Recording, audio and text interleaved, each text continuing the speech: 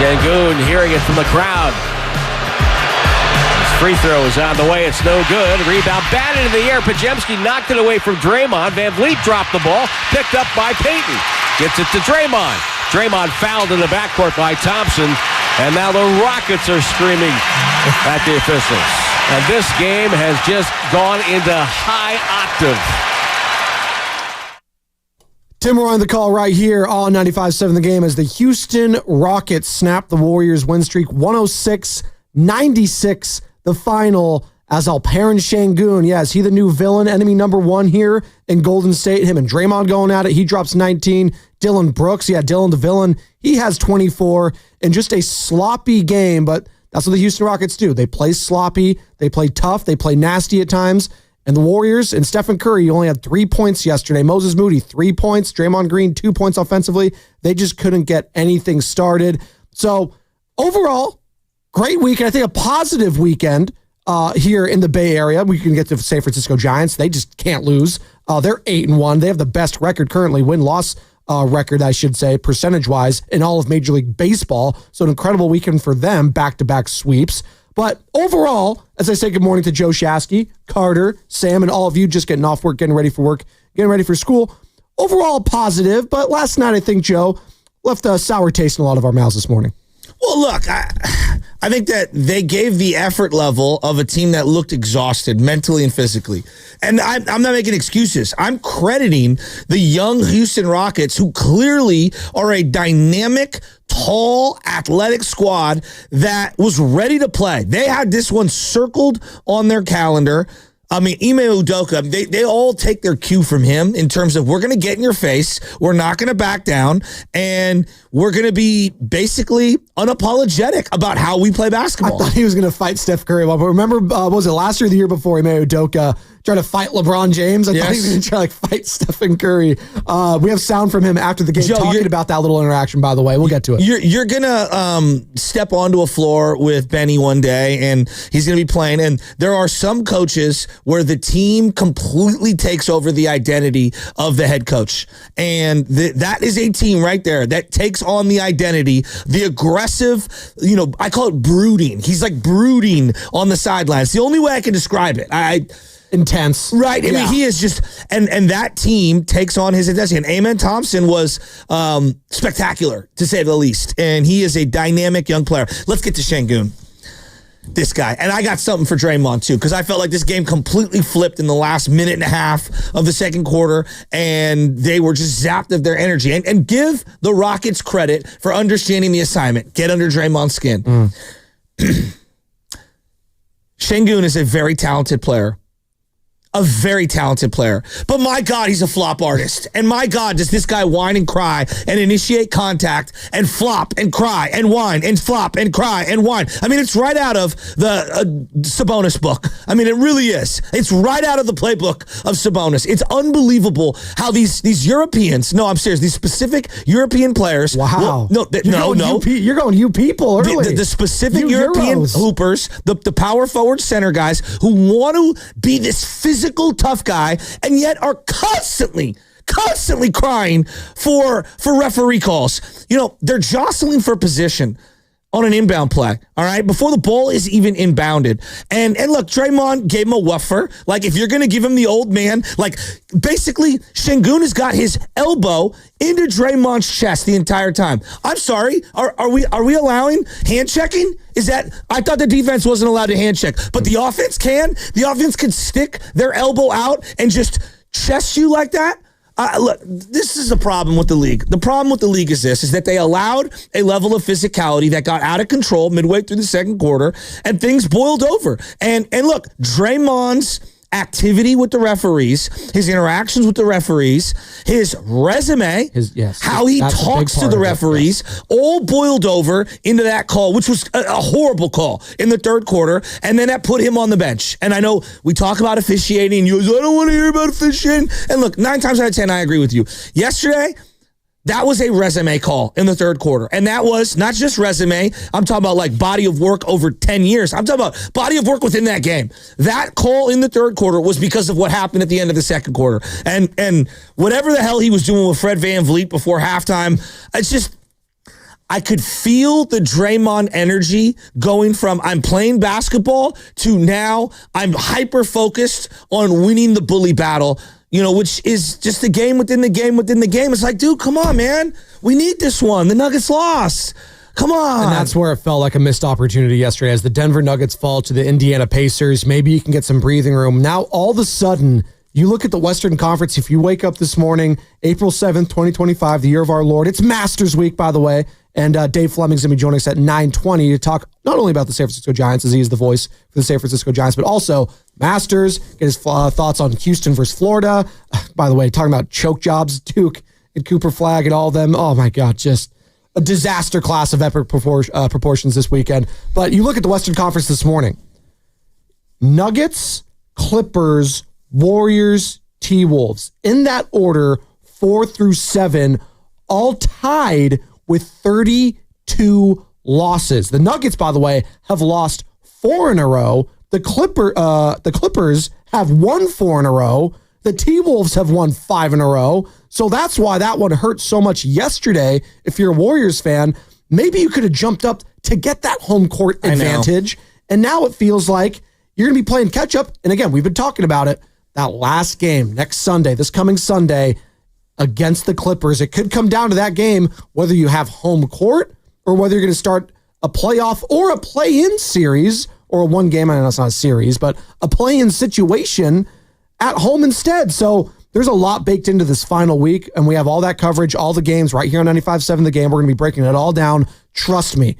I don't remember a tighter race from 3, 4, 5, 6, 7, all the way down to the 8th spot, where all these teams are still separated by 2 games. That's insane. And for the Rockets, that was a big win for them. They've won 3 in a row now. They've beaten the Thunder. They've beaten the Red Hot Warriors. Like, that was a game for me. And I know the Warriors, they looked pretty exhausted, but that kind of reminded me of like, okay, maybe I should be taking the Rockets a little bit more seriously heading forward, especially because I know their offense isn't very good. And you got to get buckets. I mean, I know Bonte talks about it. Everyone talks about it. You got to score. It's a scoring league. Sure. But defense travels. And if they can muck it up against anyone, especially the Warriors, who offensively have been electric at times, against the Timberwolves, against the Grizzlies, the Lake, like if they can have that game plan, especially against Steph Curry, Amen Thompson had a tremendous game plan for him going up against Steph. I haven't seen Steph look that flustered in quite some time. If they could do that, yeah, they could win a series here or there in the playoffs. Now, they got to show me. They're still so damn young. But I thought the same thing with Ime Udoka, who, again, was a young coach with the Boston Celtics. And what did he do a couple of years ago? Take that team that got red hot all the way to the NBA Finals, ended up losing in 6 to the Golden State Warriors, obviously. But hell of a win for them. And I'm not going to say a hell of a loss for the Warriors because they did beat the Grizzlies. They did beat the Lakers. They did beat the Nuggets. Yes, they beat the Nuggets on Friday. We haven't really had a chance to react to that so far, and we will. And again, we want your participation. Game. It was 888-957-9570. And by the way, shout out to those watching on Twitch, Twitter, or YouTube, all powered by First NorCal Credit Union. For a low-rate auto loan, apply online or just ask for First NorCal financing at the dealer. And as always, we are coming to you live from the Laughing Monk Studios. Laughing Monk, righteously brewed in San Francisco. 888-957-9570. It's the same number to call or text. Are you feeling better this morning about those 3 wins that you had against Memphis, against the Lakers, against the Nuggets? Or do you have a sour taste in your mouth after that loss to the Rockets? 888-957-9570. I think both can be true at the same time. You want to get greedy, but I'm not going to, sit here and say that loss meant nothing. It meant a lot because of the standings right now. You're all of a sudden the 6th seed. You worked so hard to get to this point, Joe, and you're just the 6th seed. That's what you have to show for it, and you're clinging to that, and you could be a playing team by the end of the week, which sounds insane because you've been playing so well. I hear you, but like it's very difficult for me to come in here and be negative today, considering Friday night might have been the win of the year. You know what I mean? Like, there's been some good ones. So the Laker game was so much fun. Obviously, the Grizzly game was so much fun. The Nuggets, you finally beat the Nuggets. And the way that game started, to go down the way that they did, I mean, would they give up 40-something in the first quarter? 44-34 after one, Denver's favor. And then you just go crazy in the second, crazy in the third, like in terms of like just locking them down. Yeah. And then obviously Steph was spectacular in all of those games. They followed up the 44-34 first quarter with a 32-16, plus 16 in the second. Was that what it was? Yeah. Yeah. So, I mean, they were outstanding. And I just thought that everyone on the team, like right now, quietly, Podziemski is shooting the way Jordan Poole did the year that they won the championship. I mean, this guy's been on fire. It's not a bad call. Podziemski has been on fire lately. I actually thought in yesterday's game, and again, I'm nitpicking here, I thought Curry was chucking some bad shots. I thought Curry needed to pass the ball around a little. 1 of 8 from beyond the arc was not his greatest offensive performance. Did have 8 assists, so he's trying to be somewhat of a ball distributor. But he took bad shots. But there were some bad shots, especially in a game like that where how important those possessions were in a tight, kind of, again, tell me if you heard this one, a playoff type of atmosphere that was getting nitty and gritty and getting contentious. Yeah, that was a bad shot selection. Well, the Rockets clearly hate the Warriors, and that's fine. And Ime Udoka, like, I think some Warriors fans hate the Rockets waking up today, too. But here's the thing on Ime Udoka. Look, I understand that he wants to play the tough guy role. You're the coach, dude. And I don't think this is going to age well come playoff time. You've got to be cerebral when you're the coach. Like, you can't be out here chest bumping players and walking onto the court. Basically, I mean, he was using his body to try to bully people in a condescending way. It was absolutely ridiculous. It's unbecoming of a head coach. And I'm just letting you know right now, when the Rockets get bounced from the playoffs, I'm going to laugh at them. I'm just straight up, I'm going to laugh at them. And specifically Ime Udoka. You can't physically, prod your way onto the court as a head coach. You're a coach, not a player anymore. Maybe at one point you were an enforcer player, but you're not anymore. You're the head coach. But you said it. You said it best. They take on the identity of him, and he is an enforcer on the court, on the side of the court, but they feed off that stuff. They're not going to back down. I understand. Listen, I hear you. Joe. I hear you. Dan Campbell. The Rockets coming out to play. Dan Campbell is what I would consider to be like a player's coach, and I'm going to run through, I call him Man Campbell. Would you ever see him go onto the field and start talking to Nick Bosa like that? No, maybe if Bosa did something questionable, but even then, probably not. I mean, like, what are you doing? All I'm saying is, like, Ime Udoka, you look like a clown. You do. You look like a clown when you're walking onto the court and you're talking to players the way that you do. Dude, you're a head coach.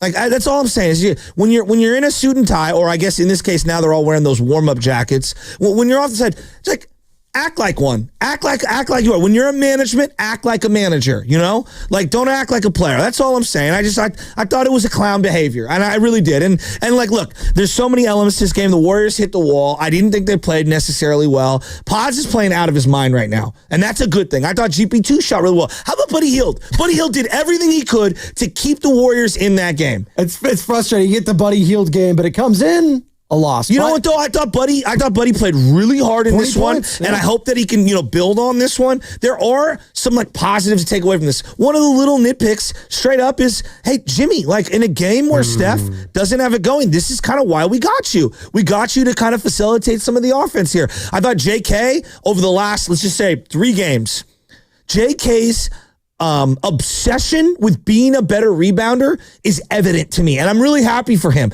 He is really doing a great job keying in on boxing out, going up, high pointing the ball, and coming down with crucial rebounds. That is a big takeaway for the playoffs. They're going to need that version of Jonathan Kuminga. I thought he's been excellent. Some bad possessions, where he turns the ball away. That's all right. I thought his offense was a little spotty at times. To me, it's the little stuff, defensive assignments and rebounding, and clearly he's taking that responsibility on. 888-957-9570. It's Spadoni Chasky's the morning roast. We're reacting to an insane weekend for the Golden State Warriors. And just this run that they've been on, right? Like, if I were to tell you, Warriors fans, that you would go 3-1 against all the teams directly ahead of you in the Western Conference standings, I think you'd take that. Especially considering the 2 teams that you did beat, that you wanted to beat, you did. That's the Lakers and that's the Nuggets. Obviously, you wanted to beat the Grizzlies because of the tiebreak scenario. That being said, all of it. But the way that those teams have had ownage on you in particular, I'm talking about LeBron, I'm talking about the Lakers, I'm talking about Jokic, talking about the Nuggets, right? And both of those players played against you. And to your point, not to get lost in all this, and we'll react to that Rockets game and Draymond and Şengün and where do the Rockets, are they like enemy number 1 for you right now? Do they overtake some of these other teams in the West? Do you want to face them in the playoffs? I think a lot of Warriors fans are waking up saying, yeah, give me that smoke right now. I think the Rockets want the Warriors. That's what I think. Yeah, be careful what you wish for. I see they say that, and I guess they don't know any better. And remember last year, this was Tari Eason saying, the Rockets coming out to play, and then you had Draymond throwing it back in his face. Right The here. Rockets coming out to play. And then the Rockets got played. They didn't even make the play-in scenario, and obviously we know what happened to the Warriors there. But like, I'm curious where the Warriors fans' emotions are at this morning, because I feel, everything considered, you cannot be feeling better heading into this final week of the regular season. Like, I truly believe this is a playoff / championship caliber team now. I believe that. And we're going to have the Do You Believe segment coming up next hour. And it's going to be the totality of these 4 games. After these 4 games, your belief level in this team, if they can go on a deep championship level run, 888-957-9570, after beating the Grizzlies, after beating the Lakers, and after beating the Nuggets, and then falling short yesterday, 106-96, I got to be feeling pretty damn good, Joe, considering everything. And yeah, they just looked a little exhausted yesterday. Well, and I think also the reality is they are old. They are not, like Jimmy Butler is a old player. He looked ridiculously unathletic in contrast to Tyrese, and Jabari Smith was excellent in this game. 3-level scorer. He had a turnaround game. He hit one from deep. I thought he was really good. And the Warriors struggled to secure rebounds yesterday. Yeah. There were multiple missed free throws where the Warriors didn't secure a rebound. It led to an extra possession for the Houston Rockets, and they capitalized on it, and little things. Curry finally hits a shot right before halftime. And then Draymond with a boneheaded, it is what it is, a boneheaded foul on Fred VanVleet. He can argue all he wants. It's like, what are you doing? He's not going to hit that shot. Like, you can't foul him there, and he knows better. Well, that's the thing, and I do want to pick up this Draymond Green conversation on the other side, but the Draymond Green experience has been up and down in his career, to say the least. A lot of ups. Guys, he's a championship player, one of the greatest of all time. Probably going to win DPOY when it comes to that. And I said one of the greatest defensive players of all time. I'll say it right there, but he's still one of the greats, and he's going to be a Hall of Famer when it's all said and done. But yesterday was a little glimpse potentially in a playoff scenario where I think cooler heads need to prevail. And again, we can get to the officiating and all that. He has unfortunately lost all the benefit of the doubt when it comes to some of these 50-50 calls where Alperen Şengün, 22 years old, he's going to be getting those calls more so than Draymond, who has a resume, as you mentioned. So, but then why does Dylan Brooks not get a resume foul call when he's hacking the crap out of Steph Curry, the greatest player who's ever played from beyond the arc? I mean, Dylan. Why Brooks, doesn't it go both ways? It's not the same as Draymond Green. Are you seriously comparing the resume of Dylan Brooks to Draymond Green? It's not even close. He injured Gary Payton the second, who was on the floor, injured him from behind in one of the most dangerous plays in the league. And that's probably his we lost Klay Thompson on a similar play just a couple years prior. And that's one out of how many? Like a couple? Dylan has a resume of clown behavior. It's great. He doesn't have a 5-minute compilation on YouTube. We'll get to that on the other side as well. Brought to you by Golden State, serving the Bay Area for 3 generations. When you succeed, we succeed. Visit goldenstatelumber.com. Do You Believe segment at 7:30. Dave Fleming, 9:20. Yeah, the San Francisco Giants are red hot. Back-to-back sweeps against the Astros, against the Mariners. Hey, they're just owning the AL West. Best team in baseball currently, if you're just going by win-loss percentage. As all guests on 95.7 The Game appear on the River Islands guest line, isn't it time for you to discover the islands, River Islands in Lathrop? And that's what's coming up in the game, brought to you by Crystal Geyser Alpine Spring Water.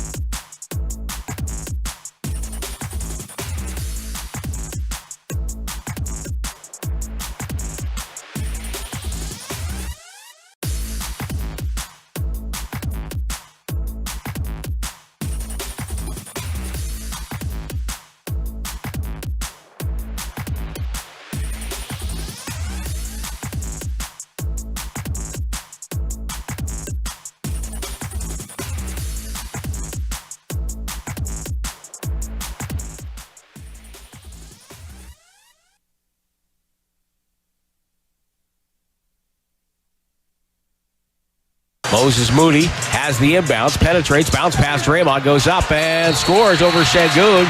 It's an offensive foul. I think they're going to challenge that, even if it's close, because that's going to be his 5th foul. Got to challenge it. Oh, well. No, he was just going up strong. Yeah. I don't know if they're going to. That's a foul on Şengün. No, I agree. Dub Nation, it's the voice of the Warriors, Tim Roy. You're listening to The Morning Roast with Joe Spadoni and Joe Shafsky on 95.7 The Game. Oh, thank you, Tim Roy. The call right here on 95.7 The Game last night. Rockets 106, Warriors 96. Why are you laughing? I'm laughing because Tolbert on the call, he's like, well, because that's exactly how I felt. Doing the review, watching Draymond going up hard, gets Şengün. He's like, no. Tim's like, no, that's a foul on Şengün.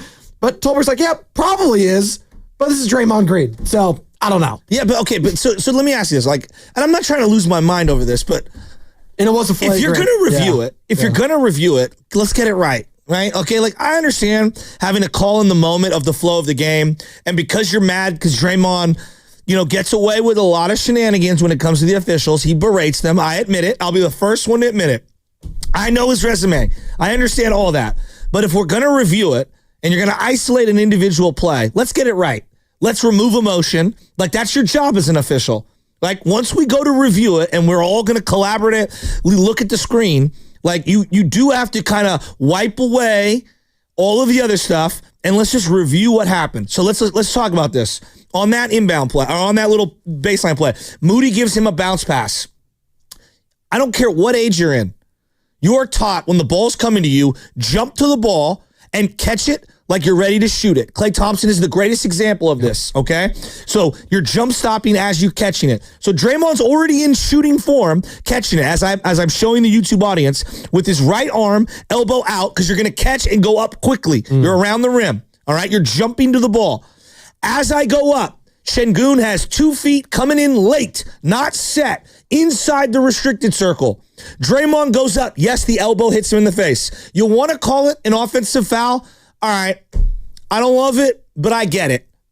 You can't say that he wind up and deliberately hit him in the elbow. That was a little Mitchell. It's not a flagrant. I'm sorry. Yeah, that was a stretch. But I'm sorry. And then now, not only does he get an offensive foul, he goes onto the bench for about 10 minutes. You lose your defensive stopper. You lose your heart and soul. Like, that was a big moment in the game. Now, I would argue, hey, Dre, all of the stuff right before halftime led you to be in foul trouble, Correct. and that's a different conversation. But if we're going to review it, all I'm saying is, hey, remove emotion. Let's get this right. I get having a call in the moment, the flow of the game. You don't like Dre. He disrespected you. I understand all that. I'm not condoning Draymond's prior actions before halftime. What I'm saying is, once you go to the review and you're going to sit down and review it, Şengün's inside the restricted circle. He's moving. He's not set. Draymond's going up. Yes, elbow hits face. I would call it inadvertent. You want to say it's an offensive foul? That's fine. Okay, I'm going to live with it. You can't call it a flagrant and say he winded up. He's shooting the ball, for crying out loud. Like, we're all over the place. You just use a term right there, inadvertent. You'd call it the elbow to the face. I think, again, it's very hard for a player or a referee, in this case, Ben Taylor, right? In his case, to say, it was inadvertent, it's Draymond Green. So, like, I don't know. And again, you're talking about within the whole game, you understood everything and why they called it initially because of the technical foul he had heading into the half prior, right? At the 1 minute mark when Şengün's trying to defend him and then Draymond does a little elbow, little get off of me thing, and then he's clapping in the ref's face. So it's all baked into it. I hear you. They should have all the emotion removed. They should have everything removed and just isolate the play in and of itself. I think within a game flow and everything taking place, it's very hard for them to do that. But that's an individual play. Once you review it, it's like, all right, everyone take a deep breath. We're going over to the monitor. Yes, and they called it on there and they reviewed it. So it's one of those things where the call on the floor is probably going to stand, and they went to it. I don't know if they were the whole flagrant thing on top of it. A little for me, I get it. For me though. If you're going to call a tech, but this is where this goes back to, like, if you're going to call the tech. Hasn't he lost the benefit of the doubt with all this stuff? I'm just going to say it. Like, he's lost all benefit of the doubt with these 50-50 calls, Joe. Like, that is what it is. He hasn't had a tech in months. Yes, he's been great. That. Again, okay. He's been great. So then we should look at this as an isolated incident and everything's fine, right? It's fine. You know who has more texts this year? Dylan Brooks. Okay. Well, why don't we view him that way? Did Dylan Brooks have a play yesterday that was close Draymond to Green that? is a first ballot Hall of Fame player. Like there are He's levels also to first it. ballot Hall of Fame technical fouler. Hasn't Let's talk had about one. that. Look at, to Draymond's credit, he has been an excellent when it comes to the relationship with the referees over the last 2 months. Has he not? Sure, you're comparing Dylan Brooks like he's closer to Rasheed Wallace. In reality, he's not. That's Draymond Green. No, Dylan Brooks is. Okay. And literally he's known in the league as a role-playing goon. Draymond Green is a Hall of Fame player who at times does some goonery. There's a difference to me. Let's hear from Draymond himself after it and his thoughts on the tech and the flagrant. In the flagrant call, I don't know what to do. Go for duck. Don't go for the layup. The tech, I'm not going to stop because the referee say stop and give up position. I already give up 6 inches and 50 pounds. So it is what it is. I mean, no one's saying stop, but when it came to that one, the technical foul, he literally threw an elbow and shoved Shane. Yeah, but what timeout? But what you about can't do that? You just can't. Joe, before the ball's even inbounded, Şengün's got an elbow in, and as I go, elbow in Dre's chest. You're not allowed to do it. And he's literally giving you the point of the elbow in the chest. That's basketball. This is jarring for position. Like, what are we talking? How could Şengün be a physical guy underneath the rim, and you're not allowing for a level of physicality? It goes both ways. I'm not saying Draymond's a saint. No one is. But you took him off the floor in that game. You reviewed that play and came away thinking that one was the technical. What I came away with from that game is that what I came away from that game is like Draymond hasn't done this stuff in quite a while, and the team's been winning. And then when he did it, they lost. Like that's kind of where I'm at. Well, I could feel that coming. Like that was where I was like, Draymond, we kind of don't need that at this point anymore. I hear you. We don't need that extra. Like maybe he thought he was firing the team up, and he's getting like I get it. That's who he is as a player. He's never going to change, and that's fine. But he kind of has changed the last few months, given everything, given the expectations of this team have shifted so far and vast these last 2 months. So when I watched everything taking place last night, yeah, it kind of sucks that they lost that game, given the totality of the situation. And I wake up this morning and we're talking about Draymond and technical fouls and flagrants, and they're all of a sudden the 6th seed, when in reality, I feel like this should be a 4 or 3 seed, given how they played and how they handled the Lakers, handled the Nuggets, and now all of a sudden, with that loss, and I get it, you wanted to get greedy, you wanted to win that one, but they had an opportunity to win it. It was only a 10-point game, and you lose that game, and all of a sudden you might be a play-in team because of that loss. And you look back and it's like, man, Draymond, do we really need that? Do we really need that? And that's why it's frustrating for me if I'm a fan. I hear you. And look, they have so much positive momentum. I don't want to dwell on the negative. No, we don't. Yeah, exactly. But it did feel like at the end of the second quarter, a minute to go, there was Dylan Brooks is going to the rim after spinning off of Podziemski. He made a really nice play. I thought Dre made a good play on the ball. He got a lot of hand. It was a foul. Boom, they get a foul. Well, Dylan Brooks elbows Draymond, gets into his face and starts barking, which is fine, and Draymond gives it back to him. Then on the missed rebound, okay, they miss an offensive rebound. Jimmy completely doesn't box out. There's one guy fighting for the ball, Jabari Smith, and the ball goes off Draymond Green's hands. Now they got the ball again. Draymond is jostling with Şengün before the ball is even handed to the player out of bounds, and they're fighting for position. What's Dre supposed to do? No. Just stick your chest in me. I mean, just elbow me in the chest, and I'm just gonna lay down. I'll just be a puppy here. Şengün, you get position. It's all good, doggy. No one's asking you to be a puppy. Amin Thompson is assaulting Steph Curry off ball. We're over here worried about Draymond Green and Şengün. And look, Amin Thompson, I love that physicality. It goes both ways. But like Draymond lost control. He gets the foul on Şengün where he did go up high with the elbow. And then later on, Steph finally hits a three. This is all within a minute and a half. Steph finally hits three. And you foul Fred VanVleet unnecessarily with like 1 second left on the second quarter clock. I'm just not here for the Dylan Brooks comparison to Draymond Green. I hear you on that. Dylan Brooks, by the way, 10 of 13, 3 of 4 from beyond the arc. He was sensational offensively yesterday. 24 points for him. Draymond, I look at that box score, 2 points. He had twice the amount of turnovers that he had points, actually. 4 turnovers for him. That's tough. Well, you can feel Dre losing emotional control, Joe. Like I will freely acknowledge they got into his dome. They allowed it to happen. That being said, like, that doesn't excuse the rest of the players. I think Jimmy Butler needed to step up yesterday. And I want to have the Jimmy Butler conversation. Steph's got to throw the, like, there Moses wasn't good. Steph wasn't good. Steph took some bad shots. And I thought Podziemski, he should have swung the ball multiple times. And look, it sounds absurd, but Podziemski's shooting really well right now. I would love to see what his shooting percentage is over the last, let's say, 2 or 3 weeks. Well, I told you. He's like so hot. Coming off the road trip, he was shooting like 52% from the three-point land, and he was like tied with Steph with most made threes heading off of that road trip. Yeah, no doubt. He's been incredible. Absolutely. Brandon Podziemski. Steph looked tired. Again, that's a positive to take away from that loss. Buddy looked good. Buddy healed. Again, and now how many, like, is he going to look that way against the Suns tomorrow? That's the Buddy Hield experience. We don't know. And, well, that's why it was a little more frustrating too, Joe, because he had the Buddy Hield game, and it was a loss like that. In a game where, again, 3-1. I'm not taking anything away from what they did prior to it. You're waking up this morning and all of a sudden you're looking at the standings like, what the hell? We're the 6th seed? Like, that's frustrating if I'm a fan right now. Yeah, but it's hard. Given that it was Grizzlies, Lakers, Nuggets, and you finally beat the Nuggets. It's like the win of the year. I know. Like, I was expecting one of those games to be a letdown, and it was yesterday. But the fact that it was the last one, I think, hurt the most, right? You think? Because I think had they lost to, let's say, the Lakers or something in between, but we're heading in on this Monday on a 2-game winning streak, like, your mentals are a little bit different. We're heading in from a loss, and the way they lost, I want to pick up on the other side. I wanted to win that game. Don't get me wrong, but it did feel like the bonus game after the Denver game. Not the sub-bonus game. Alex in Oakland, Nick in Berkeley on the other side. We'll get to you guys. That's what's coming up on the game, brought to you by Safeway.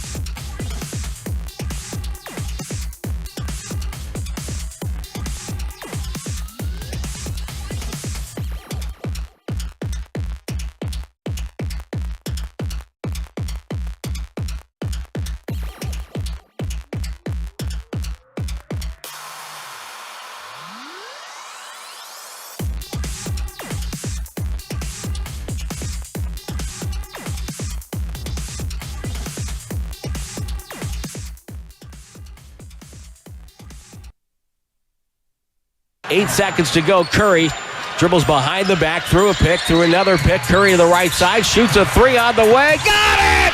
With 1.2 from way out there. You're listening to The Morning Roast with Joe Spadoni and Joe Shasky on 95.7 The Game. Tim were on the call last night. Good morning, Steve Kerr. How you doing? Steve's been doing great. Talk about total vibe change from coach to coach. Ime Udoka on the other sideline for the Houston Rockets as the Rockets win 106-96. We're reacting to all of it right now in the Morning Roast. But Steve Kerr, I could not think of two different demeanors with head coaches, Joe, than Steve Kerr and Ime Udoka. It's not even close. Did you see There's been a lot of smiles from Steve, by the way, a lot of them, and I like it because the team's been playing with a lot of joy lately. Well, last night was not a joy to watch. Did you see the shoes that Ime Udoka was wearing?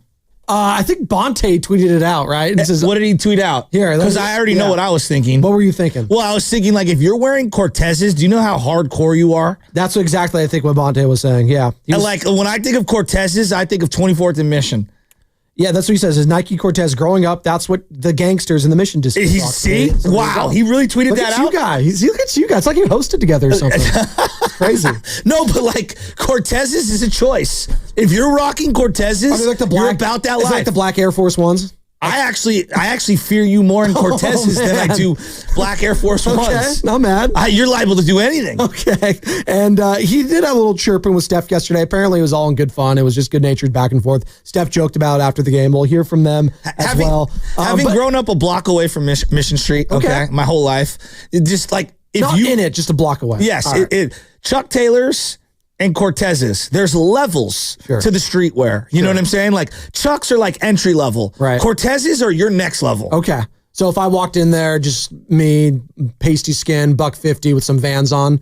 Well, Vans are okay. My brother would wear Okay, Vans are still okay. All right. But if I'm waiting at the bus Vans stop, are different now. Back then it wasn't, but everyone wears Vans now.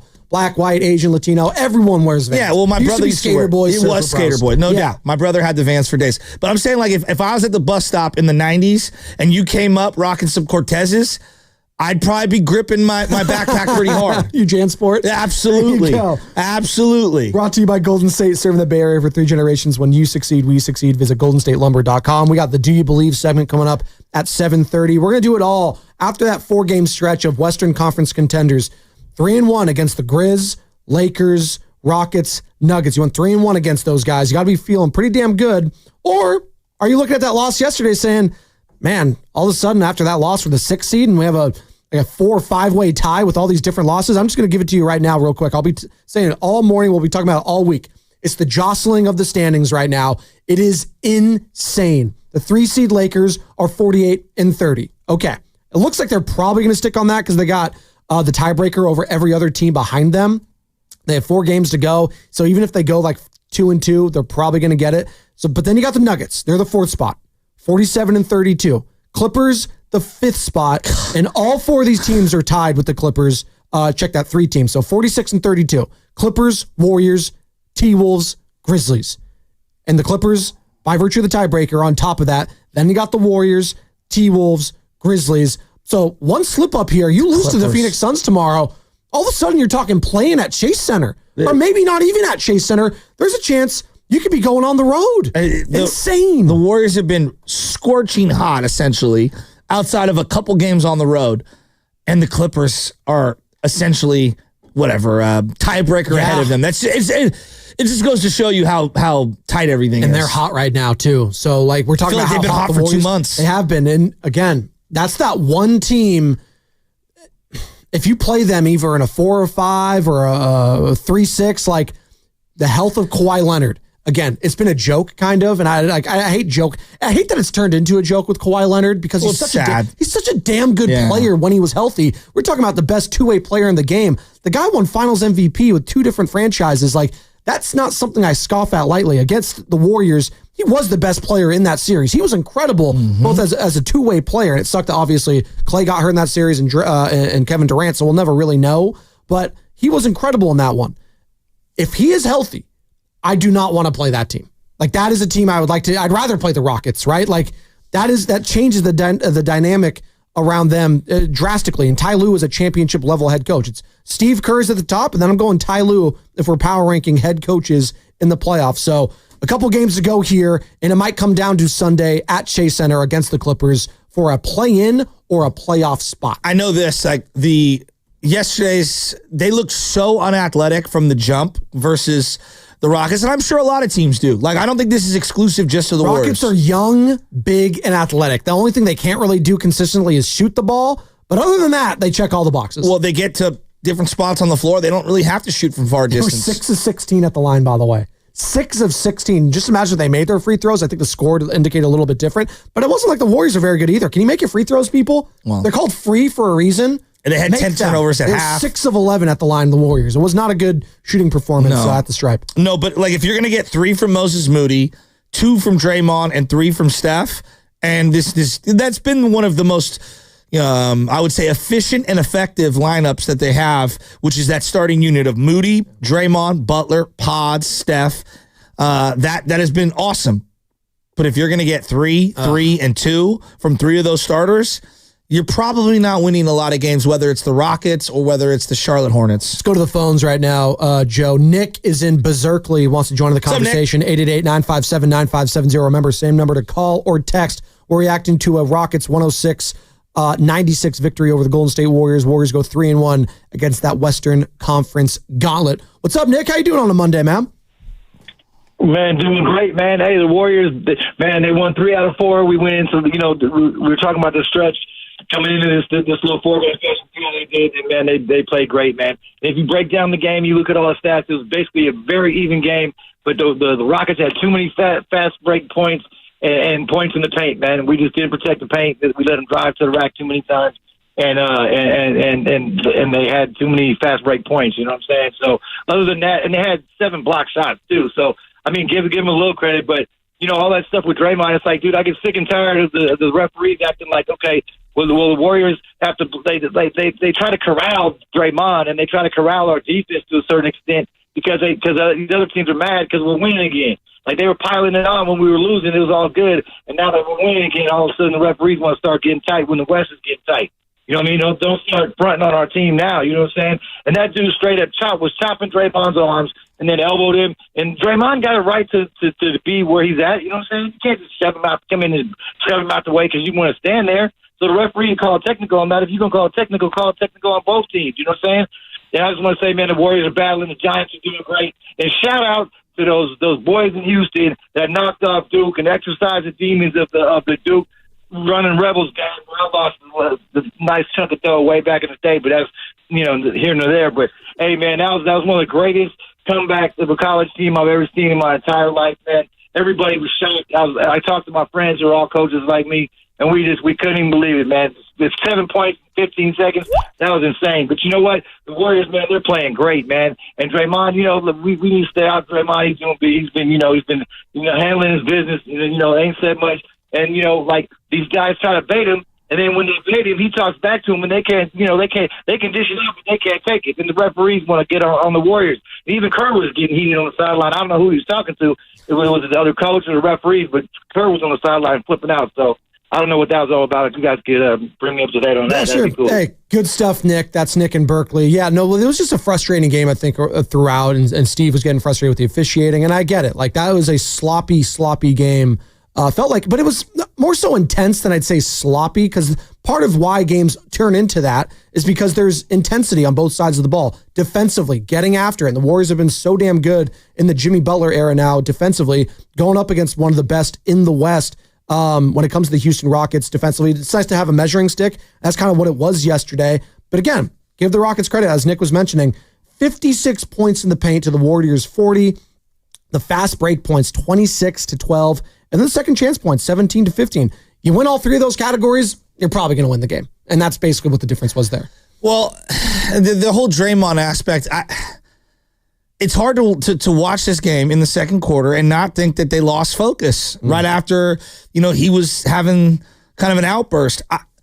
You're not going to agree with this. I don't know. Maybe you will. Maybe you won't. When he got the initial foul, when it was a dead ball situation, elbowing Şengün in like the throat area, and then he clapped in the official's face. But to me, that's where the official should have called the tech right then and there. And I think it would have nipped everything in the bud. And this is why my big deal with officials is like, hey, you're there to keep the peace and to make sure that the tone is not over the top in terms of physicality. And I thought they lost control of the game, allowing Draymond to do that right in his face like that. I thought it was a bad look from the officials. And then I think it got poured over and Draymond kind of lost emotional control. That being said, he's been on his P's and Q's for 2 months. He really has. Well, that's why it's so frustrating too, because God, he's been so damn good, and he's been playing. He's been playing on that fine line too of aggression, and he's so good against the Lakers. Nuggets was okay, but like that's a tough challenge for him. But especially against that Lakers squad, what he was able to do, I've been seeing so many different mashups of videos of him communicating with the younger players, telling them where to go. Like it was a defensive masterclass he's been putting on this final stretch. I don't think anyone's arguing that, like with the DPOY conversation, it's more so been about his first half compared to his second half. But this second half, no one can argue just how good he has been defensively. He's been the best player in the league defensively. But that's why it's also so frustrating when he's having the game like he's having yesterday. He's putting his teammates in a tough position there. And again, they're going to have Draymond's back. Of course they are. But he's making some losing plays when you need to make winning plays. And it's not having the effect I think maybe he thought he was going to have or not. But it's not what they need. They have Jimmy. They have the positive mindset. They have that dog in them now. They don't need him to be that guy anymore. And they've shown that the last couple months, and he hasn't been that guy. So it just highlighted what you can't have in the next couple weeks. You can't have that taking place, what took place yesterday. But that's what I came away with. I'm here for that, and I understand that. There's also a balancing act of you're watching your guy, Steph Curry, get kind of manhandled off ball, which – Thompson was playing excellent defense, and I might even be underrating it. It was better than excellent. It was spectacular defense.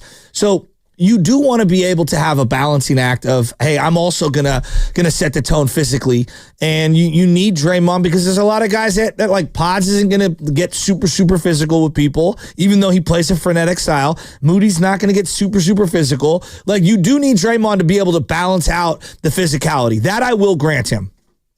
Dave Fleming coming up 9:20, courtesy of the Ray Rollins guest line. Talk some Giants. Don't worry. If you're waking up this morning, it's all worth. Hey, we will get to the San Francisco Giants and what they are doing.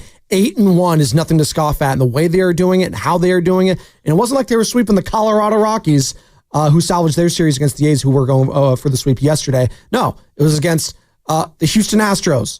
It was against the Seattle Mariners. Both of those teams who have made the playoffs pretty recently, and for them to do that, and for them to do it at home too in this past series. You were at the opening day. It was electric. The walk-offs, opening day was great. Like the energy's back at Oracle. So we will get to it with Dave Fleming at 9:20. Also talk some Masters. It is Masters week. I hear the little twinkling. It's somewhere out there. Carter, you can feel free to play it whenever, quite frankly, because it is one of, if not the greatest week in sports. I don't care what Bonte has to say. So we'll get to that. Also, do you believe? Thank you.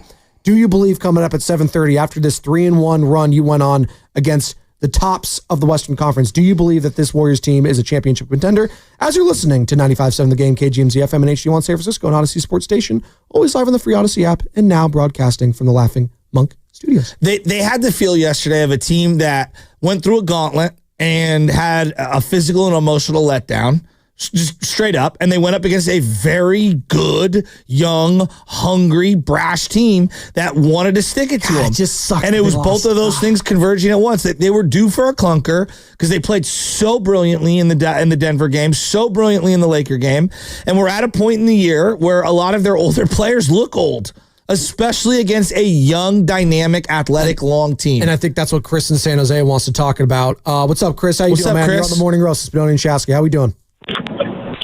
Hey, Spadoni, Mr. Shasky, long time no talk. Like what you guys were saying, due for a clunker. Law of averages kind of always stands out in any sport, any walk of life, in my perspective. But that's kind of their kryptonite, right? A long, young, athletic team, hungry, driven. My concern, I've always been pretty open about my thoughts on Draymond Green at this point in his career. He kind of plays a great center field. His on-ball defense is still solid, but what he struggles with is, younger, skilled, long guys. And that's just, to me, that's how it's been for a few years now. So he can shout out and yell, hey, I'm the D-boy, to the media all he wants after playing mediocre the first half of the season on defense. Sorry, Dre. But, to me, it's like the long young athlete coming right down our pause. Hold on, I was about to say something sketchy there. Coming right down into the lane, that's a problem for us. That's a problem. But hey, you shake it off. I was telling the screener he thinks we got to go 4-0. I think we go 3-1 with one of those wins being against the Clippers. I think you're a top 6 seed. And yeah, over the course of a 7-game series, hopefully that experience and that savvy gravitas of our veteran leadership will bring us through. Quick note about the Giants, Shasky, Spadoni. Shasky, I know you're fired up right now, my kid. God. I am loving it. There's nothing. The home opener, beautiful Bay Area weather, not a cloud in sight, nice little subtle breeze, but not enough to knock the balls down coming out to right. And I just love it. I love baseball. I do too. It's my number one sport. I love the Warriors, but I just love it so much. And they feel it kind of is reminiscent to those title teams, right? You never give up.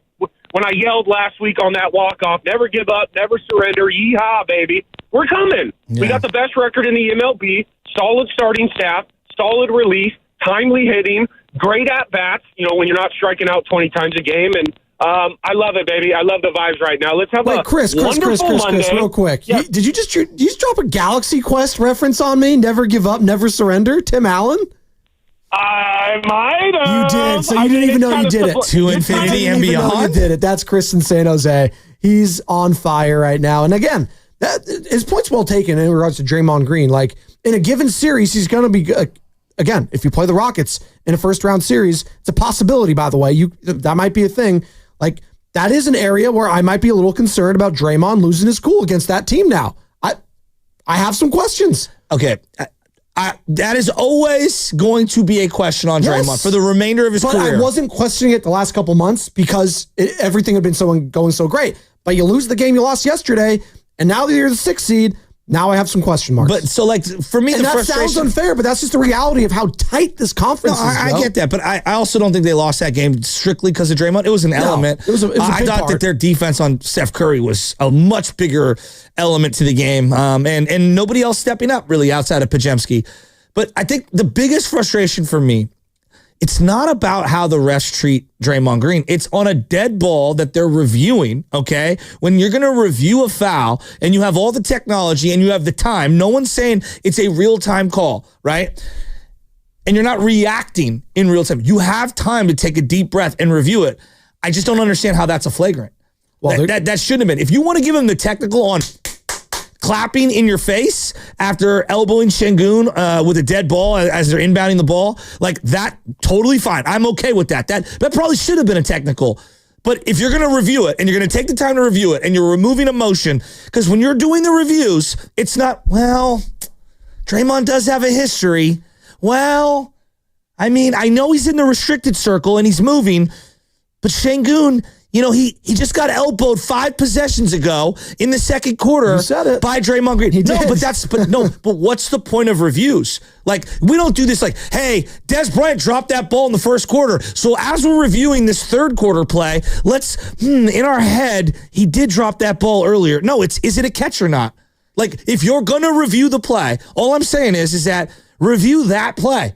Don't bake in the resume and the this and that. You want to give him the technical earlier for how he was condescending you, the referee? See, I'm all for that. I think in a given game, though, like I hear you on like a season, like, so if that was the very first play of the game, like let's just say for hypothetical where he drove, and he hits, if that was the very first play, I think you can look at it and say, okay, first play, nothing there. But within a game and everything that had already taken place prior to that point, yeah, I do think that is baked into the equation. No, but that's not in the flow of a game. You're calling a foul. I get it. Things are moving. All right, you're gonna have your biases. No, but all them have within the game. Once you stop the play, each you individual review. Game is its own. Joe, but if we're gonna go to Secaucus and we're gonna go to New Jersey, what's the point of going to New Jersey? Hey, it is Draymond Green.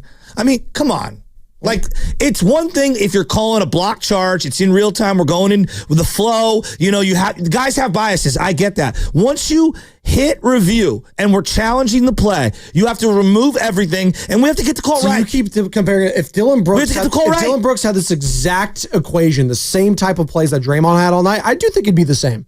I do think it would be the exact same. No, they would have said, up. He's inside the restricted circle. No, that's what they would have said. He's inside because they just did this the other night. No, the other night against the Lakers, Dre was inside the restricted circle. They reviewed the play, and they're like, nope, he's inside the restricted circle. Period. End of discussion. Block charge. Boom. We're going the other way.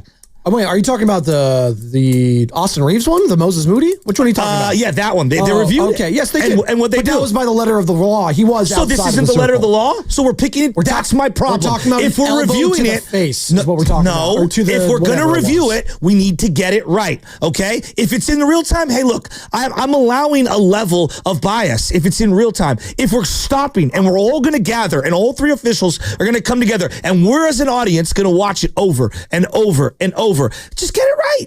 Just get it right on that individual play. That's all I'm asking. Robert is on the freeway, wants to join in the conversation. What's up, Robert? You're on with Spadoni and Chesky. How you doing, man?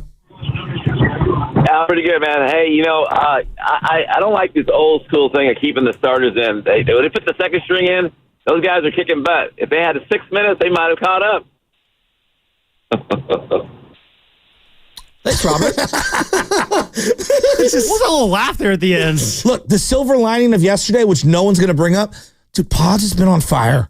I know they need Pods You're to going be Bradley able to Cooper shoot. on me, silver linings? Look, to connect certain lineups, they need Pods. Dalton. What has he had? 19 or more in 4 of the last 5 games? He's been great. He's been awesome. Yeah. No. Right? There are some good things to come out of this game. Buddy Hield, maybe he found his shot a little. Then you're going to need Buddy Hield moving forward. Let's go Kuminga playing great defense and rebounding and actually making good passes. Against 3 of the big boys in the Western Conference. Here's Pajemski's stat lines. Against the Rockets, 7 of 14, 19 points. Wow. Against the Nuggets, 10 of 16, 26 points for him. He was spectacular. And then against the Lakers, he just couldn't miss. 8 of 10 from beyond the arc, 28 points, and he had that halftime buzzer. And what do you have yesterday? 18, 19, 20? He had 19 yesterday. 19. Yeah. I'll take that. Yeah.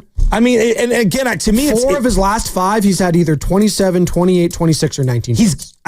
I know this is going to sound crazy. He's giving me the 3-point ball the way Jordan Poole did, where it's like, hey, I'm open, I'm ripping this, I'm decisive. He definitely has the swagger of a Jordan Poole too. There's he did a review yesterday when Draymond caught the tech, and then they're walking to the monitor.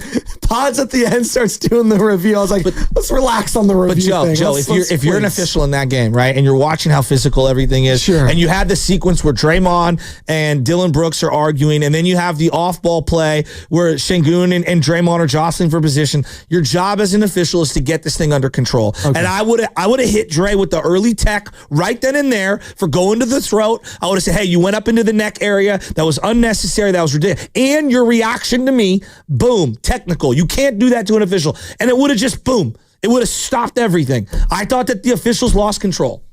Stop me if you've heard that one before, right? 888-957-9570. We'll take a quick break. Come on back on the other side. Do you believe coming up? Start lining them up. Same number to call or text, 888-957-9570. Do you believe in this team after going 3-1 against the big boys? Remember the conversation? It was, the Warriors really haven't beaten anyone yet in the Jimmy Butler era. The Blazers, the Spurs.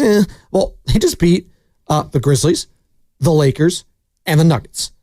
They went 3-1 against the Grizzlies, Lakers, Nuggets, Rockets. Like, it's pretty damn good. If you're not going to believe now, then when? And you can tell me why if you don't believe in this team going on a deep run. I'd love to hear it. And if you think the opposite, 888-957-9570 is the number. Same number to call or text. That's all coming up. Brought to you by the San Francisco International Airport. Shocked you talking to me.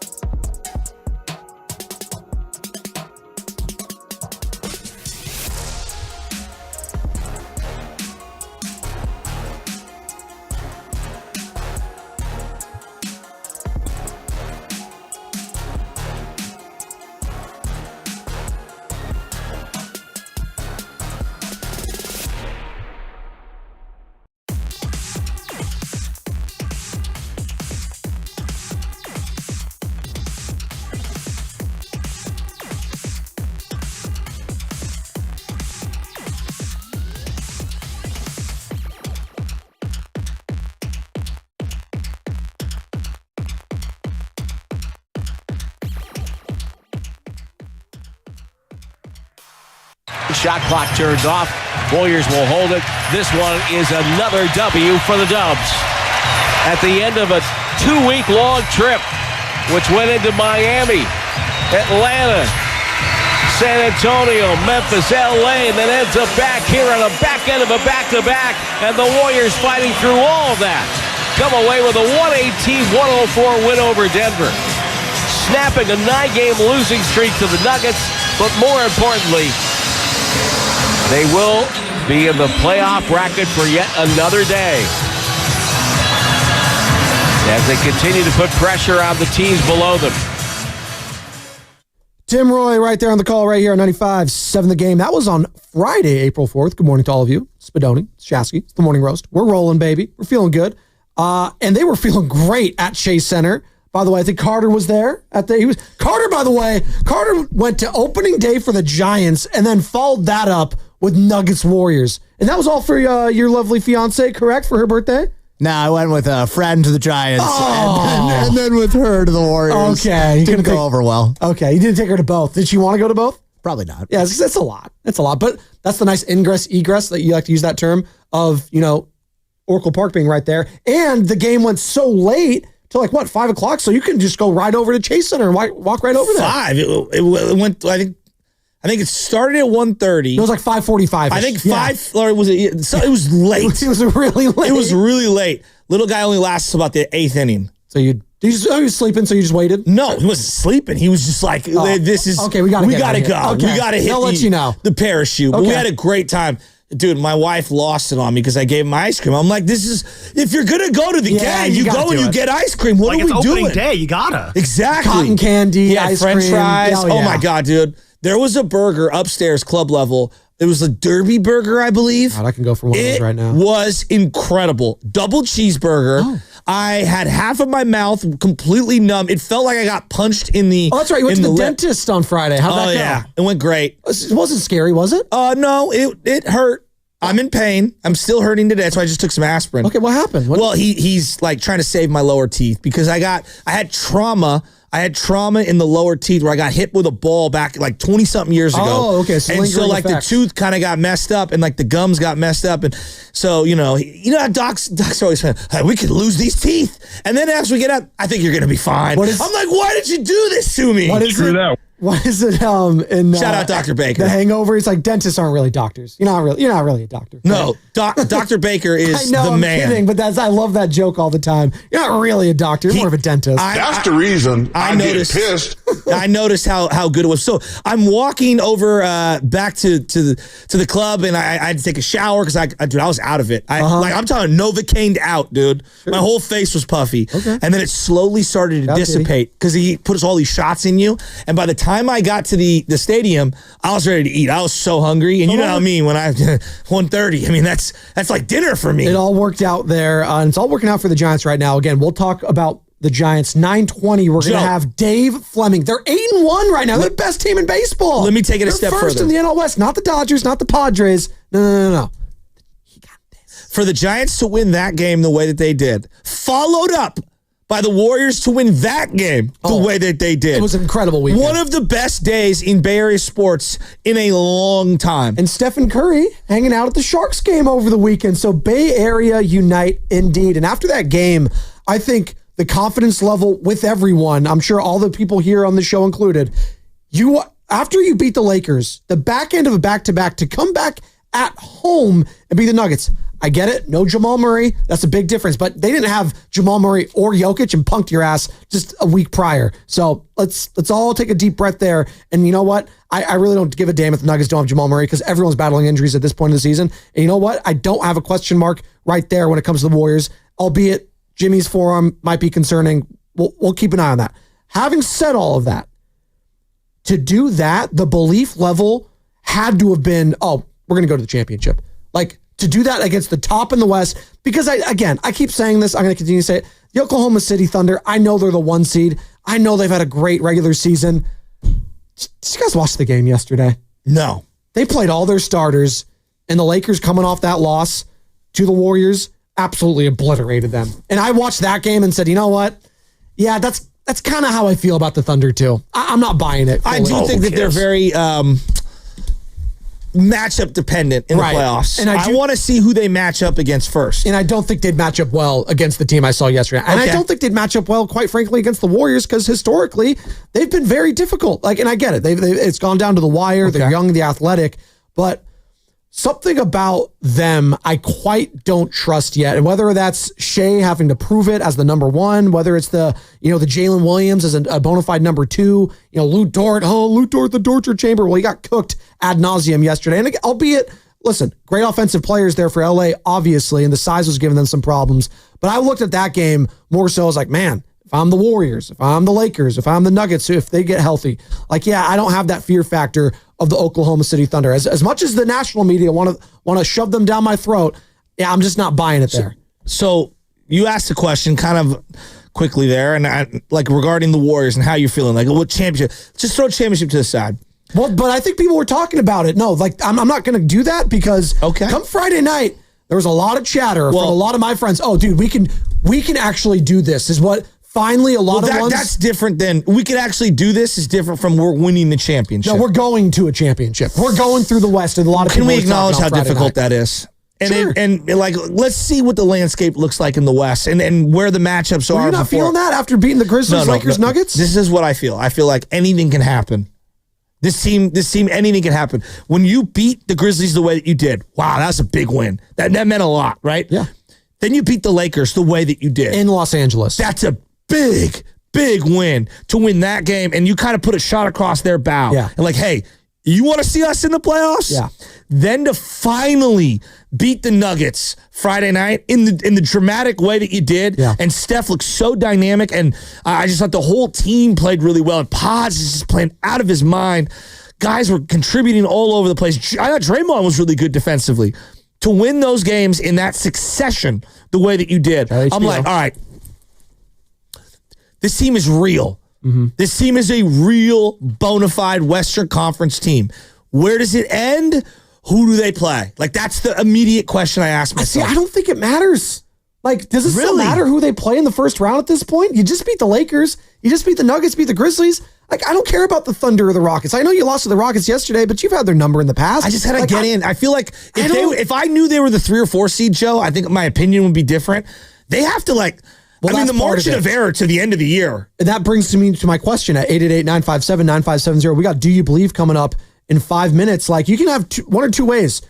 Are you feeling really good about those 3 wins we just mentioned? Grizzlies, Lakers, Nuggets, Or are you feeling worse about that loss yesterday because it dropped you all the way to the 6th spot? So 888-957-9570. Do you believe? Start lining them up. We're going to start playing that in about 5 minutes as we are coming to you live from the Laughing Monk Studios. Laughing Monk, righteously brewed in San Francisco. And I know my belief level in the team shifted, and I can go for one of those right now. My belief level in this team shifted. Don't you think Friday it's a little early? It's never early. I told you I can go for a double cheeseburger right now at 7:25 in the morning. It could be a soda. Yes, a pop, if you will. Or like I like a nice sparkling water in the morning, like one of those liquid. Dip your face in it. What was the old Coca-Cola? Play it again, and I'll do the old Coca-Cola commercials.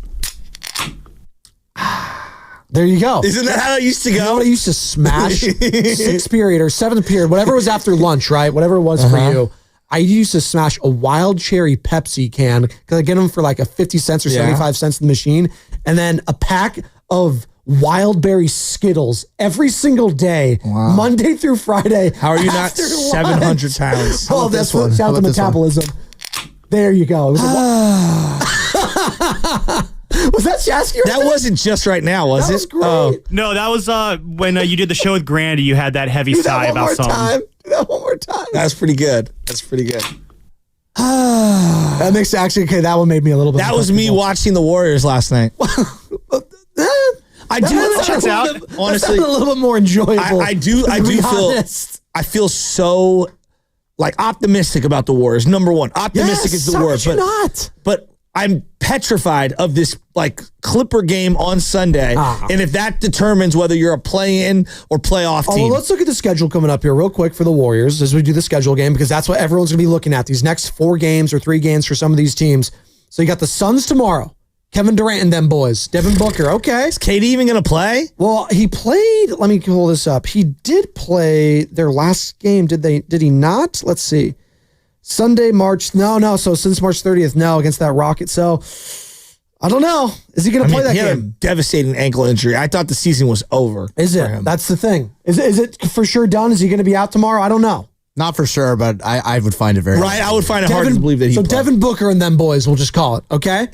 Devin Booker and those guys. They, by the way, I've mentioned it on this show a lot. I cannot believe just how god awful they are still with all the talent they have there, and for them to be that bad still. It's pretty incredible, but that's neither here nor there. So you got the Suns coming up for the Warriors, and then you got the Spurs. Gotta win that one. So it's a back end of a back-to-back. Spurs coming into town, and then you got the Fighting Chaunceys on Friday, and then Sunday you wrap it up 12:30 at Chase Center. Can we have more back-to-backs to end the year? I mean, geez Louise. Just one more back-to-back. That's it. No, I know, but we just played a back-to-back. Maybe the toughest back-to-back in the league. And you handled it. And then I know. And then you had a day off in between, which is why it's so disappointing that you lost to the Rockets. Yeah, but it's not enough for the age group that you have. I mean, this is such an older team. They needed that extra day, even a half a day. Does that kind of give you a little bit pause, by the way, given a playoff series, the age of this? Well, Jimmy Butler's got a wrap on his left forearm. Yeah. You know, he's clearly not looking as decisive offensively.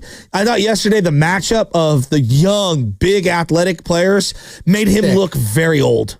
888-957-9570. It's a bad matchup in particular for him. No, it's a great point. And Tari Eason? Wow. This everyone on the Jabari Smith. Every single player on the Rockets is just chiseled and tall and big. And fast. Outside of Fred VanVleet, who did not have a good game at all. He had 1 of 8, 1 of 5, and just 3 points for Freddie VanVleet, who, by the way, whenever I look at him, you can't not think of that final series in 2019. The guy hit everything. He could not miss in that series. He had that new dad energy, remember? Yeah, he wouldn't shut up to Draymond yesterday at the free throw line. Somebody was at the free throw line. They were all chirping. And okay, Fred VanVleet. I mean, like, come on. Well, no, but there was points in between. Someone was videotaping. I don't know who was at the game yesterday.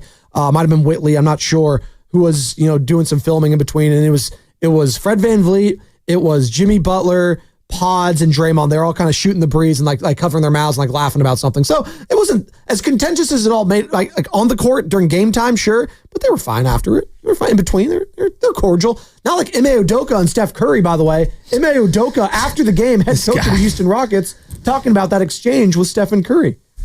I was talking to my team, about the physicality. This is the type of game we like. This is who we are.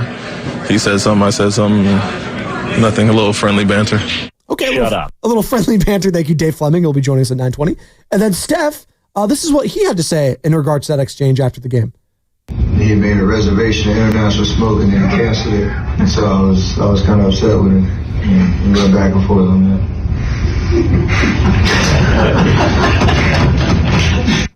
So he's making a joke. International Smoke, by the way, obviously, Michael Mina and Aisha Curry behind this global-inspired restaurant for grilled meats and cocktails. So he's just saying, hey, cancel the reservation. Give it a little plug to Aisha. I think Draymond said as much after that, too. So it's fine. Nothing to see here. Nice little friendly banter back and forth, and that's okay. 888-957-9570. Start lining them up. Call in right now. Do you believe it's time to play America's fastest-growing game show, the age-old question in sports talk? Do you believe in the Golden State Warriors? Oh, you pump faking me now again. You pump fake me on the rejoin, Carter, and you're pump faking me again, and I'm falling for it.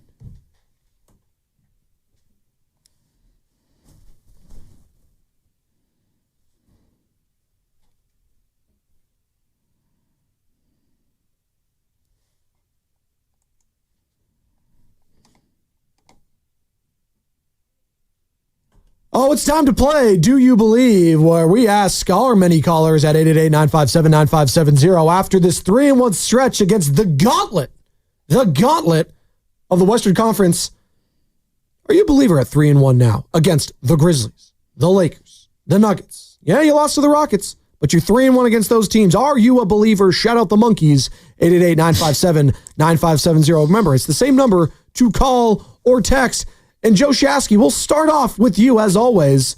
Are you a believer in this team? I've been a believer in this team. I don't know. You sound a little bit scared just 5 minutes ago. You said, I got to see the matchup. The matchup doesn't matter. If they're playing their game, they can beat anyone, right? Are you asking me or are you telling me? I'm telling you and I'm asking you. How about thank that? you, Chuck Woolery. Here's what I'm thinking. Yes, they can win the championship. There's no doubt. They could also lose on Sunday and then lose in the play-in. I don't see that happening. I don't see that. Not with this Warriors squad. Can you realistically think this team's going to lose on Sunday to the Los Angeles Clippers? They have exerted a ton of energy just to get to this point. And I looked at like the team yesterday outside of a couple of the young players. They needed a couple of days off. And the schedule just doesn't give up at any point. And so I think that they absolutely have to find a way to make Sunday not matter. I don't know if that's even possible. It feels like Sunday is going to be the big day. I'm talking about the Clipper day. If I knew today, if you said, Joe, Sunday won't matter at all, you're in the playoffs, I'd be like, yep, they win the championship. But for whatever reason, I'm just petrified that Sunday is going to mean everything. You're going Chamber of Secrets on me. Petrification, sensation, and that's a deep cut. Shout out White Lotus and Lucius Malfoy yesterday. I'm not going to spoil anything, but there were some things that happened. Oh, and by the way, this is Do You Believe? And you could call or text at 888-957-9570. Do you believe this team can go on a title run? Also, we appreciate the participation from the YouTube chat, which we are getting a bunch of. Aunt Will says the GSW 2K25 title run is downloading. So he thinks he's a believer. Damon Chang, we could beat anyone. So he believes that it doesn't matter. Oklahoma City, Lakers, Nuggets, please. Jimbo, says James Kincaid, win out and we are good. Our margin of error is gone. Gone. Well, I go Dwayne Kuiper. I look at this team right now and I say, man, you can't tell me Jimmy, Steph, and Dre mentally, forget the physical toll, mentally don't need a week off. That's and then a week. If you do have to play in a play-in, like we were talking about with Anthony Slater last week, Joe, that I even kind of like was talking about it. Like, I wasn't being serious, but I was giving the argument for it, right? Okay. Hey, is a play-in the worst thing for this team? Because you're just like, you just want to get in, right? You want to get out of the box. And with as well as this team has been playing, like playing in the play-in game feels like a disappointment, but you have to spin it like, well, play the Rockets? I don't know. But now all of a sudden, the team that maybe you want to play in the first round, they're the only ones that beat you out of those last four games. But so maybe your mindset changes there. If I knew I had 3 or 4 days to prepare for the Rockets in a 7-game series, I wouldn't be as frustrated. I wouldn't be as low on it because you would find a way in practice and with the staff and everything to find wrinkles to free up Steph because he's getting face guarded and they have dynamic players. Maybe it's Steph bringing the ball up the floor. I don't know. He's gonna have to exert a lot of energy because Thompson's probably gonna guard him all 94 feet. That being said, if you play a play-in and you win the play-in and you only have a couple of days to get ready for that game because you probably play on Saturday, they need 4 or 5 full days off. They just do. They absolutely do. They've run a gauntlet the last month and a half. And they are the old, like you're talking about core three. Are they the oldest in the Western Conference? It's not even, well, the only other ones I could think of, Clips. but it's not even, no, because the Clippers' third best player is probably Ivica Zubac, and he's probably still in his 20s, right? Yeah. So it's definitely not them. Point. Zubac has been a baller this year. Talking about underrated big men who have given the Warriors fits. nasty. We're talking about Şengün. No, Zubac that's the guy I'm taller. circled. He's Yeah. he's huge. By the way, still one of the worst trades I've seen in NBA history. Your boy Magic Johnson trading him away from Mike Muscala. Oh my God. Remember that whole Magic Johnson saga when he stepped down? We played Freebird the whole show because he said, I don't want to be. I'm not going to be here. I'm not going to be here. I'm a bird. I don't like to be in a cage. That's what it was. Shout out MJ. We got some more on the YouTube chat. We love your participation. We're playing. Do you believe the Warriors can win the championship? 888-957-9570. If I would have asked this Saturday morning, all of us are saying absolutely, right? After that Nugget win. It's close. So that's why I want to get out here. Do you feel good or better about those 3 wins against the Grizzlies, Lakers, or Nuggets? Or are you feeling worse about that Rockets loss? No, I feel way better about the 3 wins. I'm thinking, why do I feel worse about those? that? Those are 3 good high-end playoff teams. But doesn't it feel like you lost a lot of that momentum because of that loss yesterday? No, and because where you are in the standings because of that loss. I look at it more as the body of the Western Conference being so jumbled. JC on the YouTube chat says, playoffs, yes. Championship, no. He is not a believer quite yet. Enrique Rivera, I'm sold on a deep run. If Dubs play their A game, bank on a run. We got Manny from H-Town, Houston, who's going to be taking on Florida today for the national championship, and that's going to be at the Alamo Dome. Doesn't matter who we got in the first round, we can take on anybody. And I'm kind of with them there. First round, I don't fear anyone, but the series is going to matter and how physical it can be, if you will. So, like, not all series are built the same. Sometimes it takes a lot out of you. Like, you go back to a couple years ago, Joe, that 7-game series against the Kings took a lot out of that team. You could see it in game 1 against the Lakers, and that was the game. That was the only game the Lakers needed at Chase Center, was that game 1. They were a Harrison Barnes 3 away from getting knocked out. I know. It's crazy. And then Steph dropped 50 burger on them in game 7. And if you're not on the bus, get off the bus. That was the famous speech. And he put the team on his back. But you saw how just demoralized and dejected they were after that game 1 loss in that second round. And they never really recovered from it. And that was, do you believe? So there's still a lot of belief. But I feel like that loss yesterday took a lot of the steam out of the engine. I don't know why. But it did. Well, the Aaron Gordon Friday night. Let's go back to Friday night, right? I thought they did a great job on him, getting him off the glass. Like, we only had... He had 2 rebounds. You only had 2? He had 2 rebounds. I would have said 5 or 6. 15 points. He got to the line, so he did get to the line, but the rebounds... He was passing really well. He had 8 assists. Yeah. But I thought they did a great job just on the glass. And I feel like this is where Kuminga's made strides, Looney's made strides.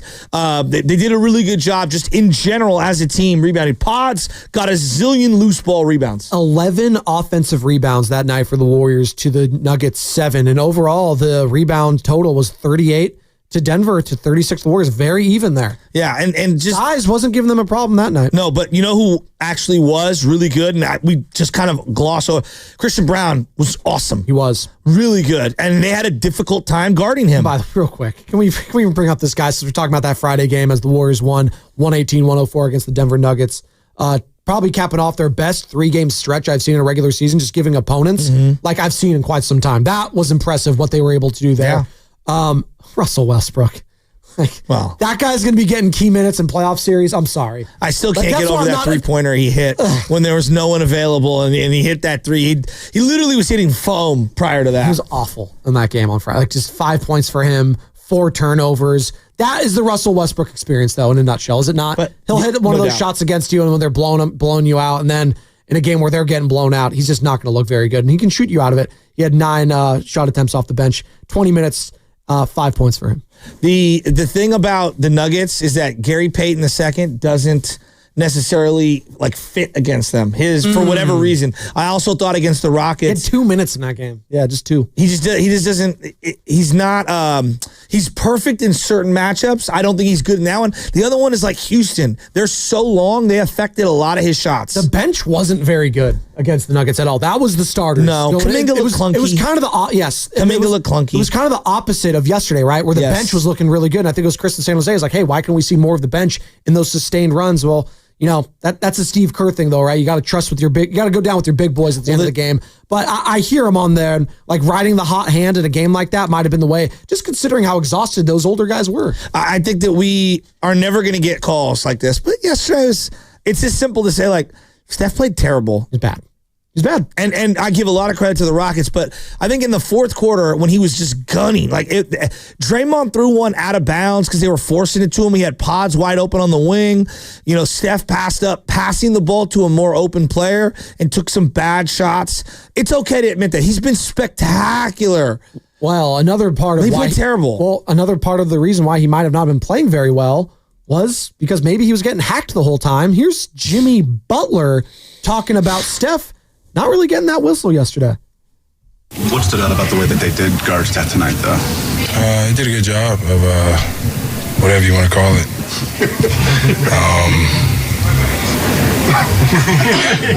What do you call it? I don't even know.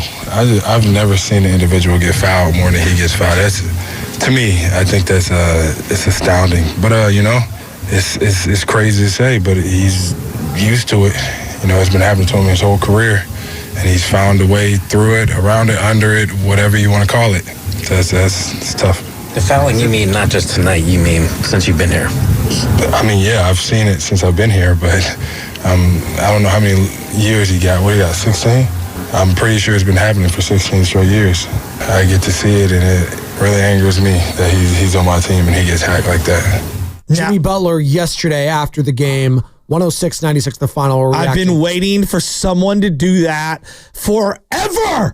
I waited for Steve to do the Phil Jackson thing, like, this guy's just getting crushed. I mean, he's just getting fouled off ball. I mean, you got to look for that. Phil would do that in between game 3 and game 4 or game 5 and game 6. And he was like, you got to look out for all the way that they're hugging Shaq. Yeah. You know what I mean? He would do this all the time. Bynum. He would do this all the Bynum, get out of here. But he'd do this all the time. I had to throw in Andrew Bynum. Thank you, Jimmy, for saying the quiet part out loud. Wow. He's been getting bodied for 16 straight years. If Jimmy does nothing the rest of the year, that might be the most impactful thing he does. The free throws yesterday, I hear him. That's fine. He's sticking up for his guy. That's fine. The free throw attempts yesterday it was 11 for the Warriors, 16 overall for the Rockets. So neither team were really getting to the line that much. And when they were getting to the line, I'm not going to harp on this enough. Just the atrocious shooting, 6 of 11 and 6 of 16. It was bad yesterday. Talking about, I haven't seen a sloppy game like that in quite some time when it comes to all levels of shooting the ball. And that's what it was yesterday. Stephen Curry, 1 of 10, 1 of 8. And yeah, he might have been driving to the lane there, but in a game like that where you weren't making anything, and I get it. It goes back to your whole ref thing. You just got to call it when you see it. But I do think there's something where if a guy's not hitting the shot, they're not going to bail you out. But has he earned the right to do that? I think you would argue is hey, he's an older player. Why is the LeBrons of the world, or why do the Lucas of the world, why they can get to the line if they're not having a good shooting night? I hear you. Well, that's Jimmy defending his guy for the last couple months, and he's just seeing it through his lens. And I appreciate that. That's a good teammate right there. After a tough loss where he didn't shoot the ball well. There was a very specific 3-pointer Steph took where he got crushed by Dylan Brooks. And, it's like those kind of calls just never go his way, it feels like. Claudia is in San Diego, wants to join in and talk about the refs last night. Claudia, good morning to you. How you doing? What did you think about the refs last night? Good. How are you guys doing? Doing great.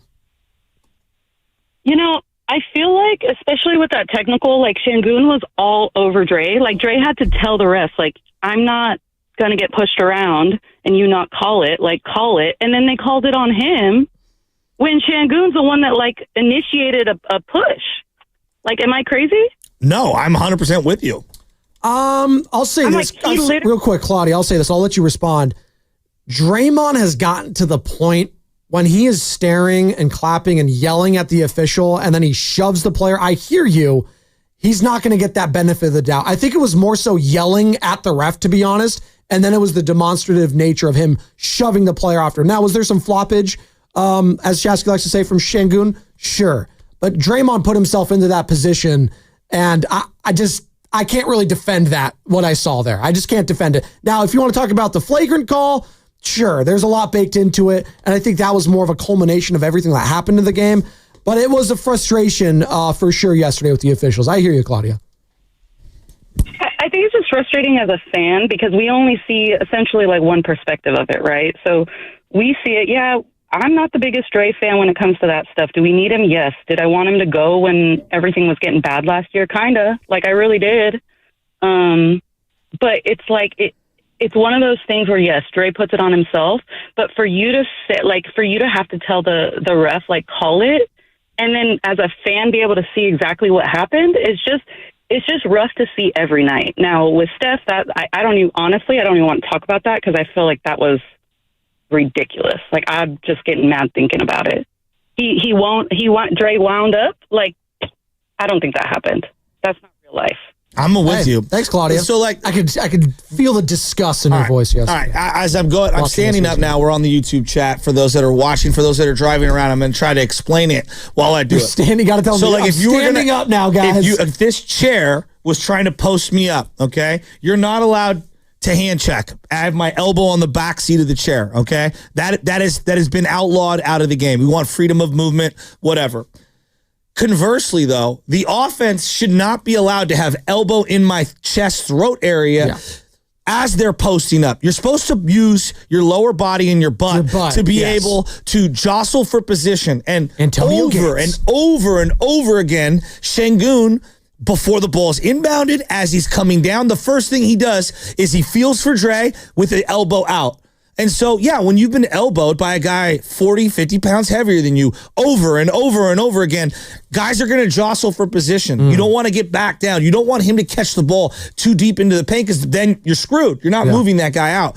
And so I understand the frustration.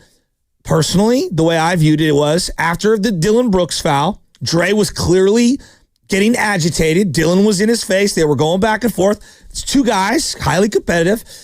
Then they're inbounding the ball a possession later, and Şengün and Draymond are jostling straight up. That's what they are. I would have called, blew the whistle dead. Guys, I haven't even handed the ball to this player. You see this at the lower level all the time. I haven't even stop.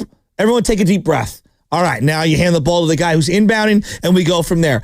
But no, they called the foul, and Draymond did get him. He fouled him. I thought he fouled. Got him up in the neck, chest area, all right? And then the reaction from Draymond to the official, to me, right then and there, given everything that's going on, I would have teched him up right there just to cut the tension. All right, I've had enough, Draymond. Boom, you said your piece. I think we could all agree at the end of the day, the game he had yesterday was unacceptable. He was begging for trouble. Yes. I thought that he was flirting with trouble the entire time, which to his credit, he hasn't done for months. No, he hasn't. That's why it was frustrating because, God, you could have really used that win considering the Nuggets losing to the Pacers. That was baked into it. So you could have risen up even more, and now you lose that game. You couldn't pick up any ground, and we're waking up this morning. 4 teams are tied from 5th all the way through 8th at 46 and 32, and the Warriors are clinging to that 6th spot, which is insane. Sorry, the insanity of it all, I can't even get up. This is the tightest I've ever seen probably any playoff scenario, let alone basketball, maybe in my lifetime. Well, this is why they can ill afford to have him mentally check out of a game. Correct. And so, like, then the sequence happens where a guy misses a free throw, I forget who, and Draymond's like, yeah.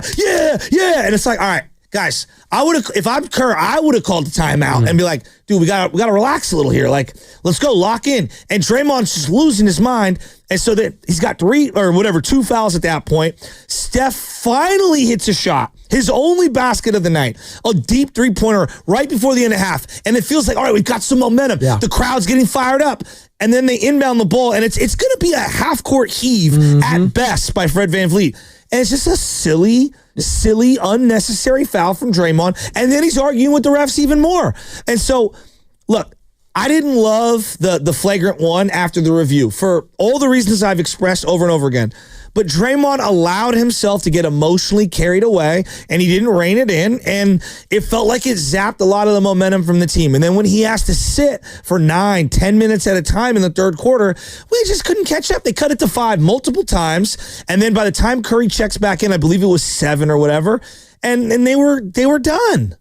888-957-9570. You feeling better about those wins against the Grizzlies, the Lakers, the Nuggets, winning those 3 games? Or are you feeling worse about that loss yesterday and how it affected you in the standings? And it was probably Draymond's worst game, probably, I want to say, in the Jimmy Butler era, just given where things were and the attitude and all of it. It was just not his greatest performance. But Jimmy also, but this is where I go to Jimmy. Jimmy's kind of like skating here. And I think, and I know his forearms hurt, so I'm trying to give him some grace. I thought that yesterday was a great example of two things. Number one, Jimmy, grab Dre, get in his ear, and say, hey, dude, we need you on the floor. Like, calm down. Relax. We'll handle this. 7 shot attempts for him yesterday. Well, that's the other part. He's too passive. And I thought that he did look like athletically diminished versus Houston. They're clearly a long, tough team. Around the rim, he got blocked once. He got stripped. He didn't look great. But I needed him to facilitate more on a night where Steph doesn't have it going. It can't just be Buddy and Pods, and we're praying that Steph breaks out of the cocoon. I need Jimmy to be more, of a protagonist. And he talked about that yesterday on if he wished he was a little bit more aggressive. Maybe not.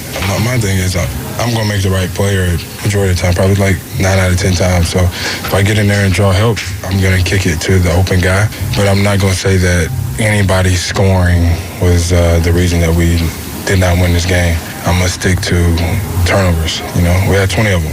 It's going to be hard to win in any basketball game if we got 20 turnovers.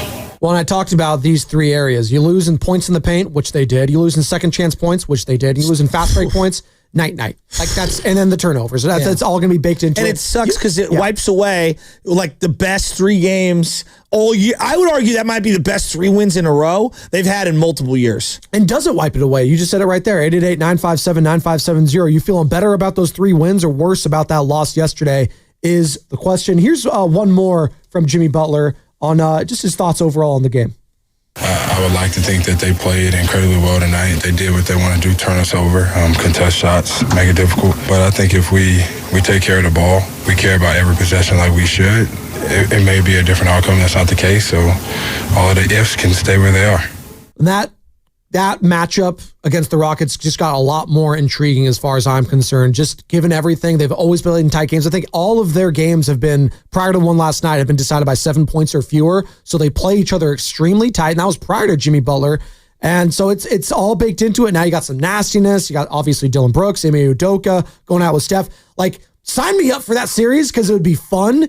Now it would take a lot out of you, as all playoff series do in their own way. But I'd be very, very interested in a round 1 matchup between them. Now, you don't want to do that through the Warriors because that would mean you'd be in a play-in scenario. So there's a lot baked into it. Because they're going to be the number 2 seed. The Rockets I'm pretty sure they're almost guaranteed to have the 2 seed, almost, unless they fall flat on their face these last 4 games. But they're probably going to be the 2 seed, and they're going to be playing the winner of that first 7-8 matchup. Real quick, Joe, let's hit the injury report.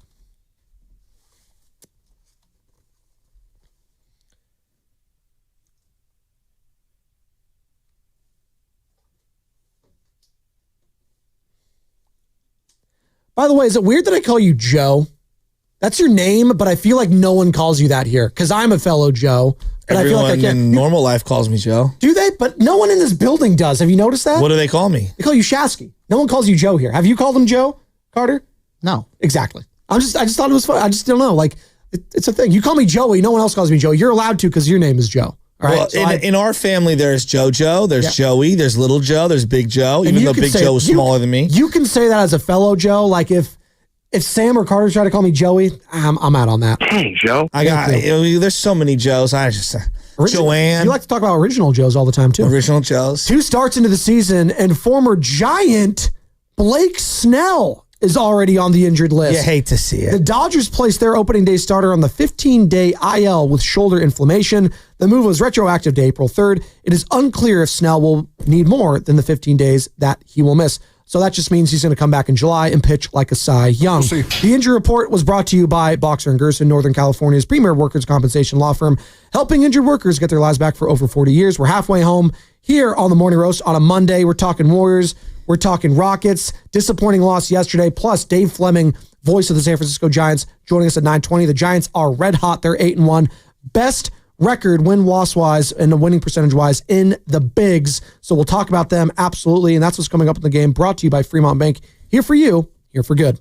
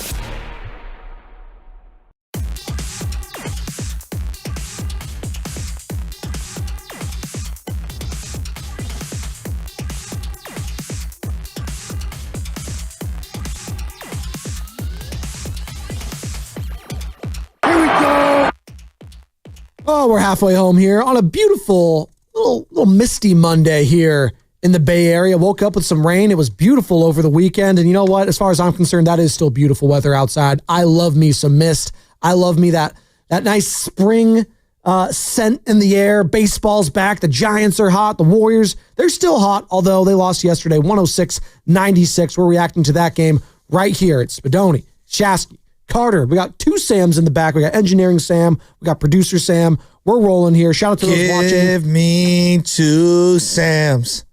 I want, remember that? Two per? No. So I can get something in my Air Force Ones. You guys don't know that song? Nelly? It was, I think, the St. Lunatics, but it might have been Nelly. Oh, okay. I think Air Force. Well, was it Murphy Lee? In my Air Force, whatever it was. No, I think that was Nelly. Shout out to those watching on YouTube. Brought to you by First NorCal Credit Union. For a low rate auto loan, apply online or just ask for First two NorCal Sams, one financing Carter. at the dealer. Relax with that reference. We are coming to you live from the Laughing Mug Studios. Laughing Mug, righteously brewed in San Francisco. That sounds like a script for White Lotus, which the season finale was last night. Don't tease it. I fell asleep. We're not gonna spoil it. I won't spoil. I was going to say something that would have actually led to more, so I'm not going to. Have you been watching Righteous Gemstones? We're going to get back into the Warriors. Walton Goggins, dude, he is all time. He's a great actor. He's insane. He's really good in Django. He's really good in The Hateful Eight. Righteous Gemstones. Thank you. There's the music. This is the White Lotus. Yeah, we'll have the reaction tomorrow. I'm going to ask Dave Fleming at 9:20, who joins us, the voice of the San Francisco Giants, if he's a White Lotus guy. I feel like he's into the White Lotus. You think? I don't know. I think Baby Billy might be one of the greatest characters of all time. Okay. Like Kenny Powers, one of the greatest characters ever, Eastbound and Down. Baby Billy is one of the funniest characters who has ever been created. So Righteous Gemstones has an all-star cast. So Danny McBride, Walton Goggins, Adam Devine from Workaholics, and then John Goodman, right? Is that the little brother who's the youth pastor? Yeah, that's he is hilarious. Yeah, Adam Devine. You never watched Workaholics? No. Okay, so that's why. Okay. Sorry. Yeah. It's okay. It's out of your repertoire. He reminds me of my little cousin Matt. I don't know why. Just the outfits, everything about him. Hilarious. Yeah. He's so good. He was good. Love you, Matty. He's going to pitch Miss perfect. You. He's a funny stand-up comedian too. Shout out to those watching again on Twitch, Twitter, and YouTube. We're streaming there. Also, feel free to hit us up. 888-957-9570 is the number. Call or text. Are you feeling better about those 3 wins against the Grizzlies, Nuggets, Rockets? Are you feeling worse about that? Not the Rockets. What did I say? Grizzlies, Nuggets, Lakers. Excuse me. The Lakers. Are you feeling worse about that loss yesterday to the Rockets? So we're kind of split here because on one hand, that was an incredible 3-game stretch, beating all 3 of those teams who were directly in front of you at the time in the standings. But then to come back and lose like you did yesterday with Draymond getting the flagrant, getting a technical, Steph no-showing offensively, Jimmy not having his best game. No one really stepping up outside of maybe Gary Payton, Pods, and Buddy Hield, but it wasn't enough yesterday as the Rockets came into town. And I'm not going to say punked you, but they were flexing and they were stunting at times, and they come away with the win, 106-96. I'm feeling some type of way this morning because you wake up this morning, 6 o'clock, we had the show, and it's 4 teams at 46 and 32. Clippers, Warriors, T-Wolves, Grizzlies, and I'm just thinking to myself, this is insane. This is absolute insanity. So you got 4 games left to go, and the Warriors can go from anywhere to maybe the 3 seed or a play-in team, which 4 games to go, and that's still a possibility, which is insane. You know, the way that the Warriors played all last week, I'm so encouraged. I'm super optimistic. Yeah, I got a little sour taste in my mouth from last night's game. That's just the Novocaine, by the way. What? That's the Novocaine. That's just still there. Oh, that wore off Friday. Okay, all right. Yeah, that wore off Friday. When I'm looking at like what was discouraging about last night's game is that you were expecting a Steph Curry kind of like not clunker, dud, whatever, however you want to put it. I mean, that was awful. You were expecting maybe a letdown game. Yeah. But that felt bigger than a letdown. That was a bad get back. No, it was awful. He was awful. But you were hoping that, like, all right, Moody could step up and Jimmy Butler could step up and Draymond could step up. And you got a step-up performance from, I thought Looney played okay. I thought that Kuminga played okay. Pods played good. I thought Buddy Hield played great. And like none of those other guys that I mentioned, the Moody, Draymond, Jimmy Butler, none of those guys could come through with a good game. And that game was hanging in the balance, and they just couldn't get stops combined with some buckets on the other end. And that's the part that's frustrating. It was like, guys, we can't have Steph carry us across the finish line in every game. Now, I want him to, like, even in a bad game, can he get 10? Like, he had 3. He made 1 basket. I can't remember the last time we said that about Steph. And so it sucks that Jimmy couldn't put more of his imprint on that game. Moody couldn't hit anything. Draymond couldn't put any imprint on this game other than a -1. Well, that's where it kind of it leaves me a little bitter. As great as last week was, and it was great, and I'm still fired up and happy to be in the position they're in. That's a tough one to swallow. Well, all that goodwill you've built up, and it's not like it's going anywhere. Like the fact that you beat a lot of those contenders that have had your number, there is something there. I'm not poo-pooing any of that. Like you're winning in Memphis, which is a tough place to play. You're winning in Los Angeles again especially for Steph and the Warriors is a notorious. No, that was a crucial win. That was a huge win, and then win. And then to do it to come on back on the back end of a back-to-back at home and beat the Nuggets. I get it, no Jamal Murray, but Jokic, Aaron Gordon. That's a pretty large team still. So to go out and do what you did in that one, if you're Stephen Curry, was insane. Having said all of that, we're going to be talking about the schedule. We're going to be talking about the standings, and that's what I come back to, the standings. You sit there and you see yourself at the 6th spot, and it's like, man, we just did all of that, and we're the 6th, and we're barely the 6th spot. That's where I think Warriors fans are like, damn. Yeah, but you just had won that one because the Nuggets lost yesterday, so maybe you could have been fighting, and you could have been a 4 seed, but now you're a 6 seed, and maybe you're a playing team when it's all said and done. But if I would have asked you last week, Joe, hey, you go 3-1, and you beat the 3 teams on the front end and you lose to the Rockets, before knowing the results of any other teams, wouldn't 99% of us take that? You would take that, and then I would tell you afterwards, but you're the 6th spot, and then you're like, Well, that to me is more of an indication of the league around them. Yes. That you can't have your foot off the gas. The Clippers, the 5th spot, they're the ones directly ahead of you, and obviously have the tiebreaker over you. They've won 4 in a row. The Grizzlies, they're 46-32. They've all of a sudden won 2 in a row after losing to the Warriors, so they're not. You can't poo-poo them. And then the T-Wolves, who are the hottest team in the Western Conference right now, they've won 5 in a row. They're right there tied with you, so you cannot slip up at all. As great as the Warriors have been, they're just coming off a 5-game winning streak themselves, and then they lose this one, and all of a sudden it's like, man, we can't even lose that game. Clippers get Spurs, Rockets, Kings before the Warriors. Rockets coming out to play. So Spurs, Rockets, Kings, Warriors. They're the team that I'm worried the most about regarding taking that 6th spot. Kings, sneaky hot, won 2 in a row. Is that hot? Sneaky hot. Sneaky hot. Hotter than the Warriors right now. I'm just saying.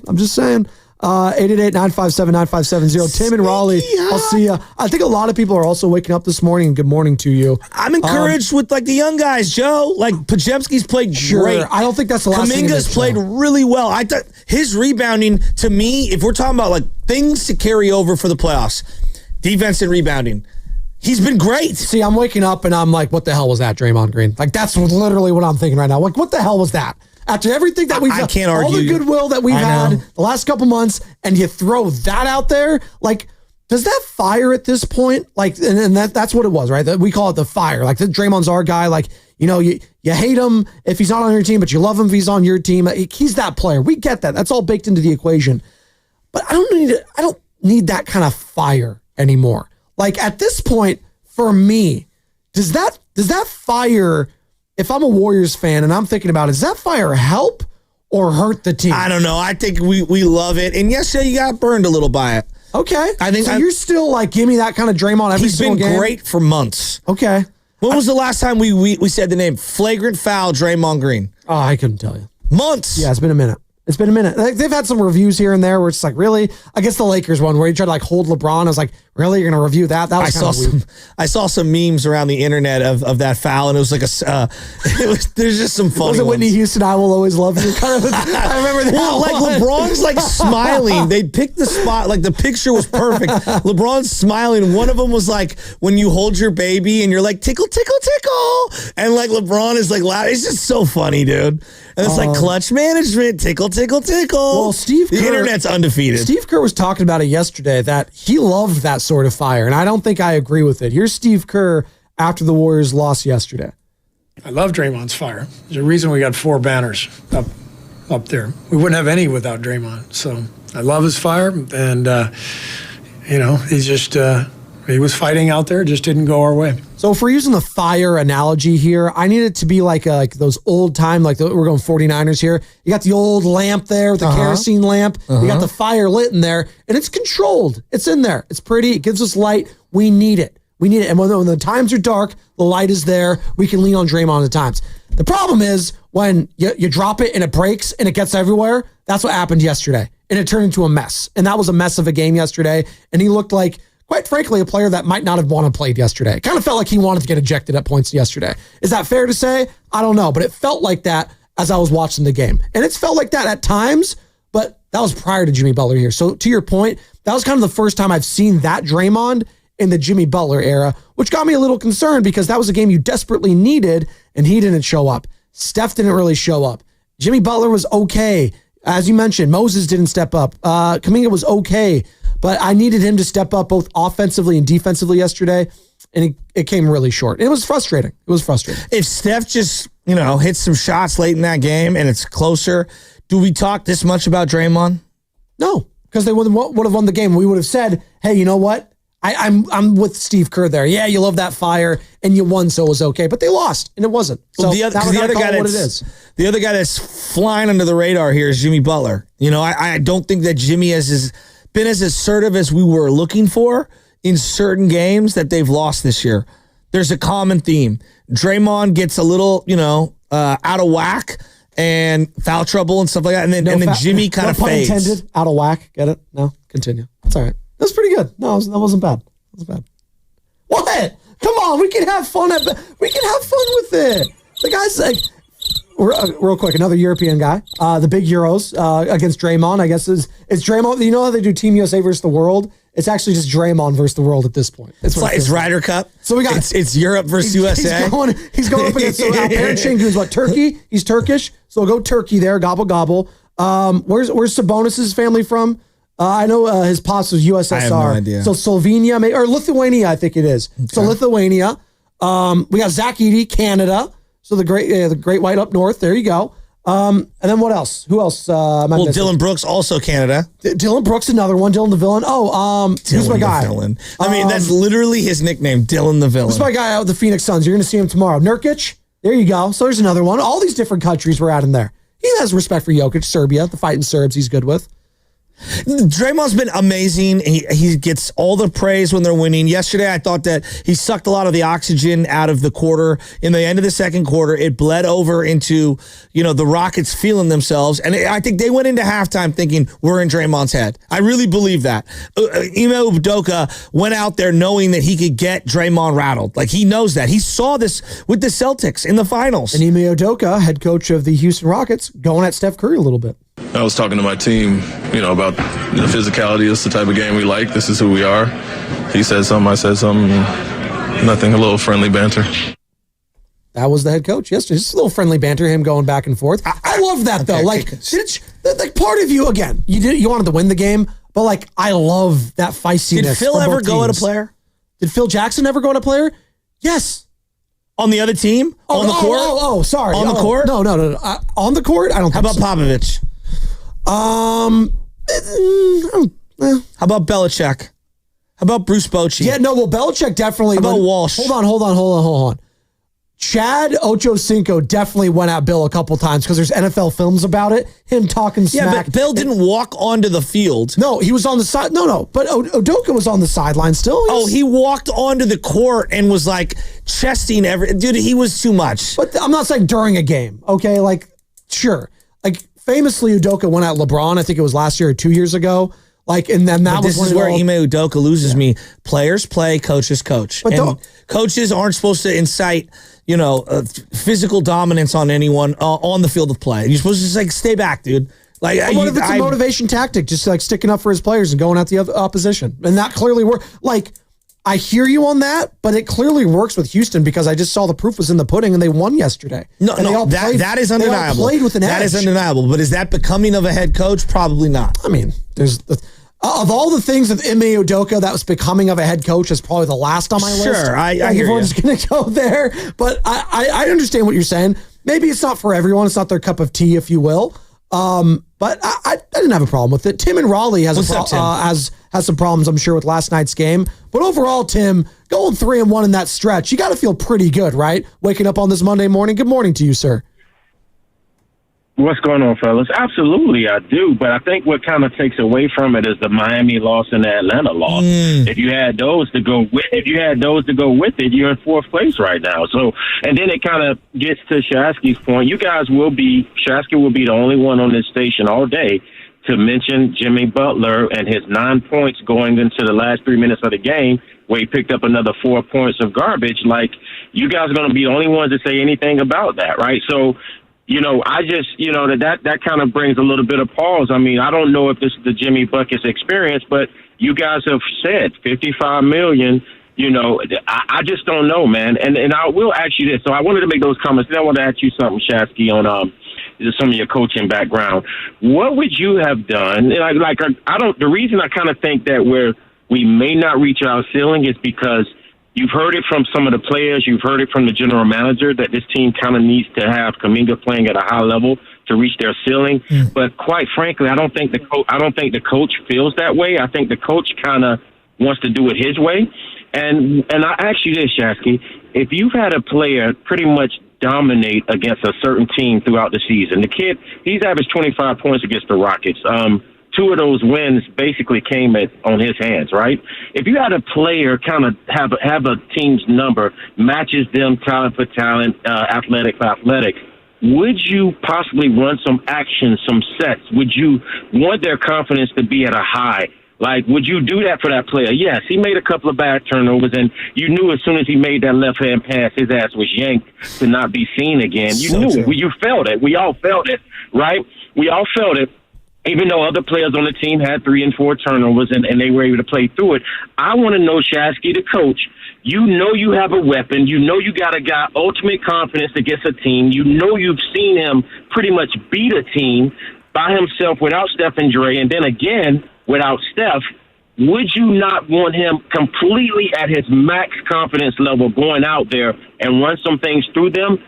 I don't think that that's going to happen. I think what we're going to see is J.K. is going to average 15 to 22 minutes for the rest of the playoffs, probably the rest of his career here to finish out this season, and he's going to move on somewhere. I don't think the coach feels he needs him playing at a high level to maximize this team, and I think that's going to hurt us. Tim, no, it's a great call. Is he still there? Because I want. Okay, I thought one of the nicest plays of the game was Kuminga's in the corner, and he's telling Steph, come here, come here, come here. Throws the ball to Steph, sets a ball screen in the corner, and then slips to the hoop, and Steph makes a beautiful bounce pass. Wide open dunk. And you know what Kuminga, the pass would have done, they mentioned on the broadcast, credit to Fitz and Buki, NBC Sports Bay Area, but they were saying, hey, maybe a year ago, he's chucking that 3. If you're Jonathan Kuminga, and you're saying, you know what, I'm just going to force it. He did hit a 3, but that's the growth and the maturity that we saw on display right there. Again, I don't think Kuminga was he wasn't one of the problems yesterday as far as I'm concerned. I know he's 4 of 9, just 1 of 4 from beyond the arc. But you mentioned it earlier, like his willingness to get the boards lately, crashing the glass, that's impressive. Like if he can be, and Steve Kerr's talked about this, 5, 6, 7, 8 board, like get close to those double figures of rebounds. It changes everything for this team. Okay, we talk a lot about the motion offense. I felt like during the Grizz, Laker, Nugget, 3-game set, Steph brought the ball up a lot more. And they set, not a lot, but they set more high pick and rolls. And you could see he was really thriving. Yesterday, I think they went back to their normal motion type stuff, and you didn't see a lot of Steph with the ball in his hand. Now, Eamon Thompson did a great job denying him opportunities to bring the ball up the floor. And you knew that if Steph was bringing it up against Thompson, that's probably not a great recipe. No. You're going to drain a lot of energy that way. So I get why they did that. I just thought that at the top of the key, I would have liked to see more pick and roll with Jimmy, with Kuminga, with some of those guys and rolling downhill, because I want to get Şengün in the mismatch. I want to get Fred VanVleet in the mismatch. That's who I want guarding Steph. And I thought they did a very poor job off ball and on ball of getting screens available for Steph to switch up the matchup. So they didn't hunt the specific matchup. If you're going to let that guy face guard you, you need to have double staggered screens coming off that. Now, look, Steve had a beautiful play in this game. There was an elevator indoor pass where you saw all three players staggered together at the block on an inbound, and they did it to the far side, the weak side, if you will, and Buddy Hield popped out, boom, wide open three. Steve has added some wrinkles to this offense and to their inbound plays that are undeniably good. Undeniably good. I just thought yesterday they did a really difficult job. They did a really poor job of opening up the offense for Steph with that face guarding. They didn't adjust. And I also think that Steph didn't adjust. Well, and Tim brought up in his call, and Tim Raleigh, North Carolina, courtesy of the River Islands guest line. I did appreciate what he had to say about, Jimmy Butler, and he was like, is this Jimmy? Is this what he does in the regular season? Well, it kind of is what he does in the regular season, though, isn't it? Like, this kind of is the Jimmy Butler experience that it was in Miami. Now, the difference was when he gets to the playoffs, is things going to change? Does this switch all of a sudden flip, if you will?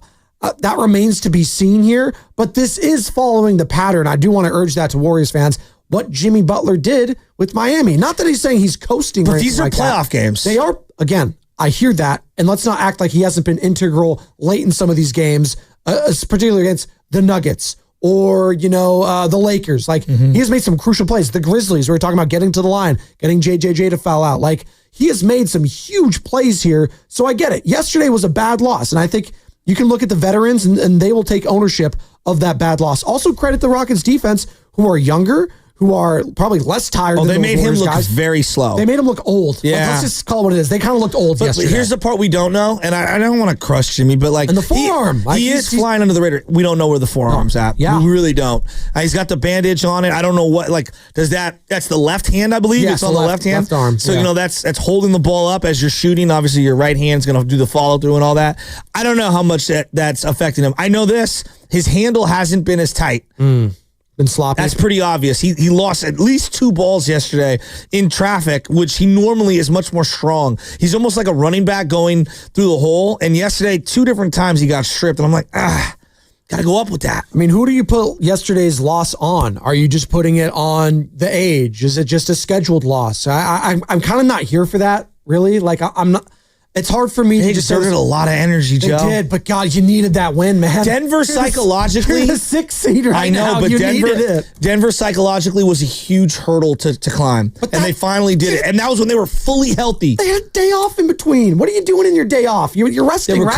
They were coming off of 2 games back to back that whereas travel. I Let's know. also not. They were on the road for 14 days. But basically, I'm turning into Fitz. Basically, you got to work right there. I mean, what am I doing? I'm not buying any of that. Fitz. I live with these people. I love these people. They're part of my family. It's hard to be negative. It's hard to be negative when I saw them have 3 of the best wins in a row that I maybe have seen in the last 2 years. It's not being negative. It's holding this team to a high standard that they have set the last 2 months. Yesterday's loss, quite frankly, it felt unacceptable. Just how it happened, and Draymond Green's performance is unacceptable as far as I'm concerned. 888-957-9570. What do you put yesterday's loss on? Are you putting it on Father Time?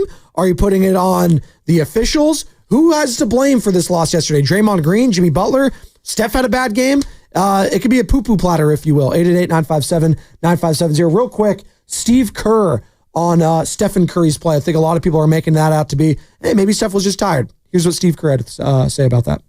I mean, it's this is the NBA season. You go through 82 games, and there's just games where you don't have it. Every player, no matter how good you are. So Steph didn't have it tonight. They did a great job defensively. Take tomorrow off and get ready for Phoenix, and you guys get to analyze everything. But it's all part of the season. But this is where the other guys, Moody, that's what the guys who played heavy minutes. Moody, Draymond. Jimmy Butler. Moody only 14 minutes yesterday. He did not. They don't play much. They weren't taking advantage of the opportunities of going 4-on-3, or when Steph gets doubled, when he hits those screens and he's flaring out to the 3-point line on the sidelines, guys are jumping the passing lanes. It's like a double team, Right. Other guys are going to get open looks, and they need to take advantage of it. Paz is taking advantage of his open looks. Pauses look great. I thought Buddy took advantage yesterday with Curry on and off the floor. Gary Payton looked great. Yeah. Yeah, but Gary Shooting played. the ball. I think Kuminga could have given you what Gary gave you. I thought Gary got stuffed at the rim a couple times and got a little shy. Did have 3 offensive boards, though. I'll give him credit there. A lot of second chance opportunities created by Gary Payton second. But I hear you there. And JK, it's been a kind of a mixed bag, if you will. I thought the Lakers game, he was incredible. Best game I've seen him. I think I called in his career, just given the situation. The Nuggets won, not his best. And then yesterday against the Rockets wasn't his best either. But we'll pick that up on the other side.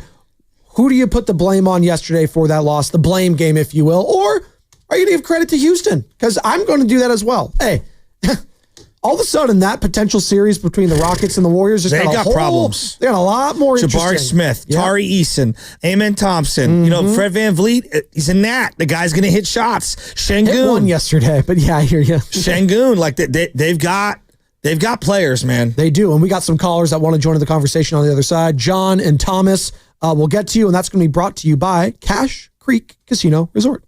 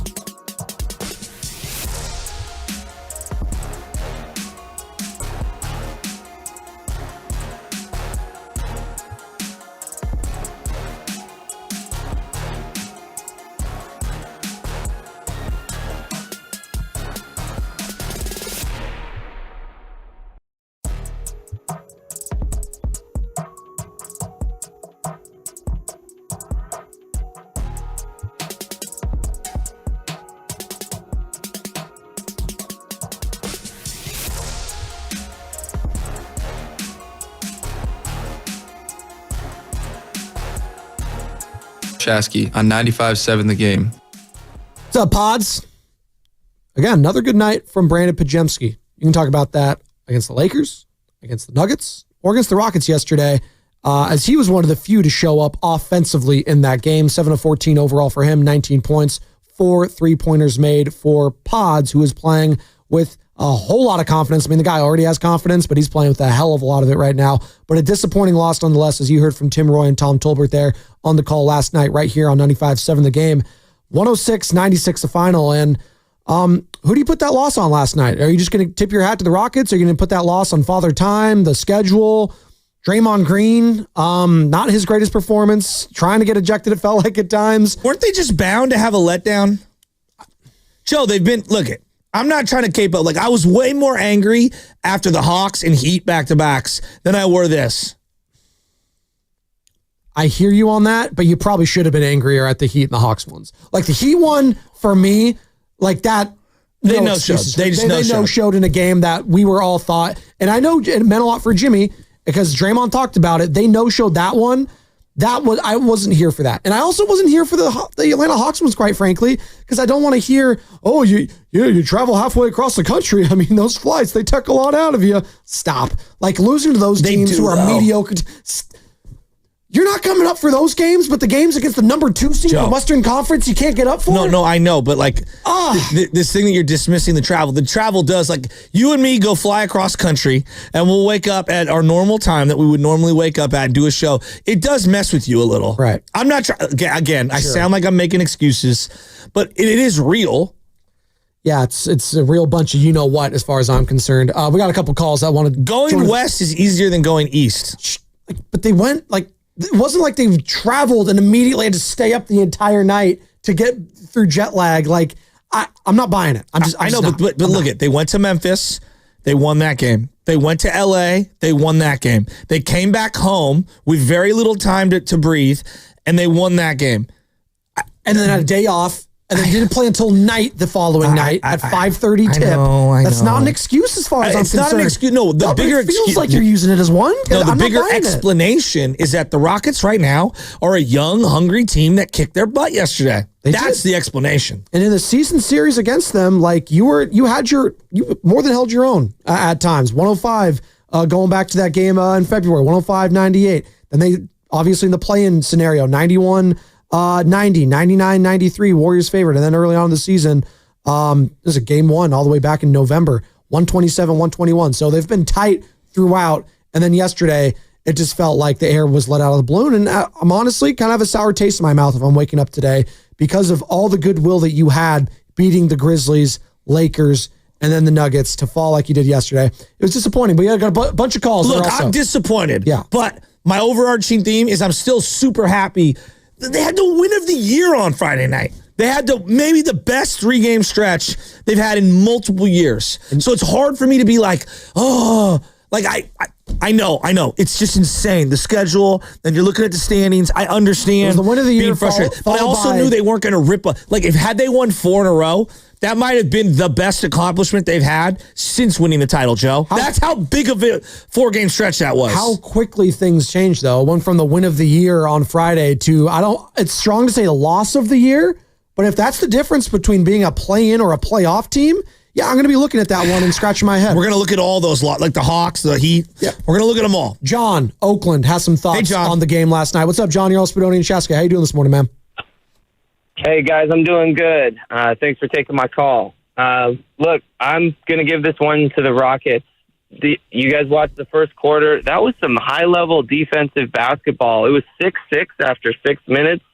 And what I thought was most impressive that I have never seen is Jalen Green's defense was elite. We all know he's a scorer, but, he was blocking Jimmy. He was giving everybody a hard time. Nobody could get to the rim.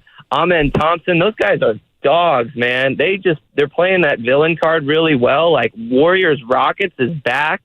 And frankly, I don't think the Warriors expected that from this game, especially after the gauntlet that they just went through against all these superstars like Ja Morant, Nikola, LeBron, and then they go and they have to play these guys. They're like, oh, we got the Rockets number. We've beat them like 9 times in a row. But at the end of the day, the Rockets are like, no, we're the second best team in the league. We hate the Warriors. We're going to come out strong. And they won. And you know what? Like, we came into this stretch of 4 games, and we won every single difficult game, and we're still not in the play-in. I know we'd love to be a game ahead, but at the end of the day, like, we also have 5 more games coming up that are very winnable. And maybe this game is a wake-up call because they're like, oh, this isn't just going to be a walk in the park all the way through if we can beat the Lakers, if we can beat the Nuggets. We still got to beat the Cavs. We still got to beat the Thunder. We still got to beat the Rockets. It's a different type of win when you play against these teams. So, you know, and you know that Draymond and Jimmy bounce back after games like this. There's a reason it's a 7-game series is because we can lose a few games and then we can keep going. But, yeah, I tip my hat to the Rockets. There's things we could have done. Oh, one more big thing. Why aren't we talking about the fact that Steph only had 3 points? That's completely shutting him down. We talked about nobody being able to stop Steph. He has 3 points against this defense. Yeah, but John, thanks. And thanks for listening. Here's the thing. Steph played bad. We've talked about it the whole show. Yeah, it was not a good performance from Stephen Curry. But he carried you for the games prior to that. Yes. So he was, if anyone was due for a stinker offensively, it was probably them. But the fact that the whole team stunk, and again, to John's point, credit the Rockets defense. They were a big part of that. Yeah. Having said all that, though, like, I'm looking at Jimmy Butler, 7 shot attempts when he was shooting pretty efficiently. Draymond Green couldn't hit water if he fell out of a boat. He only attempted 1 3-point shot. Like, what? I'm kind of missing that Draymond. We were talking about the offense from Draymond Green. Kind of missing that in a game like that. Why was this matchup 1 of 7? Not good enough, obviously. But why was this matchup different than the Nuggets and different than the Lakers? And here's what I would say. Do you think there was a letdown, like John said? I think they circled those ones. LeBron, Nikola, Nuggets, maybe. Lakers, and it's like, the Rockets. No, I don't think they did that. I just think they're tired. I do, and I think here's the bigger thing. Look at the personnel from the Rockets. They have what Denver doesn't have and what the Lakers don't have. They have multiple big, physical, athletic wings. Dylan Brooks, hate him as much as you want, big, physical wing, right? Yes. Thompson, big, physical, athletic freak wing. I mean, he's on a short list of guys in the whole league who are more athletic than Jonathan Kuminga. Yeah, short like list. Significantly. Yeah. It's crazy. I mean, the guy's crazy hops. Tari Eason, big, physical, long guy. Jabari Smith, big, physical, long. That's like 4 guys they can conceivably throw on Steph or Jimmy, okay, at any given time. And they tossed in the big boy, Steven Adams out there. And he had some minutes. He looked like he was, if Steven Adams healthy, that's a different element for them too. And then he referenced Jalen Green. Jalen Green, that was the best game in this short period, whatever it's been like, would they play 4 times up until this point? Yeah, 4 prior to yesterday, yes. They've really held him in check, and this was the game he finally went off. 888-957-9570, reacting to the 106-96 loss to the Houston Rockets last night at Chase Center. Who gets the blame for that loss yesterday? Playing the blame game, if you will. Thomas is in San Jose, wants to join in the conversation. What's up, Thomas? You're almost Spadoni and Shasky. How you doing, man? I'm doing well, thanks, guys. Just really feeling the Warriors' role right now, even though it was a bad loss last night, and also the Giants' start is just absolutely amazing. But we're talking Warriors today, so yeah. In terms of last night, you really got to credit. Obviously, I agree with John. You got to credit the size, the athleticism of the Rockets, but when I think about blaming, we got to think about things that we can control, and I think that we can control our temperament and not losing our heads. And I think Draymond is slipping back to the old Draymond of old of getting banned, and I don't want to see that coming back to the fold, especially as we push towards the playoffs here. I think that. He leads by example, and I see it in JK and even Steph sometimes where they can get frustrated in it. And instead of using that to drive their game, they complain and they get, loud at the other team and at the refs. And that's not something that the vengeance piece, the anger can only get you so far. I would like to see this team weather those storms. I mean, the other thing that I think we need to credit here for the loss is the terrible holding and all it seems like Steph just gets held and pushed around constantly, and I think the Warriors need to recognize that. They need to start playing that way, because if the refs are going to let that slide, they need to play dirty, and that played a huge role. They got on tilt, and they were never able to recover. Like you said, the air got sucked out of the building, and so those are my points. I don't think dirty is the word I would use. Playing with an edge, for sure. And I'll say this, Thomas, and it was a good call. They have been playing with an edge. I've seen that edge with this Warriors team these last few games, which is why it was just disappointing yesterday. Not saying they weren't like playing with like some fire, but clearly they just looked physically and mentally drained after that game. And I would just question, after you're having a day and a half off, why that was. But again, I can't they played 75 games. I don't. It's fine. There's 4 left. You're having series coming up here where like this is going to be a thing that I'm going to have to be concerned about in a long series. Like I'm going to start questioning now whether you can win 2 or 3 series. Going forward. Let's look at the teams that they've just faced. Like Memphis has pretty much played everybody, but like Jokic and Jamal Murray have gotten rest down the stretch because they kind of know, like, hey, we're in a good spot. We can afford to lose a game. Jamal's here. hurt. Like, they don't even know what's going on with him. He went from day to day to like, I don't even know. But yeah, have they not systematically rested Jokic? Okay. What about the Lakers? Like, they've had multiple games where it's like, we're getting blown out. It's all right. We're gonna pack things in.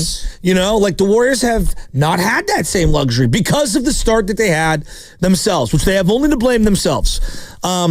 Had they had a 1 or 2 game cushion, I think that we would be looking at this a lot different. Well, they don't. That's the thing. I know they don't. They don't. I know. Right now, if you're just joining us, the Western Conference as follows from the 4th seed on. They're all 4th seed all the way through the 8th seed. God, I almost said 7th. But the 4th seed through the 8th seed. 32 losses each.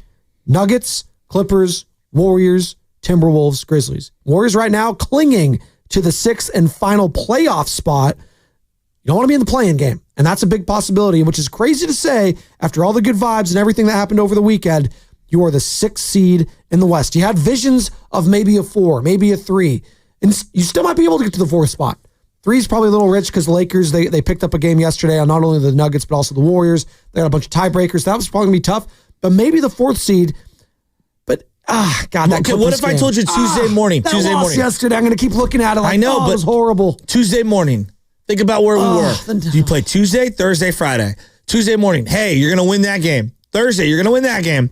You're finally going to beat the Nuggets. I hear you. But you're going to lose to the Rockets. But this is the reality now, and this is April 7th, 2025, and I'm here now. I'm here to tell you everything what went down yesterday. I have a bad taste in my mouth. But if the Clippers lose tomorrow night, they have a back-to-back, Wednesday night against Houston, you might be back in business. I don't even know if Houston's going to need to play anyone in that game. That's also baked into all of this. So they got the Clippers and the Spurs tomorrow, and then as you pointed out, the back end of a back-to-back. Those are both going to be in LA. So the LA's going to be the home team. Come on, Stephen Castle. Stephen Castle, yeah, please. Soyan, whatever his name is. I'm pulling Some might say this is a legacy game for Popovich if he were to coach from the stands. I don't think he is. I think he's out the rest of the season. Prayers up to Greg Popovich. But by the way, they're playing the Alamo Dome tonight. That championship game. But Houston and Florida.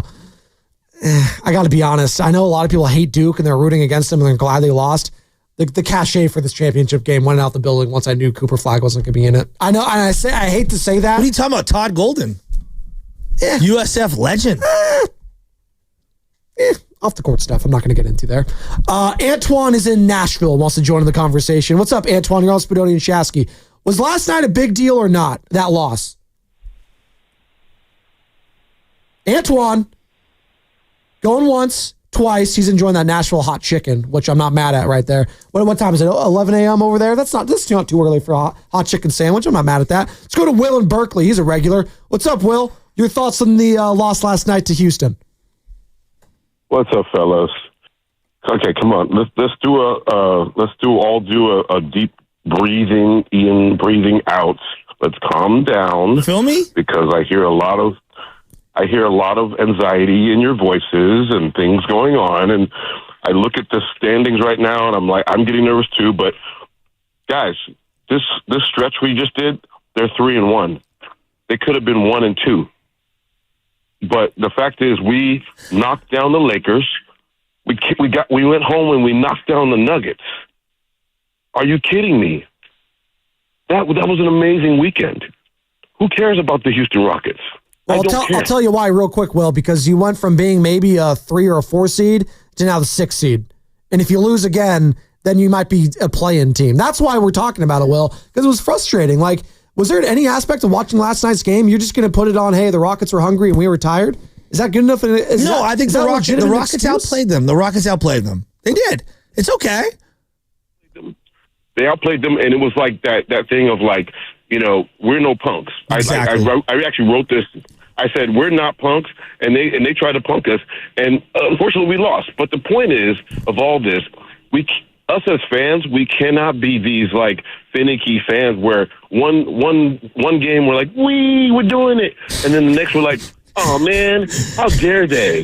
And it's like, it's like the girlfriend that gets roses and flowers one day, and then we bring, something else, and she's like, what? You brought me roses and flowers. We got to just stay steady, guys. Stay steady. Breathe in, breathe out. Let's do this. Thanks, Will. That's Dude, Will gave us a math lesson. I like how he said roses and flowers as if roses aren't flowers, but I hear what he's saying there. Also, he said, we could have gone 1-2, but we went 3-1. I was like, well, you missed a game in there. That's all right. I like the energy was there for Will. He was saying, everyone calm down. It's fine. All right. So Doe's just saying that we need to fix our education system. Oh my God. Yeah. Well, let's not slash everything. I'm not getting into it. Don't. How about those stocks, by the way? Doing great. Steve. Hey, there's no tariff to watch 95.7 the game on YouTube. That's right. Well, maybe in Canada they have to pay. I don't know. Stop it. Okay, no, that's too far. Steve is a Fremont. I'm kidding, people. I'm kidding. Got to laugh at the pain. Steve, your thoughts on the Warriors' loss last night? My guy hit us with a wee. What's up, Steve? Hey, good morning, guys. Absolutely love your show. Listen to you guys almost every day. Thank you. I just want to make a comment about the Warriors. Yeah, it's a disappointing loss, but I look at a big difference. We lost by 10 points. Steph only had 3. So in a 7-game series, Steph's not going to have that kind of a letdown all the time. If Steph was on his game and even scored like 20, 25 points, there's the win. Rockets are athletic. They are strong defense. Number 2 seed, not the results we wanted. I take back of what we're capable of going forward. In a 7-game series, I feel like we can take anybody at this point. It just depends on what team shows up. I am impressed, though, with Pods. Even Heald got in there a little bit. So they had a good showing. And so take that going forward. Those guys can show up. Curry's on his game. Draymond kind of simmers down a little bit, gets back kind of focused, and we can do good things. So sky is falling. It's not what we wanted, but we can still make up for it. In a playoff series, we're good. That's Stephen Fremont. It's a good call. And I'll say this, and again, I'm not trying to say it's doom and gloom or anything. I just think given where everything's happened, it was a disappointing loss, and I think it's okay to say that. Unfortunate. It's very unfortunate, and you're the 6th spot right now. So that's why I'm preaching all this, because there's a lot of urgency right now with this team. So every one of these losses does feel like a playoff loss. You're talking about them being playoff games. That felt like a playoff loss, which sucks. No, it didn't, though, for me. Really? No, not at all. Really? Not at all. That felt interesting. It just felt like a game like I wanted it. Don't get me wrong. Yeah. It did not feel like a playoff game. The Denver on Friday night felt like a playoff game. Lakers felt like a playoff game. Memphis felt like a playoff game. There was a rev down a little, whether that's me internally or not. I felt like after winning against Denver, the importance of the Houston game kind of throttled down. See, it got chippy. I'm listening to all these calls, and thank you, Carter, for doing all the rejoins. The Tim Roy calls with Tom Tolbert on our airways right here on 95.7 The Game. There's a lot of chippiness and feistiness, and no question these two teams don't like each other. No, but that's what I'm saying. That was like a playoff intensity level of hatred between these two teams. The head coach going at it, Steve Kerr getting pissed off. But did you ever sense the urgency from the Warriors? Well, that's the problem. It felt like that, like they hated each other, but it wasn't translating to getting buckets or getting stops defensively when they needed it the most. I saw that with the Rockets, and that's why I do think at times the Warriors got punked a little bit, and I wasn't used to seeing that in the Jimmy Butler era. Real quick. We're talking about giving the Rockets all this credit. Well, Steve Kerr was doing the same. They're a young team on the rise. They got a lot of good, talented young athletes, and they're playing well, and they just beat OKC 2 days ago, and like I said, one of the hottest teams in the league, and there's a reason, they're 52-27. They're a great team. Also talking about what the toughest part to play is when you're playing against this Houston Rockets team. They have great size and athleticism at pretty much every position, and Ime's done a great job. They've really established an identity. They kind of know who they are. So, yeah, great defensive team, and they played a really good defensive game tonight. If Amen Thompson plays like that defensively for the next 5 to 10 years, this kid isn't just going to be a star. He's going to be a superstar. Bay Area's own. The way we view Anthony Edwards, this guy might be more athletic, which is crazy. Might be more dynamic. He can't. Ant can shoot right now. He's shooting better than Amen. But he did a dunk in the lane. He double pumped to go under the block shot, came back up in midair, and then yammed it. He's a freak. And then defensively, he's really strong. I'll always say this. Really strong. If LeBron James says he has body envy of a player, that perks my ears up, because that guy's one of the most physically gifted players maybe in the history of the sport. And that's LeBron saying, yeah, these Thompson twins, they're different. That's scary. And he was echoing what Draymond Green, I think, was saying about them as well. But here's what I'd say about the Rockets. If the Warriors face them, they did kind of show the blueprint, a little bit, which is what they're going to do. And I'll say, hey, Udoka, great for you. Awesome. Maybe I would have held that to myself to steal a game in a playoff series. Maybe. Because now it's on film. But they're kind of like a no-nonsense team, right? Like, they're going to play hard. They're not going to be offensively consistent. And, that's why no one really believes in them. Even though they're the way the playoff games go is that if you have something like that in your back pocket, you wait to bust that out to steal a game. I guess. But again, we're talking about the 2 seed in the West having to steal games. I think that tells you all you need to know about the Houston Rockets. No one really believes in them to win 2 series, maybe 1, but not 2. But the Miami Heat, when they went on their run a couple years ago, they busted out a very specific zone against Milwaukee, and it was we're waiting. We didn't show that in the regular season. We're waiting for game 1 so that we can win one on the road against you. Speaking of that team, and it was led by obviously Jimmy Butler, Miami Heat. And I think a lot of people and fans, the media is like, man, when are we going to get playoff Jimmy? Well, playoff Jimmy hasn't arrived quite yet. We've had moments. I think in a game like yesterday, I think a lot of people were looking at the end man, Steph only had 3 points. Draymond too. Hey, Jimmy, you were shooting the ball pretty well, 4 of 7. I mean, a couple of them in garbage time maybe, but hey, 13 points, not enough aggression there. Well, Jimmy spoke to that after the game. Maybe not. My thing is I'm going to make the right player majority of the time, probably 9 out of 10 times. So if I get in there and draw help, I'm going to kick it to the open guy. But I'm not going to say that anybody scoring was the reason that we did not win this game. I'm going to stick to turnovers. We had 20 of them. It's going to be hard to win in any basketball game if you got 20 turnovers. Have you been satisfied, Dub Nation, by Jimmy Butler on offense thus far? The offensive player that is Jimmy Butler. Because I think everyone talks about the defense, and rightfully so. He's been great on that. But offensively, have you been satisfied with Jimmy Butler as a Golden State Warrior? I want him to score more. Okay. In particular moments when the team is looking for someone to score. For example, last night is a great example. He's a great passer, and he makes a lot of winning plays. But there is a time and a place to go what I call hero mode, where you just need to take over. And Not Tyler Hero. No. Yeah, okay. I thought last night the Rockets, they have so many big, long dudes that are disciplined defensively. That's a bad matchup for Jimmy. Yeah. The Laker game, good matchup. Denver is an interesting matchup for him. I think he can exploit some guys like Michael Porter Jr. got his offensively. Who's he guarding? His back. So he has an 80-year-old back. He can't guard anyone. But against them, I thought that Jimmy looked slow and old. Matt is in Hercules. Speaking of Hercules, who is not slow and old, Matt wants to join the conversation. What's up, Matt? Your thoughts on last night's loss? Good morning, guys. How you guys doing?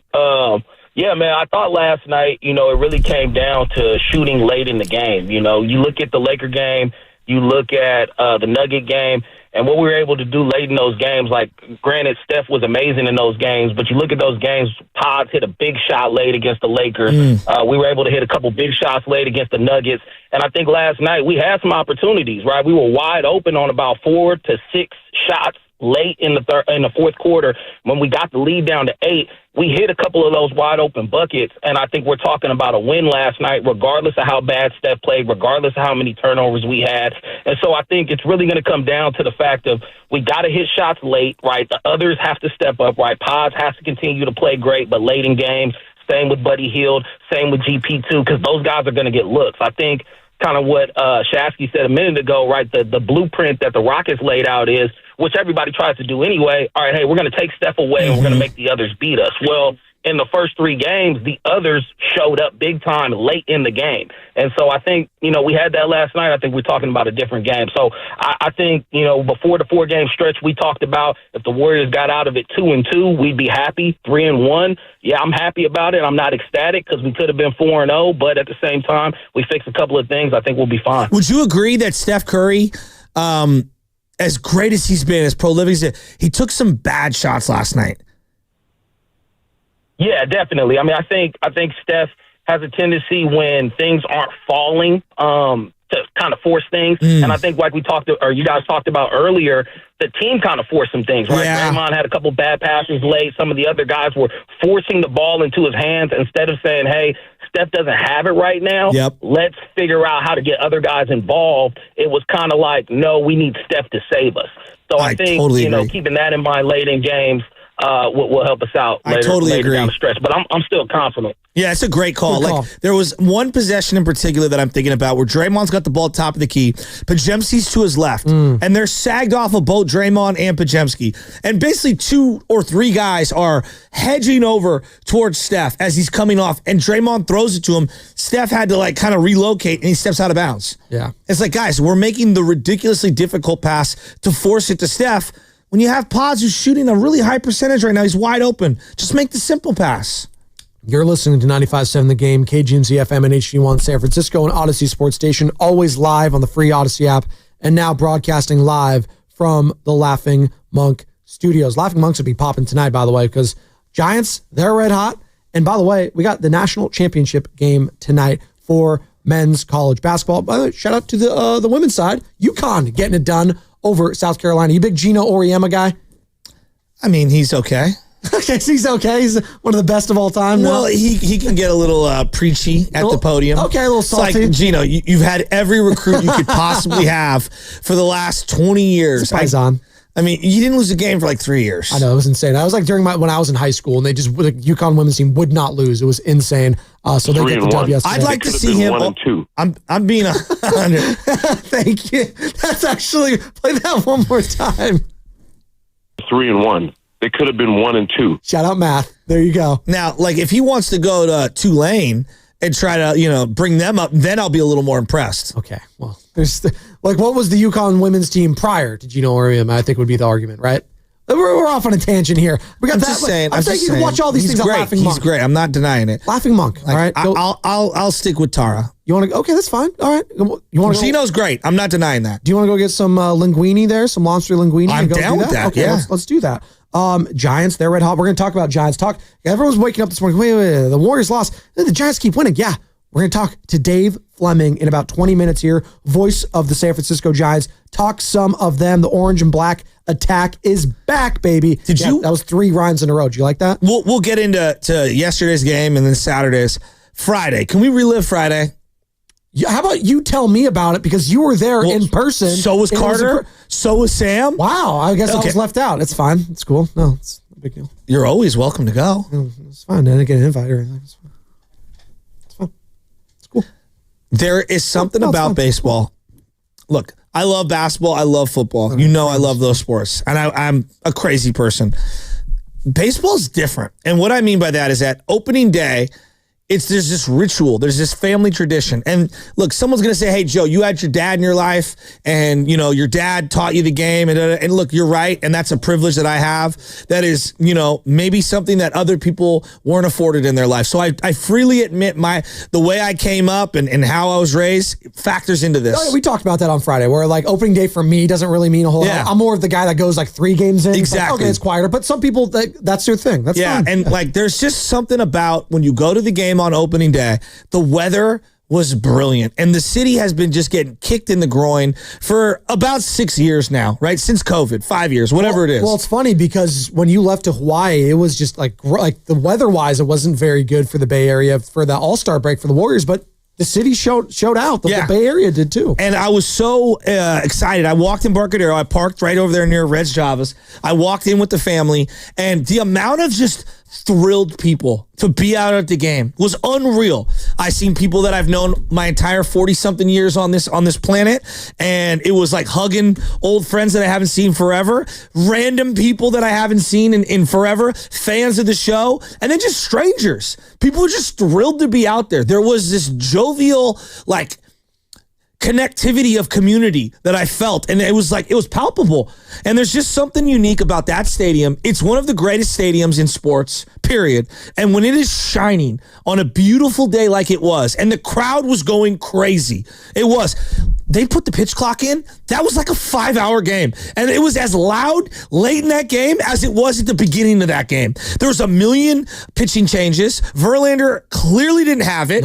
Clearly got squeezed early in the game. The defense was awful. Fitzgerald made terrible defensive plays. Willie Adames, the amount of times I heard, Crawford gets that from behind my shoulder. It's like, Willie, I'm being real. People are, not that they don't like Willie, it's just their reverence for Crawford's through the roof. Okay, let's not forget what Crawford looked like the last couple of years, but continue.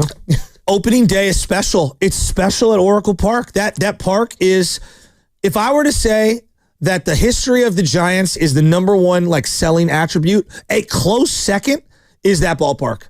It is the crown jewel of downtown San Francisco. It is one of the crown jewels of Bay Area sports.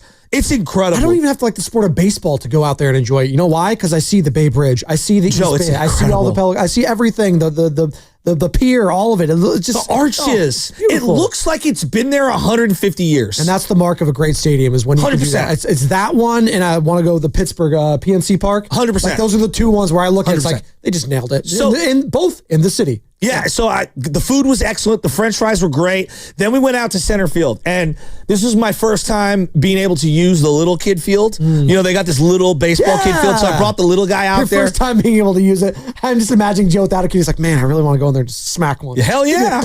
When I was a kid, they used to do this thing on Sundays at Candlestick where I was just aged out of it, but it was in the 90s. They're like, you could run the bases on Sunday. And my famous story is that my boy Colum ran out onto the field, even though we were like 16 years old, 17 years old, and ran the bases and slid into every base. Like, get that kid off the field. You have to be 13 or younger. But the amount of people that just had a great time, and there's just something about baseball, man. It's just maybe I'm getting goofy here. This team is connecting with the fans. Fans feel like they've connected back with their team. There is a rekindling happening right now. It's special to watch because they're winning. It all starts with wins. If they were losing, we wouldn't be feeling like this, but they're winning, and we're going to be talking to Dave Fleming, 920 broadcaster for the San Francisco Giants and our 95.7 The Game Giants Insider. Also, he's going to be live from Augusta this week, Joe. Where's the twinkle? Give it to me. Carter, you go to a lot of sporting events. Obviously, your sister's courtside seats are incredible for the Warriors. But he went to the opening day and the Nuggets game right after. And I'm not trying to dog Levi's. I'm not trying to even. Yesterday too? I'm not even going to try to like pretend that like Chase can never be on the level of Oracle because like an indoor arena is different than an outdoor baseball stadium. How awesome is Oracle Park? I mean, it still has the best food of any of the arenas, and it's the oldest stadium by far, which is so hysterical. I think. It's still gorgeous. Absolutely gorgeous. I was just telling Sam, like, we did a whole thing in my class about how the bricks on the outside of the stadium are actually fake bricks. Yes. And so they do that for the nostalgic factor of baseball and like history of the game. It's so interesting, the whole thing. And they've developed everything around the stadium, so it's so nice and so clean. But on a beautiful day, I'm telling you, it's like, I don't know. It shines on the broadcast. It shows on TV too. Joe, it's just incredible. I know it is incredible. I also picked like the sunniest spot in the entire city to put that ballpark. Oh, it's perfect. There's very little wind. If you were to find that, it's Potrero, aka Mission Bay, and that whole area is the sunniest part of the city. It gets sun every day, even on an all overcast day. Absolutely. That's why it shines during day games. And at night, it gets chilly. It's just the Giants are on fire. Dennis and Morgan, we'll get to you guys. Dude, they're top 5 in every offensive category. They're stealing bases. Yes. They're pitching. I know Doval, pitch clock, and Doval holding runners on, whatever, but they got 2 closers right now. I feel like they're really deep. Here's the best stat. If you have 2 closers, do you really have a closer? Yes, because you're going to need to, if you want to win 100 games. It's closers, not quarterbacks. Okay. If you want to win 100 games, you better have multiple arms to go to because you're not going to. like the most ever saves, I think, is 60-something? 62, I think. Yeah, 62. I was going to say 61, 62. So, like, you better, if you want to win close to 100 games, you better have 2. Guys, this team is batting .355 with runners in scoring position. Think of what we've said for 5 years. Oh, this team just driving a run. They can't drive a run. That is hitting approach. That is getting better hitters. That's not playing the matchups. Yeah. That is the approach at the plate. I love it. Dennis, San Francisco, Morgan and Morgan Hill. Let's rat-a-tat-tat these. Put a bow in the Warriors conversation. We'll pick up the Giants talk. I'm so Dave pumped for the Fleming on the other Giants. side. Dennis, your thoughts on that Hottest Warriors team in loss baseball. last night? What's up, Dennis? Good morning, guys. Good show. I just think they were tired and they didn't play well. Like a lot of that has been said, and I think they were trying to force the issue with Steph, and he was, there was a lot of physical contact there, and like I say, we've been saying for years how he never gets any calls. It's like he doesn't get any respect in this league, and he should be the face of it, And anyway. Yeah, but hey, this is the situation. I mean, Steph's 37. Butler's going to be 36 in September. Draymond's 35. We're expecting these guys to be on their game every night, and they're older. They just went through 3 other games where they played their hearts out and played well, and I think they were just spent. I mean, if you look at that game against Denver, at the end of the game, I mean, during that game, I thought that they were going to get killed by Denver because they had just spent so much energy with the Lakers. And they came out, and that was a yeoman's, if you want to call it, effort, because they came out and played their hearts out, and they were tired in that Denver game. You could see it. Mm-hmm. But look at the end of that game. You remember the end of the game? They showed Steph on the end of the sitting on the bench with his towel and his face in the towel, and I think he was spent, mentally, emotionally, and physically. Totally, you know what I mean? He's just putting his heart into the whole thing. I mean, the guy. One thing you got to say about Curry, man, he is incredible. He puts every ounce that he has into it. And I loved what he said the other night about Kuminga. Leave Kuminga alone. They want to judge him at every game. And that was good leadership on his part. They're going to need, if they go any further, they're going to need Pods, Moody, Kuminga to do well. Otherwise, they're not going to go very far. They need the young guys because these old guys need a break. Yep. Thank you. And Morgan is in Morgan Hill to wrap up the Warriors talk. Morgan. We're going to hit Giants on the other side with Dave Fleming. But Morgan, put a wrap on this Warriors loss to the Houston Rockets. All right. Thanks for taking my call. Before I get into my comment, I just wanted to say, I think we should give kudos to the Rockets. I mean, their athleticism, chippiness, feistiness, force on defenses really leaps off the screen. And I think if Jalen Green becomes an efficient late-game scorer like he was last night, that's going to be a scary, scary team. And I was thinking about, what other teams leap off the screen like that I remember. And, I think the Detroit Pistons are going to turn into these Rockets teams in a few years if they keep progressing. But anyways, Shafsky, you were talking about playoff Jimmy. If we're, are we going to see playoff Jimmy again? I actually don't think we'll ever see playoff Jimmy again just because that's not what this Warriors team is, and he's kind of too smart of a player to kind of play in that form with this team. And he said it with that clip you guys played that he's going to make the right pass. So I don't think we'll ever see playoff Jimmy again. But I do agree, Shefka. I hope we see a few moments that remind us of that, and I think we'll need that moving forward. Yeah, time and place, Morgan. Pick and choose your spots. To me, 5 minutes to go. If Steph's triple teamed, double teamed, not having it, let's go, Jimmy. Let's go. All right. Talked Rockets, talked Warriors. We can get back in that conversation, 888-957-9570. But on the other side, we're going to talk some baseball and some Masters talk with the voice of the San Francisco Giants, Dave Fleming, here on the Morning Roast. It's being brought to you by Life Source Water Systems. We're doing it.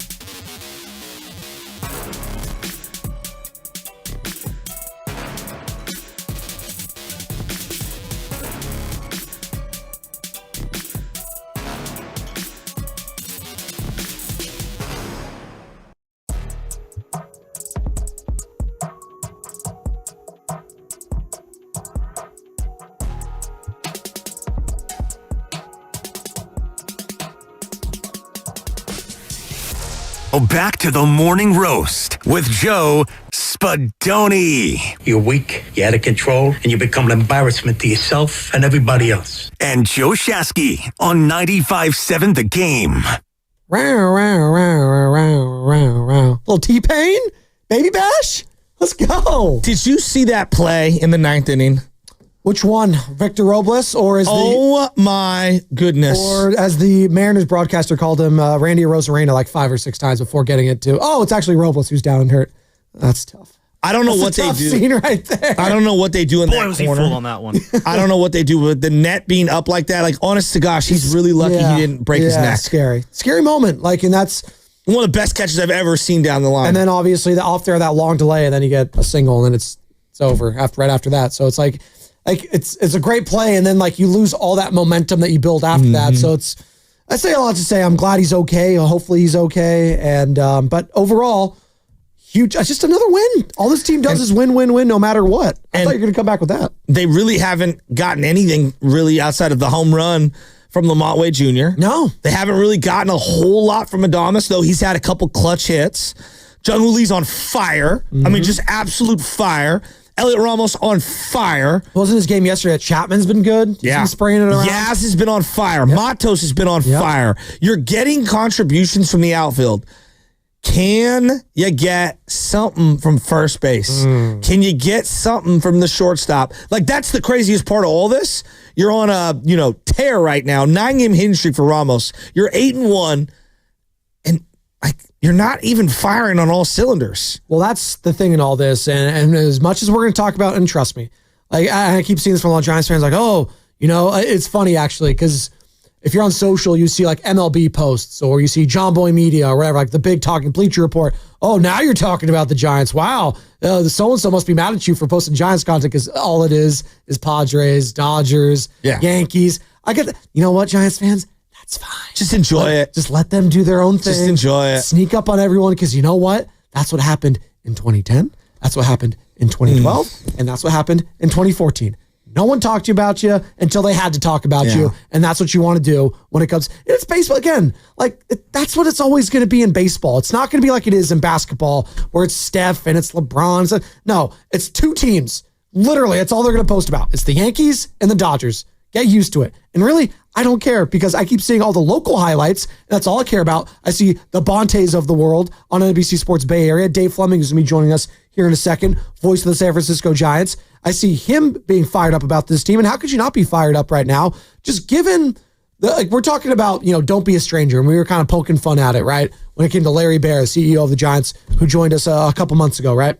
Don't be a stranger. And we were poking fun at it. But no, it's true. Like, I think you saw in the opening day weekend, there were not a lot of strangers. There was a lot of familiar faces and a lot of different, and you were talking about, and I didn't even mean to bring up that word, but strangers. You were talking about just saying hi, and being excited. And the optimism's back. The camaraderie of a baseball game is so much different than it is a football or a basketball. Totally agree. Especially basketball, where it's more just like, I hate saying this, but it feels more corporate than anything now these days. It can be a party though. It can be a party. It depends, right? It depends on the type of games that you're at. I've been to many Warrior playoff games that felt like a giant party from the beginning. Different. From the beginning. Regular season's different. It matters about the opponent. Sure. Like if I'm playing the Atlanta Hawks, right? Well, the regular season NBA game can have ebbs and flows. Right. Your crowd could start off hot and then the team plays terrible and then it's just ho-hum the rest of the way. And football's different. It's an all-day event. You're living the tailgate. Everyone's liquored out. Exactly. So much different. But baseball, it's that's the true family game for me still, right? Yes. Like I can go with young Benjamin, baby Nora, have a good time, chill, and just, enjoy a baseball game. And it doesn't have to be, we're stuck in our spots. No, let's walk around. It's a beautiful day. You got baby LJ. That's what we did. He's not going to stay in the spot the whole time. He's going to be kicking. He's going to be rustling. I want to move around. Well, that's why we went club level, because up in the club level area, you could put the stroller, right? And then we put it on the side of the glass and we were all the way in the corner down basically against the right field wall, first base side, 202. And it was great. He was allowed to walk around and I could watch on television and still watch the game. And there's seats and tables and stuff to, have the food and still be able to have two hands to grab them so that he doesn't get trampled by somebody. It was a lot of fun. And then we did our laps. You got to do your lap. You love center field. You love getting your laps in. Hey, there's something about that cable car in center field. When you're in your 20s, It's a party zone out there. Party zone, yeah. It really is. Not in your 40s or 40? You can go party out there, Joe. Then you bring the kids out there in the Coke bottle, and the kids were going crazy. Not mine, but other kids going crazy up and down the Coke bottle. The bleachers, people were getting sun-baked. Oh, yeah. Oh, yeah. You get burned out there, Oh, for sure. yeah. Friday was as beautiful of a San Francisco day as I could even come up with. Well, I always tell people, even if it's not sunny out in the bleachers on a day game, it's foggy, you got to wear that SPF anyways. 100%. Because you got all those rays, you absorb them right now. I need some right now. I still look like a vampire, and beach season's upon us, Joe. And a boardwalk season, shout out Santa Cruz Beach Boardwalk. I got to get some sun out there. So maybe I need to be going to some Giants Day games here. It's when you take a lap, you go off the arcade and right,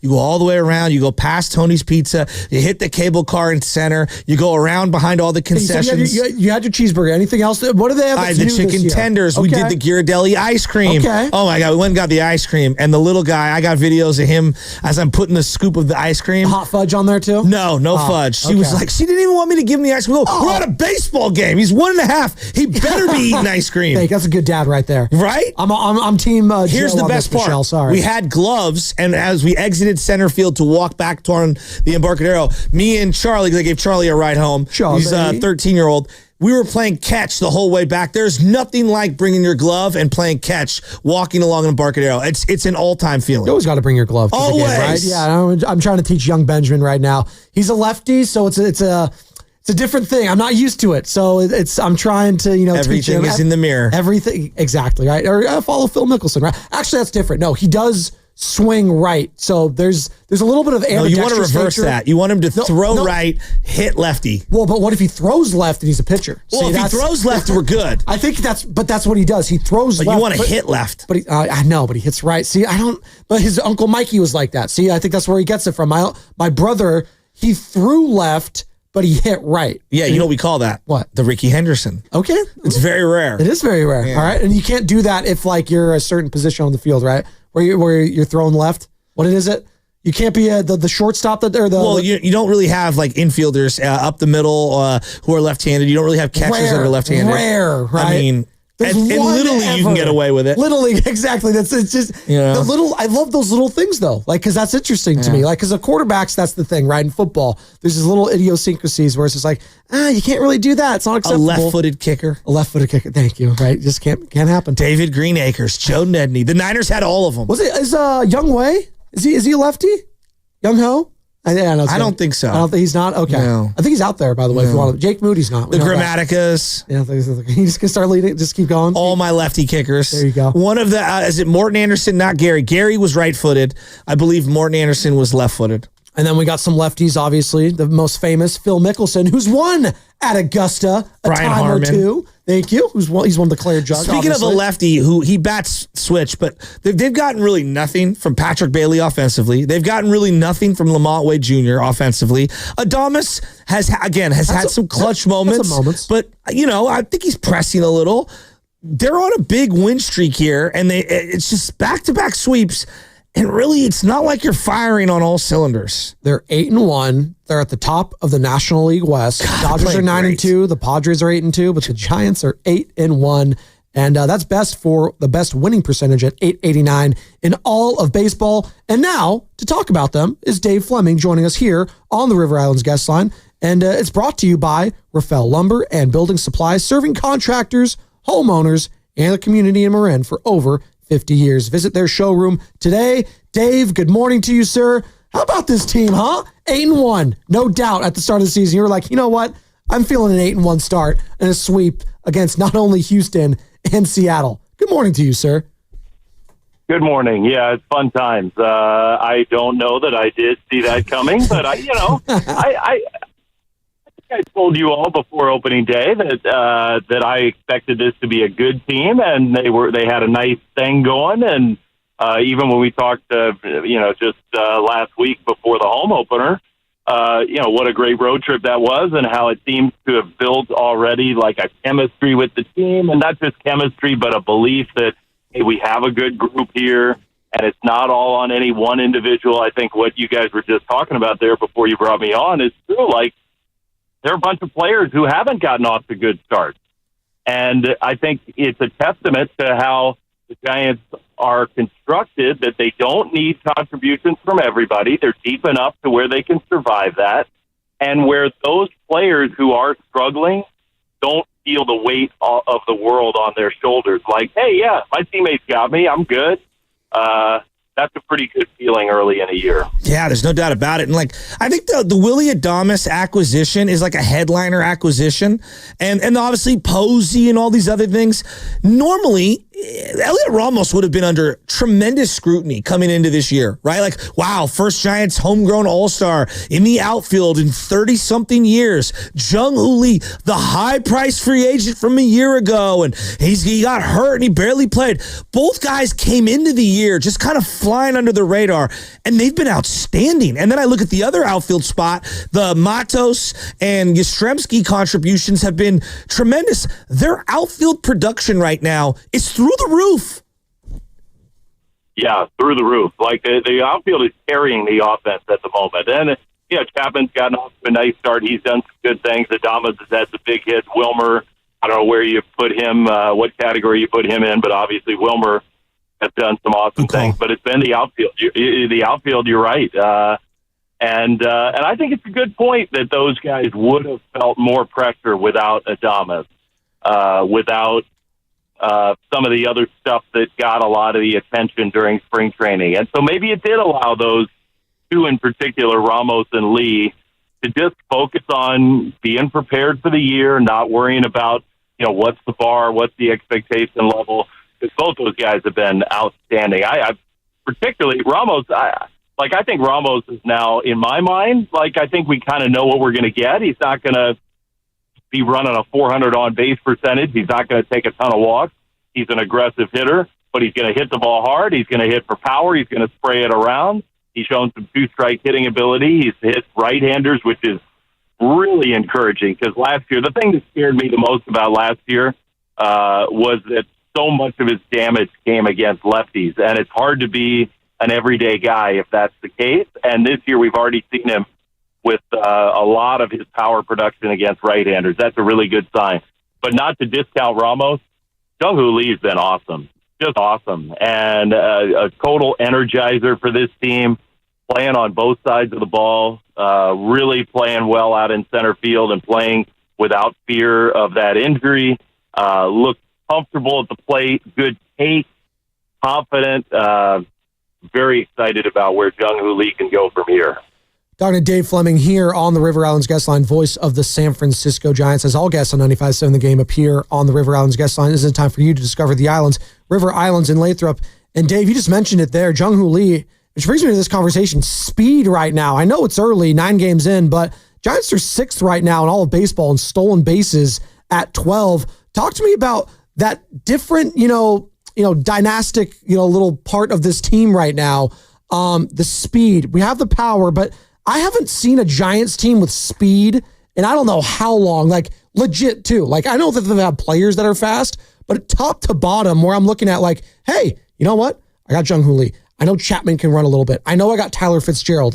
That aspect for this team and where it can go further, talking about, getting players on base and then moving them over. And I've been seeing that so much more too. I know Joe likes to talk about it. Just runners on second and third, less than 2 outs. Wow, we can manufacture runs again. Talk to me about that and that new element for this team, speed. Yeah, play the game. Play baseball. Play the game.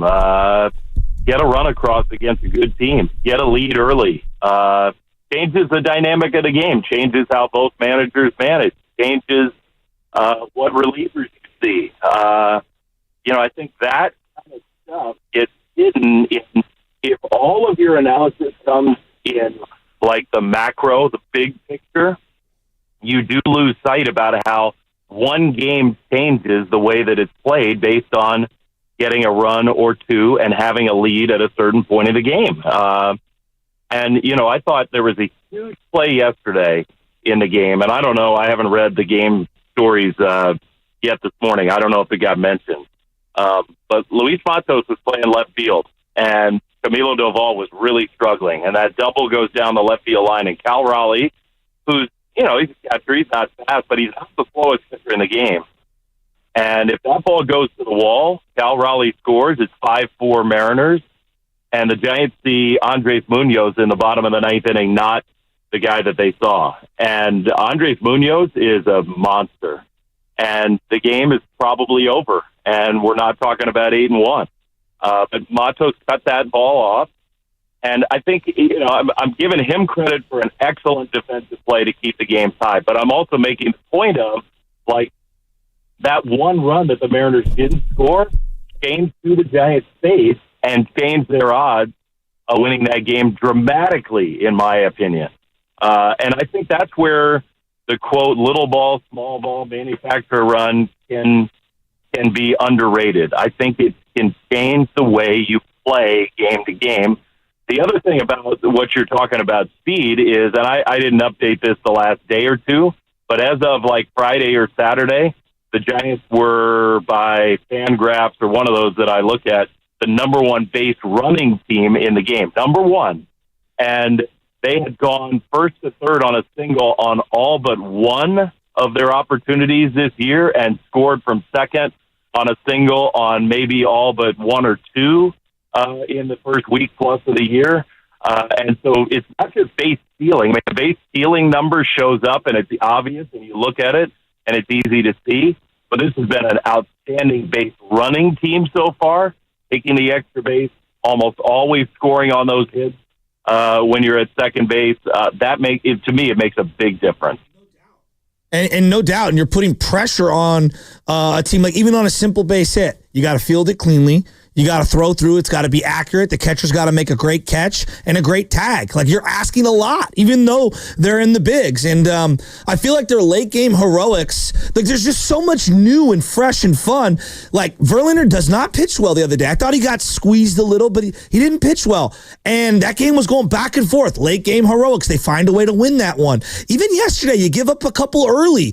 Jordan Hicks was really up in the zone, and you find a way to win that game. Then I find out that there's this BMF belt that they've got in the dugout, right? And Jung Hoo Lee's got this championship belt.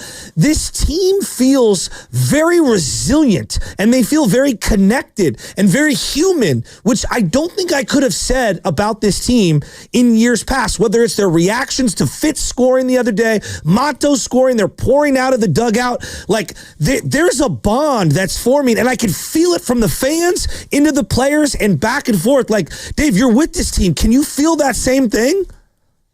For sure. And, some of it is just how you build a team. And look, I'm trying to think of the examples of the short-term players we've had here over the last several years. A lot of them are really good guys and care about their teammates. I don't want to paint the picture that Michael Conforto and Jorge Soler and these guys who came and weren't here for long. Those guys signed multi-year contracts, but the 1 year prove it type, the Gosmans, the Rodons, those type of players.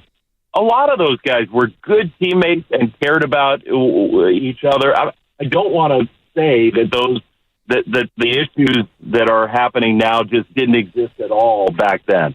But I think there is a difference when you have a roster that looks around the room and says, hey, we can be together for a long time. This is our team now and for a while. And I think that's what you got going on now. And there's a trust of, we're not on a short leash. We can do this. This isn't an instance where we have to prove ourselves every single day, where we're playing for contracts, where you want that motivation, you want competition, you want all those good things, but you also, I think Buster really values the continuity of a team that knows it's going to be together.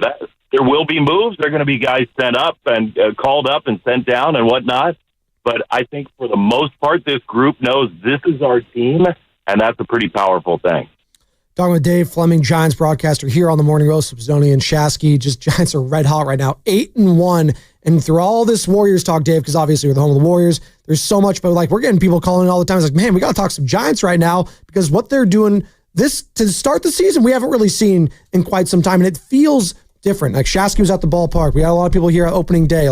Obviously the ballpark's going to pop, and it's Giants opening day. That's always special. And the weather-wise, it's just been unbelievable. But now, with wins comes expectations, and they got to keep winning for us to be engaged. But part of that is just the approach at the plate for me just looks totally, I'm not going to say different because they do have some people from last year to this year. And, Bob Melvin going through all those years in Oakland and Farhan and just getting on base. But the approach, have you seen anything different from your vantage point up in the booth this season compared to last? Yeah, I think it's a little less focused on every hitter. The way Pat Burrell put it to me was in spring training, I thought this was really a good way to think about this. Like, it's easy to say, get a runner over or get him in from third. But what Pat wants these guys to focus on is being aggressive with a specific game plan in those situations. Like, okay, I need to get a ball in the air so I can get a guy home. What's the pitch that I'm looking for to get that ball in the air and be ready to attack that pitch? And so instead of like maybe a more ambiguous, and I think the Giants have good hitting instruction here for a while now. They've had a lot of talented coaches over the last 5+ years on the hitting side. But I think there is less of an emphasis on like working the count and drawing walks and making pitches, and more of an emphasis on like a specific aggressive game plan to accomplish what each at bat requires. And it's not just get the guy in. It's get the guy in with a real plan for how to do it and being aggressive in executing that plan. And I have noticed that. And yesterday's the absolute perfect example, the Wilmer Flores at bat. Wilmer comes up to the plate against the guy who throws 100, and he's been sitting on the bench all game. But what are you trying to do? Like, you're not trying to hit the ball over the fence. You already got the guy in scoring position. That's the winning run. Like, you're trying to find a pitch and look for a specific pitch. Can I get the barrel on the ball and hit it up the middle hard? And that's what Wilmer was looking for. He got it. He did it. Game over. Like, it's never simple in this game. No. But it becomes a little simpler when you approach it the way the Giants are approaching it these days. No doubt.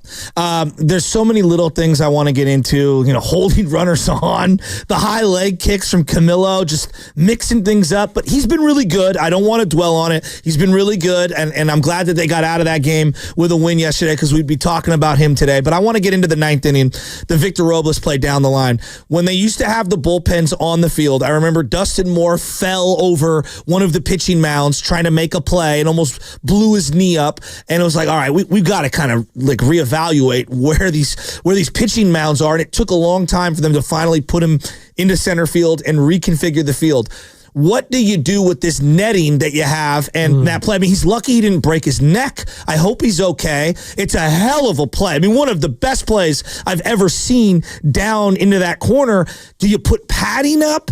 I love that we have the nets up. I bring my little boy. I don't want to have to think about every single pitch worrying about his safety, because even if I'm paying attention the entire time, you turn for a second. I mean, you could kill someone sitting in those front rows with a foul ball, especially off a lefty down the third baseline or a righty down the first baseline. But seeing a player land in that area, I know it's super unfortunate. It's super random. What do we do with that, Dave?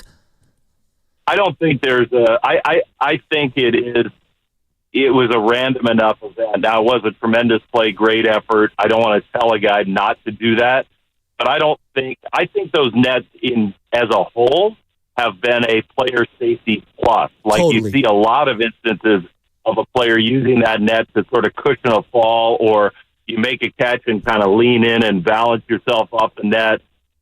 We haven't seen a lot of guys just Superman into the net like he did. And, look, I applaud him for a tremendous effort, an amazing effort. But I don't think we need to tweak what those... I think the nets are fine. I hope he's okay. I think as a whole, they're a net. I don't think there's anything about... I mean, if the net doesn't exist, if you don't have the net there, does he jump over the wall? I doubt it. Does he try to lean? Maybe players do need to reconsider, like, the full-on, the net is my safety blanket, and I can whatever I want there. I don't know.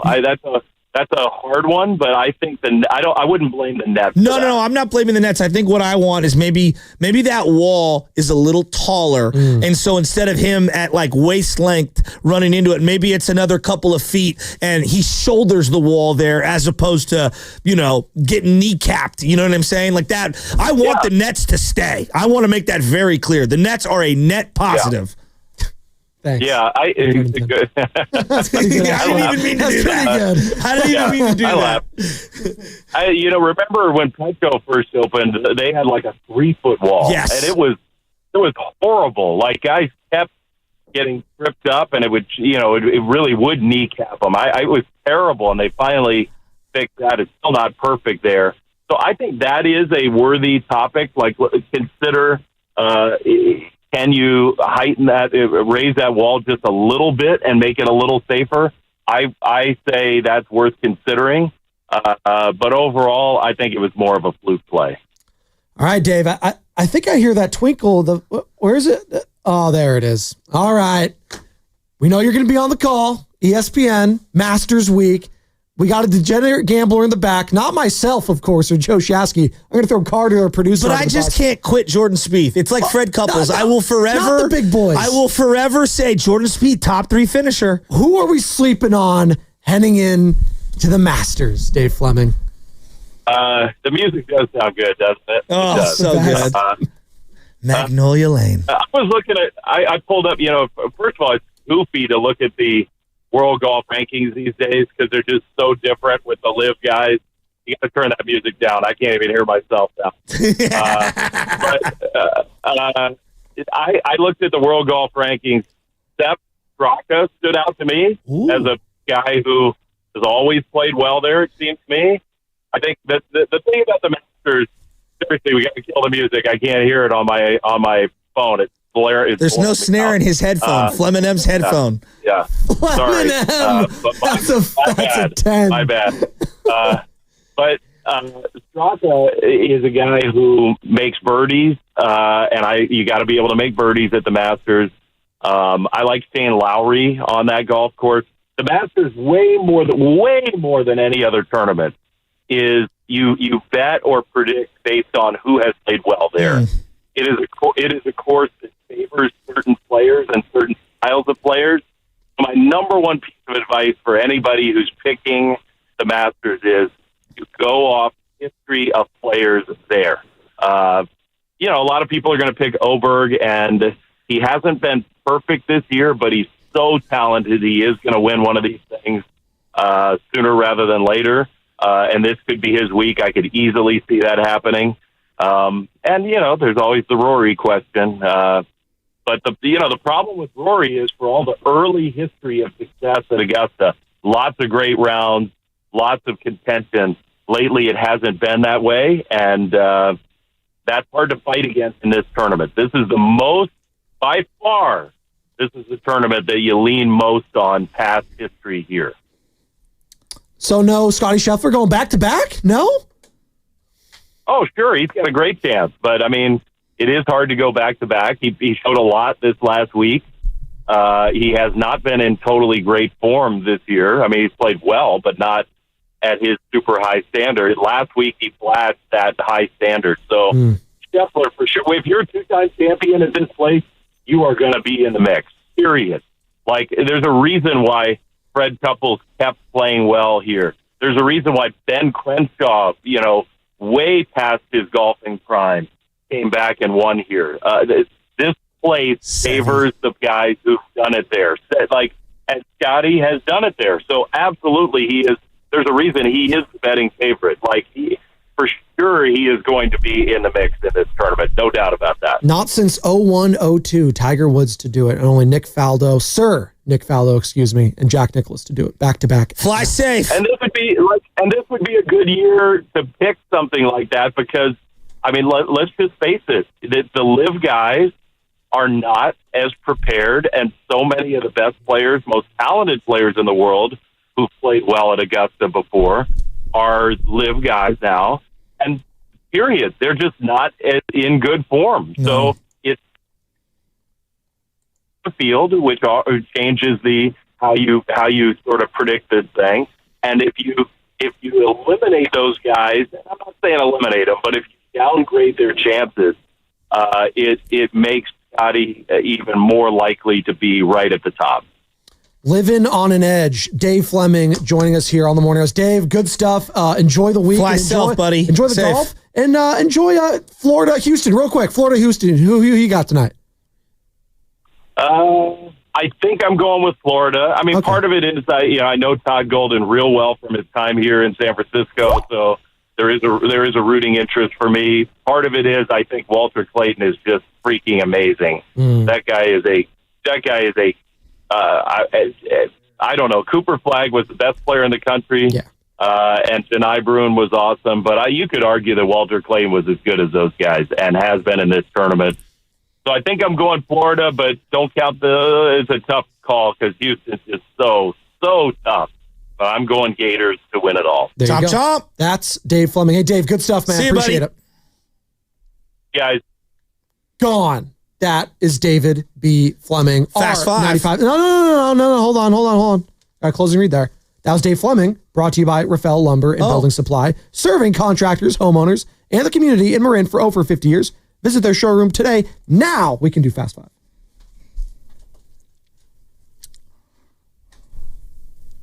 Oh my. Shut up. He was at men corner. Hey, you know what? I'm with Dave, though. The twinkle of the piano does something for me. I don't care. It's always going to be just like you and your dad opening day.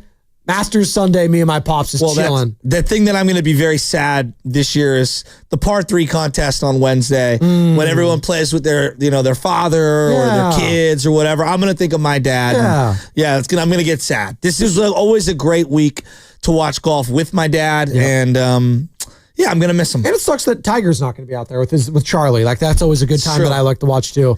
Tiger Woods with the April Fool's joke of the year, saying he's going to come back. LOL, just kidding. Didn't love that. You bought it for a second, didn't you? I mean, you ruptured your Achilles. I mean, that's just, don't tempt the Twitter gods. Fast Five, what's your final thought today, Joe? What you got? My final thought Sky is... falling for the Warriors? No. Over? No. My final thought is this.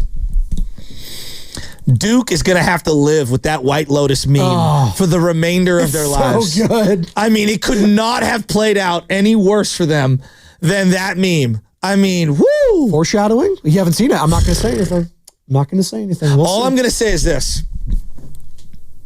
Cooper Flagg's so sick. He's so good. That was not a foul. No. That was terrible. He's going to be the truth. It's unfortunate that he's going to play in Utah, though. But they'll love him in Utah for obvious reasons. What's up, Carter? What you got? Oh, first of all, I want to say, man, Dave Fleming sure knows ball. Like, those are some great picks for his Masters pick. I love how you hammered the phone immediately with those picks that he gave you. I actually have already bet on both those guys you said, God. Shane Lowry and Sepp Straka. Sepp Straka is how much action do you have on this? No, you don't have to put much because Sepp Straka is plus 10,000 odds, meaning you bet. Anyway. FanDuel says that their average bet is less than like 25 cents or something like that. Yeah, because they do a bunch of parlays. So that counts as that. If you bet $20 on the winner, you're getting a couple $100 back. Yeah. Like, it's great. It's great. Sam? Here's some fun facts about the Giants' stolen bases. So of the 12 stolen bases they've gotten this year, 7 have come around to score runs. Of those 7 that scored, 4 of them got on by either a walk or an error. So make mistakes against the Giants at your own peril. Yeah, that was I'll flag on Spadoni for that play. I tried to land the plane as best as I could with that question. Sometimes you can't land it. Sometimes you just got to circle around because there's inclement weather, and that was my question to Who's the guy in New York? Come on, what was the... Sullenberger? Sully Sullenberger. Dublin zone? Land it no, Alamo. Sully Spadoni Burger. There you go. Not bad. Spollenberger. My final thought today is... no Duke, no Spadoni. I don't care about this game. I really. Name a player on Houston. Boy, I know the coach, Kelvin, not Kevin, Kelvin Sampson. Well, that's not a player though. I know. I can name the coach. That's it. There you go. That's it. Oh, let's go Cougs. Their biggest fan though, Jim Nantz has been in the crowd for all these. Jim Nantz. Him and Freddie Couples both went to Houston, and they were. Roommates. There you go, right? I don't know if you know that. Did you know that Matt Stafford and Clayton Kershaw were roommates too? Did you guys know that? How about the video I showed you guys of Matt Stafford throwing a pass on the golf course to Bryson DeChambeau? You didn't mention Bryson. No, Dave's got it out for the Live guys, by the way. Yeah, he's very anti-Live. Well, when ESPN Plus has that, PGA Tour, contract, you got to stay loyal. No one got my living on the edge joke there with the Live Tour, but it's okay. I got it. Okay, you got it. I like Bryson this week. The only thing I don't like is the chipping game for him. 100%. I mean, when you're using a 7-iron to chip with, bro, you got issues. Brooks has had action a couple times at Augusta. He's gotten very close, obviously. Brooks misses the action. Well, that's what he misses. Well, no, he's gotten some leads. He got his brother on to live, and he got all the money in the world, and now he's like, yeah, there's just no competition. Well, he's got a baby around the same age as LJ, right? So you guys, good. Brooks also loves to party late at night at hockey games. That's okay. I don't know if you've ever seen that video. I've heard there's a lot of fresh powder in Florida these days. That was after the PGA Championship win, though. You got to give him that. That's okay. My guy looks so ready. And that's okay. For a bender. That was Fast 5, brought to you by Xfinity. At home or on the go, you'll get the fastest internet to all your devices. It's going to be Steiny, and get this, Grandy coming up next. The Grandy Man can. And it's going to be brought to you by Fremont Bank, here for you. Wow, dude. Here for good.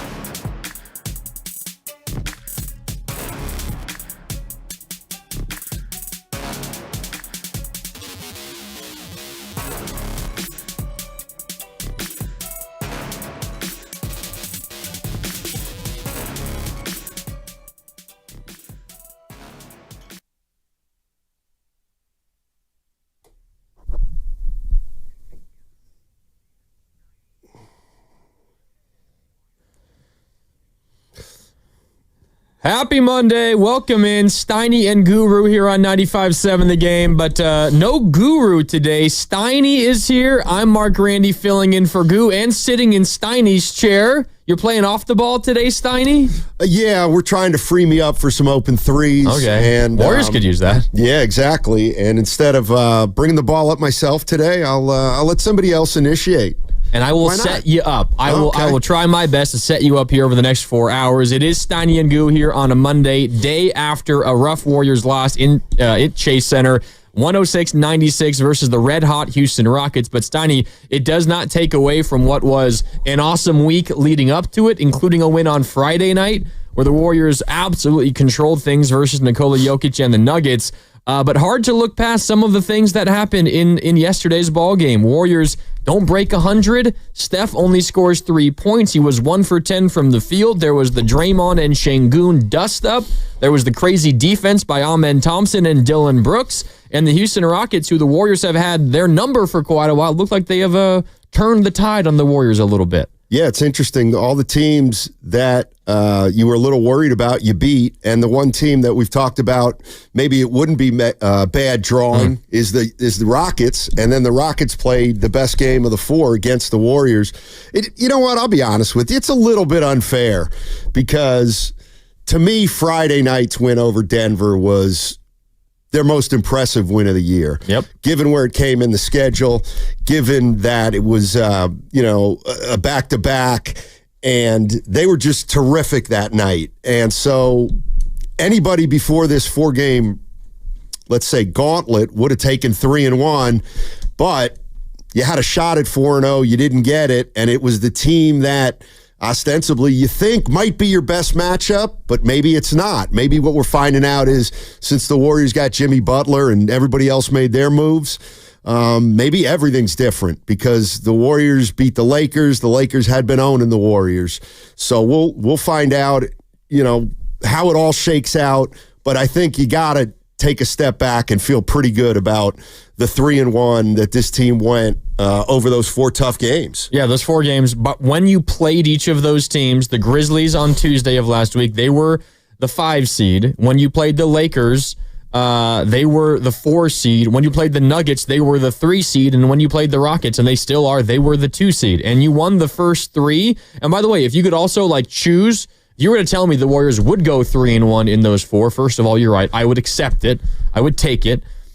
2, I would have also said, all right, beat the Grizzlies, beat the Lakers, beat the Nuggets, lose to the Rockets, because those 3 teams that the Warriors beat, maybe not so much the Lakers anymore, but specifically the Grizzlies and the Nuggets are teams the Warriors legitimately have either already caught or have a chance to catch, and those wins mean more than a win versus Houston because it also means a loss to a team that you're currently chasing and fighting for playoff positioning. Yeah, no doubt. I mean, if they had to lose one, this was the one to lose. The one thing that, there's a lot to talk about in this game, and the one that sticks out to me is what do you do on a night like last night when you just cannot get Steph Curry going, and they're devoting at least one player to sticking with him the entire game. And to me, the most troubling aspect of that game last night is that your best player took 10 shots and your second best player took 7 shots.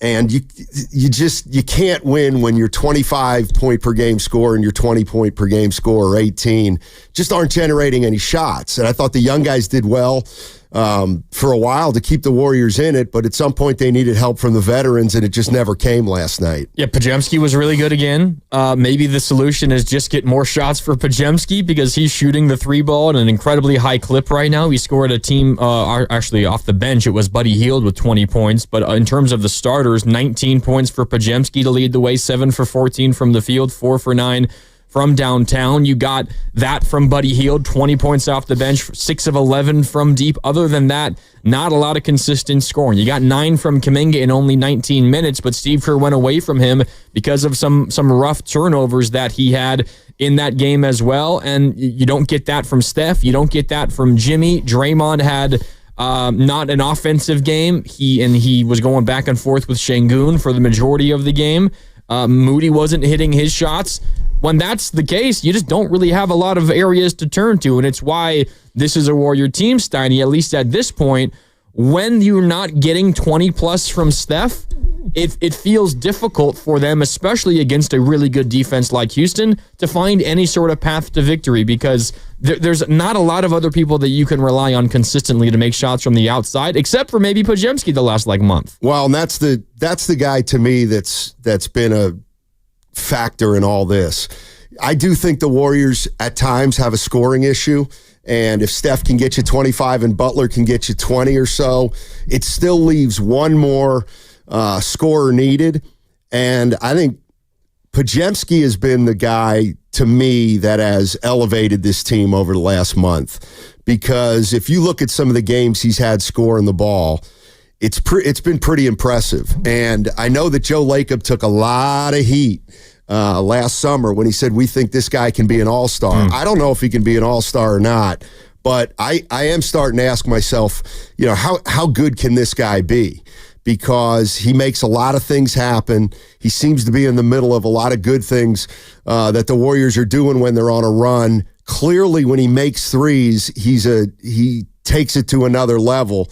And he's just, I think he's been, Jimmy Butler obviously is the biggest reason the Golden State Warriors are rolling in the last 25, 26 games. But I think right behind him has been Podziemski, because he's given this team scoring when it's needed it.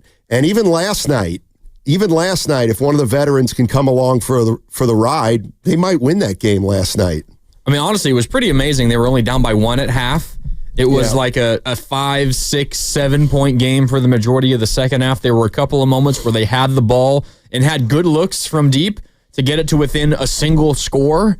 They could never get that bucket. They got within 5 or 4, and that was the closest they got for the entire second half. But, I mean, you're right. Considering everything, considering what Dillon Brooks did offensively, he was awesome, and every time he touched the ball, Warrior fans booed him as expected, but he was great. He kind of thrives in those environments. He was really good. He's kind of like Draymond in that sense. What Alperen Şengün did down low, and I mean, he just dominated the Warriors physically and in the paint. What Amen Thompson was doing defensively against Stephen Curry, and what you did not get from Jimmy Butler, you add all those things together, Steiny, and if I'm not looking at a box score, I might say the Warriors lose this game by 20, and it never really would be a game in the second half. Yet they were somehow in this game. Watching it and then keeping an eye on the score didn't really track for me. It felt like they were down by a whole lot more. Well, it felt to me like after Houston kind of caught up and then took the lead, that they had the entire tempo going in their favor. Yeah. This is one of those games, though, Grandy, where you look at the box score, and to me, it's right in front of you. And it's Steph Curry was 1 for 10. Jimmy Butler was 4 for 7. And you know what? That may have been one of Draymond Green's worst games of the year, quite frankly. There was nothing that he was effective early defensively, but as the game wore on, he got less and less effective. And you know me, I mean, the thought I had is, okay, that's their 4th game in 6 nights. It's been a grueling week. Did it catch up with the Warriors veterans? And if it did, that's something you're going to have to deal with moving forward once the playoffs start.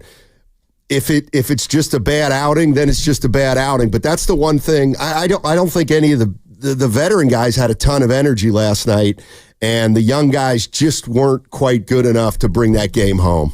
Draymond did have some energy for Alperen Şengün. Yeah. He did, and we can talk about that. I just saw a text come in on our text line, 888-957-9570 from the 530. Thoughts on that flagrant on Draymond? We'll get into that. There's also one other text on you that I think sets up what we want to get into next really well from the 415. Shout out to one of our favorites, Jim Molay. Good morning, fellas. Yeah, 3-1 is awesome, but most concerned that the Rockets just showed everyone how to beat the Warriors. What do you think about that? Was this a blueprint game that the Rockets showed up? Because I think maybe there is a blueprint there. You just take away Steph, and then you hope that you can control everybody else. But I'm not sure there's any other teams in the Western Conference, Tiny, that have the ability to take away Steph the way Houston did last night. No, and I guess what hurt the Warriors last night was obviously, Şengün and to a lesser degree, Steven Adams. But Şengün is a pretty skilled player. So one thing we know about big guys when they play the Warriors, especially when the Warriors are going small, if a big is not very skilled, the Warriors tend to eat them up, I think, and they can almost play guys off the floor. Şengün's a little bit different, and last night he made his size count, and Draymond was in foul trouble, which put him a little bit on the defensive in the entire second half. But yeah, I mean, I think we've talked about this. Skilled size is going to be a problem. And then does the other team have a bunch of long athletes they could theoretically put on Steph Curry to make him work? And that's why Houston won that game last night, because they were good inside with offensive rebounding and scoring on the interior, and they took Steph Curry out of the game with their athleticism. Does it work against every team? Well, not every team's got the personnel of Houston, but it does look like maybe we underestimated Houston by saying, well, that's the team we want. That's the team we want. We'll see. Yeah, they might have changed some minds with that performance last night. And did last night's Warrior loss 106-96 to the Rockets, does that wipe away all the confidence that the Warriors had built up in your mind with their previous 3 games, wins over the Grizzlies, the Lakers, and the Nuggets? We're taking your calls all day long here on Steiny and Guru. It's Steiny and Grandy. I'm in for Guru today. 888-957-9570. I see you, James, in New York. We'll come to you when we return. It's 95.7 The Game, and that segment was brought to you by In at the Tides. Relaxing days, stunning sunsets. Every day is magical in Bodega Bay. The In at the Tides special midweek rates start at just $199 per night through May 1st. It includes breakfast and a bottle of wine upon arrival. Book your stay now at inatthetides.com. More Steiny and Goo with Grandy in for Goo on 95.7 The Game.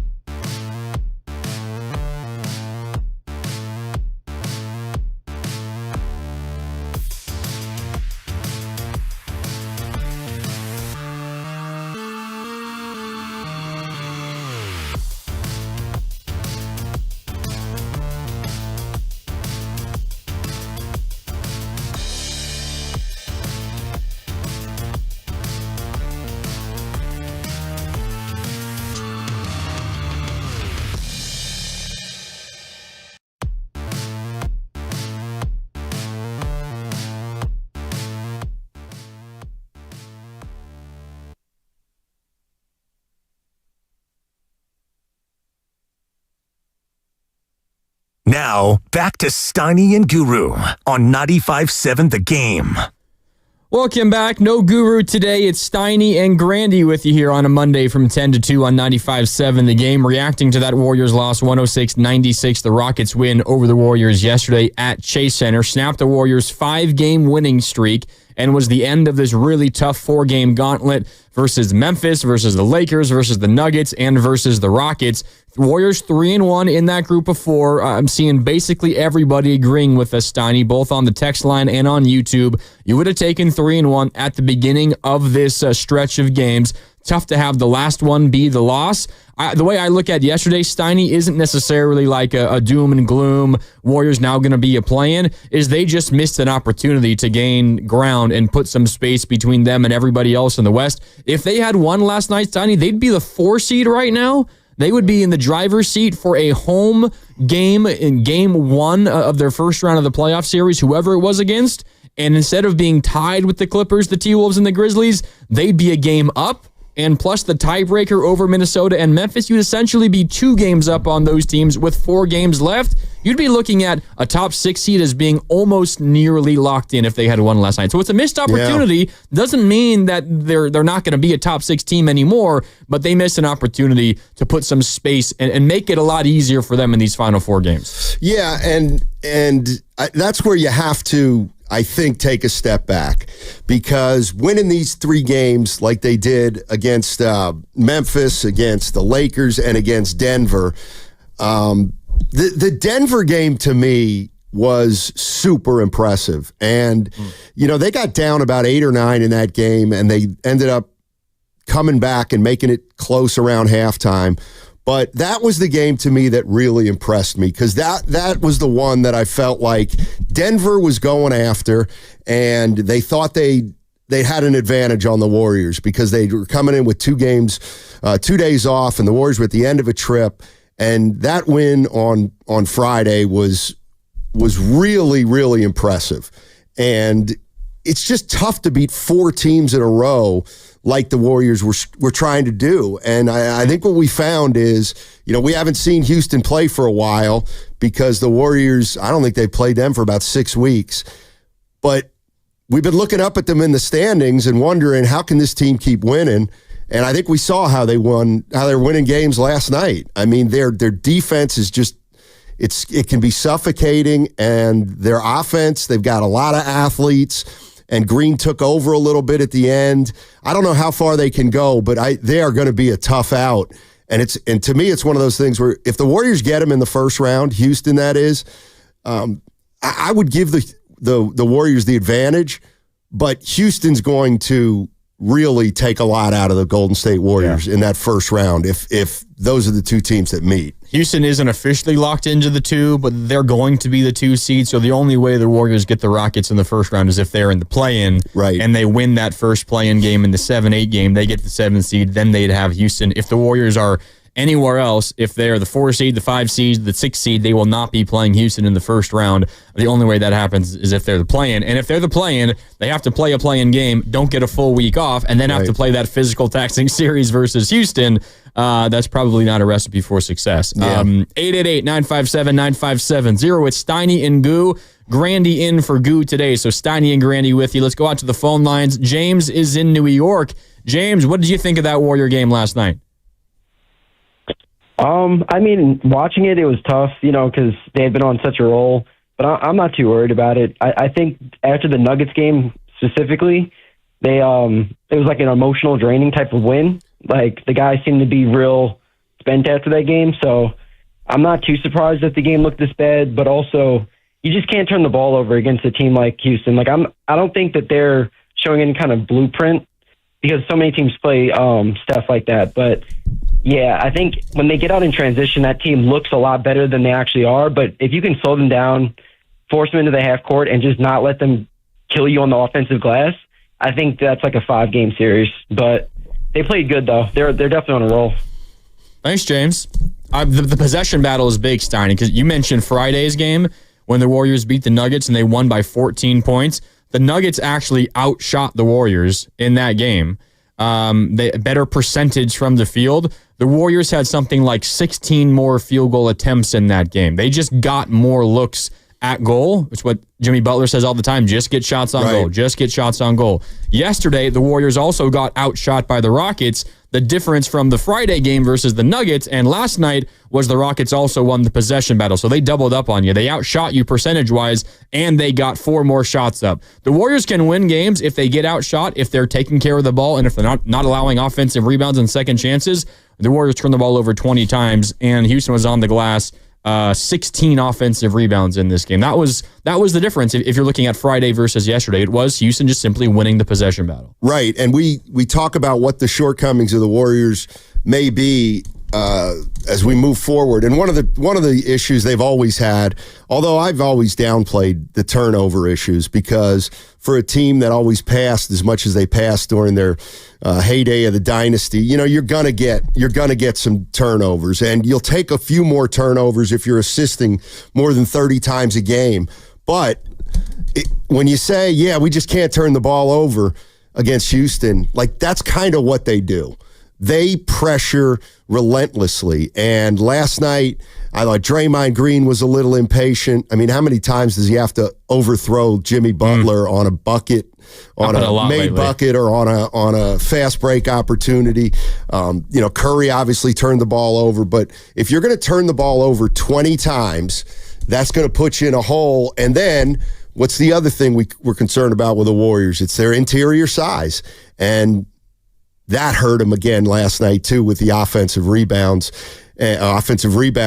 And I'll tell you what, it's not easy to play two bigs against the Warriors like they did, but Steven Adams and Şengün played some together last night. They even played three bigs at times. And they would put Jabari Smith in there. Yeah.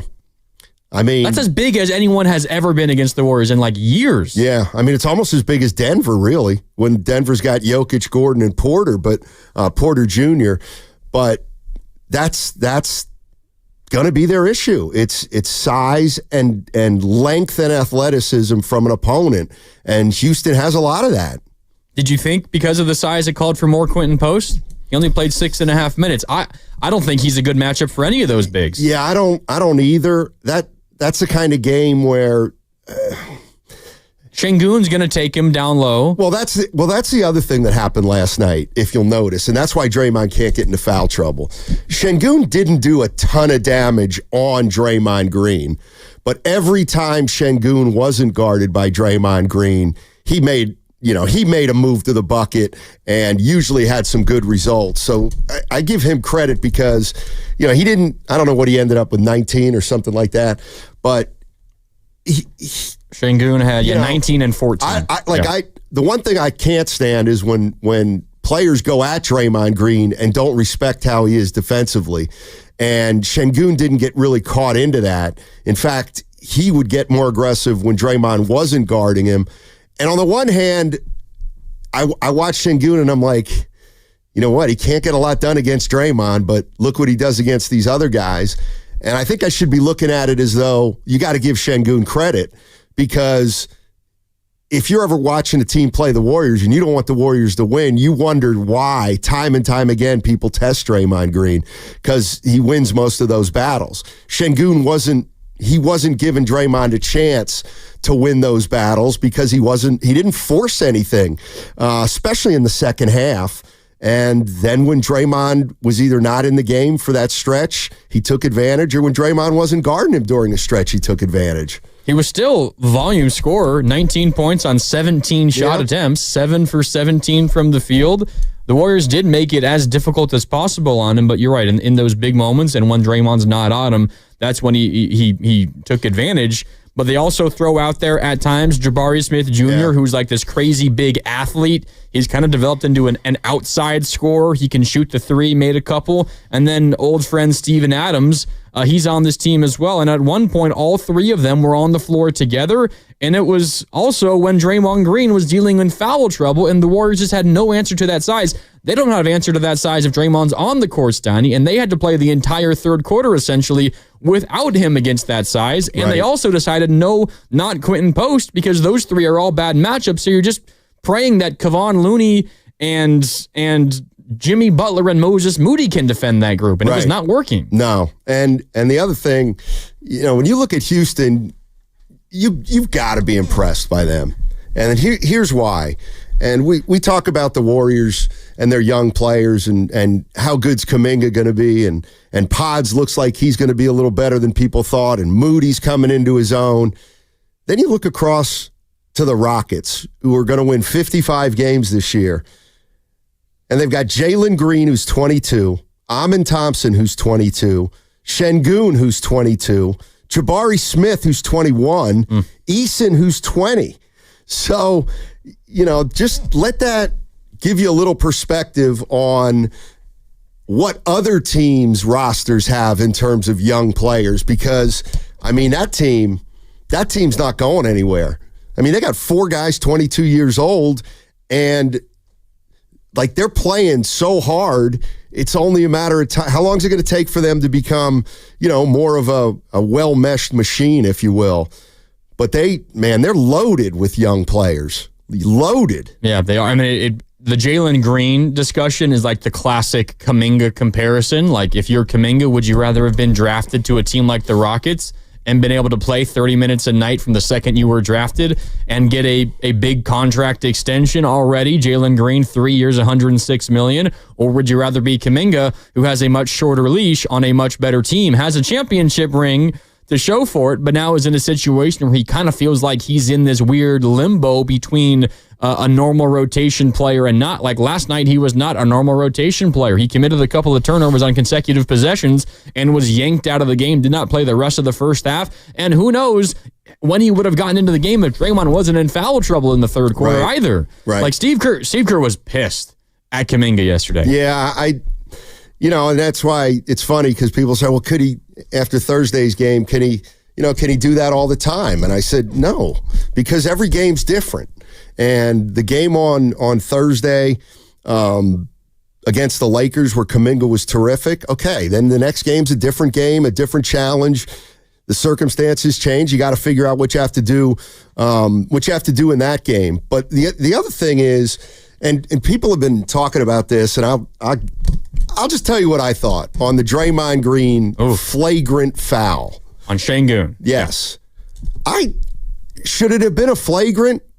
I don't know. I just know that over the last few years, anytime you elbow a guy in the face, it's always going to be an issue, and you may get the short end of the stick on that. As for people wanting it to be a foul on Şengün, I actually didn't see it that way. I felt like the first contact, the initial contact between the two players, was Draymond's elbow hitting Şengün right in the face. That was the first point of contact on that play. And I heard Fitz and Kalena, and he was in the circle, and he was moving. It was a natural shooting motion, all that kind of stuff. But again, the first piece of contact I saw was Draymond elbowing Şengün in the face. And that to me is an offensive foul, because Şengün wasn't leaning toward Draymond Green, I didn't think. I just think he was standing upright, and Draymond, his momentum was going to the basket, and he hit him right in the nose, and he got called for it. And I didn't think it was a terrible call. In fact, I thought it was the right call, maybe without a flagrant foul. But the other thing that also happened there is you get Draymond's, let me ask you this. How do you look at that game last night with Draymond Green? Because I think some Warrior fans look at it and say, you know what? He got hosed again. His reputation cost him. And, if that's anybody but Draymond Green, it's not a flagrant foul. I actually, watching that game last night, thinking, I think any other player gets ejected. Not necessarily for that play, but just earlier in the first half, for the antics left and right last night. That may have been the first time where Draymond Green was talking and animated and doing all those kind of things, but he was nowhere to be found. He did nothing last night other than, the technical fouls and the pushing and the shoving and the competitiveness, but he was taken out of that game last night. He was by himself. Right. He took himself out of the game, and there's no one else to blame. Now, I want to be careful here because Draymond's been awesome this year, and he's played in now 30 consecutive games. He's played in each of the Warriors' last 30 games. I think it's only him and Buddy Hield in that stretch that have played in all of those 30 games.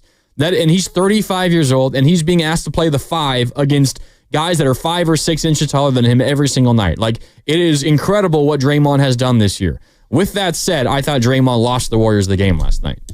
When Steph is being held to only 3 points in the entire first half and 3 points for the entire game, and his only bucket came in the final seconds of the first half, when for whatever reason Jimmy Butler isn't being more aggressive as a result, when you're going to have to grind out a basketball game against a really good defensive team in Houston, Draymond can't get into foul trouble like that. And I'm with you, Steiny. I thought he was going to be ejected in the first half. The dust-up with Şengün, when it all began in the final couple of minutes of the first half, there was, some jostling for position before the ball was inbounded. He ultimately kind of hit Şengün in the neck area with a forearm, gets called for a foul, and it's immediately a technical because there was jawing before that. And then right after that technical gets called on him, he starts screaming. He's clapping in Şengün's face. He's clapping in the official's face. And I was listening to Shasky earlier this morning on the Morning Roast, and Joe, I love you, talking about how this was a reputation technical foul and a reputation game for Draymond. I disagree. I'm with you, Steiny. Any other player in the NBA, if they did what Draymond did last night, they're ejected in the first half, and that flagrant doesn't even have a chance to happen. I thought Draymond lost the game for the Warriors. There's no way that you can let yourself get taken out of the game. The terrible foul on Van Vliet right before the end of the first half. Right. At half court, there's less than a second left. What do you do? Let him shoot the half court heave. Now, they got lucky. Van Vliet missed the free throws, but that was at that point your third foul. And by the way, that technical on Şengün in the first half didn't even count as a personal. You got lucky that wasn't a personal. It was a technical instead. And then you commit 2 fouls in the first 2 minutes of the third quarter, and you can't play the rest of the third when your team desperately needs you. I thought Draymond lost the Warriors of the game. Yeah, I thought he lost his poise for sure. As far as losing the game for him, I mean, I think there's plenty to go around, plenty of blame to go around, and it 90% rests with the 3 veterans. I mean, Curry goes 1 for 10. All right, so the way I look at it is Curry goes 1 for 10, so that happens infrequently. You need somebody to pick you up. Well, that's why they got Jimmy Butler. I mean, it's why they got Jimmy Butler. And there's something I can't quite put my finger on with Jimmy Butler, but everybody watching that game last night is waiting and wanting him to get more aggressive, and he's just not. I mean, if it's not that dissimilar from Wiggins in a crazy kind of way. Now, obviously, Butler's been a godsend for this team, and I'm not saying he's been bad for it at all. I'm just saying, like, there are a lot of games where he takes 7 shots, and that is dynamite when you win, and you can get, and also dynamite when you can get to the line 10 times. But when you can't do that, or when he can't, he's got to interject himself more on nights like last night. But it just seems like since he's come here, it's just he's almost making a point of saying, I'm not, like, this is who I am. This is who I am. This is what I am. And it works most of the time, but there are some nights when you're going to want me to be super aggressive, and that's just not who I am. So I'll wait for the playoffs if and when they get there to see. But it is he's an interesting player, and he will not be forced into taking shots he does not want to take. And I have yet to see him this year with the Warriors try to take over a game where to take over a game, you kind of have to be okay with making some mistakes, because you're working toward trying to do a little too much because you know something needs to happen. You got to play on that edge. Yeah, but it just looks like he stays on the safe side of the street all the time, and it sure feels to me like the thing he will never do under any circumstance except being up against the shot clock is take a bad shot. He just doesn't. He won't. He refuses. And maybe in his mind, the idea of a bad shot is different than how we define it. Because there's some times where it feels like he's got a mid-range that's makeable. He's got a lane to the hoop that maybe if he takes a little bit of contact and finishes strong that he could finish. But he oftentimes, I don't think I recognize this, Steiny. He's nowhere near as good of a finisher around the rim as I thought he was. And it seems at times, I think what you're getting at is he maybe is a little scared. I don't know if scared's the right word, but he's worried that he might miss. So instead he's kicking out to Draymond for a three. And if you're asking me, would I rather have a Draymond three or a Jimmy Butler contested layup? I'll take the contested layup. It seems like Jimmy is more open to kicking it to whoever. It doesn't matter who the shooter is, whether it's a good shooter or a bad shooter. He's more interested in doing that. And in the game like last night, where Steph only has 10 shots and makes one, Jimmy plays 33 minutes. There's no way that he should only get 7 shots. No. Then he's not doing enough to, as far as I'm concerned, to help you. I mean, he's got to be their second leading scorer. The other thing last night, and I guess I got to give Udoka credit for this, but there were 2 things I noticed on the 2 Warrior players, Podziemski and Butler. That team that they were playing is unbelievably athletic. And the thing that impressed me most with the Rockets is they did not bite on any Jimmy Butler or Podziemski head fakes. And those are big parts of those 2 guys' games. And you could see Butler pumping and they wouldn't go. You could see Podziemski pumping and then trying to slide by. They would not go for the fakes. And I can just close my eyes and think of about 4 or 5 plays last night where Podziemski had the ball, tried to make a move. Guy didn't go for his pump fake. He's looking, and now they're up against the 5 or 6 seconds on the shot clock, and he's just looking for a release valve, let alone, like, not trying to make a play at that point. He's just trying to get rid of the ball. So I thought Houston's defense was really good last night. They really were. And Podziemski was still good last night. I mean, he had 19 points, 7 of 14 from the field. One thing that I love about Podziemski's game of late, Steiny, is, and I'm sure you like it too, he would, whether it was a Steph or a Jimmy drive, he'd catch the ball on a swing out, maybe to the right or left wing, wherever it was. The defense had collapsed on the drive, so you have a late contest, a late closeout, and Podziemski hits him with the little pump fake, the little head fake, drives past him to the left. He likes going to the left, and then instead of driving all the way to the 10, where you've got a 7-footer down there, he'll just take the 12-foot mid-range jumper, and he's been hitting them a lot. But because Houston wasn't falling for his pump fakes, he couldn't get past his guys as often, and that mid-range wasn't there as a result. The Warriors got like 15 free points on Podziemski mid-ranges versus the Rocket, or versus the Nuggets, but that was not there yesterday. Now, he did most of his work from the three-point line, made 4 threes, but that wasn't there as much yesterday. And when the Rockets take away Steph, or maybe it's just a bad Steph shooting night, probably a little bit of both, Jimmy Butler isn't as aggressive as you want him to be, and you're not getting those easier buckets from Podziemski in the mid-range or in and around the paint, then no wonder the Warriors only scored 96 points. It's hard for them to get consistent points any other way. Yeah, it is. It is. And, the other thing with this Warrior team is they've been very good since Jimmy Butler got here, but there are a couple things that they still need to shore up, and one of them size, but I don't think they're going to get any bigger, so they got to figure out how to get more effective with their small unit. Yeah, they got to, and it's really tough against a big team like Houston. All right, time for a break. It's Steiny and Guru here on 95.7 The Game. Steiny and Grandy with you today.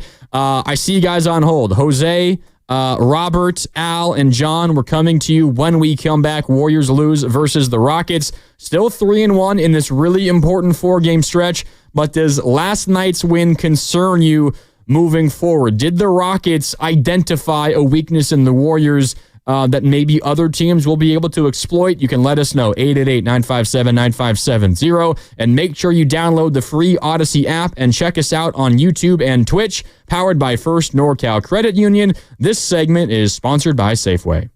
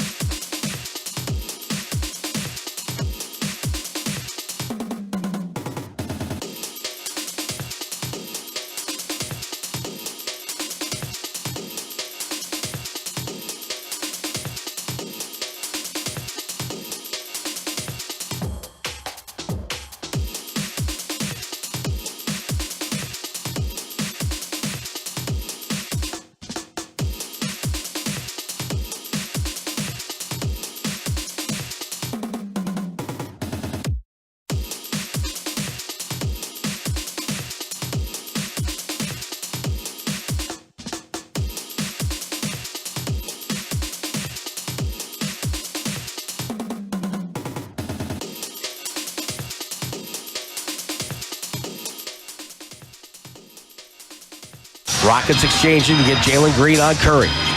With the dribble left side, holds him off, pushes off, takes a jumper. It's on the way. It's good. Wow. 101-88. And Jalen Green has been the best player on the floor tonight. 21 points. Now, back to Steiny and Guru on 95.7 The Game. Welcome back. It's Grandy in for Goo. So Steiny and Grandy with you on this Monday. That was the great Tim Roy and Tom Tolbert calling the action last night. Yeah, Jalen Green put the game away. 10 of his 21 came in the fourth quarter. He was the offensive closer for the Rockets, but it was a lot of the others that did the damage. Quarters 1 through 3. Dylan Brooks had 24 points, only missed 3 shots.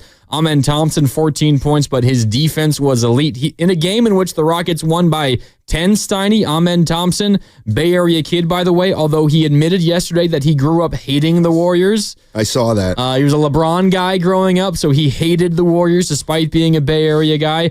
A game-high plus 26 in the plus-minus. Amen Thompson, what he was doing defensively was out of this world. Alperen Şengün had 19 points and 14 rebounds.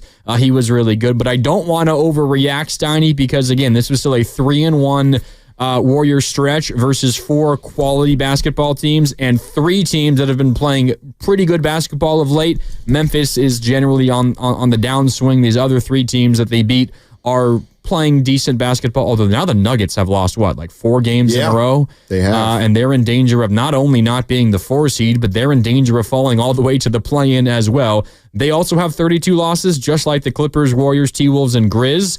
The Nuggets, though, have played 1 more game, and they have an extra win. So they're a half game up on that rest of that group. Clippers, Warriors, T-Wolves, Grizz, all 46 and 32. The Nuggets a half game ahead. But again, a 3-1 stretch. And I will say, I've seen some comments about it. This is a successful 4-game stretch for the Warriors, Steiny. Yep. Because Mark Willard made a bet. If the Warriors go 3-1 in this stretch, he's going to show up today wearing Warriors-colored face paint. So when Willard walks in here at 148, he's going to have green and yellow, or blue and yellow all over his face. 3-1 stretch. God. Despite the loss last night, a successful 4-game stretch. Well, Willard is challenging Guru for worst bet made, apparently. Because which guru? Which guru bet? There's a lot of them. Yeah, I know. Guru's wins about 7% of his bets, and he lets you hear the 7% whenever he wins them. And Willard just made a bad bet apparently. Now, a couple things also about this game is Houston's got their own Draymond Green, and his name's Dylan Brooks, and. Forget about comparing them as players. We know that Draymond Green's probably going to the Hall of Fame, but the reality of the situation is Dylan Brooks is to the Rockets what Draymond Green is to the Warriors. And last night, Draymond Green was the one, and we don't see it a lot, who lost his composure and was no factor. Dylan Brooks, on the other hand, with all due respect to Tim Roy, and I'm not saying he's wrong. I thought Dylan Brooks was the best player on the floor last night. He made every shot that he needed to make. He was under control, and he guarded Curry a couple times too. He did. And here's the other thing that happened too. The Rockets, especially in the first quarter, messed with the Warriors a little. Like they had Fred VanVleet on Draymond Green, and to me, that's an old Don Nelson tactic where you put a smaller defender on a big guy so as to invite the Warriors to go to Draymond Green to take advantage of the matchup. And the thinking is if you do that, then you have the Warriors doing something that they don't do a lot, and they're trying to go to it consistently. And the thinking is there's a law of diminishing returns there. Like if you're going to keep doing that, well, it's going to come at the expense of what you normally do for Curry or for Butler. And Draymond was not able to take advantage of those situations when VanVleet was on him. And I think the Warriors may see a little bit more of that in terms of junking up the matchups and putting a guy on Draymond Green that invites Draymond Green to be more aggressive offensively. And if he isn't, then it's not really helping. But if he is aggressive, then he's got to score to make it worthwhile. But that's not what he does great. it's an interesting strategy. I'm sure other teams are going to start employing it here and there just to mix up the defensive game plan over the course of a game. Yeah, we've seen it a little bit just in terms of opponents leaving Draymond open from outside and encouraging him to shoot. But even with just Van Vliet on him, it's almost as if, hey, throw the ball into Draymond in the post and see if he can score there. But then you get help coming over from the weak side, and you've still got Thompson all over Steph, and the Warriors don't have anywhere to go. 888-957-9570. It's Steiny and Grandy with you today. Let's go to Jose in Tracy. Jose, what's up? You're on Steiny and Goo. How you doing? How you guys doing? We're doing all right. What about you, man? Good. I think 3-1. If you would ask them a week ago, they'll take that. That was just a murderer's row kind of schedule, Yeah. So 3-1, and they're still alive. Really quick, maybe do you guys seem to notice that? I don't know. I'm sure a lot of teams do it, but it just seems like the Warriors. It just stands out with them, obviously, because I follow them. But they do this bounce pass where they're like a foot away from each other. if you know what I'm talking about. So they'll rotate and they try to do the bounce pass between the defender that's rotating towards. I'm just going like, it just seems to happen more frequently. And through the course of a game, things do happen.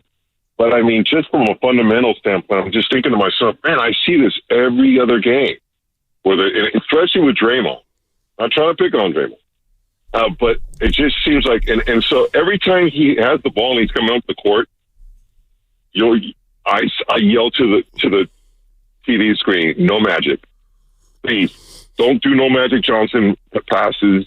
These incredible tight window bounce passes. Just make the right play, fundamentally. And I think we just, I saw at least 3 or 4 times yesterday, and there was just some easy breakdown turnovers that the Rockets were just kind of like, all right, we're going to pick up on their tendencies.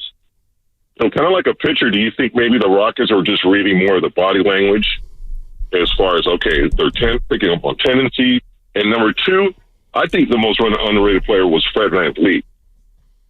Oh. Because if you notice, he was right next to Draymond when Draymond started going off. You always see even when Draymond's talking to the ref, VanVleet's right there because he knew he was just picking at him. You could see it, and I just think that VanVleet, with his experience, especially against us, goes under the radar. Let me get your take on that, guys. Thanks, Jose. VanVleet didn't do much offensively. I thought he stunk. He was 1 for 8, 1 for 5 from deep. But he was in the middle of the whole Draymond situation, and I mean VanVleet's a champion, and for Toronto versus the Warriors. A guy like him can talk to Draymond Green, and Draymond Green has to respect him on some level. But listen, Draymond turned the ball over too much last night. But again, this is where I'm a little bit different. I don't think one team controls the turnover situation. I think 2 teams determine that. And it's not a coincidence that the Warriors turned the ball over a lot against that team last night. They defended at a very high level, and the Warriors didn't move the ball enough, didn't move it quickly enough, didn't cut hard enough, didn't make enough threes. And I'll tell you what, here's the other thing. The Rockets were willing to give up a few breakdown layups on back cuts because they were jumping to make sure Curry didn't get the ball. And the Warriors did take advantage of that 2 or 3 times for easy back cut layups. But that's something that Houston clearly was ready to live with because they weren't. I mean, how many times did Curry fan out, catch it, and have a shot? Like, never. It didn't feel like he ever did. And that's a credit to the Rockets. And they clearly think that's the best way to guard the Warrior team. And if they see him in the playoffs, there's going to be more of that. He had a couple of looks, Steph did, but his best ones, and he missed them, but his best ones were like off of breakdowns or off of offensive rebounds and kickouts. There wasn't a lot like in the half court that Steph did, and it was, you're right, I mean, it was Houston playing amazing defense. This was a Houston team that had clearly circled this game and was very eager to try to win. I was asking everybody yesterday on Warriors Live just how much Houston would be up for this game, considering they're essentially locked into the 2 right now. But then you get into the history of this matchup, and while there's no one on Houston that was around when the Warriors were beating the Houston teams of the James Harden era, this is a Warrior team that before last night had won, I think, 15 of 16 versus the Rockets, including like 7 in a row at Chase Center. This Rockets team does not like the Warriors, and they're sick and tired of losing to them. And now they finally have a competitive team that is, at the very least, on like the same playing field. Maybe the Warriors have an advantage if they meet in a series. I think it would be a pretty competitive series. But Houston can sense that they are at least as good as the Warriors, and they're not going to let any one of those opportunities pass by because they desperately want to beat them. Yeah, and I think it's a classic matchup, and I think everybody's thoughts are right on the money. This is going to be, if they play the Rockets, it's the Rockets' youth, athleticism, inexperience against the Warriors' experience, know-how, pedigree, all that kind of thing. I mean, the Houston Rockets know that the only way they can beat the Golden State Warriors is to play that kind of defense. But the one thing that would worry me if I'm the Warriors is if that team plays defense like that, it's not going to be easy for the Warriors. And the Rockets, when a team senses that they can really disrupt another team, then they play almost harder defensively because it starts to feed on itself. Now, you might say, well, a couple Curry made threes changes the game, and it does. But I was very impressed with the Rockets last night. They clearly were saying, we are not letting Steph Curry beat us. And in fact, we're not going to let him take 15 shots tonight. I'm not going to even let him touch the ball. Exactly. And then, then they're probably thinking, well, Jimmy Butler's going to, but if Jimmy Butler's not going to be aggressive, then it's going to be up to Pods and Peyton and the young guys to try to win a game for them. And I think the Rockets will take that. They'll take a night like last night, because it would have taken Pods to have 25 and Peyton to have 20. And Kuminga would have needed a good game. So, and Hield maybe making a couple more. I forgot about Buddy. He was real good last night. 6 of 11 from deep. Without Buddy, they're not in that game last night probably. So, not at all. And I think that's one of the first games where he's had that many points and they've lost. So that just shows you that the main guys didn't do it last night for the Warriors. Yeah, definitely not. You're listening to 95.7 The Game, KGMZ FM and HD1 San Francisco, always live on the free Odyssey app, and now broadcasting live from the Laughing Monk Studios. Laughing Monk, righteously brewed in San Francisco. It's Steiny and Guru, Grandy in for Goo. Today, let's go back out to the phone lines, 888-957-9570. Robert in Sacramento wants to talk about last night's Warriors loss. Robert, happy Monday. How you doing? Hey guys, how you doing? I appreciate you taking the call. Steiny and Guru, best show in the land. I love you guys. Yeah, no, you guys are great. I love you guys' banter. So if I could, please, just 2 quick points. So the game last night, I think we're calling it the gauntlet. You do want those other 3 victories because those are teams that kind of had your number. In Houston, I look at the body language of the Warriors.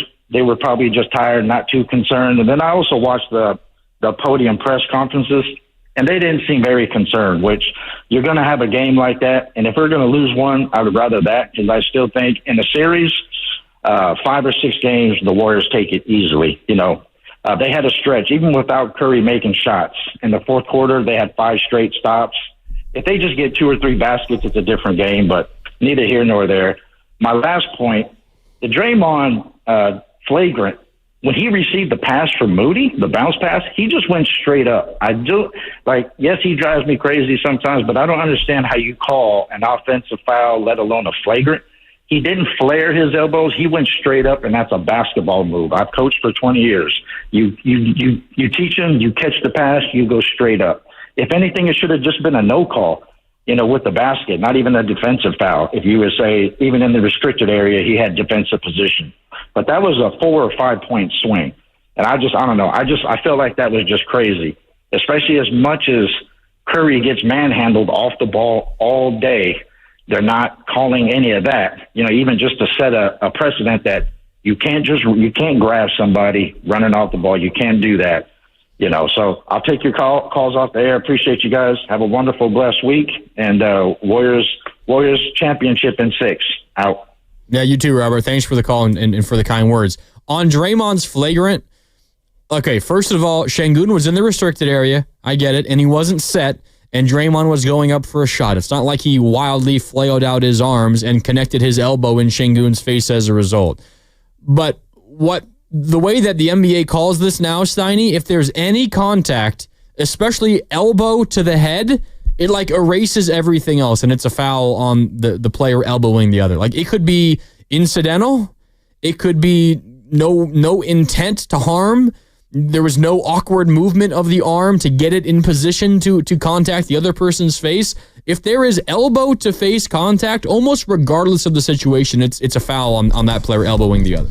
Yeah, I just watched it. I'm watching it right now. I'm watching it time and time again, and it felt to me like Moody throws him the ball.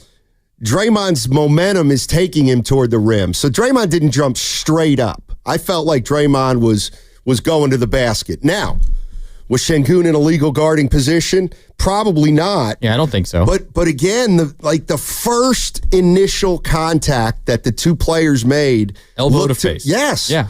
And that's why it was called the way it was. Should it have been a flagrant?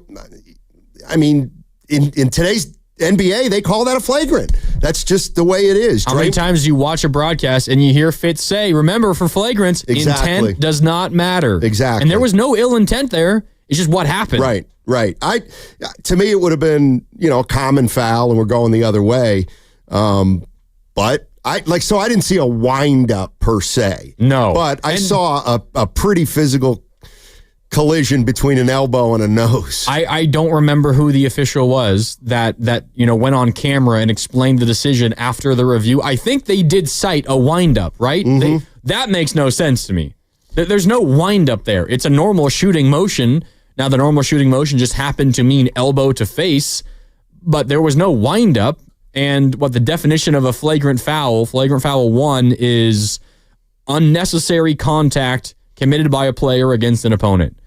But again, intent does not matter. Right. And it doesn't have to be a wind-up for there to be a flagrant 1 there. Flagrant 2 is unnecessary and excessive. I think that the wind-up generally is used to describe a penalty 2 flagrant foul, not a penalty 1. Right. So I don't know. Was it a rough call?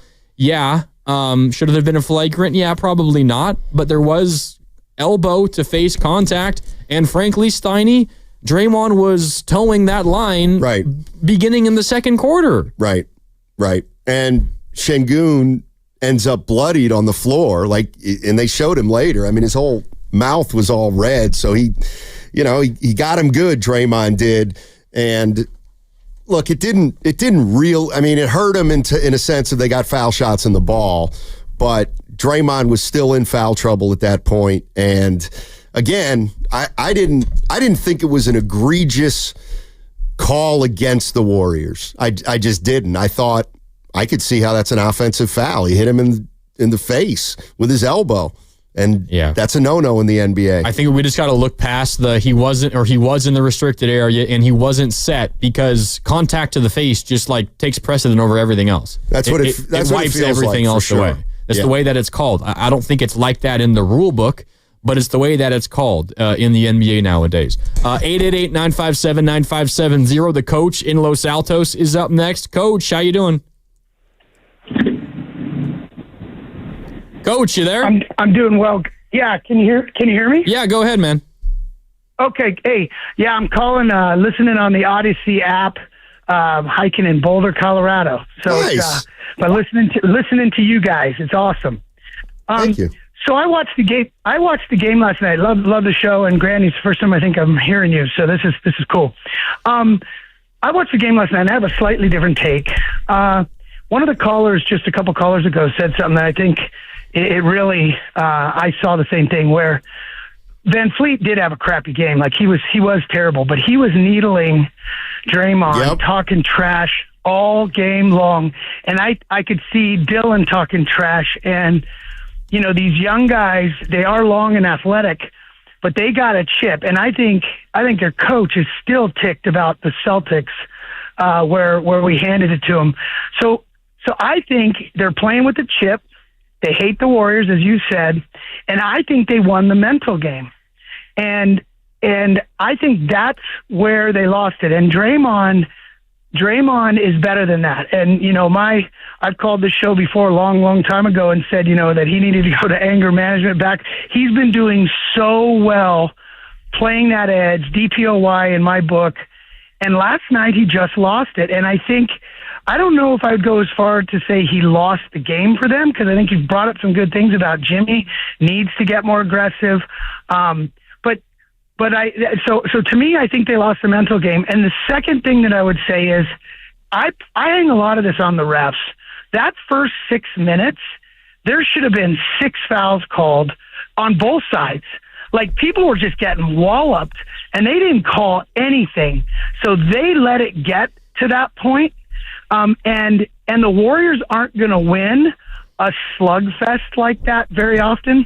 And so to me, I think that one ref that did announce the flagrant, I think that guy does not like Draymond.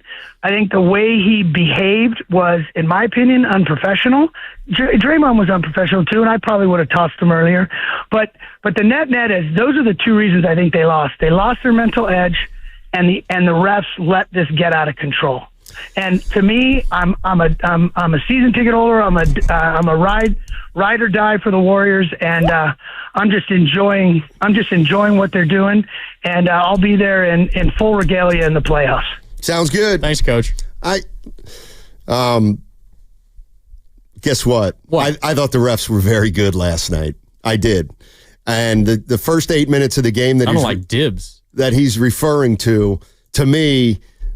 They were, the first 8 minutes of that game was refereed as consistently as we all ask for. They were allowing contact. There were misses at the rim with some contact, and they were extremely consistent. Nobody got calls early in the game. In fact, if the officials were not very good early in the game, how do you explain Bob Fitzgerald saying at the end of the first half that these refs have really done a good job of calling the game consistently? At least in that first quarter or so, they were letting both teams play, and I thought it was completely fair to both teams. I think the issue may be, and we can get into this, Grandy, is maybe the issue is Warriors are at a disadvantage if it's a physical game. Mm-hmm. That may be the bottom line here that they have to figure out. If they're allowing that physicality on Steph, the Warriors have cited a lot of times recently, including Jimmy Butler last night. I'll play it for you when we come back. All the grabbing and the hugging of Steph. If officials are allowing that, the Warriors are free to do it themselves on the other end, but it's definitely going to hurt the Warriors a lot more on offense than it's going to help them on defense. There's no doubt about it. I also think what the coach brought up is also true. You can have your qualms with the offensive foul, the flagrant foul on Draymond. Fair. I'm not going to argue with you there. And I don't think there's this crazy special treatment of Draymond, at least last night. I think any other player is ejected for what he did in the first half at the very tail end of that first half. Draymond, because he's Draymond, didn't get a second tech. I thought he deserved the second tech, and he shouldn't have even been in the game in the second half. I think anybody else is gone, but because it's Draymond, the refs let him do a little bit more. I don't think it's the other way around. I thought last night they gave him actually the benefit of the doubt. And if that happened, he wouldn't have even been on the court in the second half and wouldn't have had a chance to commit that foul on Şengün or whatever it was, whatever you consider it to be. It was ultimately called a flagrant. Okay, time for a break. It's Steiny and Goo and Grandy today. Antoine, I see you on hold. We'll get to you when we come back. Plus, I do want to play that Jimmy Butler for you, talking about the aggressiveness and the physicality of the Houston Rockets. That's what's coming up on The Game, brought to you by Fremont Bank. Here for you, here for good. More Steiny and Goo with Grandy and for Goo on 95.7 The Game.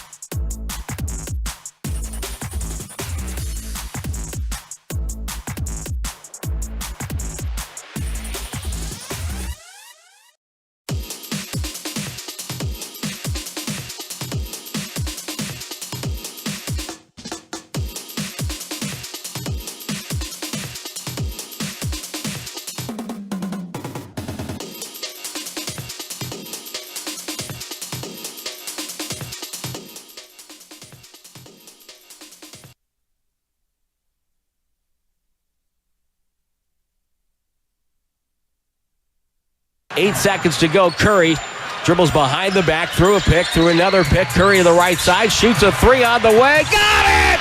With 1.2 from way out there.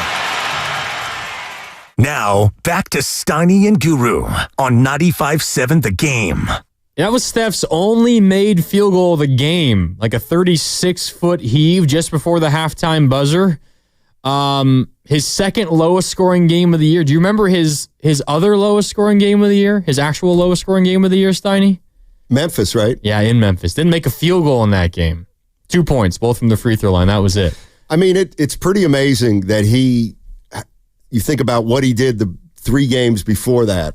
52, 37, and 36. And then 3. And then, for him to go 1 for 10, obviously the Rockets had something to do with it. I think obviously maybe where the Warriors were in the schedule, playing another, it was another third game in 4 nights and 4 in 6. Yeah. So it's completely understandable.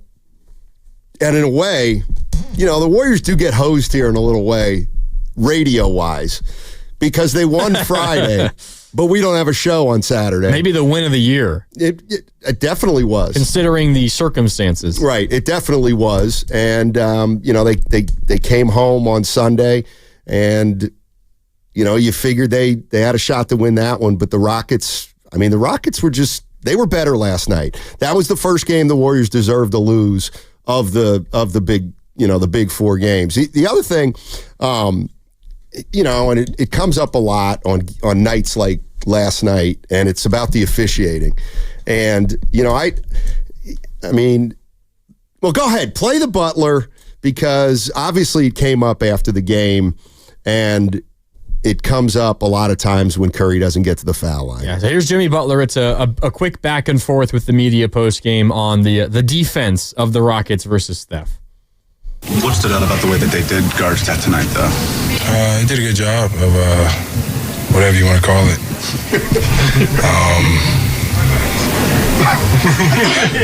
What do you call it? I don't even know. I've never seen an individual get fouled more than he gets fouled. To me, I think that's it's astounding. But it's crazy to say, but he's used to it. It's been happening to him his whole career, and he's found a way through it, around it, under it, whatever you want to call it. That's tough. The fouling, you mean not just tonight? You mean since you've been here? Yeah, I've seen it since I've been here, but I don't know how many years he got. What he got, 16? I'm pretty sure it's been happening for 16 straight years. I get to see it, and it really angers me that he's on my team and he gets hacked like that. Jimmy Butler post game last night on the Houston defensive Steph. Yeah, he's a great teammate. He says the right things post game. He's a great teammate. Look, do I think Steph Curry's officiated differently than anybody else? I don't. I never have, and that's just the way I feel, and I get it. A lot of Warrior fans disagree with me, but I look at it this way. You can't really have it both ways. You can't complain about the way Steph Curry's being guarded and then accept and praise the way Draymond Green defends. You know what I mean? I feel like, are you really telling me that, I feel like Draymond, because of his reputation, actually gets away with a lot of physicality. So maybe Curry doesn't get that benefit of the doubt because he's not as physically aggressive as Draymond Green. But look, we've seen this over the course of basketball history. The way you stop great teams is to get more physical with them, and you push it to the edge, and that's what the Rockets did last night, and the Warriors struggled to react to it. If this were a series, what happens now is the Warriors complain about the officiating, say Steph doesn't get any calls like they did, and then the next game you hope that they're calling everything. So that's, to me, this is no different than what happens in a playoff series, and Butler's lobbying for his guys. And you make adjustments in a playoff series. Like, this was one game where it seemed pretty clear Houston was the more energetic team. Houston was the team that I don't know if you could say they wanted it more, but they clearly came into this game with a game plan, and they wanted to get under the Warriors' skin, and they did that. I don't know if you heard this. Ime Udoka, coach of the Rockets, who of course goes back to 2022 with the Celtics when they lost to the Warriors in the finals, said this about the Warriors complaining about calls. Quote, this is Ime Udoka. When people start complaining about foul calls or crying about physicality, you've done your job. That's the first step in winning the battle. So I told my team, when this team starts crying about it, up the intensity, up the aggressiveness, and make the refs adjust to you. That was the Rockets' plan from the jump, and it worked. Not just with Steph. I mean, it kind of got to Draymond, too. It absolutely got to Draymond. There's no doubt about it. But over the course of a series, the Warriors would adjust to that. Exactly. They'd figure out a way around it. But in one game, you kind of get beat that way. Exactly. That's what happened. I mean, I think last night's game was primarily decided by effort level. And the Warriors clearly were feeling fatigued, probably mentally and physically. And the Rockets had something to prove last night. And to me, that was the biggest difference in the game. The Rockets were younger and more ready and active, and the Warriors were coming to the end of a brutal stretch of games, and it showed. And to me, in a game where one team's more aggressive than the other, guess what? They get the calls. That's the nature of the NBA, and it's the nature of the way the NBA has always been. The aggressive team tends to get more of the breaks, and the Rockets were the more aggressive team last night. 888-957-9570. It's Steiny and Grandy. I'm in for Goo today. Antoine is in Nashville, wants to talk about last night's game. Hey, Antoine, how you doing? Doing good. How about yourself, guys? Hey. Doing well. Good. Hey, I mean, can you hear me? Yeah. Okay.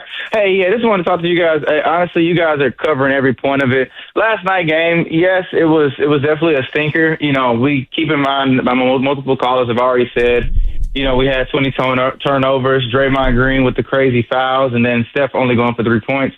You know, we were all focused on the two big teams, which is Denver and the Lakers, and so were the Warriors. So, you know, this is a classic trap game, so this is what they fell for. They got to take care of business towards the end of the season.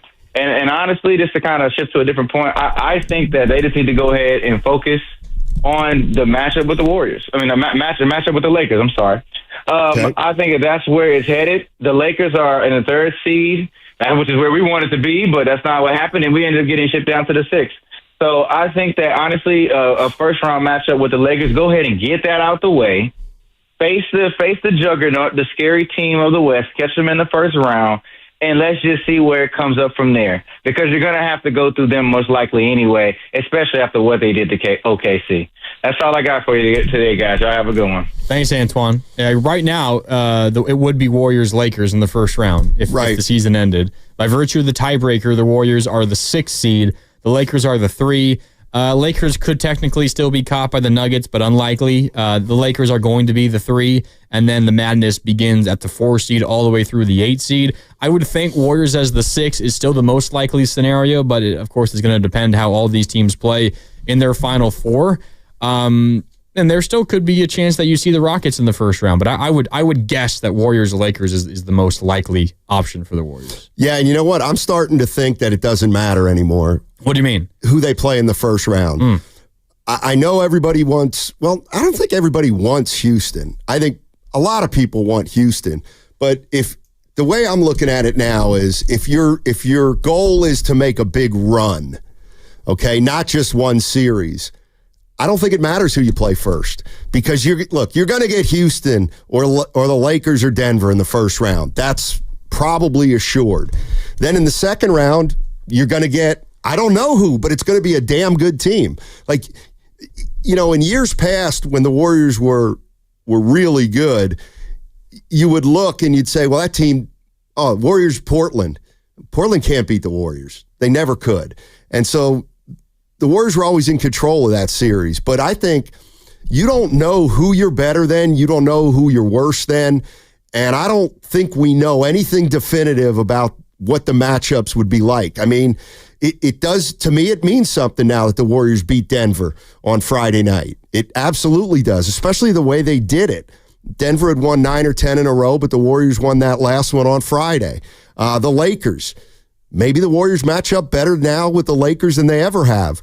I mean, in the course of a week, it looks like the team you don't want to play is the Rockets because it's completely reversed. Exactly. From a week ago. That's why I'm coming around, Grandy, to I don't know who they're going to play.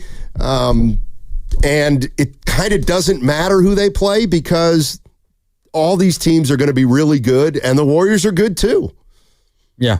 I mean, if you're going to make a deep run, you're going to have to beat good teams. So exactly, play them whenever you play them. I think ideally you'd want to be in the 6-3 game unless you could get up to the 4 and you get home court, because if you're in 6-3, at the very least, you don't have to play OKC until the Western Finals if you keep winning there, and OKC is the team that I would want to avoid. But again, you're right. If you're going to make a deep run and you're going to try to make the finals, you're going to have to beat good teams at a certain point. I want to go back to the phones in a sec, Steiny. But I think you bring up a good point. The Warriors kind of got screwed by their schedule because we're focusing on what they just did last night as opposed to what they did on Friday, which was the tail end of maybe the best 3-game stretch they've played all year long. Do you just you react to what happened last night simply saying, well, it's a Houston team that maybe was more well-rested, that was more motivated in that singular game, and the Warriors coming in off the emotional high of Friday and playing their 3rd game in 4 nights. They've been on a 2-month-long sprint to try to avoid the play-in, and they're still on that sprint. They've been amazing, but they really haven't gained a ton of ground versus the teams that are chasing them. They're tied with the Clippers, the T-Wolves, and the Grizzlies, 5-8 right now. Is this just, you ran into a hot team, you didn't quite have it, you wipe it, you get ready for Phoenix tomorrow, and you go right back to your winning ways? No big deal? Well, I think there's something to be taken out of every game. And the first thing is the big story is that they've won 3 out of 4. They beat Memphis, they beat the Lakers, and they beat Denver. They lost to Houston. So they go 3-1 in that stretch. And like you said, any Warrior fan would have taken that before the first 4 games, or before the last 4 games, I should say. 3-1, absolutely, positively, no doubt, is a great stretch. So we give the Warriors that. They can beat some good teams and beat them consecutively. But what I do also measure in some way is that's been a grueling stretch. You know, these last 4 games have been pretty grueling in 6 days. I get that you won't play 4 and 6 in the playoffs, but yes, to me, you got to take notice of the 3 veteran guys last night. None of them played well.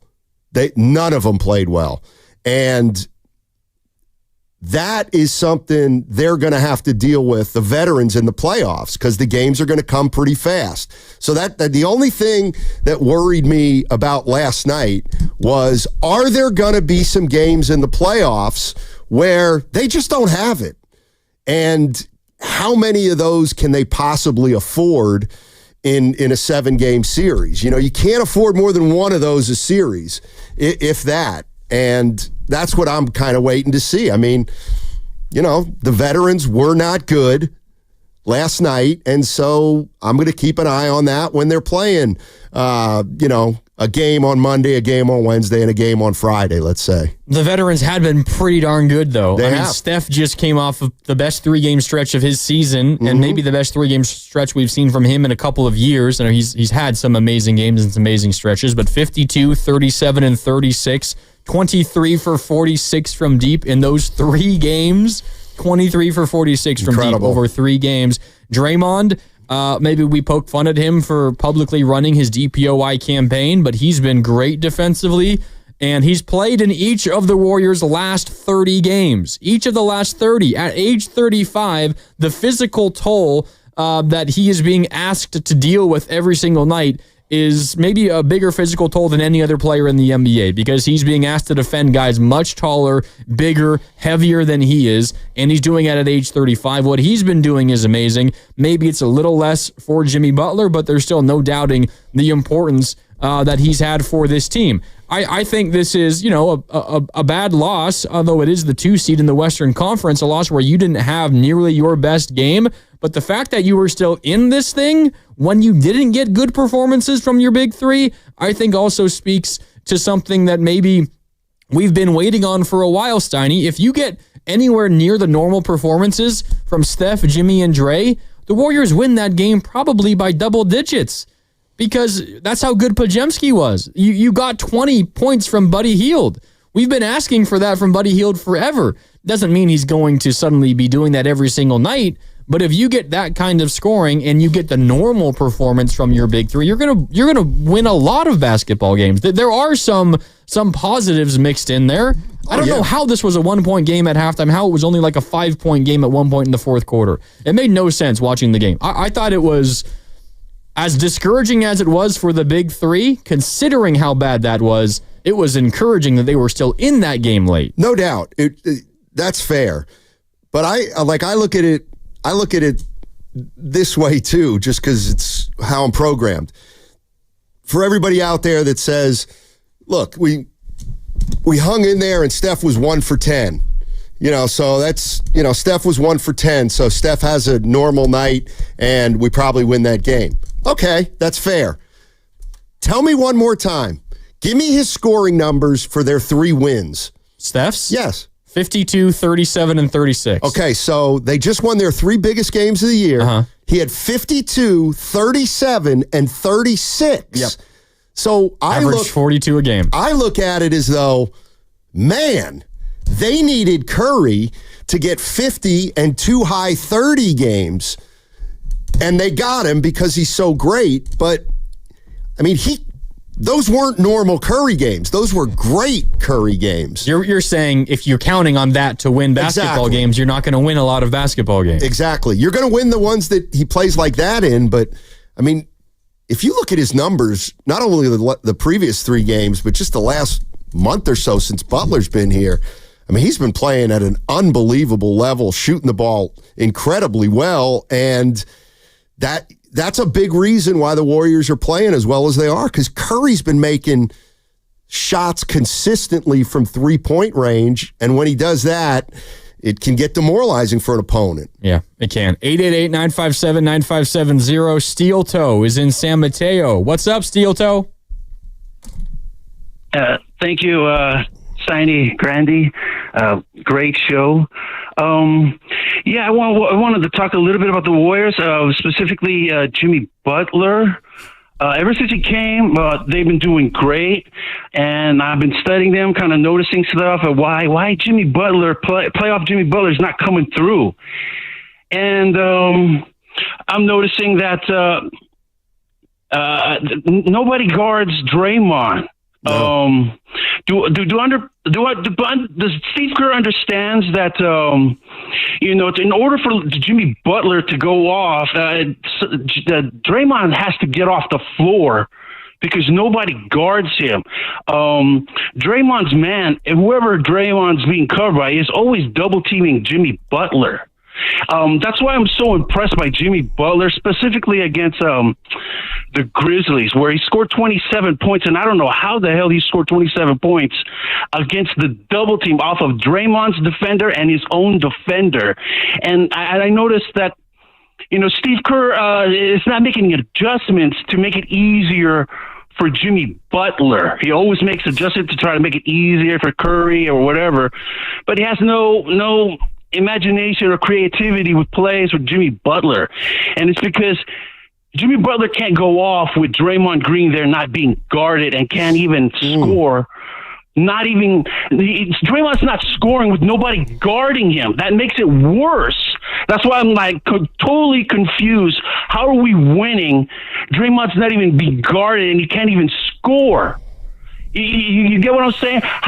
Not only does Draymond not score, he's preventing Jimmy Butler from scoring. And if Jimmy Butler scores, it's against double team. And that's why it's so incredible. Steve Kerr's not making any adjustments by I never see Jimmy Butler play pick and roll with Kuminga.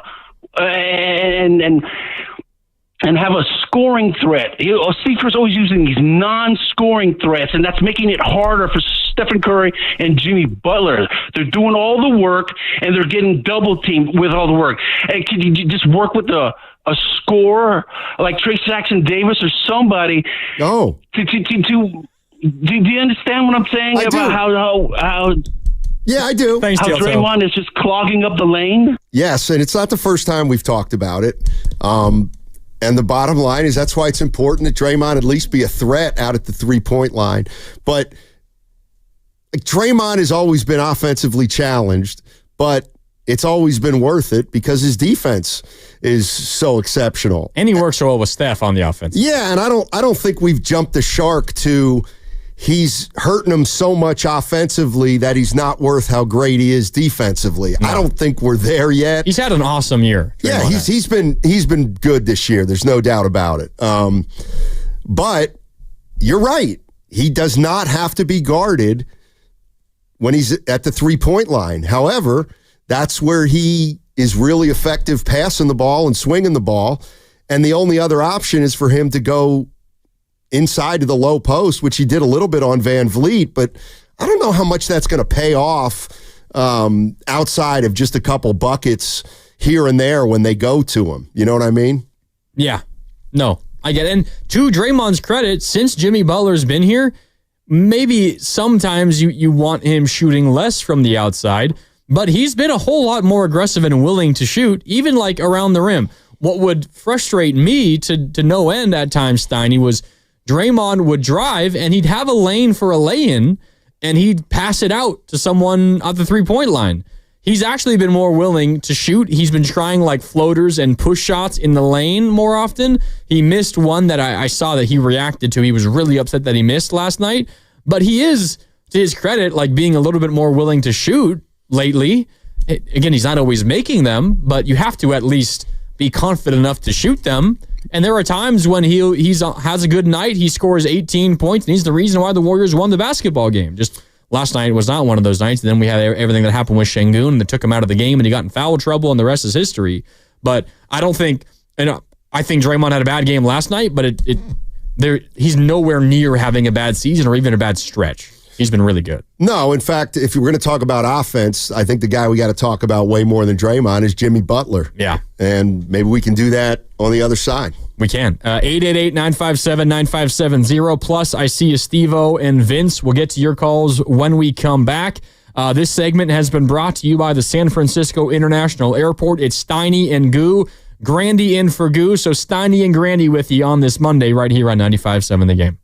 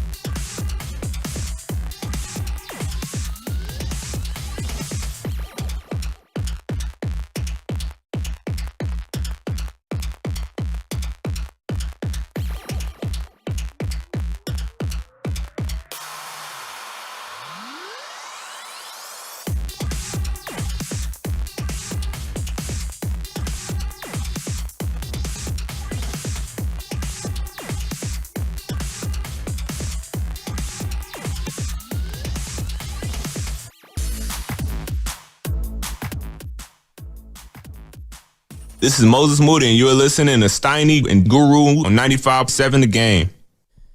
Thank you, Moses. It's Grandy in for Guru today, though. So Steiny and Grandy with you on a Monday edition of Steiny and Guru here on 95.7 The Game, with you until 2. Got plenty more time for your calls and your texts, reacting to last night's Warriors loss to the Rockets, 106-96. Let me read some numbers off to you, Steiny. All right. I want to try to get some positivity up in here. I know we're reacting to this loss, but the Warriors are still in the middle of an incredibly stretch of really, really good basketball. And as a result, they've climbed as high up to the 5, and with a win last night, they would have been the 4. The loss last night pushes them back down to the 6. But the Warriors, 21-6 since Jimmy Butler debuted. Pretty good. 21-5 when Jimmy Butler plays. Even better. 20-3 when Steph and Jimmy both play. Even better. And now, with last night's loss, 14-1 with the starting lineup of Steph Curry, Brandon Podziemski, Jimmy Butler, Moses Moody, and Draymond Green. It is a big sample size of really, really good basketball, and one game, one loss last night does not change that. No, not at all. And obviously, things started to change with Jimmy Butler when he got here. But who else has elevated their play since he got here? To me, the two biggest guys have been Moody and Podziemski. And outside of Butler, to me, the biggest difference in this team has actually been Podziemski. And Moody's right there, but I'm giving the edge to Podziemski because he does have an ability, and he's shown it more recently, that he can score. If this team's got to have a third scorer, and they needed a second scorer pretty much when Wiggins was here. So even though Jimmy Butler is very judicious with his shots, I'm gonna believe that most of the time he's gonna get you 18 or more. I'm talking about Jimmy Butler. That still leaves a void. That still leaves room for a third scorer consistently. And the more I think about it, the more I think that's got to be Podziemski. Of the guys on this team not named Curry and Butler, Podziemski is the one who's going to get the most offensive opportunity. Now, Kuminga could also be that role in certain games, but he's not going to have quite the opportunity. Pods is a starter.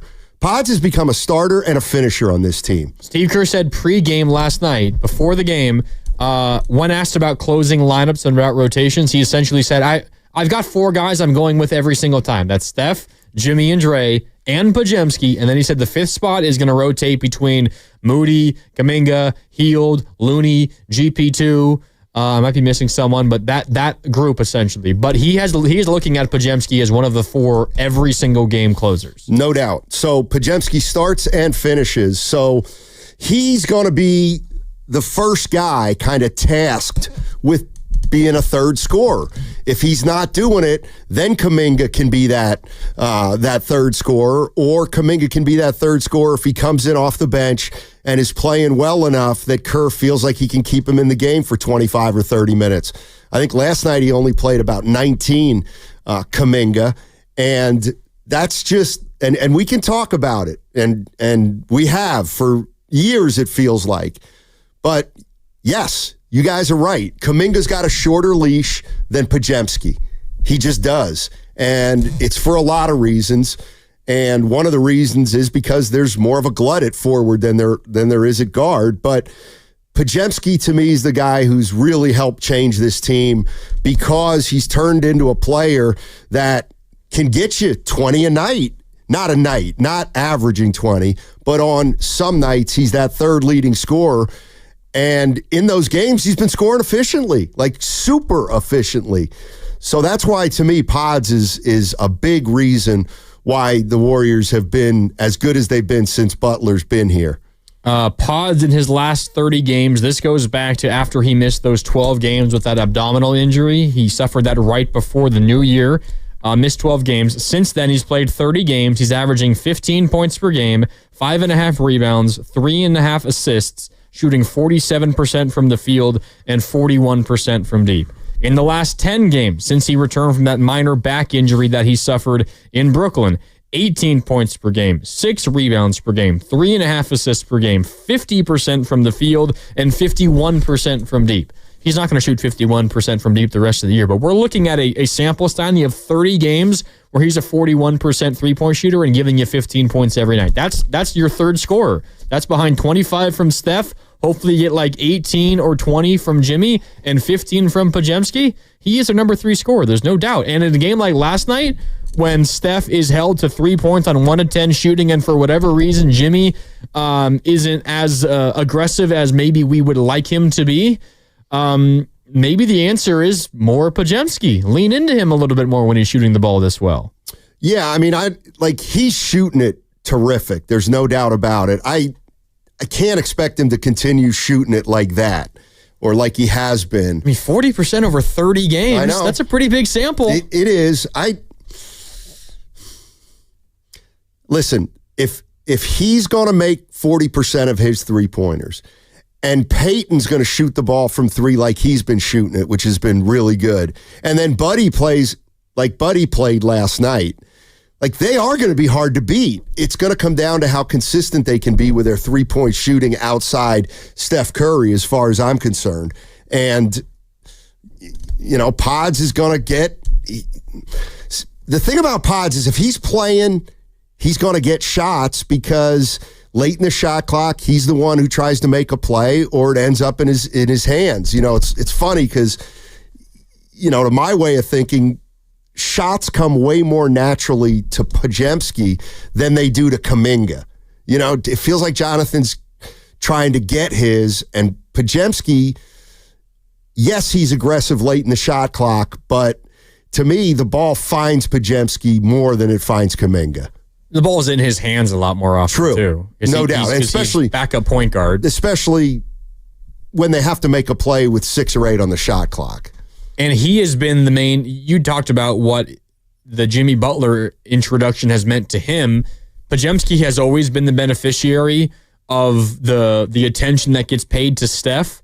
And like last night, when you have Thompson kind of shadowing Steph all the way out near half court for the entire game, then you just have a 4-on-4 elsewhere, or maybe you even have a double shaded Steph's way, and you've got a 4-on-3, 3-on-4 elsewhere, and that's where Podziemski can take advantage with all that extra space.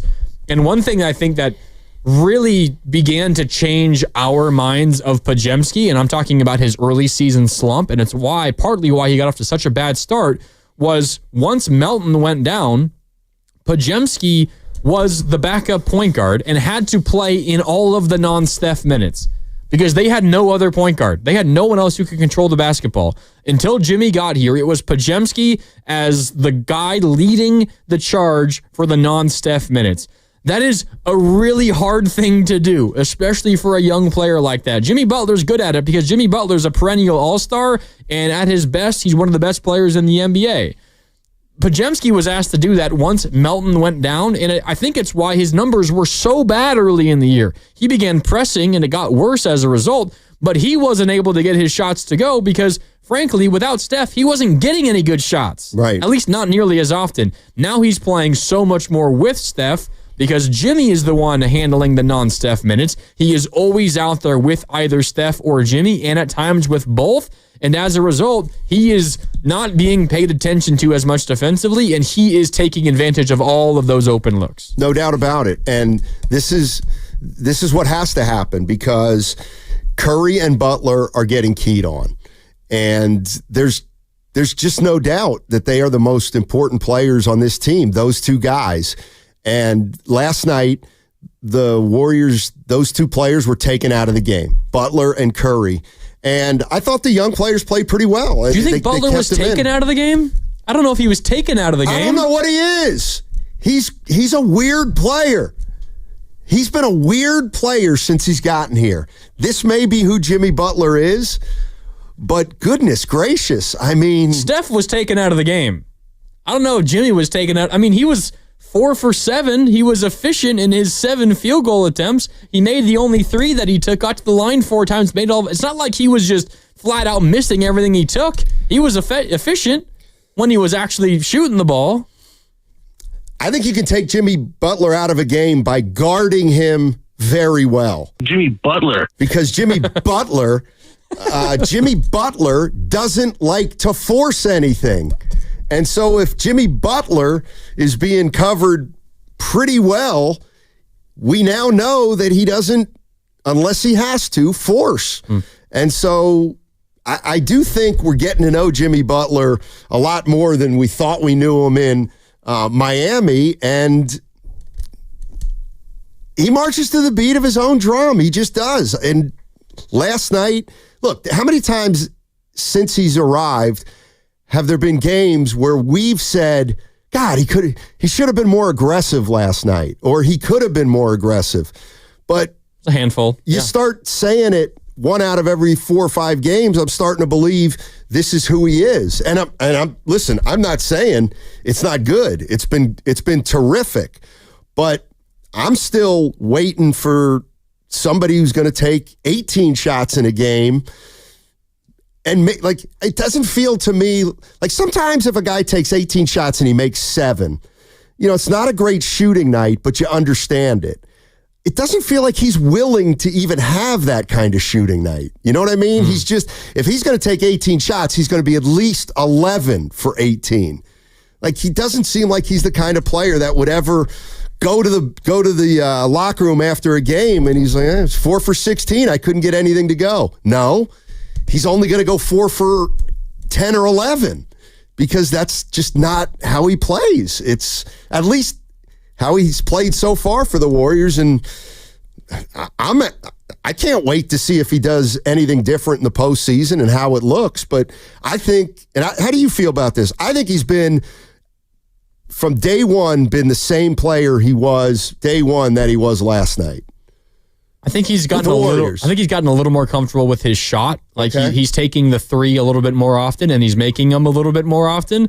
But in terms of like overall, I'm going to go down and my team needs me to score here, I'm going to go and get it. I mean, that's generally been the same. The mindset, maybe the mindset is the way to look at it. The mindset has been largely the same. And how many times has he said it post game? I'm going to make the right basketball decision, and whether that's to pass or the score, I'm going to do it. And he feels that passing is, generally speaking, the right basketball decision. I feel like last night, the right basketball decision, maybe not in a vacuum, but in the context of last night's game, when Steph is 1 for 10 or at any point, 1 for 7 or whatever it was, hasn't scored until the very end of the first half, the context of that game kind of changes the way the math works in my head. And the math works in my head as if Steph isn't going to get you 20 or more, you're going to need Jimmy to do a little bit more. And that didn't quite click. It still seems like almost regardless of the situation. There's been moments, at the end of the Toronto game, right? Right. When Steph went down with the injury. I think it was Jimmy who kind of took over down the stretch and helped the Warriors win that game offensively. But there's only been a couple of moments of that. Now, the Warriors have been, again, I read the numbers to you to begin this segment. The Warriors are 21-6 since he debuted, 21-5 when he plays. Like, he's obviously doing something right. They're winning a ton of basketball games. But a night like last night makes you wonder if this playoff Jimmy that we've all been waiting to see and that we're all counting on seeing come the postseason is something we really should be relying on or not. Because last night it didn't really seem necessarily like it. Don't take this personally, but you're listening to 95.7 The Game, KGMZ FM and HD1 San Francisco. Always live on the free Odyssey app and now broadcasting from the Laughing Monk Studios. Laughing Monk, righteously brewed in San Francisco. So with Jimmy Butler, here's the one thing that I've been thinking about as it relates to playoff Jimmy and as this team starts to move forward in their season. All right. He was playoff Jimmy in Miami. Okay. Yep. Who was the best player on that team? Besides Jimmy? No, Jimmy. Jimmy was the best player on that team. Yeah, by a mile. By a mile. Yeah. By a mile. I don't disagree with you. So Jimmy Butler in Miami is the best player by a mile. So the playoffs come, and he automatically, as the best player, knows that he's going to have to step up. Step up. He is, we can quibble, but he's not the best player here. He's the number 2. And he has talked a lot already about, Steph's the guy, Steph's the guy, Steph's the guy. It's not going to be as easy for him to be playoff Jimmy Butler with Steph Curry being the number one option, as it was in Miami when he was already the number one option and they were just asking him to put more on his plate, which he was able to. So I am fascinated to see if Jimmy Butler can increase his shot attempts, increase his aggressiveness, and it not impact Steph Curry. Like, that's, to me, the big challenge that Butler's going to have, because Steph's the guy who's got to, on a perfect night, Steph's got to shoot the ball the most on the Warriors, to me, for them to be effective consistently.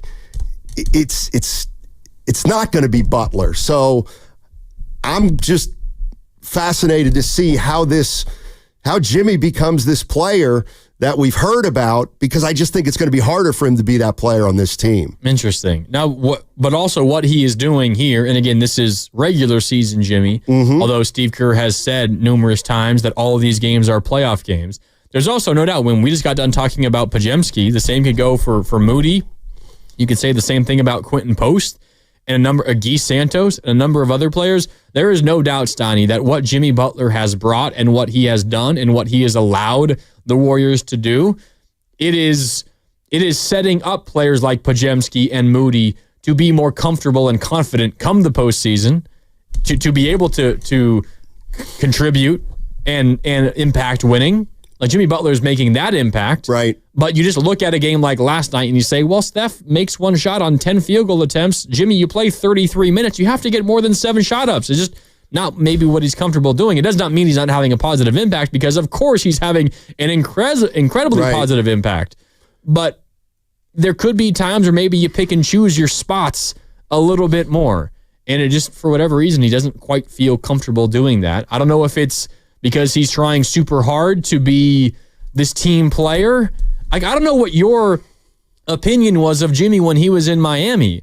And maybe it was, again, what you're getting at, the result of who was around him and the result of who's around him now. But I didn't think of Jimmy as this crazy, awesome team player, team guy in Miami. Like, it just felt like, I'm going to carry all you bums to the finals, like, get on my back. And you haven't really quite felt that. Maybe it's because he's not comfortable doing it when this is Steph's team. Maybe you're onto something. Let me throw some questions at you, Grandy. Okay. All right. So Butler's played 26 games for the Warriors, and he had played 25 with the Heat this year. Okay. What do you think he averaged with the Heat?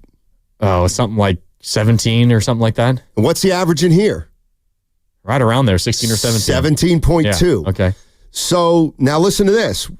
What do you think he shot from the field in Miami in 25 games? He was having a bad year in Miami, like 42%? He shot 54% with Miami this year. And with the Warriors in the 26 games, he's shooting 46%. Okay. And he's still averaging less than 1 field goal more per game. So with Miami, he took 10.5 shots per game. Here he's taking 11. 3-pointers. He was shooting 36% from 3-point range for the Heat. He's shooting 25 for the Warriors. That number's climbed up, actually, lately, believe it or not. So what I'm saying is, as good as he's been, like, the numbers have been a little better in Miami in terms of the shooting. Like, he's shooting 8 percentage points higher from the field when he was in Miami than here. And it feels like he shot the ball terrific here. But he shot it even better in Miami. And it's just interesting. He's impacted this team without upping his shot total at all. And in fact, being less efficient than he was in Miami. I got these numbers for you, and this comes courtesy of our friend Dalton Johnson at NBC Sports Bay Area. Sent out this tweet late last night, or I guess technically really early this morning. Who do you think, how far down do you have to get until you get to Butler in terms of, since Butler became a Warrior, most shot attempts per game on the Warriors? Where do you think Jimmy Butler is on that list? Most shot attempts per game since Jimmy Butler became a Warrior. On the Warriors roster, that is. Obviously, Steph leads the way. Since Jimmy Butler debuted, Steph is averaging over 18 shots per game. All right. There's no doubt Pajemski's averaging more shots than Butler. He is. Pajemski's averaging 12.6 per game since Jimmy Butler debuted. I'm going to say that See, I would put Butler here, but clearly asked the question because he's further down the list. I don't know. I mean, he's probably right with Moody and Kuminga. So Jimmy Butler is actually third, but there's a little bit of a gap. Butler's averaging 11 shots per game. Kuminga's averaging 10 shots per game. Moody's averaging 9 shots per game. Yeah, and I think Butler's got to come up to 15 at some point. And what's interesting is Jimmy Butler's last All-Star season, which was the 21-22 year, he averaged 14.5 shots per game. And in the playoffs in his career, he's averaging 15.5 shots per game. But look at how many attempts he had in their last playoff run 2 years ago. The average shot. A ton. I'll find him for you. I think it was 21.5. I mean, no one else was going to do anything on that team. Right. So that's the thing that's, to me, very intriguing as we continue to watch Butler. He doesn't shoot enough to be playoff Jimmy right now. He just doesn't. If you're going to take 11 shots a game, he's not going to average 26 or 27 like he did for the Miami Heat. Now, maybe you don't want him to average that many points, but I do think there's a better balance with Jimmy Butler in terms of getting shots off. I'd like to see him, get up to 14 or 15 at least, but I'm blown away by his inability and reluctance to force an issue or take a bad shot. There will be a night or a couple of nights in the playoffs where, a team has a great defensive game plan for Steph, or Steph just has a bad shooting night. He can't be great every single night. And in that night, they're going to need Jimmy to give you 20 or more. But I always feel. By the way, really quick, Jimmy, the last playoff run with Miami 2 years ago, 20 shots per game in the playoffs. Right. And so I don't think he'll take 20 shots for the Warriors. No. But what does it look like when he takes more shots? That's like, in theory, the Warriors, if Butler starts taking 15 or 16 shots in the postseason, and maybe that's the best thing for the Warriors, and it might be, it still represents a change from what we've been looking at with Jimmy Butler since he's gotten here, which is a guy that lets the game come to him until it gets a little bit late, and then clearly he does try to get to the foul line. But he's just, I don't know how you score 26 if you're only taking 10 or 11 shots a night. It's going to be difficult. He's going to have to get to the free throw line like 12 times. Exactly. And he's done that. He's done that, although he hasn't been getting to the free throw line as much of late. But despite all of this, the Warriors had still won 5 games in a row before last night's loss. I think we'd feel a little bit different, Steiny, if this Warriors run didn't coincide with crazy winning streaks by the Clippers and the T-Wolves, and Memphis not so much, but the Clippers and T-Wolves specifically. Like, in a normal year, Warriors win whatever it is, 21 out of 26 games with Jimmy Butler since he debuted. And you probably have gained a little bit more ground on those other teams than the Warriors ultimately have. Like, it would feel different if the Warriors lost last night, but they were 2 games up on Minnesota and Memphis or whoever, and the Clippers. But because those teams, like, I read something, in the last 16 games before last night, all of those teams are something like 13-3. I believe 13-3 in their last 16. The Warriors haven't been able to gain anything on that group, and it's no fault of their own. No. They've been playing some of the best basketball in the entire league. Just the 2 teams that are on their heels have also been doing the same thing. And if they were to somehow finish the season 2-2 rather than 3-1, then kind of all bets are off. That may be playing. If they're territory. 2-2, I think, and they're playing. You think? I think so. If you're 4-0, you're going to be the 5 seed at worst. You very well could be the 4. If you're 3-1, you will need help. Now, there are some head-to-head games. Right. Denver plays Memphis, and I think Memphis also plays Minnesota, and the Warriors play the Clippers. So depending on who you hand losses to in those games, the Warriors can survive at 3-1 and still be a top 6 seed as well. But 3-1, you're going to need something to break your way if you go 3-1. And if you go 2-2, you're going to need a lot to break your way. So we'll see. We'll see. But it's still very much in the Warriors' hands to be a top 6 seed in the West. All right, Jimmy time for Butler. Jimmy Butler, indeed. Time for a break here on Steiny and Goo. Grandy in for Goo. It's Steiny and Grandy with you. What's coming up on the game is brought to you by Fremont Bank. Here for you, here for good. More Steiny and Grandy next on 95.7 The Game.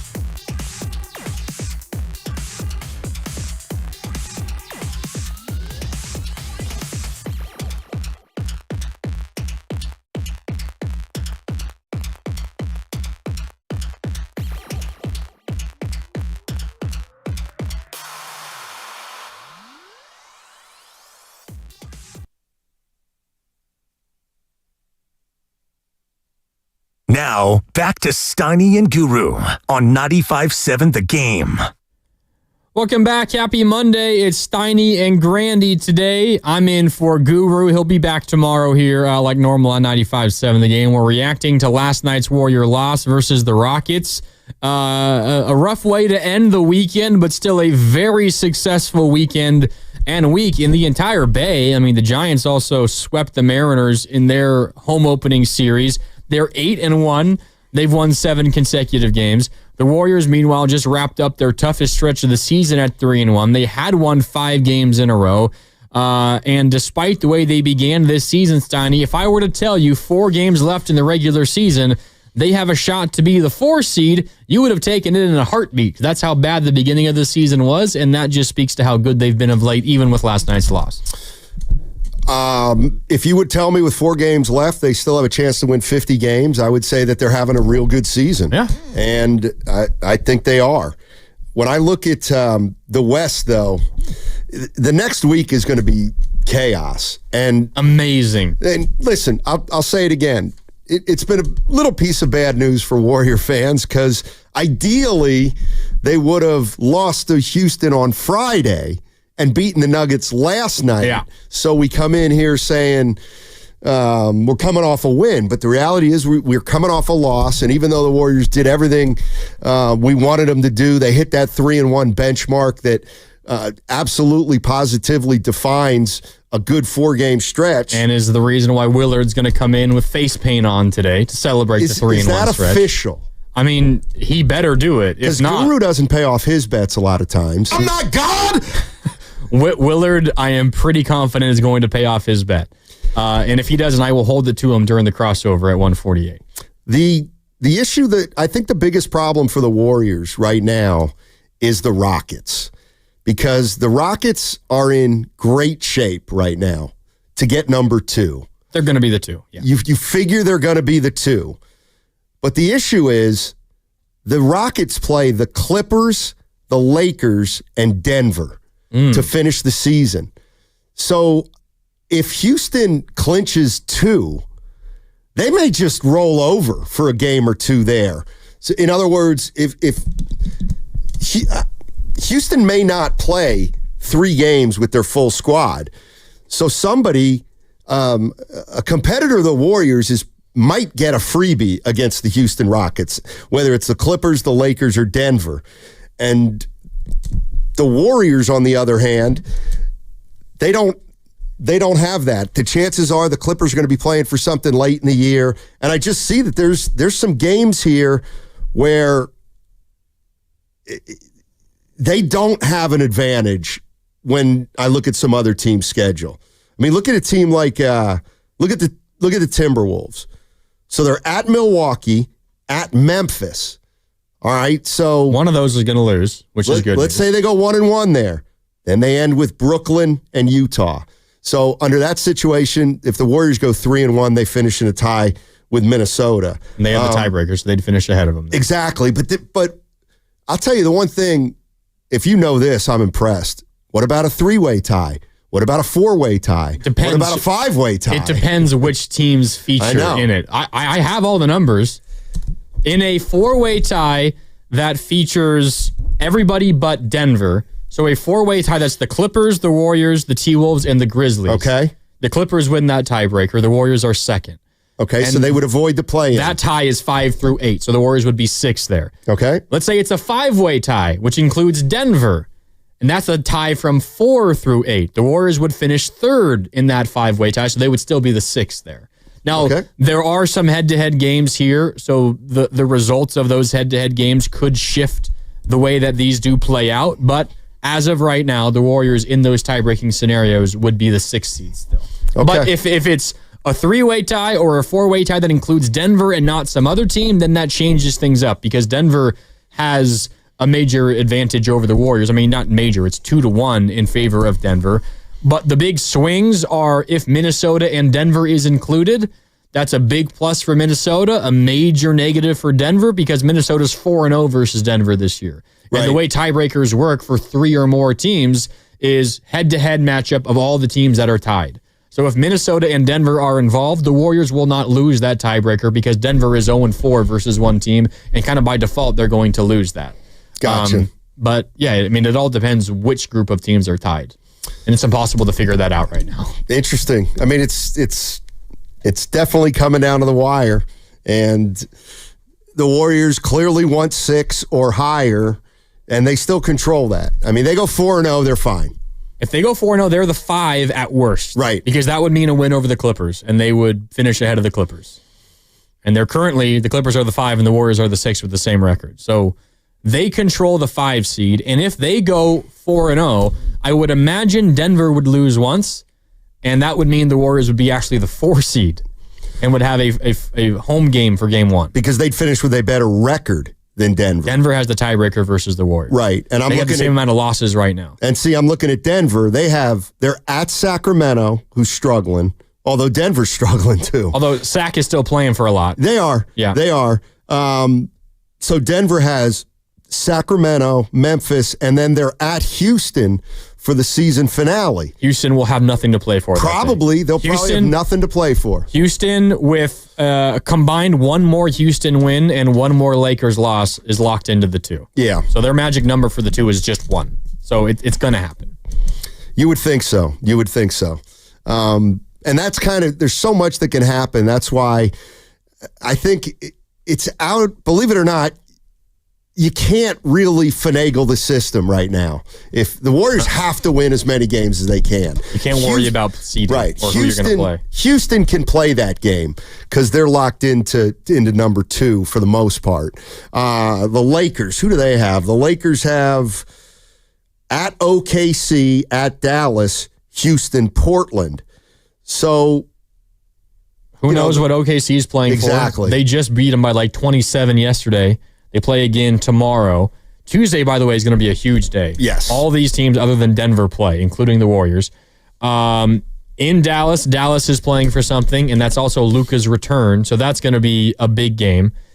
That Rockets game, second to last game of the season, I don't think the Rockets are going to have anything to play for, but you might get up for a game because it's LeBron and the Lakers. Right. And then at the Blazers will have nothing to play for as well. They already have nothing to play for. Right. So it's impossible to play the schedule game. That's right. That's the bottom line. And that's kind of what I was getting at. At least you can't play the schedule game until midweek, probably at the latest. Tuesday some things could shake out. Let me talk about this finishing lineup that you brought up with Steve Kerr and who's going to play down. Like, this is when we talk about the players on this team, there really is only room for one player to finish a game other than the 4 that he said he's going to go with. And which are Steph, Draymond, Jimmy Butler, and Pajemski. Those are the 4 that he said are going to close every single game. And that leaves the 5th guy is going to be either Peyton or Moody or Kuminga or maybe Buddy Hield. And so when I look at it that way... I think he might have also included Looney, depending on matchups. I can see that. But yeah. I could see that. But, I mean, as it relates to Kuminga, this is where I see his challenge coming, is that he's not, like, he's going to have to play well to ever be in a finishing lineup. He was in the finishing lineup against, was it the Lakers? Yes, the Lakers. Thursday. Yeah. He was having one of his better games of the year. But I don't know who that 5th guy is. I don't know how Steve Kerr determines who the 5th guy is other than matchups. But, you know, I remember it wasn't long ago that we were all hoping and thinking Kuminga could be in that finishing lineup, but he's just one of 4 or 5 guys now that Steve Kerr's got a choice of playing or not playing. Well, let me ask you this, Donnie, and all the listeners out there as well. You can chime in, 888-957-9570. We're talking about a team with 4 games left in the regular season that is hopeful to stay out of the play-in, that could go as high as 4, but could be as low as 8. And they're still not necessarily experimenting, but on a given night, they don't know what their closing 5 is going to be. Is that a problem? Is it? No? I mean, you got 4 of the 5? That's enough. The 5th as a rotating guy isn't a big deal? I don't think so. I really don't. I mean, we're not looking at a team that was the dynasty team where they had this small lineup that was absolutely suffocating with Iguodala, but they've settled on Podziemski.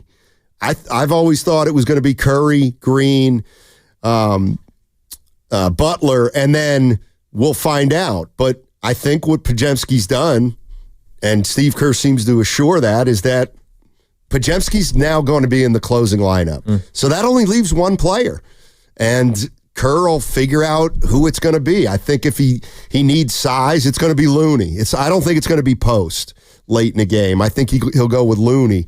But after that, Moody gives you some stability. Moody's low risk. I call him a little bit low risk, low reward.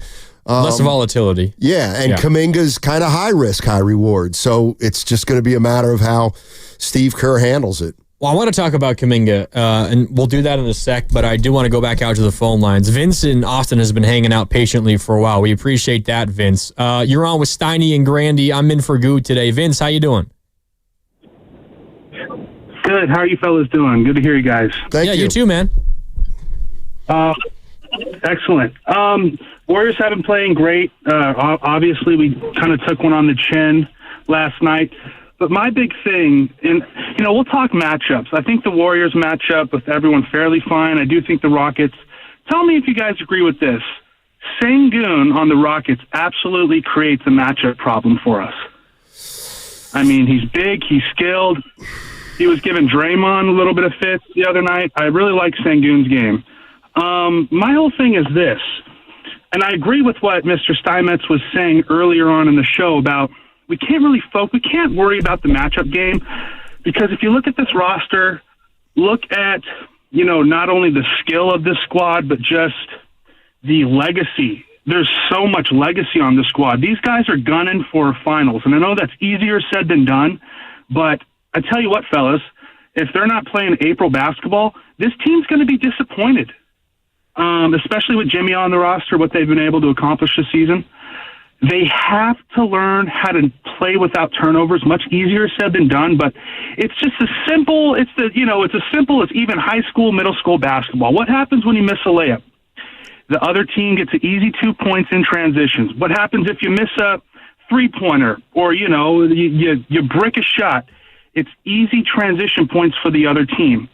So that's the main thing I'm concerned about. More than any matchup, I think skill sets were fine. Coaching, obviously, we're in a wonderful spot with Kerr, just kind of blossoming like a fine rose or a fine Vienna wine, or he's like Kerr's like a fine Napa wine, because what a great person to begin with. But as he ages, he continues to amaze us. So just tell me what you think, fellas. I appreciate the call. Thanks, Vince. What is Steve? A Cabernet? What fine Napa wine is Steve Kerr, Steiny?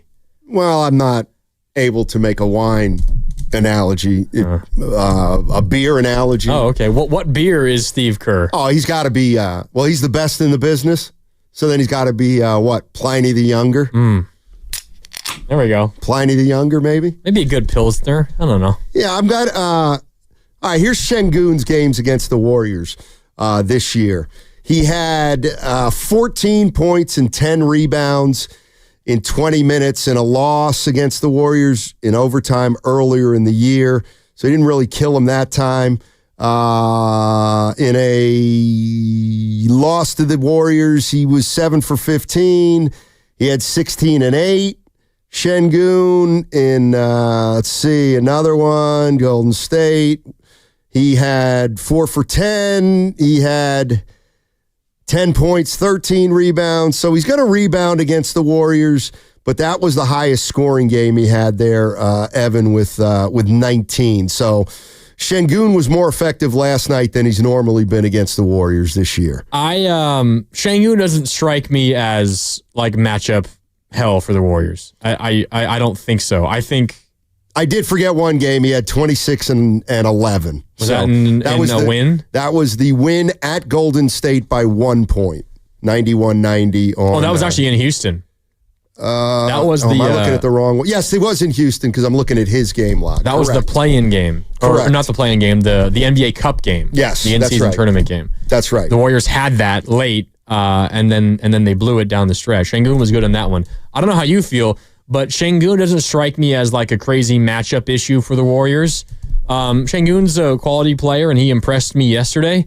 But if you get Draymond on his game, I think Draymond can handle Şengün. Not like you're going to limit Şengün to 8 points and 3 rebounds, but I don't think it gets to a point where Şengün is the reason the Rockets win a game if you get a normal Draymond. Did I just call you Evan? You did call me Evan. That's okay. Oh, my bad. My bad. You were just in the zone. You were sorting through all the numbers. Okay. And then you had the wherewithal to know Goo wasn't in here, because how could you not? Love you, Goo. And generally, that means Evan's here. Yeah, well, I blew it. I am not Michael Strahan. Şengün, like last night, he had some good numbers, but he was not scoring on Draymond. He scored on Draymond a couple times, but he really took advantage when Draymond wasn't off him. So, like, Şengün's going to rebound. He's going to rebound, but the Warriors got to keep him off the offensive glass, and then. Look, it works the other way, too. If the Houston Rockets want to try to go to Şengün in the low block or in the paint with Draymond on him, if I'm the Warriors, I'm saying go ahead. I'm taking it. Because I just can't imagine Şengün consistently. I can't imagine a lot of players other than like a Jokic or a Giannis, even though Draymond did a great job on Giannis.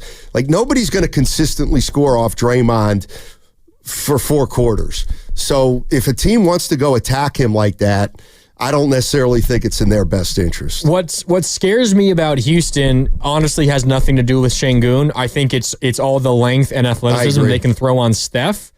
And not that I would necessarily think that Steph is going to be not a non-factor, but not be able to score 20 points on average in a potential series against Houston. But I think it's going to be harder for that to happen versus Houston than almost anybody else the Warriors can play. I know the Warriors have had a lot of success versus OKC this year, but OKC scares me because much like Houston, they can throw out a lot of length and athleticism on their wing players at Steph, and that makes it difficult on Steph. Houston is very similar in that sense, but we've seen this time and time and time again throughout this era of Warriors basketball, Steiny. A team throws something new at Steph, and maybe it limits him for a game. And in this case, it was a regular season game. And then the Warriors come out next time they play him, especially in a playoff series, and they find ways to work around it, and Steph ultimately gets his. I mean, this is not the best example because it happened over the course of like a couple of months, but last night Steph scored 3 points. His only lower scoring game this year was 2 points in Memphis. I believe that was like early December. The Warriors then next played in Memphis last week on Tuesday, and Steph scored 52 points. Right. Like, there's obviously so much that had changed from when he scored 2 and when he scored 52 against the same team.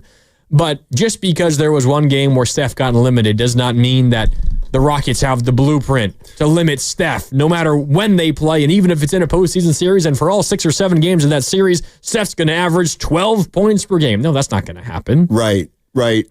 Listen, I never know. We talk about this all the time, and that is, okay, Curry's 1 for 10 last night. And I'm sure there are a lot of Warrior fans out there saying, well, that wasn't anything the Houston defense did. Well, that's wrong. He missed a couple of shots. He did miss a couple. I mean, but that's what happens, too. 10. That's what happens, and though. And a couple of them were really tough shots. Right. And then finally you get one, and because you haven't had a lot of ones like that, you don't make those.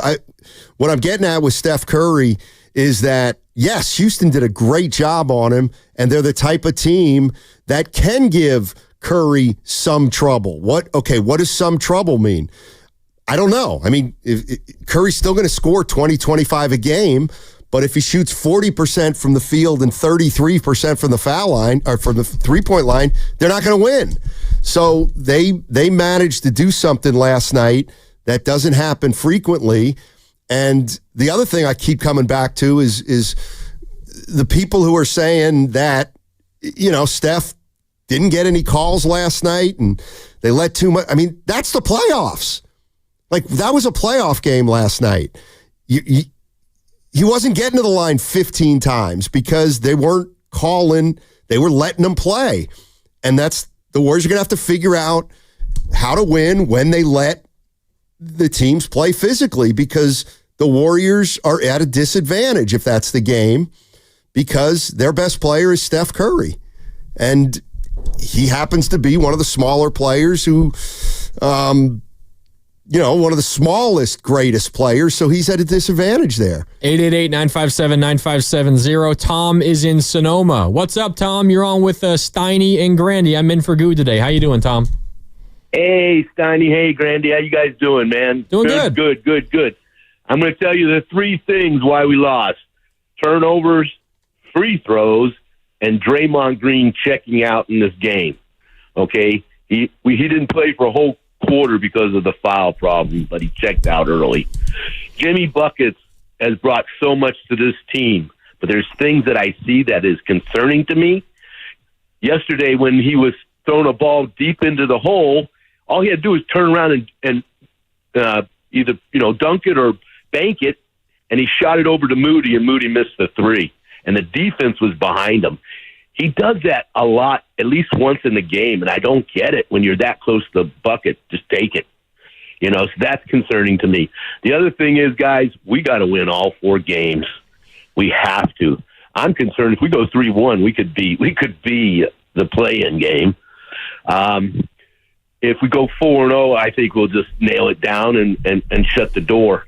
And I'm also waiting for Willard to come in because I want to see his face painted, guys. Hey, Steiny, can you take a picture and put it online for me, man? Because I want to see that face, man. Yeah, I was caught in the dark a little bit about this. I must have missed that, but sure, if he made a bet, we will put it on social media. He'll have to pay it off. We will put it on. Yeah, you follow at 957 the game on Twitter. It will be posted there. I guarantee you. And that's the other way to do it is just watch on YouTube. Get to YouTube, youtube.com/957 the game, and you will see when Willard walks in for the crossover at 148.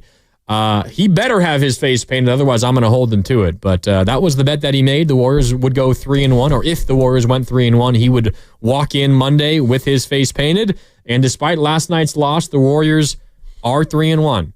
So, face painted Willard. That's coming up later on today. Okay, time for a break here. It's Steiny and Grandy with you. I'm in for Goo today on Steiny and Goo. What's coming up on the game is brought to you by Chilton Auto Body. Your calls, I see you, Austin, on hold. Plus, I got to talk about Jonathan Kuminga because I thought last night was a game the Warriors needed more from Jonathan Kuminga, and I get why he got pulled, but I don't know how you win that game without Jonathan Kuminga. We can talk about that and a whole lot more when we return. It's Steiny and Grandy right here on 95.7 The Game. That was the highest scoring game he had there, Evan, with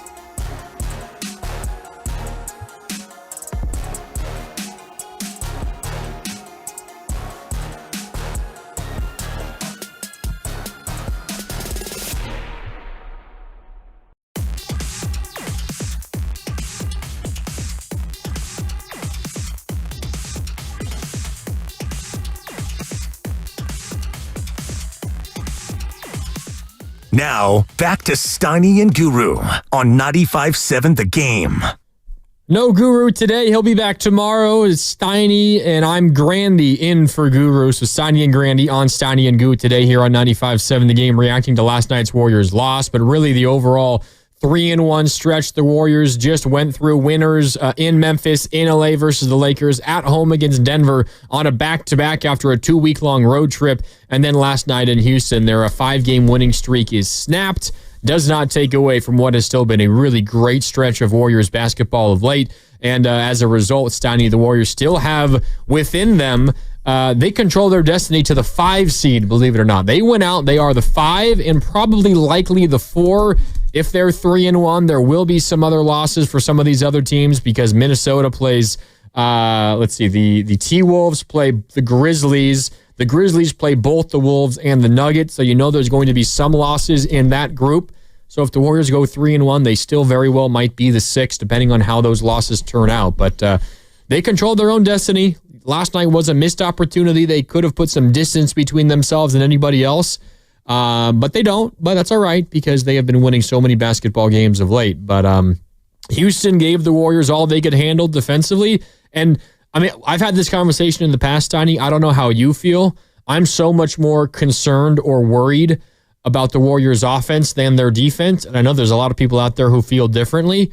I think a night like last night is a great example. If you have an elite perimeter defensive team like Houston and you can limit Steph, I just don't think there's enough offense anywhere else for the Warriors for them to be able to win many basketball games that way. Yeah, I mean, obviously Curry's their big scorer, and this is where Butler comes in. I mean, Butler's got to be their second leading scorer, and he's got to be efficient, and he's got to get you 20. He's got to get you 20 a night. Then as it relates to the third scorer, that's where Pods is probably going to be the third scorer most nights if he's playing 32 minutes. But yeah, what you would want is, let's say a night like last night, could Kuminga have given you something in that game, just like he did with the Lakers? But that's the uphill battle that Kuminga is climbing right now. And it's that if he's not playing well enough for Steve Kerr's liking, whatever that means, he is not guaranteed minutes. I feel like, yes, if Podziemski has a longer leash than Jonathan Kuminga, I still think there's going to be games where Kuminga is going to help the Golden State Warriors, and there are going to be more games like he had against the Lakers where maybe you don't win a game unless you have Jonathan Kuminga. But I just think that the idea that he's going to be a consistent scorer from this point on, that's what I don't see. I just don't see it. I don't think that Steve Kerr is going to have him on long enough of a leash where he'll be able to play through everything else, and then at the end of the night, he winds up with 16 or 18 points. The only way he's going to end up with 16 or 18 points is if he plays enough, and the only way he's going to play enough is if Steve Kerr thinks he's doing all the other things besides scoring that he thinks Kuminga needs him to do, or that Kerr thinks Kuminga needs to do. I think in general that in a postseason series, that is the right way to attack it because you're in a playoff series, and even now generally in a chase for the playoffs and wanting to avoid the play-in. Steve Kerr has said over and over that these are all playoff games for us. You just can't afford that kind of player to play through all of those mistakes. And we saw it specifically last night where he committed turnovers on consecutive possessions. The last one, it was with I forget exactly when, 4:51 left in the second quarter. He kind of just threw a lazy pass right across half court to the middle part of the court. Jalen Green intercepted it and had an easy, fast break, like a pick six on a football field. Yeah. And Steve Kerr immediately got off the bench, called timeout, and subbed Kuminga out, and he did not play the rest of the half. And who knows when he would have checked back in if Draymond Green did not pick up 5 fouls 2 minutes into the third quarter. I think in general, Steiny, that ideology is good, and maybe not good for the player, but it's good for the team because you just can't afford plays like that. But in that specific matchup and in that specific game last night, I think you needed Kuminga. You need Kuminga versus the Rockets. Like, if there is a Warriors-Rockets postseason series, I think Kuminga has to be a guy that gets 25 minutes every single night. Now, you hope that he doesn't commit back-breaking turnovers like that time and time and time again, but to go up against the youth, the athleticism, the length, the quickness of Jalen Green and of Amen Thompson and even Dylan Brooks and Jabari Smith, you need Kuminga there. And if you remember this Warriors-Rockets season series, entering last night's game, the Warriors were 3-1 versus the Rockets. That's despite the fact that Steph did not play in 2 games, right? And the Warriors won both of those games because you remember that overtime win in Houston. It was Kuminga who willed the Warriors to overtime and then took over in overtime. And then at home without Steph and without Draymond, Kuminga had 33 in a win against this same Houston team. Now, that Houston team wasn't playing as good then as they were now, but this is a player in Kuminga who is having maybe the best games of his career on average versus this Houston team. And he made a couple of mistakes, not denying that. But I think in a game like last night where Steph is struggling, where Jimmy isn't super aggressive, where Draymond is in foul trouble, and when you're going up against that youth and athleticism, you just need Kuminga. And last night would have been a night where I played him through some of those mistakes a little bit more. Yeah, I just don't think Steve Kerr's going to do that from this point on. But, like, here's the way I think about a game like last night. All right, I'm just looking at the box score now, and Kuminga played 19 minutes. He had 9 points. Look, he had 7 rebounds, and we've been getting on him to rebound. He had 3 assists. That's not bad. He had 3 turnovers. The last turnover that you're talking about, it was unfortunate because it was his second one in a row, and it came on the heels of a back and forth where the play was a little bit ragged, and neither team took advantage of numbers. And so I want to say, test my memory here, Grandy. The reason it was a big play was I want to say the Warriors were up 6. Let me go and find it. And that steal, you're coming down on what you think's a fast break, and he threw the bad pass, and now the next thing you know, it's 4. And it was a big swing. Having said all that... Warriors were up 4. Okay, and it got down to 2 then. Having said all that, I do have a problem. This is where it's unfair to Kuminga. Draymond stunk. Butler wasn't very good. Curry couldn't get anything going. And so I do think it's kind of unfair when we say, well, boy, they could have really used Kuminga last night. Yeah, they could have used Kuminga. Not that you're being unfair, but the reality is I'm going to 1, 2, 3 before I get down to Kuminga. And it's, in a way, it kind of stinks for Kuminga that, we really needed Kuminga tonight. Well, how come? Well, because the starters weren't very good. So now we need Kuminga. It's a lot to ask for a guy who's, still figuring it out. It's unfair that the burden, it's unfair that the scoring burden or the burden to step up is on Kuminga simply because he's the best athlete on the team. I do think that's not fair. And last night, this is one of those games where I feel Kuminga's no fact. Kuminga wasn't great, but he wasn't truly awful, and Moody wasn't good, Butler wasn't good, Draymond wasn't good, Curry wasn't good.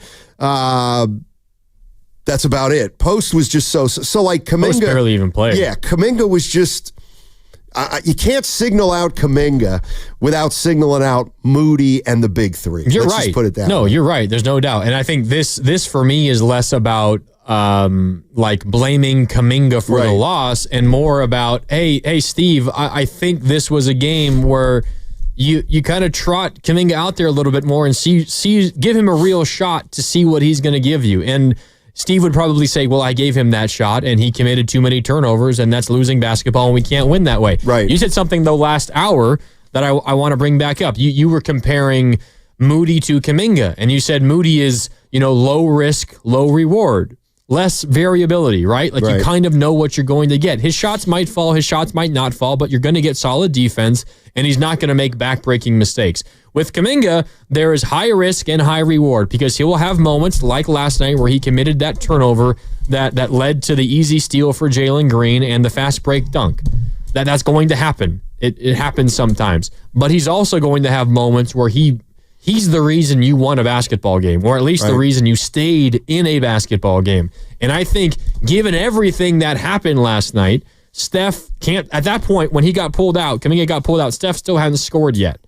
And Jimmy hadn't taken over the game. And Draymond, the Draymond stuff hadn't really happened yet, but he wasn't doing much offensively. And Moody hadn't hit anything. I think at that point, and then even in the second half as well, once all of those things continue or the Draymond stuff blows over, you need that kind of player. You just have to take a chance at some point. Like, I don't think you can play that safe game versus that Rockets team when everything else is going wrong. Like, if you're up by 6, you're up by 8, like, all right, let's hold on to this lead. Let's play it safe. Let's play it smart.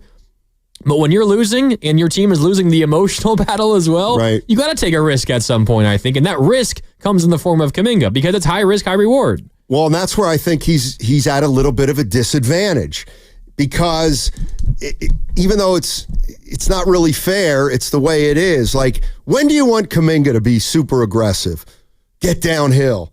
It's usually when the Warriors need some kind of spark, right? They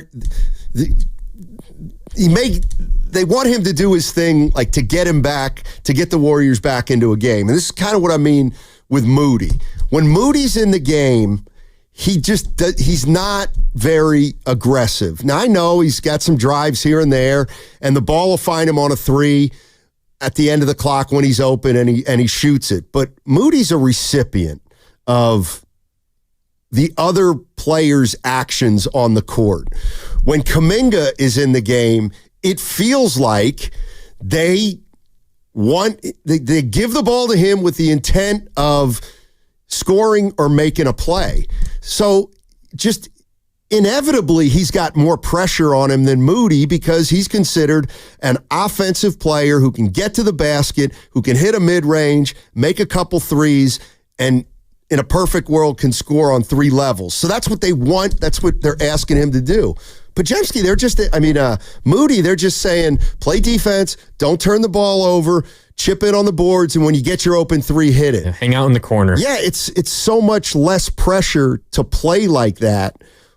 But because of Kuminga's game and his upside, that's what they expect from him. But he's the only guy that they expect scoring and scoring specifically from out of their non-big 3. You know what I mean? Like, Podziemski has found, and people can answer this the way they want. Why does Podziemski stay on the floor if he's not making shots? Why does Moody stay on the floor if he's not making shots? Well, because Kerr thinks they can do other things and still help the team. For whatever reason, I don't think Kerr feels that way about Kuminga. I think he thinks if Kuminga's not scoring and scoring efficiently, how much is he really helping? And that's maybe not fair to Kuminga, and I'm not saying I agree with Steve Kerr on that, but I think that's what we're looking at. It's a coach that doesn't trust Kuminga as much as some of the other younger players. And that does bother a lot of Warrior fans. It does, and I see it on the text line right now. You're listening to 95.7 The Game, KGMZ FM and HD1 San Francisco, always live on the free Odyssey app, and now broadcasting from the Laughing Monk Studios. Laughing Monk, righteously brewed in San Francisco. I get what you're saying. It's almost like the negative side to being the most talented player. I mean, the expectations, I guess, are different.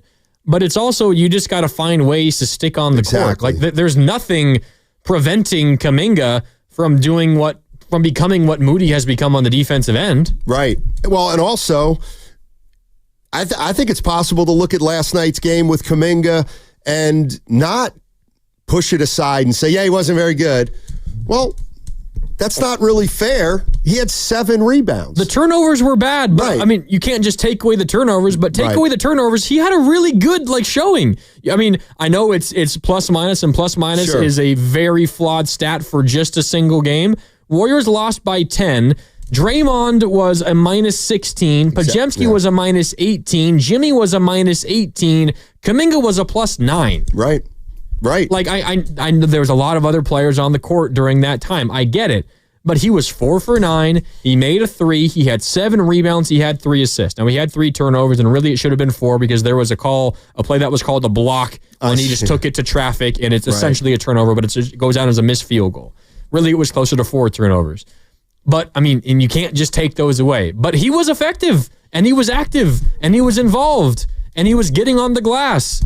I don't know. If that's a game where you're playing against Denver and you have a 12-point lead and you say, JK, we can't have those turnovers. Like, okay, I get it. Take them out.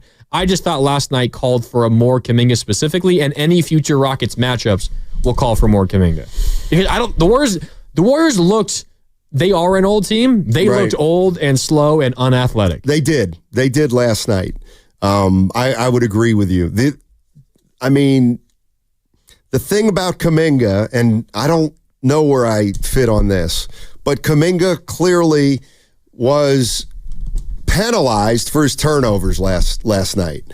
And he was careless. You can't turn the ball over, and I know exactly the play you're talking about. I was like, that's a turnover, but they gave the guy a block, but it was really a turnover. Yeah. So he had like 4 turnovers in 20 minutes. You can't have that. You can't have that. But Draymond turned it over. Steph turned it over. Podziemski turned it over. Kuminga's just not afforded that luxury, and all I can assume is the reason is Kerr believes other players can do other things if they're turning the ball over to help, but I don't think he thinks Kuminga can help if he's making those kind of mistakes. I think Kerr looks at Jonathan Kuminga as a more limited type of player with a more narrow skill set than a Podziemski or even a Moody or, hell, maybe even a Payton. Yeah. The thing, at least about Podziemski, is also just the position that they play. Right. There's not really a lot of other options behind Podziemski. But, I think that explains a lot of it. 888-957-9570. Let's go back out to the phone lines. Austin is in San Jose, and he wants to talk about that game last night. What's up, Austin? It's Steiny and Grandy with you today. How you doing? Hey, fellas, what's going on? Yeah, observations last night. First of all, it was a good game. The Warriors didn't win, but I actually enjoyed the game. I think it was a good stress test for the Warriors in terms of playoffs. I know they've had a good run, but if you extrapolate that into a 7-game series, this is what we're going to see on a 7-game series. So we're going to see nights where Steph's going to be Steph. We're going to see nights like last night where Steph is human. He's not going to have 30 in him every night. So the question is going to be who's going to come through. Now, I'll give Pods credit. I'm not the biggest Pods fan, but I got to give the man his due. He's been performing. The question on Pods is, and even Moody and Ken and Buddy, I'm giving Buddy 1 out of 3 at this point. His history is one out of every 3 games Buddy shows up. So you can see what that looks like in a playoff series. But the question is, can those guys do it in the offs? Yep. Because Udoka, and I want to talk about Udoka, Steiny, for a little bit. I thought Udoka coached a really good game last night. I think that we kind of gloss over other coaches, and when they do beat the Warriors, we sort of act like it's just they had a bad night. No, let's give Udoka credit. I think he coached a hell of a game last night. Udoka is a really good coach. He doesn't have a championship yet, I don't believe, but he'll get one, and I think he's got that Rockets team rolling. So I'm thinking, hey, other teams are going to use that blueprint against the Warriors. They're going to throw guys and stuff. And I don't know that I believe yet that Pods and Moody are going to be able to carry the shooting. I don't know that I believe that. It could be. I hope they do, but we'll have to see. And one last thing I want to say about my guy J.K. Donnie, you touched on. I think you hit it. The schizophrenia around the organization deserves the blame for why fans don't really know what this man is. Compare him to Jalen Green last night. I think Jalen Green and him were in the same draft class, if I'm not mistaken. They were. But if I saw Jalen Green last night, and I looked and said, what would Kuminga look like in a system like that? The system for the Warriors, he's not allowed to do what Jalen Green can do. And he can do some of the same things that Jalen Green. So I think we got to start saying, really, it's about fit, man. I don't think it's much about JK's ability and, IQ, basketball IQ, and all that nonsense. I think it's more about the system that he has to play in. And Kerr is a good coach, but let's be honest. The system doesn't fit JK, man. That's just kind of what I think. Hey, Austin, you still there? Just hung up. I'm pretty sure Austin is always the person who calls in, and when we're talking about the Warrior youngsters, like, Warrior young players are good. usually Austin says, have you ever taken a look at the young players on other teams? They're better. And certainly the Rockets have 4 22-year-olds that are pretty good. I just, let me throw this out to Warrior fans and to you. I think whether we like it or not, like Podziemski is a big part of this team this year. You know what I mean? Like, when we talk about Kuminga and playing time, and we talk about Pods, and we talk about Pods having a longer leash, I think all those things might be true. But the reality is Podziemski is going to play 30 minutes a night on this team. And that's, there's a lot of people out there that aren't crazy about Podziemski's game. But I look at everybody who they need to be, like, Pods is the one guy who I can kind of see why Kerr plays him a lot, because he's involved in a lot of stuff. He doesn't do everything right, but he's got a knack to make plays here and there. And I think he gives you a better chance to have a big night than, let's say, obviously Moody or Peyton. And right now, I think he's way more comfortable offensively than Kuminga. Oh, there's no comparison. So I think that's why Kerr's going to go with him. And a player like Podziemski, the same thing could be said about Moody for different reasons. Podziemski is not the perimeter defender that Moody is.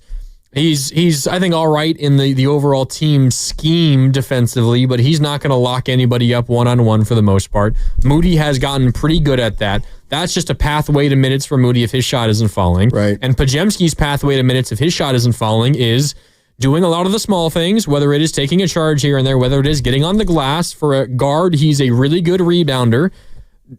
He has a higher career average, rebounding average than Kuminga does.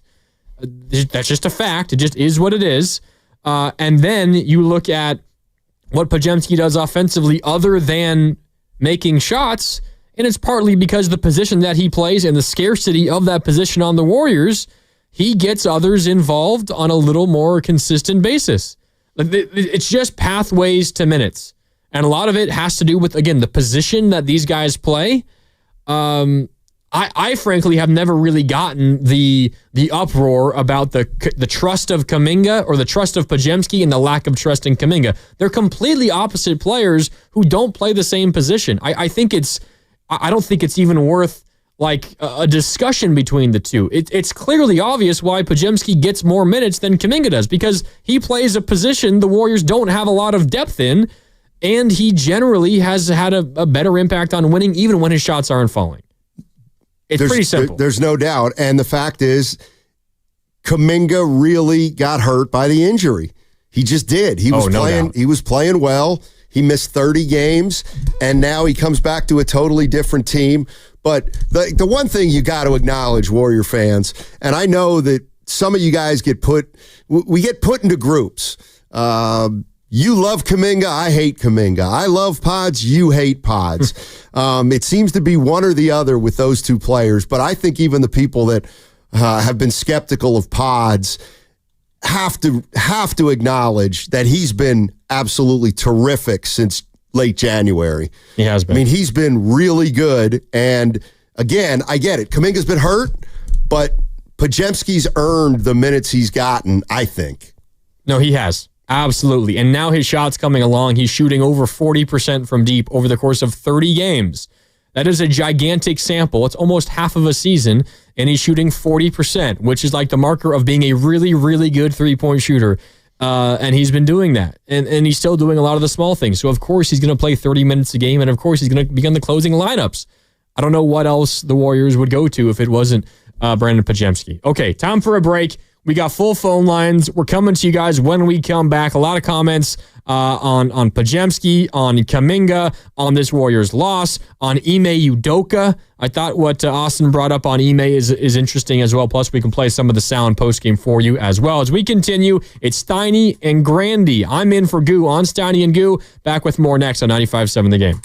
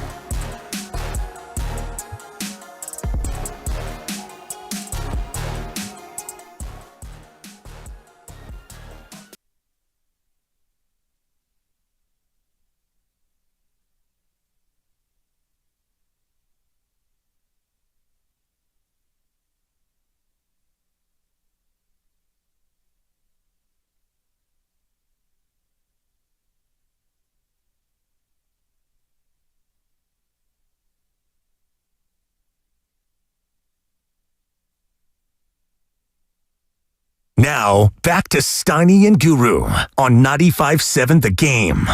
Welcome back. Grandy in for Goose. So Steiny and Grandy with you on a Monday here on 95.7 The Game. We've got one segment left, and then Willard and Dibbs will pop in for the crossover. So in about a half hour, we'll get to see Willard in here with his face paint. Is that right? But I think you might have had a sneak peek, Steiny. Did you? Did you see him during that last commercial break? I saw him. I saw him, and is the face paint on? Uh-oh. We may need a judgment from Bay Area listeners on it, to tell you the truth, because I don't know if you're a Seinfeld fan or not. Oh, yeah. When I envision face painting, I envision David Putty going to the New Jersey Devils game where his whole face was painted red and blue. It's not like that. And I'll let everybody decide for themselves whether he was really did what he said he was going to do. Whether he upheld his end of the bargain exactly, or not. Okay, exactly. So get to YouTube, because in less than 30 minutes, he will be in here and you will get to see it. And I'm sure there will be a Twitter post or two about it, and you can weigh in, because we cannot let Mark Willard off the hook if he did not do a good enough job on the face paint. Because if you missed it before, in fact, a week ago, in fact, it might have been on Tuesday, right before the Memphis game, he, not necessarily a bet, but said if the Warriors go 3-1 versus the Grizzlies, Lakers, Nuggets, and Rockets, he would wear face paint today. And they went 3-1, despite last night's loss. So we'll have to see if this actually constitutes face paint or not. Apparently, it was not great. I think it's close, and we'll let the listeners borderline, decide. huh? Yes. Borderline. Okay, we'll probably put up a poll, and we'll let the listeners decide. That's coming up in about 25 minutes. Make sure you get to YouTube, and you'll be able to see Mark Willard and his face paint, or maybe lack thereof. Okay, back out to the phones. It's Steiny and Grandy with you today. Let's go to Streets in Berkeley. I know Streets wants to weigh in on Jonathan Kuminga. How you doing, Streets? Happy Monday. Hey, you there? Hey, happy Monday, guys. Yeah, I got you, man. How you doing? Sure. Oh, great. Hey, if the Warriors are going to make a deep run into these playoffs, I can't see us doing it without some significant contributions from Kuminga. So, to expect, like, Steiny, I know what you were saying earlier about it could be unfair sometimes on the young guy, but to expect him, the most athletic guy on the team, lottery pick, to be able to do something when our 1, 2, 3, and 4 options aren't doing it, I don't think that's too much to ask. In fact, I think we need to kind of go with it. I understand, Kerr has his philosophy, but I felt like this was a game where he could have maybe at least let him play through some of those mistakes, because that earlier caller, he mentioned Jalen Green was in that draft class. So was Şengün, and, Green coming out of the Ignite League. This felt like a game where, Kuminga was playing with his peers. And I would have loved to see him get the chance to kind of bang with them a little bit and kind of do his own thing. So that's what I was thinking. I think we need to rely on Kuminga a little bit more. Thanks, Streets. I mean, you got to tell Steve Kerr that. There is no doubt that if you get like a good Kuminga in the playoffs, the Warriors take another step forward. But it's easy to say that, and then it's another thing for it to actually happen. I think we're at the point with Kuminga, and this isn't the first time I've said it, but he missed 30. You know what? Also, last night, it seemed like he may have retweaked the ankle a little bit. He stayed in the game. And then right after that was when he committed those 2 turnovers and got pulled. Exactly. I think with Kuminga now, the best thing to hope for, and one game a series. Give me one game a series where Kuminga is a big reason why you won the game. Give me one game a series like he played against the Lakers, where the next day we come in and we say, I don't think they win that game without Kuminga. Like, I just don't see him having the runway to be somebody who Kerr is going to give the opportunity to play 30 minutes a night, 5 games in a series, and we're going to see him get 20, 22, 18, 27, and 16. I just think it's going to be more of a specific game here or there where Kerr rides him and he comes through. But it's getting awfully late for Kuminga to become a mainstay or somebody that you need to rely on consistently because he's been hurt for so long and now he's clearly finding his footing coming back. Yeah, and there's the other half of this, and this isn't like Steve Kerr showing favoritism. Like that's not what it is. I mean, maybe favoritism in the sense of he's going to play who he thinks is going to impact winning more, but that's like earned. The thing for Kuminga right now, Steiny, is he doesn't automatically deserve this because he's a lottery pick or whatever the case is. Like, he doesn't have the right. He hasn't earned the right, or no one, frankly, should have the right to be able to play through those mistakes that they make because the Warriors have so much on the line right now. Like, before Kuminga went down with injury, which was before the Jimmy Butler trade, the Warriors, were like a floundering team when we're barely above or we're under 500. And their only way to win was Steph score 40 or Kuminga get us 25. And if neither of those things happened, the Warriors usually would lose a basketball game. Right. So it was Kuminga, get us 25, otherwise we don't have a chance. So, Kuminga commits a turnover, 2 straight turnovers in the second quarter of that game. They don't have anything else to turn to. They're going to let Kuminga play through that. And that's, I think, part of the reason why there was a giant step up in his play. And then he got hurt. And then the team changed. And now he comes back, and you have a team that has suddenly a ton on the line, and you have another option in Jimmy Butler. And Moses Moody's playing better. And Pajemski's scoring more. And then suddenly, now you're Kuminga, who is trying to regain the form that he had before, dealing with the rust of missing 2 months and 30 games, and now isn't afforded the ability to play through the mistakes. It's really tough from his perspective, but from the Warriors' perspective, you can't really blame him either, because if you let someone play through that stuff, it might cost you a win or two. And a win or two might be the difference in being the 6th seed or being the 8th seed this year. Well, you know what? A lot of people have been saying he's not a fit, and I've kind of been fighting that.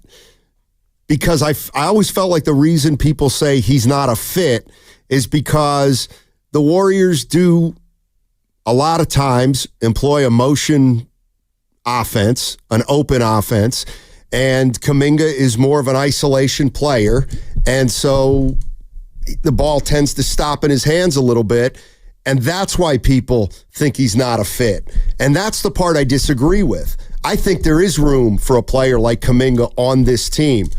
But he's not a fit in another aspect, and this is what's starting to hit me. He isn't a fit on this team. What do I mean by that? All right, what position does he play? Power forward. Forward. Okay, who are their forwards? Butler and Draymond Green. Okay, I know Draymond Green's played some center, but the reality is those are 2 forwards, and they're the two of the 3 best players on the team. So we've got 2 starters who play 30-plus minutes a night at the same position. Ostensibly, I get it, Draymond can play some 5. Okay, what else do we know? We now know that Kerr likes Moody at 4. He likes Moody at 4. He said that. So that means even when you move Draymond to 5, Kerr has another player there that he views perhaps as a better 4 than Kuminga. So it's a numbers game right now, and Kuminga's on the outside looking in. Butler's going to play before Kuminga. Draymond's going to play before Kuminga. And it looks like Moody's going to play before Kuminga. So if that's the case, there's just not a lot of leftover minutes. And so you're asking Kuminga in those leftover minutes, you got to be good enough to make me play you more than that. And that might be a tough bar for Kuminga to hurdle. And then especially with these games being so important and Kerr more reluctant to live with a guy's mistakes because of the stakes of the game. Exactly. Yeah. With everything that's on the line, you kind of press maybe to make your impact in a short burst, and that turns out to, lead to you making a mistake, and then suddenly you get pulled and your shortened minutes become even shorter. And that's kind of what happened last night. 888-957-9570. Trevor is in Rohnert Park, wants to react to last night's Warrior game. What's up, Trevor? You're on with Steiny and Grandy today. How you doing? Hey, what's up, guys? How you doing? Good, man. Yeah, good. I know it's been a couple weeks since I called. I've been on vacation, but I'm listening, and I got to say 2 points I just want to make. Number one, it's the first loss they've had in 5 games, and they didn't play Memphis, Lakers, Denver. They're going to drop one there, most likely. No doubt. So the fact that they dropped a game against Houston and they all looked pretty tired is not that concerning to me. So if we're going to start talking about a player, and it always seems to be Kuminga, my point, you made a lot of points while I was sitting here waiting, Steiny, and it's just that the name of the game is consistency. Right now, Podziemski's on fire. You're not going to not play him. He's playing amazing. And you got Moody, and they're both playing better basketball overall. They're more consistent. Are they consistent players? I don't know if they're that consistent, but they're more consistent than Jonathan Kuminga right now. And Jonathan Kuminga, let's take a look. He is a specimen, right? I wouldn't call him the best athlete, because calling him the best athlete, because I've heard that a few times, calling him the best athlete means he makes good decisions, he's consistent, he's scoring. He has the body for it, right? There's a lot of freaks of nature out there that look like they should be able to dominate a football field, a basketball court, a baseball field. But the game isn't transitioned to them as easily for whatever reason. We see it all the time. I'm not saying that he's not a good player, but Kuminga, unfortunately, the Warriors have to see where he's going to be before the end of this year, because he's going to ask for a lot of money. So they're expecting something now. And unfortunately for him, it may not be fair, but that's the NBA, and they need to know right now, is this guy going to come out of his shell after he's been in the league 4 years, guys? I mean, yes, he's young, but he's got to advance in some ways. And I don't want to call him a one-trick pony, but there's other players on the court that can do more when they're failing in one aspect of their game. Kuminga doesn't really do that as much. So I do believe that, and one last thing before you guys cut me off, I do think that the Warriors going into the playoffs and making a deep run will have to do with a collective effort. I don't think Kuminga becoming, if he comes out of the shell in the playoffs and starts playing outstanding basketball, fantastic. Is he the end-all, be-all of whether the Warriors go and win a finals this year or not? I don't believe that's true. So, that's how I feel. Yeah, I'm kind of with you. Thanks, Trevor. I think people are hoping Jonathan Kuminga emerges as their third scorer game in and game out once the postseason occurs, and I don't see that happening either. Let me throw this one at you. Just try to explain this one, because they're great. Listen, we're talking about one of the greatest players of all time. Jordan, Bird, Magic, LeBron, Duncan, Curry. He's in there. How can you explain this? And I'm serious. How do you score 52, 37, 38, 36? Let me do it again. How do you score 52, 37, 36, and then 3? I mean, that is mind-boggling to me, how a player that great can look so... I can't believe it, because he's been playing so great. And I know, hey, Sonny, everybody's entitled to a bad game. I get that. But he wasn't generating any shots. He had a couple good looks, but not a lot. And I'm just shocked that extreme high-low can go on in like 4 games. I just can't, and I get it. Everybody has bad games. But to go from, throwing in 36, 37, and 52 to 3, that's so egregious. I'm worried that there's more to it than it's just an anomaly. Whoa. I'm not saying, well, what I'm saying is I don't expect, if they play Houston, for him to get 3 again. But he couldn't do anything. They didn't let, he was not, that's the most ineffectual I've ever seen Curry. And I mean that because they didn't even let him go 4 for 19. He could not get good shots off. What? And I don't know why they were so dominant against him last night. That's a scary thing, that if you're telling me that a guy can go from 50 to 3, I want somebody to explain that to me. I think, and I threw this out there as another like characteristic of Steph's greatness during the 52-point game. Right. When he had 8 threes in the first half, and he had 11 early in the fourth, and you were thinking he has a chance to break the record. Right.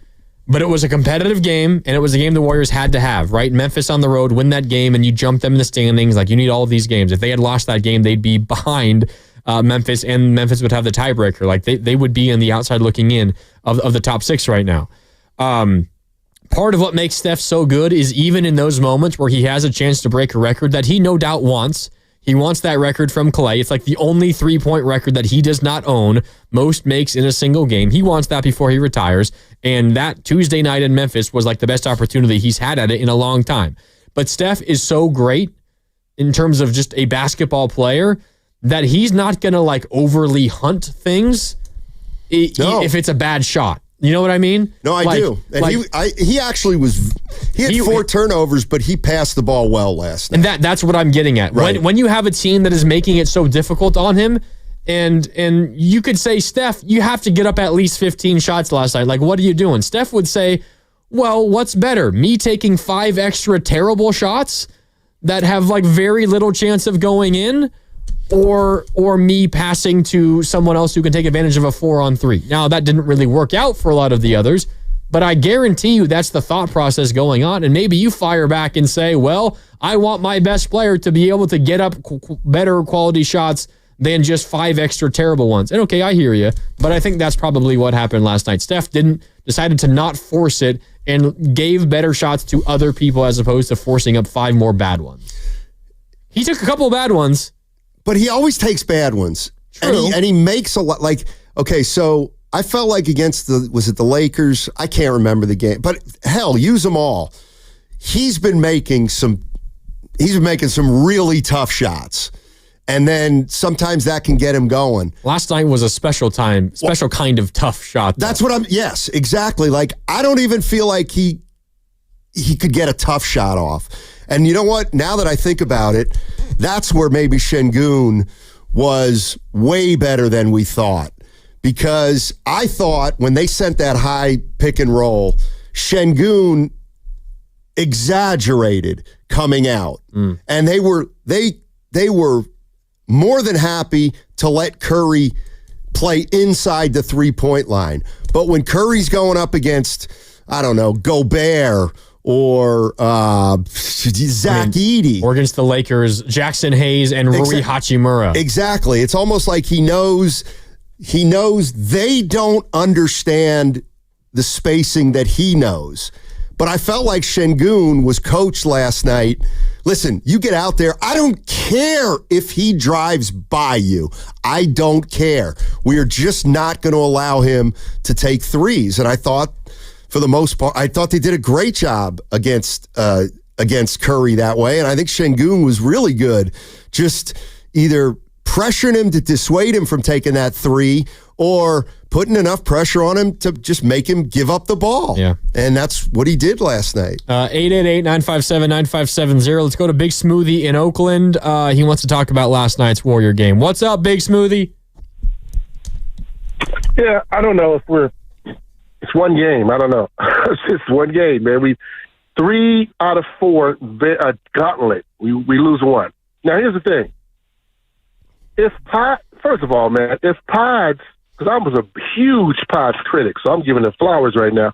But if Pods can play like he's been playing, because initially I thought this game against San Antonio was a once-off. I said he's not going to be able to shoot an open jumper. But then he showed me. He's like, I can hit the midi. He's doing things. Pods playing like that, we can win a championship. That's how drastic that the Pods emergence has been. Now, here's what I saw in that game. There was a time in that game where we could have had a 10-point lead at halftime. We let a few things, we let some opportunities go in the game, and then they got within 4. But that could have easily been a 10-point lead. sometimes Steph comes out very passive. He's patiently waiting, and that wasn't the game to do that. I guarantee you the next time we play Houston, Steph's going to come out with a sense of urgency. There was no sense of urgency. And I think the Warriors thought they were just going to fold and that Steph would do his thing and click that button in the second half, and he got bodied, man. He got bodied. And then also add to that, they're tired. This team is tired. I think they're tired. It's been a long road game. I know they came back, but they're still tired. And I think that I'm not making up excuses. I'm just saying I guarantee you that when they play Houston again, Steph's going to come out on fire. I have no doubt in my mind. Anyway, y'all have a great one. No, real quick. Thanks, Big Smoothie. Real quick, Grandy, I agree. I think they're tired too. I absolutely think they're tired. Draymond said he was exhausted after Friday's game against Denver. I'm tired. So one week off or 1 day off doesn't really change that. Exactly. And so they are tired. And this is what I mean. I can tell a lot of callers today are saying, they lost Sunday, but they've won 3 out of 4. Yes, maybe we should have focused on the 3 wins more, but this is the kind of gauntlet they're going to have to get through from now till the postseason, into the postseason. And they're going to be tired again in the postseason, probably more than once if they make a deep run. And Sunday was a game where I thought it caught up to them. That's all. And the big 3, the 3 veteran guys just didn't have it. And maybe there'll be games like that in the postseason, and the young guys are going to have to bail them out. They're on a 2-month-long sprint to avoid the play-in. Right. And they are still on that sprint, and that sprint very well could come down to the last day of the regular season. And if that sprint results in them not avoiding the play-in and they have to play in the play-in, they're going to be exhausted at the very beginning of that postseason. And it's why they have to continue pushing themselves really hard right now, even though they might not be physically ready for it, because you need to do whatever possible to get that full week off. Otherwise, you're looking at 1, a first-round series against either Houston or OKC when you're already tired, or 2, missing the playoffs entirely. And, of course, neither of those outcomes are good for the Warriors. Okay. Time for a break. When we come back, Willard and Dibbs, face paint and all, or maybe not. They'll be joining us. This is the crossover coming up next. That's what's coming up next on the game, which is brought to you by Chilton Auto Body. It's Steiny and Grandy today. Back with the crossover next on 95.7 The Game. I just want to go home.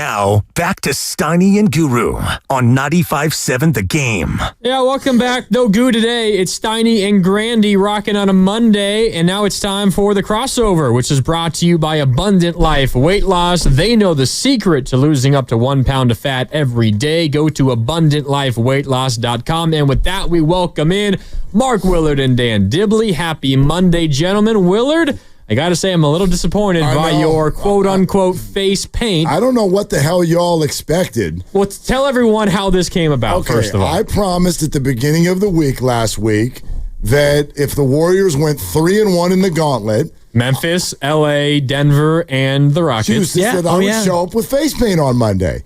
I not only have face paint, I have Warrior face tattoos. Get to YouTube, youtube.com/957 The Game. Let me know if this qualifies as face paint, because that's a couple of kid stickers or tattoos. Surrounded by poppy face paint. By marker. Yes, and I have the face paint. It looks like lipstick. First time I've ever used it in my life. Oh, I have it in my bag. So if every time I make a good point today, if you'd like to draw another line on my face, go for it. I'm fine. I'm not trying to cop out here. I'm not I did this by myself. I'm in there. I'm showing up today with tattoos and blue and yellow lines on my face. What the hell did you bring to the table? What did you, Steiny? What'd you? Oh, Mister. Oh, that doesn't count. What'd you do today? I don't make bad bets. I didn't make a bet. I made a promise. Yep. I didn't make a bet. I didn't lose a bet. I made a promise. Watch this. And promises made, promises kept. Oh, God. Jesus. Sorry. Let me make a safe prediction. Yeah.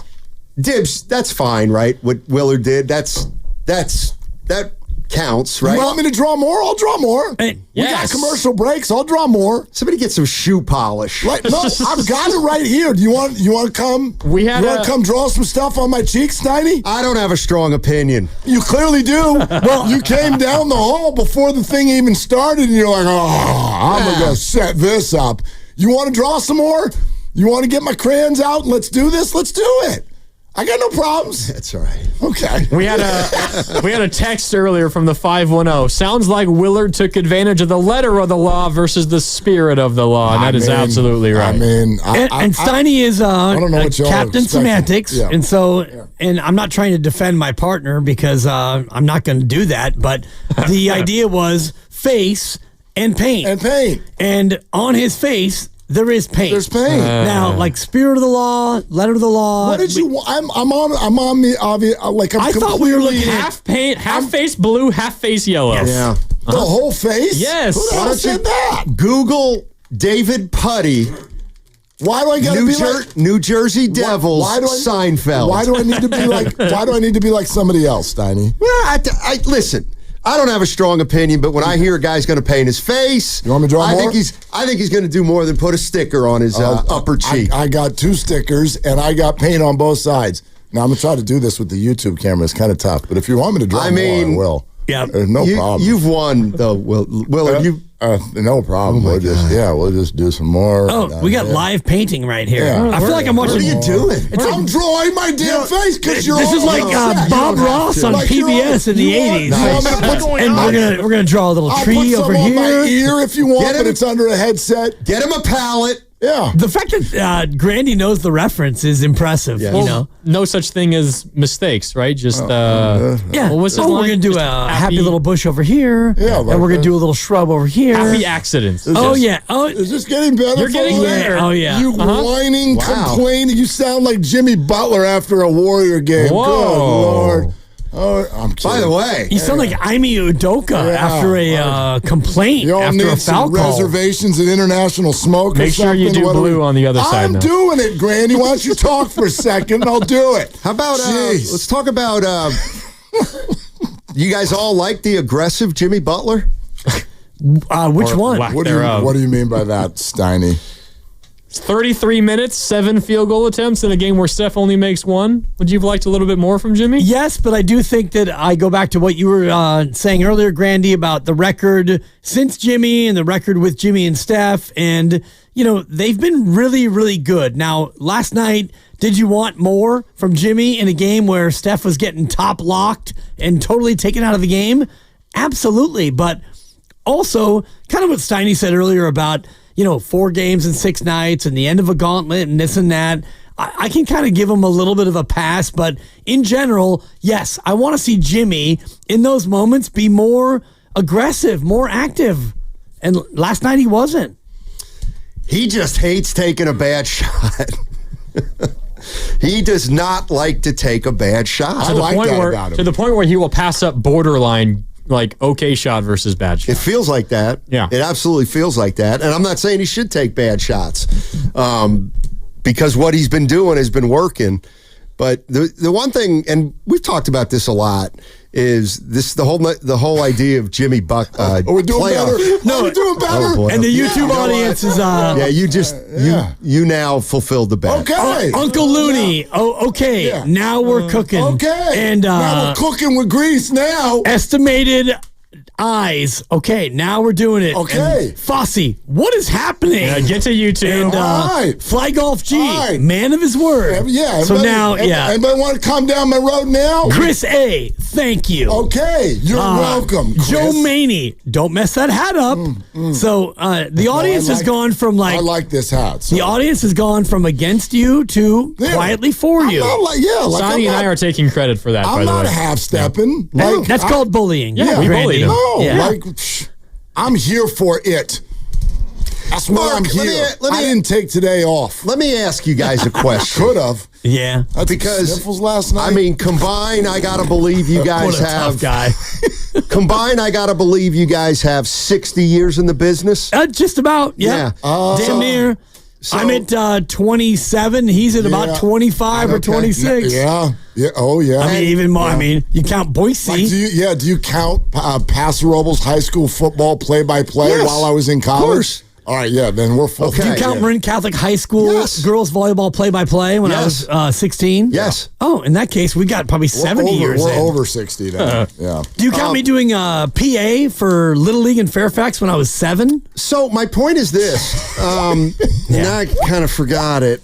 You guys have been in the business, radio years, business for so long. Yeah. I've been in it for 10 years. Of course, I had other media careers in addition. TV, print. How do you handle? And we've come up with this a little bit. And I'll be honest, it's just a tangible radio issue you got to deal with. Warriors have had a great 4-game stretch. They have.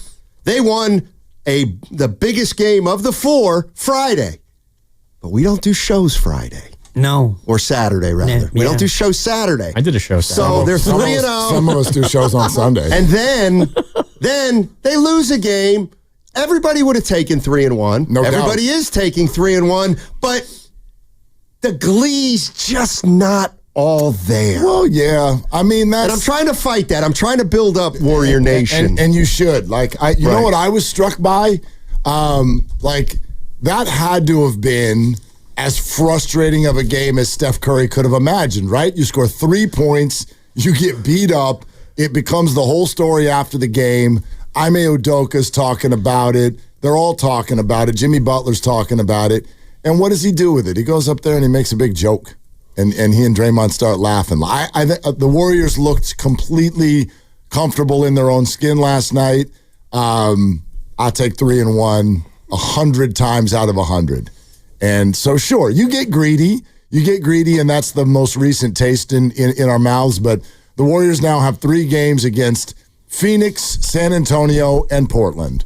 They should win all of them. As long as they do, they're going to be fine.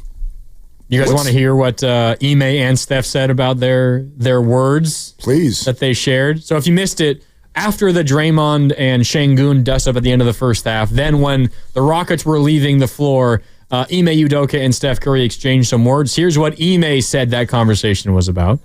I was talking to my team, about the physicality. This is the type of game we like. This is who we are. He said something, I said something. Nothing, a little friendly banter. Okay, a little friendly banter. And then here's what Steph said that conversation was like. He had made a reservation at International Smoking and he canceled it. And so I was kind of upset with him. And we went back and forth on that. So they're both playing it off. Right. Steph, obviously, International Smoke, Aisha's restaurant. Right. Dibs. Clearly not what they were talking about. Dibs, you had to love the awkward laughter from a press room when they didn't quite get the joke. Right, and then Draymond, of course, buries his head in his hands. He's like, oh, there's a plug. That's a plug.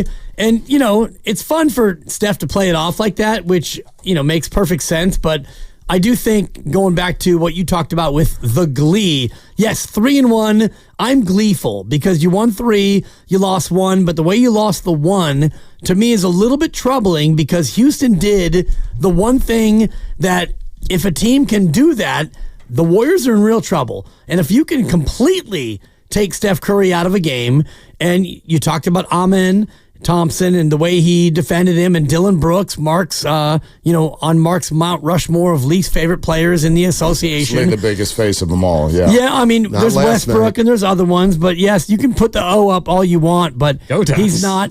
He played great. They played great, but beyond how well they played, the way they were able to get to Steph and take Steph out of it, and yes, I know the officiating was not Warrior-friendly, and he was getting held and top-locked and harassed and clutched and all the rest of it, but that is, honestly, a recipe to beat the Warriors. Buddy was great. Pods was great. Jimmy, are you a Hall of Famer? Hello? And Draymond played his own way out of the game, so you had Pods and Buddy amazing, and then the big three were all like ordinary or worse. You lose. What'd you think of the Draymond elbow to the face? It's not a foul. He's honestly, and I heard you earlier, and you and I love the refs unlike anybody else in this market, and I thought that Draymond was trying to make a layup. He was. Right, and so you've got... I didn't think it was a flagrant foul. And you've got Şengün in the restricted area, and if it's not a flagrant, then it's a block because he's not in a legal guarding position. So what they did was they called a foul on Şengün correctly, and then we go to the monitor. It's like, oh my God, it's Draymond. Wait, it was called on the floor on Şengün? I thought it was an and one. No, it was called offensive foul on Draymond. That's what Draymond thought it was. Oh, I thought it was an and one. They called it right away on Draymond. Well, I was just an offensive foul. For me, I was on mute because it was story time in the next room, and my wife's doing stories in Milky, and so I'm watching it on mute, and it's like, and I actually turned it up, and she, turn it down. We're doing story time. We're talking about the purple balloon. Okay, so I was trying to catch a piece of this and a piece of that. I thought it was an and one. No, it was a foul on Draymond right away, which is terrible because he was in the restricted. But doesn't any elbow to face contact immediately just take precedent over anything else? Shouldn't. It does. That's the way it gets called, though, right? Why? Yep. It shouldn't. That's not the letter of the law. Well, the letter of the law is when you elbow someone in the face, but they look at it. No, like that just is, to me, that's an elbow in a face that contacted one another. No, I agree with you. Like, that's not But when you see it as a he ref. didn't throw his elbow at his face. They thought that he did. You want to know how I would phrase what happened? Şengün fouled him with his nose. I'm telling you, 100%, he did. He did. Draymond went up in a normal shooting motion, and Şengün in the restricted area was in the way in a non-legal guarding position. That's where the contact took place. That's not Draymond's fault. It's a foul with his nose. I felt like Draymond was making a move toward the basket. Mm-hmm. His momentum was going toward the basket. Correct. Şengün may not have been in a legal position, but if he's standing straight up, and the first thing that happens is Draymond comes in contact with his face. Like, I didn't think it was a terrible call. I can see it. I didn't find it to be a surprising call because of who we're talking about. But again, if you're in the restricted area and just because your hands are straight up, I don't know when basketball has ever been called that way. If you're not totally set and out of the restricted area before that person makes that move and leaves the ground, then that's a foul on you. Real quick, you're listening to 95.7 The Game, KGMZ FM and HD1 San Francisco, always live on the free Odyssey app, and now broadcasting from the Laughing Monk Studios, Laughing Monk Righteously Brewed in San Francisco. I'm sorry, I'm just looking at Mark, and he's got blue. Are you going to do it all show? Well, I mean, what do you think we're going to do? Wash my face at 4? Of course we're doing it the whole show. I'll probably reapply it 4. Settle down. Well, no, I don't. Settle down. Settle down. I don't like the way I've been questioned so far here today. I'm just passing along. I don't kill the messenger. I keep my promises. You want more? You got more. Yeah. I just appreciate you I'm doing here it for this. One of the things that I try not to do is make promises. Like, I wanted blue on the left and gold on the right, because when I look at you, I needed it to be this way. Yeah, but I'm doing it in the mirror, and I just did it. Yeah. I get it. To me, it looks like blue and yellow. I get to you, it looks like yellow and blue. Right. But that's okay. No, it's fine, and I appreciate it, and you're doing great. Thank you. The fact that they went 3-1, which we all kind of thought, both of us, and I don't know collectively if we thought that would be a reach, but they did that, and yet the Houston game was, kind of a bummer the way it all went. I don't want to dwell on the bummer part of it. I want to dwell on the 3-1 and also look at the next 4. And you guys are right. Like 4-0, you're fine. 3-1, it gets a little dicey. You're probably okay because there's 5 teams and somebody's going to be losing some games. Denver, actually, I think they've only got 3 games left. They've got the toughest slate of games. They might be a play-in team. Yeah, they might be a play-in team. How crazy is that? Which is bananas. They were the 2 a couple of weeks ago. I know it. Makes you wonder if they would rethink sitting everybody against the Spurs a couple of nights ago. Maybe. I think Denver's got issues. Clearly. They've got issues. They got to get Murray back, obviously. And he's supposedly be back for the playoffs. But we don't know. You know what? I haven't seen that Durant's not playing tomorrow. So he got hurt last week, and they said he's expected to miss at least a week. That was 8 days ago. So I haven't found... I think he's still like day to day. Let me send a text for you. Yeah. Scotty. Well, they're 2.5 out with 4 to play. Yeah, they're done, I think. Right. So if you're Durant and you're done and you're already mad at your team and your team is already broken from the inside out, why would you play? Because as mad as you are, you hate the Warriors more. And he loves basketball. That's what I was going to say. He loves basketball. He does. He's not going to turn down an opportunity. The funny thing is, I actually believe that. Like, if he can play, he's going to play just to play. Like, okay, I'll go out and we'll try to take a shot at the Warriors tonight. Why not? He's like Guru at 24-Hour Fitness. Like, if you can play, you're going to play. First time Guru's ever been compared to KD, and you're welcome, Guru. I'm sure Guru's very happy about it. Yep, no doubt. The other thing about the 3-1 stretch, which no doubt is good, we all would have taken it. I would have expected after a 3-1 stretch that they wouldn't be tied with 3 other teams for 5, 6, 7, and 8. Like despite what they have done, and they're 21-5 with Jimmy Butler or whatever the number is, and they're 14-1 with the starting group. They're still like a loss away from being the 8 seed, which is absolutely wild considering how great they've played. Like Minnesota's playing amazing basketball. The Clippers are playing better basketball somehow. For as good as the Warriors have been, they really haven't gained a lot of ground on anybody in a couple of weeks. That's why I felt the way I did at the beginning of last week, which was very nervous because I thought 3-1 was going to be really hard. But if you looked at the math, it was necessary. And look at it. Like they went 3-1 and they're still hanging on by their fingernails. They'd be the 8 seed if they went 2-2. If they had gone 2-2. Yeah. So think about that when they were down double digits against Denver in the first half, what they were potentially facing. But tomorrow night, it all ramps up. Memphis is going to be in Charlotte tomorrow night. This is what I'm talking about the importance of like tomorrow night's game for the Warriors. The Clippers host the Spurs. Memphis is in Charlotte. Minnesota's going to be in Milwaukee. And the Warriors will be, obviously, in Phoenix. The Lakers will be in Oklahoma City, but you're starting to not think too much about those 2 teams that much. Tomorrow's a huge day. It's a huge, huge night. What? You're not worried about Lakers? No, I think that they've separated themselves. Oh, you mean they may not? They're not in the group. I'm looking at the group of 5. Scoreboard watching. You got to be one of the top 3 in the group of 5. That's what you got to be. I'm not following. There are 5 teams right now with 32 losses. Oh, okay. And the Lakers are not one of them. The Lakers are ahead of those teams. Okay. The Lakers are in the 3 seed. Seed 4 through 8 now is what we're looking at. The Lakers could easily, and I do think they will lose badly tomorrow night because, in fact, I think there's a really good chance they sit their players because they're getting ready for a completely emotional bonanza on Wednesday because Luka goes back to Dallas. Oh, what a bonanza. Well, it is. It is for Dallas. That's going to be that's going to be an emotionally charged environment. I think we all agree. Time. And so they've got to win that one. And if somehow they lose both of those games, well, then you can welcome them to the party too. But if they can even go 1-1, they're kind of in the safe house for the moment. And then they play, I think, Houston maybe this weekend, but I don't know if Houston's going to. Exactly. I don't think they're going to need anything.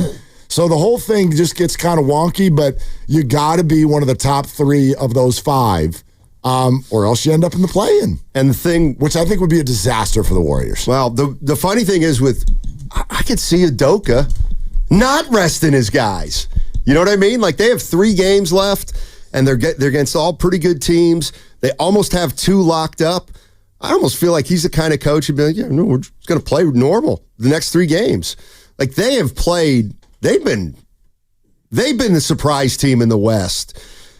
Right up there next to the Warriors since they got Butler. And Houston's last 3 games, by the way, are all against teams that are in this mix. So if you're Houston, right, they may give one of those teams an easy win. They are right now almost for sure the 2 seed, and their 3 games remaining are Clippers, Lakers, Nuggets.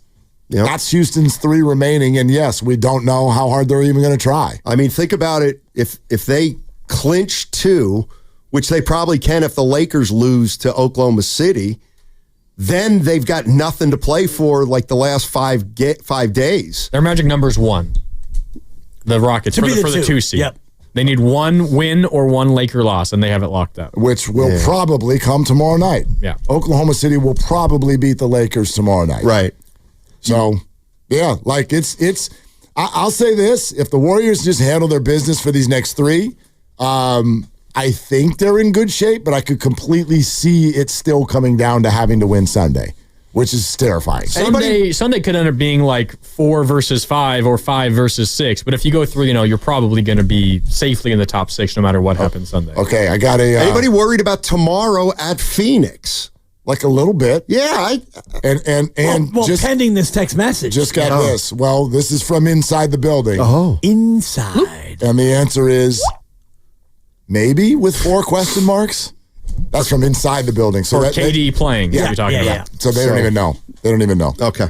Yeah, and I'm not worried about Phoenix. I'm just kind of fixated on the Clipper game because to me that one might be the pivotal like tiebreaker. Because if you lose to the Clippers, then they have the tiebreaker, and then you fall behind them. Maybe you're 7 and they're 6. But the thing about Houston is I don't really see Houston resting their guys. No, exactly. Because you mentioned it before. Not only Udoka, but their team is a bunch of 21-year-olds. Like, who needs to rest? It's actually better off if they play as opposed to, what, you're going to rest all your young guys? They don't need rest. They're getting the week off. They know they're already getting the week off for sure. Exactly. Yeah. And they're going to play a team that is going to be out of the play-in. Maybe it might be the Warriors. Could be. It could be Warriors. Could be Rockets Denver, still. right? Could be Denver. Yeah. All right, Granny, let's see how you pull this off. Gents. There it is. There it is. 2-12. I love that you think it's so hard. Like, let's see if you can do it, Grandy. Let's see if you can say bye. It's sometimes awkward.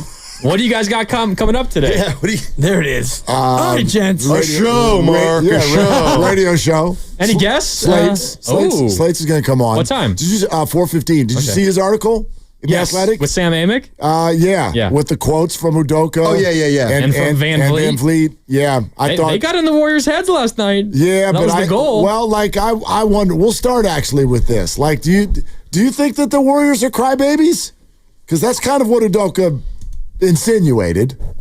He told his team before the game, do this. Once they start crying, they'll cry. Then do more. Yeah, that's how you know it's basically the playoffs, because the Warriors after that game talked about how physical, and Udoka's saying no, that's how it's like vintage Phil Jackson after a loss, saying we're not getting any calls, and that goes back and forth. And bring it home, Granny. All right, gents. There you go. It's later coming up at 4:15 with Willard and Dibs right here on 95.7 There The you Game. go. My man. Oh, God. With an uptick.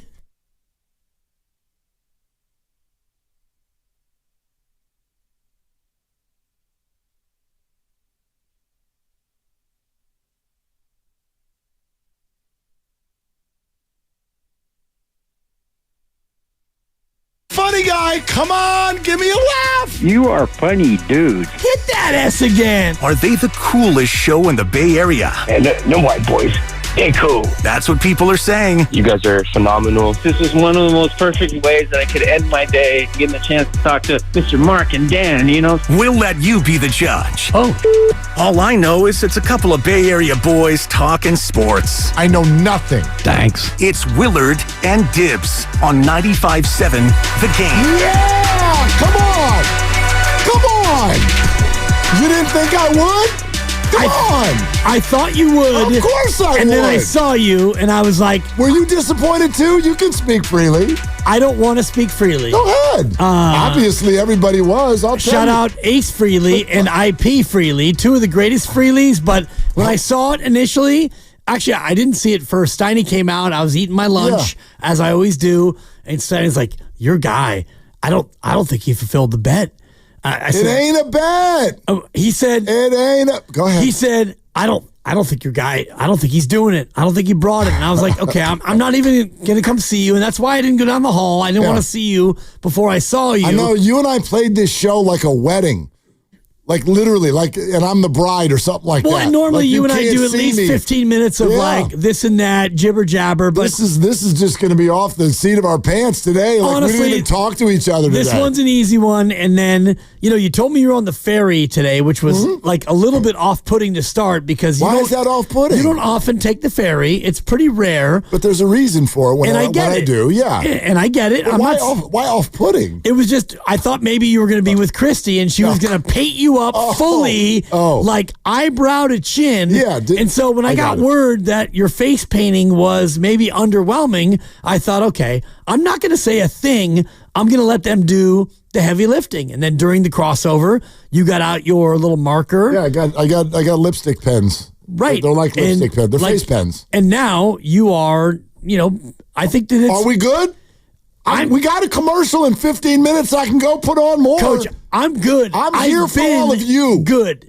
And I thought about this morning when, the whole thing was, it wasn't a bet. It was a declaration sensation. Thank you. You said if they go 3-1, you're going to paint your face for the show. And I appreciate them doing in the first 3. It allowed me to go to Amazon with enough time for shipping. Perfect. And so here we are. I thought about 2 things. One, I thought about you being completely... like hairline to chin, both sides, full face paint. And the other thing I thought about was I could never do that because I have OCD. I have obsessive compulsive disorder. Do you? Yeah. But actually? Yeah. Like big people time. throw that around. Like, oh, that's my OCD because I need that picture to be exactly at a certain angle in the house or whatever. No, I mean, for me, it's like when you go to cross the street and they have those big yellow bumps, those strip of yellow bumps. It's like an hour ago, Lucas. What the hell are you doing in there? Anyway, whatever. Go ahead. When you walk across like a sidewalk and there's those big strip of yellow bumps. Yeah. I can't walk on that unless I have right foot, left foot. I need both my feet. I can go into my whole OCD. I have it. And for me, face paint on my face that's going to be a no for me, dog. I could barely even feel it. Yeah. I got the YouTube up in front of me so I could see it. Yeah. I look ridiculous. No, you look great. Yeah, YouTube.com/957 The Game. You look great, and your hat is matching your face. Yeah, I got a Warriors hat on. For me, like when I make breakfast for my daughter and I go to like chop up fruit and I, put it in my hand and I give it to her, I have to immediately wash my hands. Well, that's a good thing. But I don't like that. I don't I don't like it. Okay. I don't like it, Mark. I don't like face paint. I don't like any of that stuff. So for me, looking at you, I'm happy for you. Yeah. And you're doing great, bro. You're happy for me? I don't know if there's a reason to be happy for me. I'm happy for you because they went 3-1. Yeah, they went 3-1. And you I'm honestly deep down, you wanted this. You wanted them to be 3-1. I wanted them to go. Yes. Right. Yes. So I'm happy for you and you're happy for them. It was an offering. It was an offering to the gods to give us at least 3 wins because, by the way, I knew that they needed it. A lot of people, I got a lot of messages this week. And for those of you, I guess we should back up and let everybody know what the hell we're talking about. Back that thing up. On Monday, I had some skepticism with regard to the week that was coming for the Warriors. It felt very hard to me. And I thought, you know what? If they could somehow go 3-1 in this stretch, I'd like to put out an offering to the worlds, the gods, whatever you want to call them, the basketball, the Hoops Joneses. And so I did. I said I will be so impressed if they can do that. I will come in on Monday with blue and yellow face paint. And I didn't stop there. I've got Warrior tattoos, face tattoos. Yeah. Very easy and very inexpensive on Amazon, by the way. Permanent ones, too. They'll be there forever. My left cheek says Dub Nation now for the rest of my life, which is fine. But anyway, point being is that was the promise. And so here we are, and I'm completely thrilled by it. But here's the thing that I knew that day, because I got a lot of messages and people go, do you feel better now? I'm like, well, I didn't feel bad, but what I thought was, look, this is going to be really hard. The exhaustion is going to set in at some point. And if they went 2-2, I think most Warrior fans would be like, it's kind of understandable. That's not embarrassing at all. Right. But what I knew was, if you go 2-2, you're going to be in trouble. You're the 8 seed. You're going to be in trouble. You're the 8 seed. And look at it now. Yeah. They would have been in a heap of trouble if they had gone 2-2. They're not in trouble now, even though they went 3-1. So I knew they needed it, and that felt really hard, and they did it. So bravo. That's incredibly impressive to me. I thought, look, all the things we're going to talk about with last night's game, but I also thought fatigue set in. You ever do this? You and I have talked about it because of just like doing morning radio through the years. Oh, boy. Or how about anybody who did you all just wait until midnight to start your term paper that's due the next morning? Anybody ever do that in college? Lucas is looking at me like, did you go to college, Lucas? Yeah. So college-ish. Right? Yeah. Steven's got his hand up. Who hasn't done that? You start the term paper at midnight when it's due at 8 in the morning, and you pull the all-nighter. And what happens the next day? You're like, I'm going to be tired. No, you're not. No, you're not. And I think against Denver on Friday, that wacko adrenaline thing kicked in the second quarter, and they played great basketball. Draymond could barely talk after the game. He's like, short answers. I got nothing. I'm dead tired. And I thought to myself, I wonder if that fatigue, which catches up to you a day or two down the road, right. I wonder if that's going to set in on Sunday against a very, very good and physical defense. It's exactly what happened. It's exactly what happened. I think it's partly the fatigue, but it's also partly the matchup. And this is where, as we get deeper into the playoff machinations, and if they play Houston and all the rest of it, maybe it becomes more of a thing. But I looked at what Houston did last night, and yeah, they were tired. And, Steph was being absolutely eradicated by, it's an eradication sensation is what it is. I thought we'd give Lucas much quicker. He found the button, so now he's ready. But I mean, Amon Thompson is young, athletic, and into defense. And so, you watch every possession, and he's like staring at Steph the way that I was staring at my junior prom date. A little bit awkward. That was creepy. And a little bit like, okay, it's okay, bro. You can go ahead and dial it back a little bit. But, and both of us were trying to score, Steph and myself, but that's neither here nor there. Yeah. And then Jimmy Butler, to me... Neither of you did, by the way. Anyway, go ahead. Those are facts. Just a prediction. And I don't actually know that. I wasn't there. Well, and I have a whole rundown on Steph Curry in games in which he scored fewer than 10 points, and we can get into that. Yep. By the way, just not to interrupt, can you unlock? I want everybody, this is a big day. This is the start of a huge, we're here. This is the last week of the regular season. This is it? 888-957-9570. Slate's in 2 hours. Until then, it's you. Go ahead. Go ahead with your story. No, I just, in a game like last night. Prom. She didn't do anything. No, she said yes because she had no date. Neither did I. And then I would, set about trying to, get to the basket. And much like Steph last night, I was 0 for 7. No, he was 1 for 10. And I was not quite 1 for 10. I was probably 0 for 11. But the greater point for me last night was, okay, Steph is being completely taken out of the game. And Buddy was like, okay, Buddy, do your thing. And Pods is suddenly now a knockdown 3-point shooter. Jimmy, where are you? Where are you, bro? Can you, give your imprint? Should we start calling you Andrew Butler or Jimmy Wiggins? Which one? I think I like Jimmy Wiggins more. Well, Jimmy Wiggins. No, I'm not doing Jimmy that. Wiggins. Wait a minute. Hold on a sec. Do we need to I didn't know. He was a non-factor. But I'm not I'm not doing this with Jimmy Butler. Are you doing this with Jimmy Butler? I am off of last night. Yes. You are?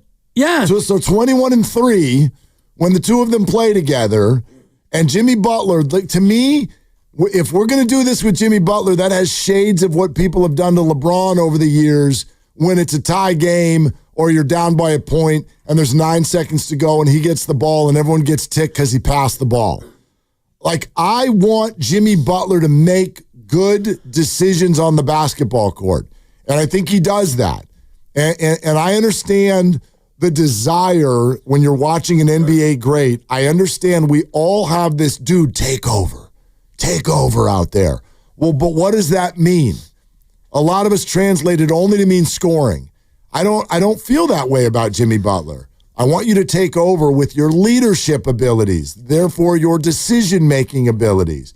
And that does mean keeping others involved. And so when Buddy Hield has over 20 points and Brandon Pajemski starts doing stuff like that, the way he played last week, Butler gets a lot of credit for that, in my opinion. Like, they were in that game despite none of their big three doing what they normally do. Yeah. Draymond's in foul trouble. You think Jimmy was passive, and Steph had 3 points. Yep. And they were right there.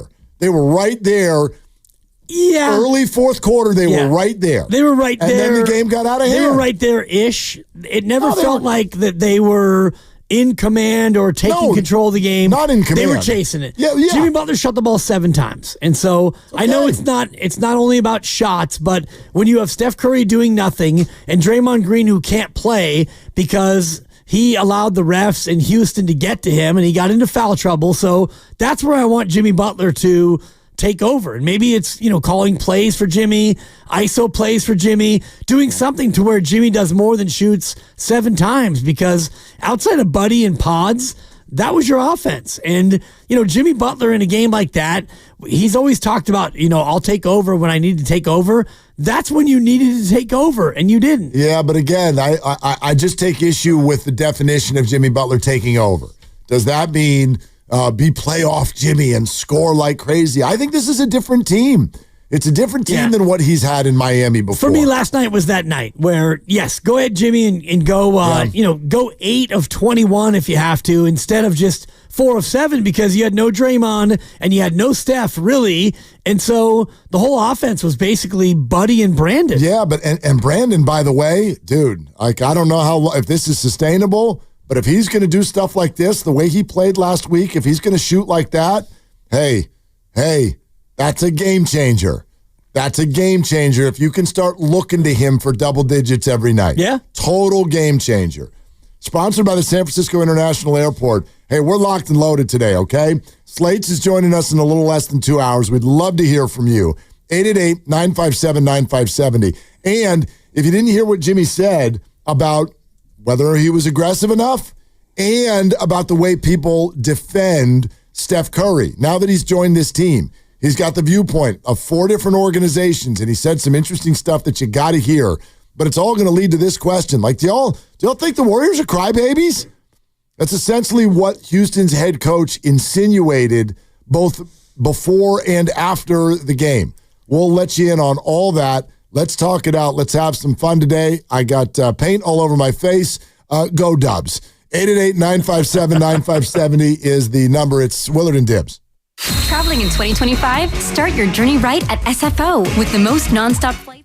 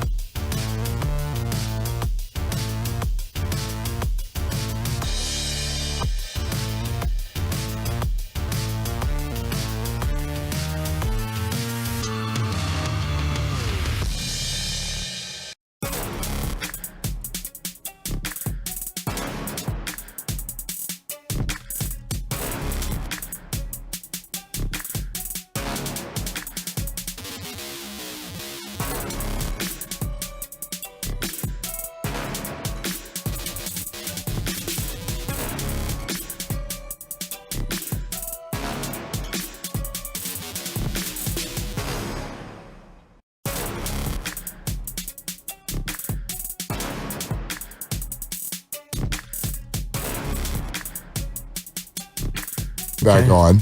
But yeah, like if there's space, I'll take care of it.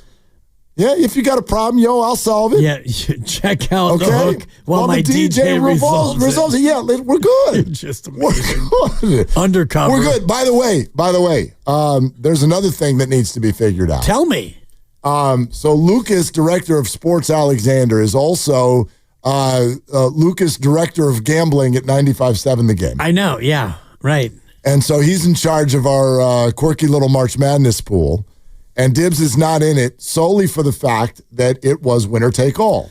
There was no second place. There's no third place. There's no nothing. Right. The winner takes all. You didn't like that. No. Okay? He's not in it because he doesn't want to be in it. And he wants people to ask him why he's not in it. Yeah, he's a contrarian. We know this. Can I speak to my own opinion? Yes. You don't have an iPhone. You're a contrarian. Go ahead. Okay. Never. No, go ahead. Never. Why? Go ahead. First of all, the iPhone is a cult. And all of you are trying to make America great, and you can do that. Oh, don't do that. And the second piece is I'm not in the pool because Lucas runs it. Okay, fine. Wonderful. The way he runs his pools, to me, is it's not right. It's not something that I want to be a part of. It has nothing to do with iPhone or Android or contrarian. None of that. Winner take all? No, thank you. Okay, so we all have our reasons. Right. Whatever. Point is, I want to bring this up once and then I don't want to bring it up again. Okay? Because I want some space between now and when this all goes down.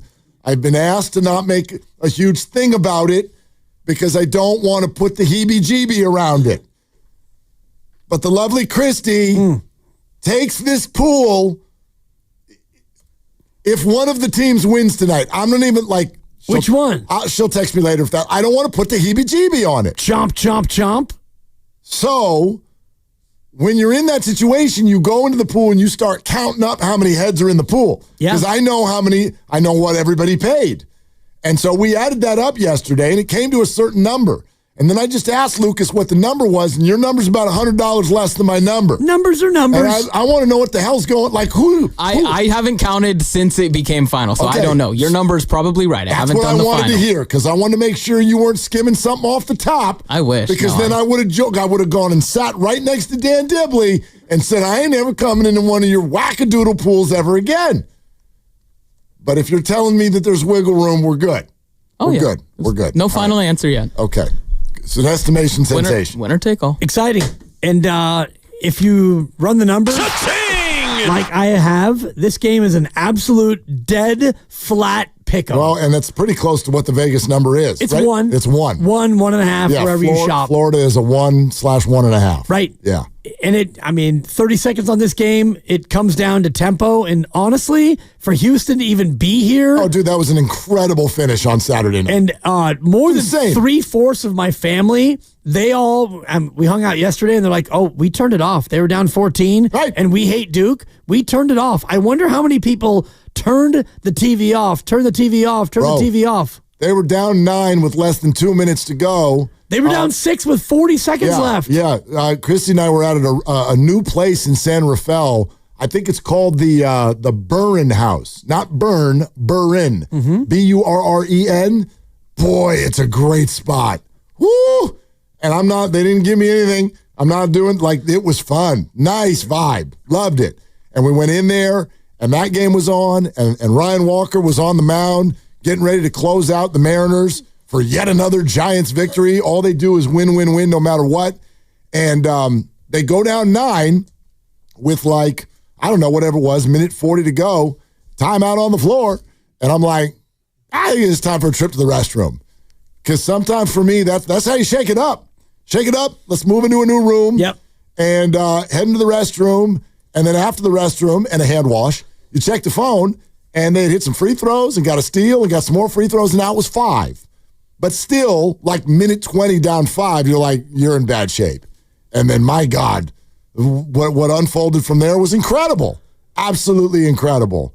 And they hit all their free throws, and Duke hit none, and Houston got a call. They definitely got a call on the Cooper flag over the back, for sure.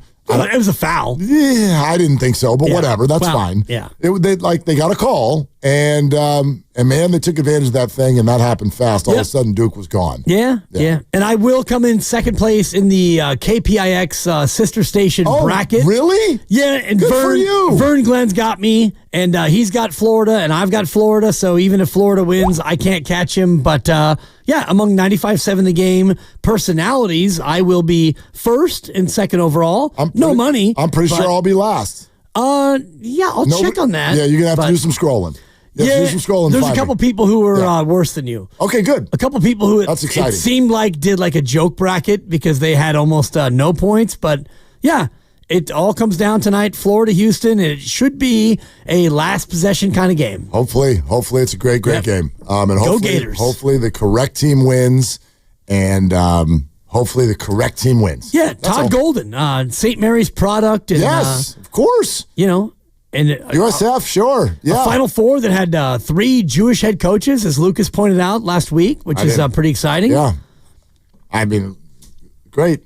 It was rare. It was a wrinkle. I don't mean to dismiss that. I just because you're Jewish. So yes, Jewish. And I consider myself also Jewish. My mom actually had this conversation. This came up again on the phone just last week. She's like, you don't have a choice. Right. You're Jewish. I'm like, I feel like I haven't earned that.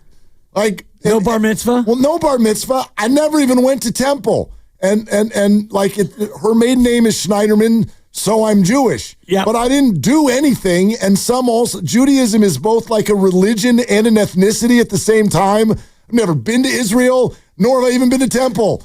I'm like, how did I, right? I can fake at Hanukkah I know what that Baruch Atah Adonai. I don't even know what it means. Nailed it. I'm just making noises. Yeah. Your mother's maiden name was what again? Schneiderman. Yeah, you're Jewish. I know. Yeah. Passover Saturday. Great. Don't miss it. Won't celebrate. Get the brisket. I don't even know what I'm supposed to do other than am I supposed to read things before we eat? Oh, yeah. Not into it. Yeah. I just want to eat it. That's it. I get it. Yeah. Anyway. I entered the religion portal a couple of years ago, and I chose Judaism. So... And, if only religion was that easy, where you could just enter the portal, you're a Jew for 3 years, and then you're like, you know what? Well, I'm going back in the portal. I'm a Muslim. You chose Judaism, and Judaism chose me. I don't know what else to say. Well, you can get in the portal if you want, and you could be a Christian. Apparently my mom says no. You can go Seventh-day Adventist if you want. You can be a Mormon. Yeah. Let's go to Sean in L.A. Let's talk some Warrior basketball. Hi, Sean. What are you doing? Hey guys, how's it going? I'm just on my break at work here. I was on lunch and I had to take a little break, so I've been on hold for a while. But I was going to say, good. Sean, how can you be on a break? You've been on hold for an hour and 15 minutes. How long are your breaks at work? Yeah. I was like, I'm going to time up my afternoon break here when I think they might get to me. So, dude, you didn't even call this show. You called a different show, Sean, and you're still hanging out. I love you. Yeah, I know. I had the ear pod in my left ear, so I get to walk around the mailroom and everything here at work, and it's great. But I got some autonomy. It's awesome. But yeah, thanks for accepting my call, guys. I really love the show. So for the Warriors, as far as they go, 3-1 was great this week. I know we're all a little bummed last night. We would love to finish 4-0, but we were really tired. I love what you guys were saying earlier. These guys are just older.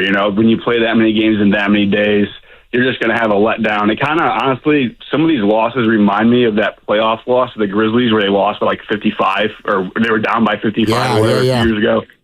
There's just going to be some nights where you just don't have it. So I'm kind of okay with last night's loss.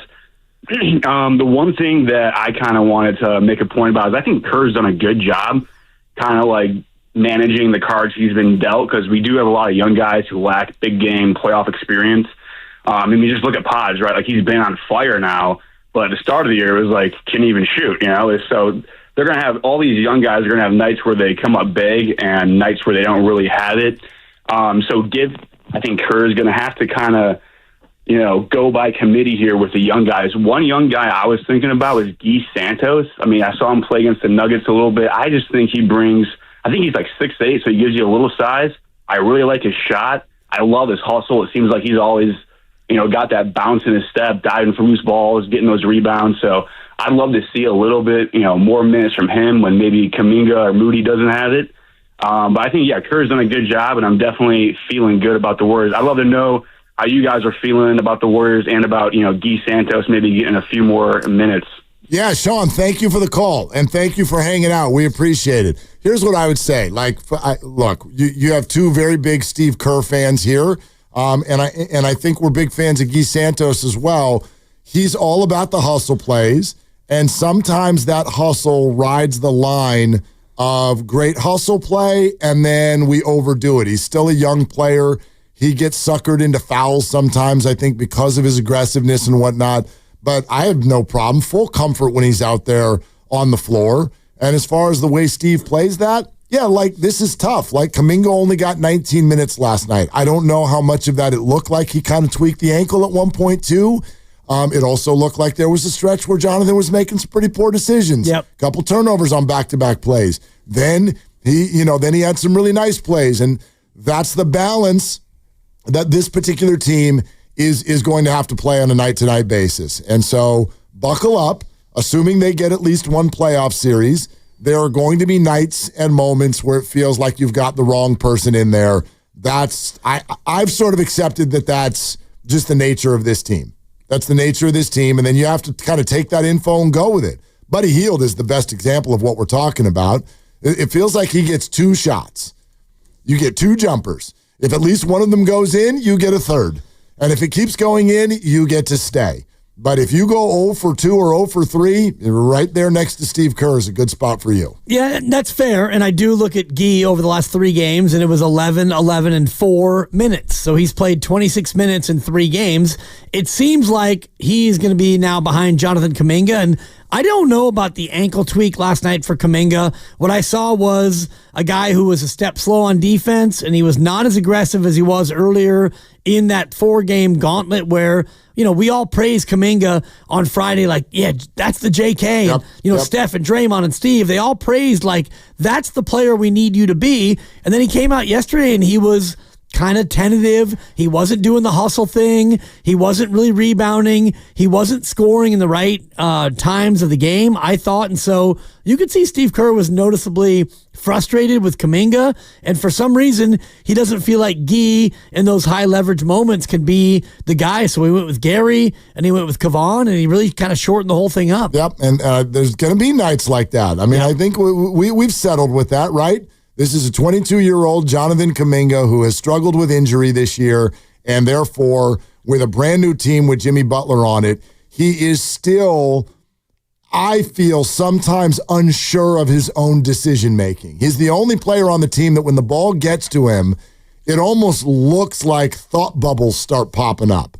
And he's not sure, am I supposed to just immediately keep this ball moving? Do you need me to attack the rim right now? And last night, sometimes it looks absolutely brilliant, and then there are stretches where it looks like he's searching and pressing the wrong button. And for a good portion of last night, that's what it felt like.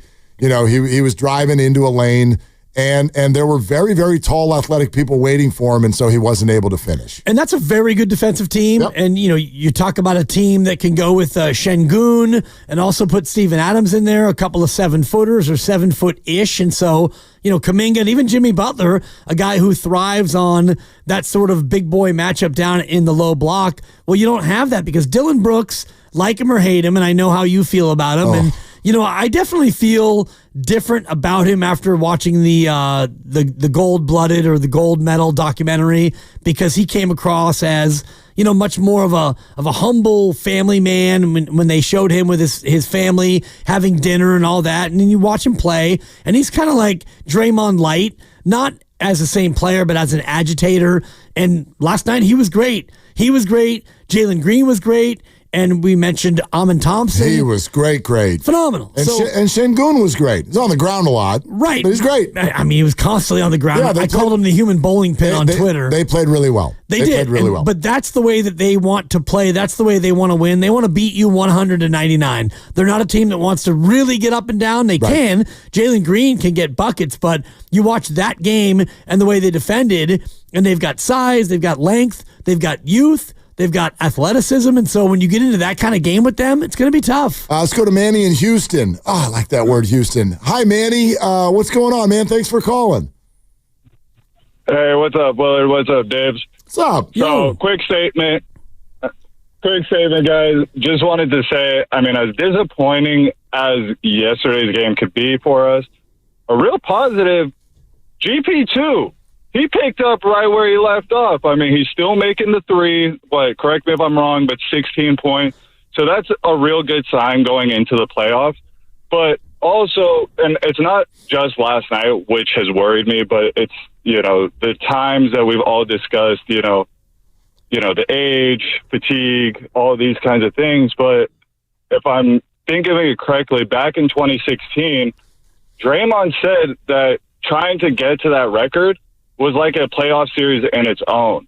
With how we're playing these last 2 months to avoid the play-in, will that kind of come to creep up and be a detriment to us in the playoffs? What do you guys think? It could. Manny, thanks. I think this is an interesting question. And to me, the first answer I have is that's why it's so important that they stay out of the play-in tournament.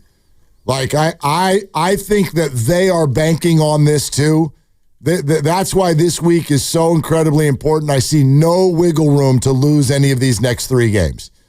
And I know that that's not just a gimme. Even though you look at the teams on paper, it's like, oh, you should beat them. Phoenix, San Antonio, and Portland, you should beat them. Look, 2 of the 3 are on the road. They're squeezed into a short period of time, 3 games in 4 nights. It's not a gimme, but there's no wiggle room to lose those games because you've got to stay out of the play-in tournament. And what you're banking on is that you do get to the end of the regular season fatigued, but then you get a whole week off and you rejuvenate. Right. That's the hope.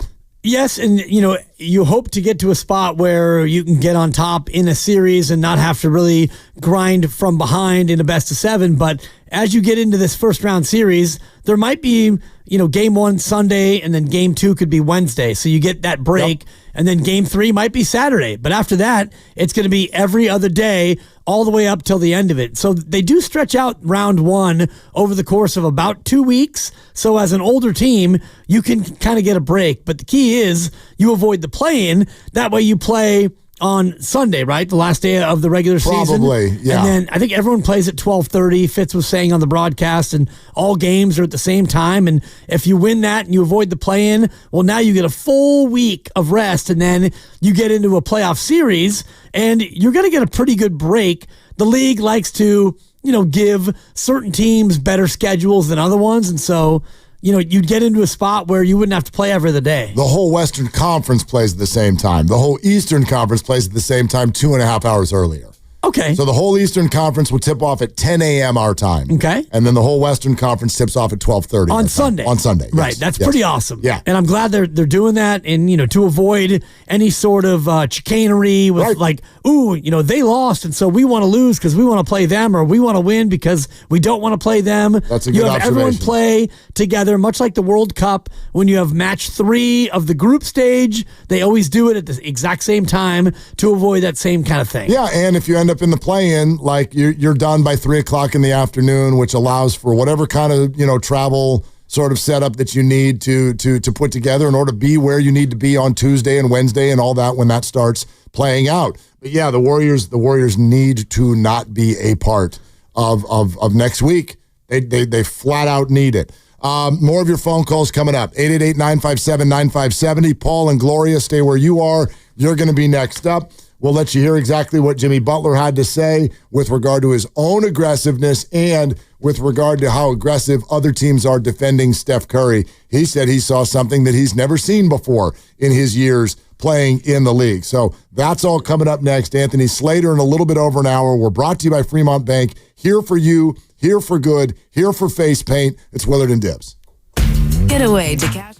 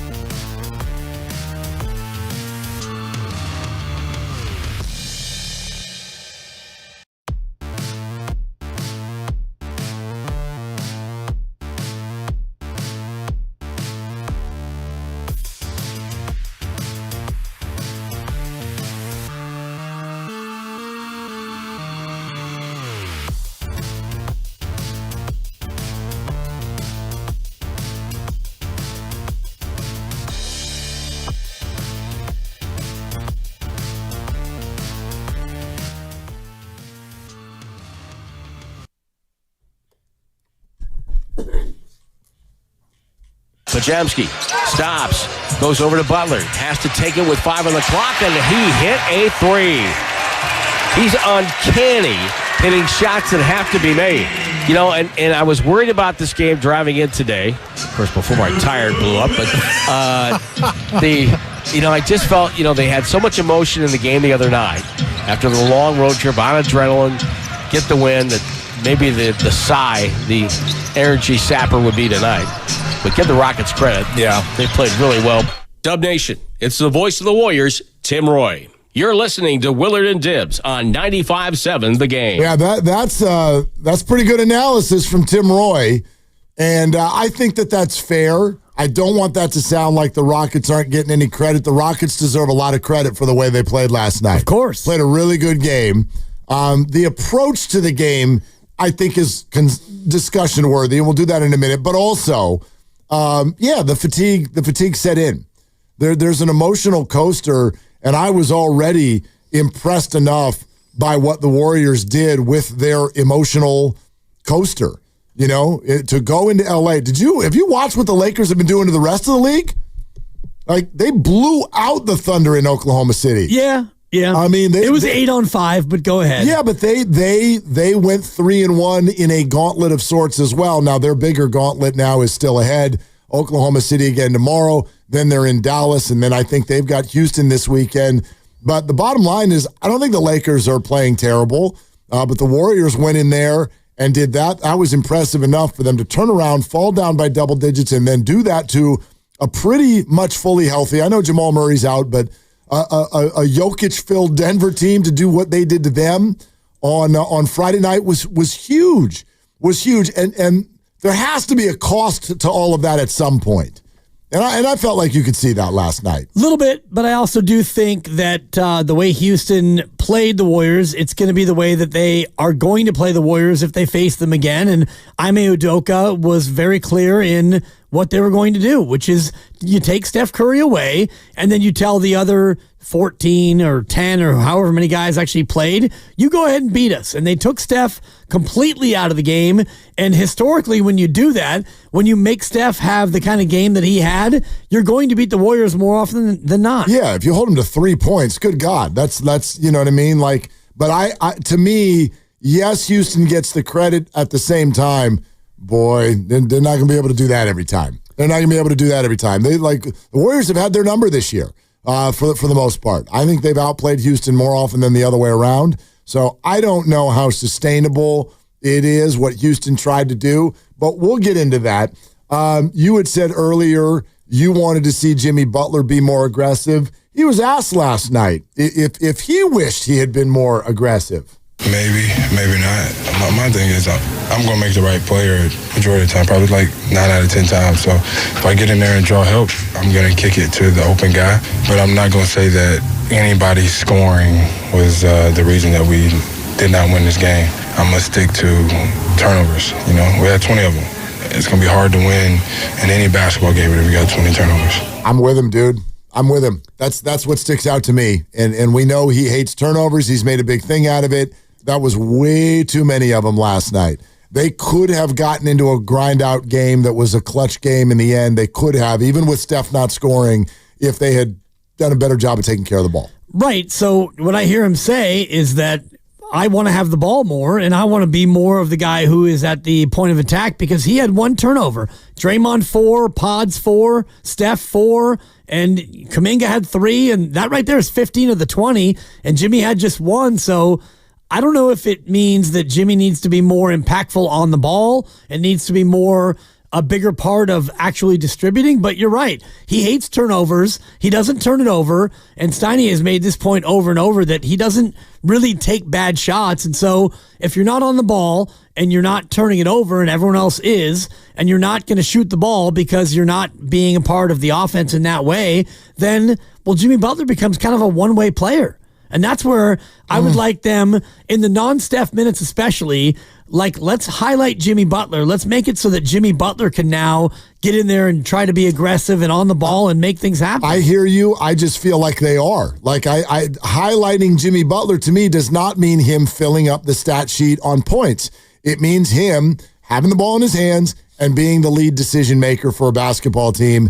And then you have to live with what happens, with whether the shots go in, with whether somebody turns the ball over. You got to live with that. I accept his answer that you like that is his job. I'm going to make the right play 9 times out of 10.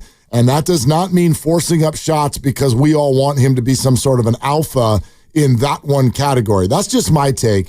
Willard and Dibbs has come to you live from the Laughing Monk Studios. Laughing Monk, righteously brewed here in San Francisco, and we're thrilled at 95.7 The Game to be working with Laughing Monk. Let's go to Paul in Orlando. Hi, Paul. Thanks for calling. Hey, Mark. Hey, Dibbs. Really enjoy the show, guys. I'll try to be brief. Thanks, I do want to stand and align myself with Dibbs on the Jimmy thing for just two main points. One is the Warriors signed him to an extension, gave him a lot of money for one of two specific factors, playoff Jimmy. And these last 4 or 5 games going into this week have all been playoff-ish, right? If not really playoff games. So I think last night was that opportunity where Houston doubled Curry. You know, Kuminga was not in the flow. There were a couple other guys, you know, offering good games. But in reality, you needed one of your top 3 scorers to pull yourself out of that game, and that's either Curry, Kuminga, or Butler. Curry was double-team lockdown. Kuminga was not in the flow. And I just agree with Dibbs. 7 shots for playoff Jimmy in a game where you needed playoff Jimmy. I'm not saying Jimmy needs to score 20 a night, because he does provide amazing leadership, court awareness. He is playoff Jimmy in a lot of other factors. But last night, there was just a vacuum of someone taking a little bit more of an offensive role. And he's the 3rd leading scorer on the team, and he put up 7 shots. So, he's a great addition to the Warriors. I think he's the reason they are where they are. But last night was a winnable game, I think, if we had just gotten a little bit more, possibly from him, possibly from Kuminga, possibly from Moody. The question I have for you guys is Curry going to get double teamed in the playoffs, and are they going to replicate what Houston did? Because if so, who's going to step up? And who's going to be that offensive, you know, gap filler? Because 7 shots for Jimmy, I don't think we'll get it done. Anyway, Paul. Appreciate the show and interested in your thoughts. No, thanks so much. Thanks, Paul. I mean, the way I look at it, I can't argue that I wouldn't have loved to see anybody wearing a Warrior uniform go out there and put the ball in the basket a whole lot more. I just support Jimmy continuing to be who he is, which is put the ball in your hand. Analytics say he is the best with the ball in his hand in the entire NBA, and go ahead and make good decisions. And then I'm going to live with what happens after that. They've got other people right now who are knocking down shots. Brandon Pajemski is knocking down shots. Last night it was Buddy. Sometimes it's Moses. Sometimes it's Quentin. JK, is it an inflow game? Is it an out-of-flow game? I support Jimmy continuing to play that way, and I'll take what happens after that. And as far as whether or not people are going to keep double-teaming Steph, well, yeah, you're damn right they will. They're going to keep doing that. And largely, if you look at Warrior basketball since Jimmy arrived, teams have paid for that more often than gotten paid off for it. Last night, Houston got paid off for it. They have a unique skill set that was put into play. They held to that game plan. They're better defensively. They're longer and more physical than most other opponents.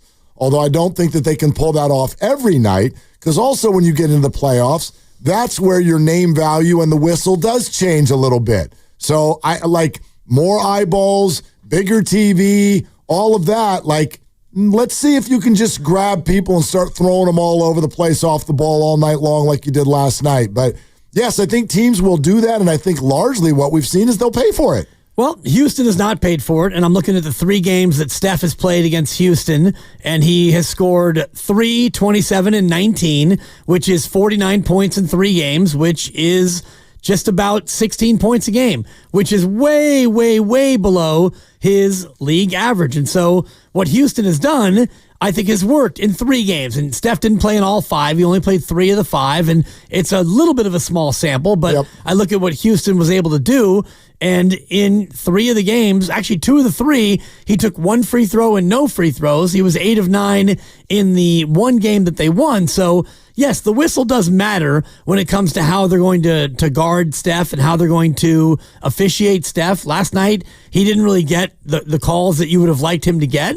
He didn't get to the foul line more than just, 0 times. Yep. He shot 0 free throws, and that game was very physical both ways, and there weren't a lot of free throws taken. Yep, I get that. I do think the number you put up there when you just say, okay, this is what he's averaging this year per game against the Rockets. I mean, it gets totally slanted because of last night. But it was 23 a game going into last night. Yeah. He had 27 in the win over Houston. He had 19 in the loss. And I look at the 5 games they played against Houston, and in a lot of the games, the one game that the Warriors won, they got into the 120s. And then the other games, I'm looking here, they lost 91-90. That's a Houston game. Yeah. And last night was 106-96. That's a Houston game. You also know the 91-90 game, you remember, was that wonky ending that A, the Warriors had a huge hand in kind of blowing it at the end, and then B, if you ask Steve Kerr, so did the refs with a very out-of-character thing. Not just like, oh, you made a bad call, but that was the one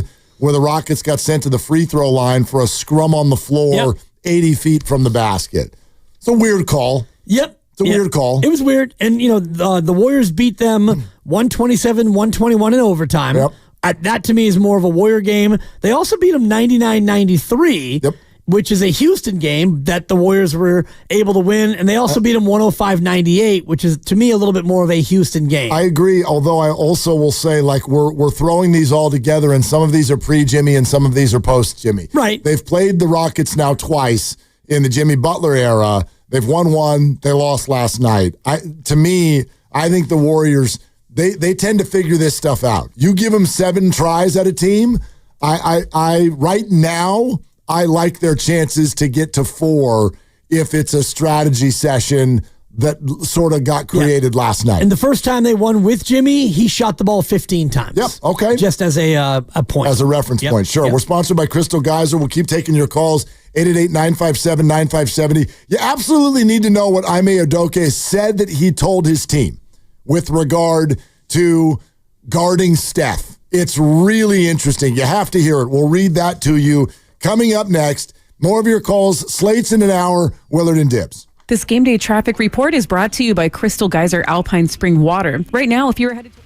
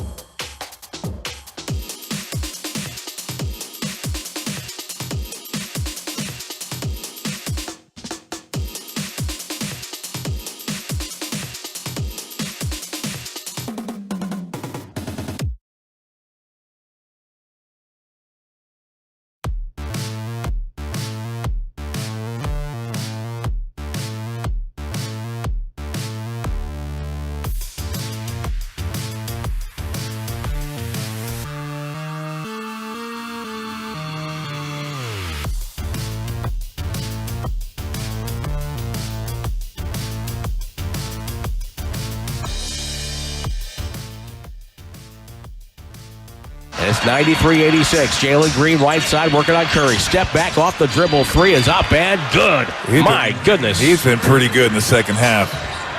16 points now on 7 of 16 shooting. And you can start to feel this game slipping away from Golden State. Thompson, crossover dribble on Hield. Crossover again. Runs into trouble. Finds a wide open Jalen Green, who should not be left wide open. And he hits the 3.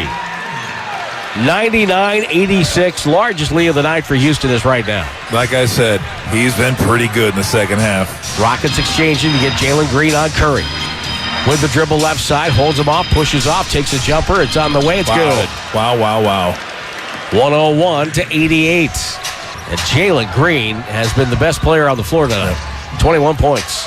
Dub Nation, it's Steve Kerr. You're listening to Willard and Dibbs on 95.7 The Game. We'll talk to Steve on Thursday. A lot of basketball between now and then. 2 games tomorrow night, Wednesday night. And I don't want to quibble with Tim Roy. He watched the game courtside. But I would have given the label of best player on the floor probably to Amen Thompson. With what he was able to do on both ends of the floor. That's just me. Yeah, I mean, perhaps, but Green was good. Really good. They all were. All the Rockets were. Dylan Brooks. You can give him some flowers. He won't. No, but he sucks. He's a jerk. I don't enjoy him at all. That's fine, but as an objective NBA watcher, when you watch that game and you see him actually make shots and also defend and do what Dylan Brooks does, which is a lot like Draymond Green. He was good last night. He played great. Yeah, he did. So he did. I do think that when you talk about last night and Houston, Şengün was infuriating to me. And I love Şengün, but I called him the human bowling pin because every time anybody came near him, he was like the 10 pin and he just would tumble into the gutter. Another spare. He falls down so easily at his size. Dylan Brooks is an infuriating instigator, but he was actually knocking down shots. Jalen Green is almost unguardable.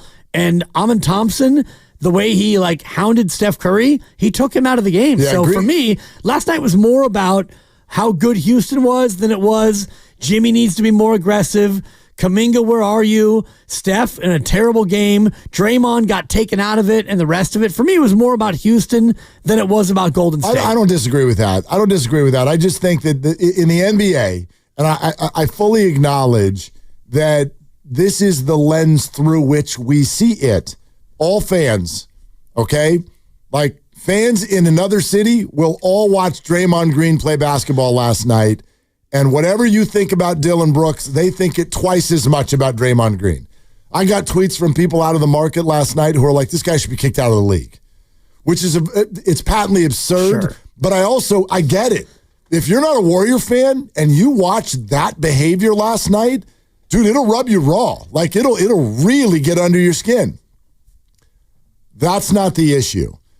What I have is there's so many players right now who I don't really enjoy the way they approach the game. Draymond Green, to me, is just histrionics. There's a lot of reaction. There's a lot of yelling. There's a lot of talking. There's a lot of clapping. There's a lot of arm waving.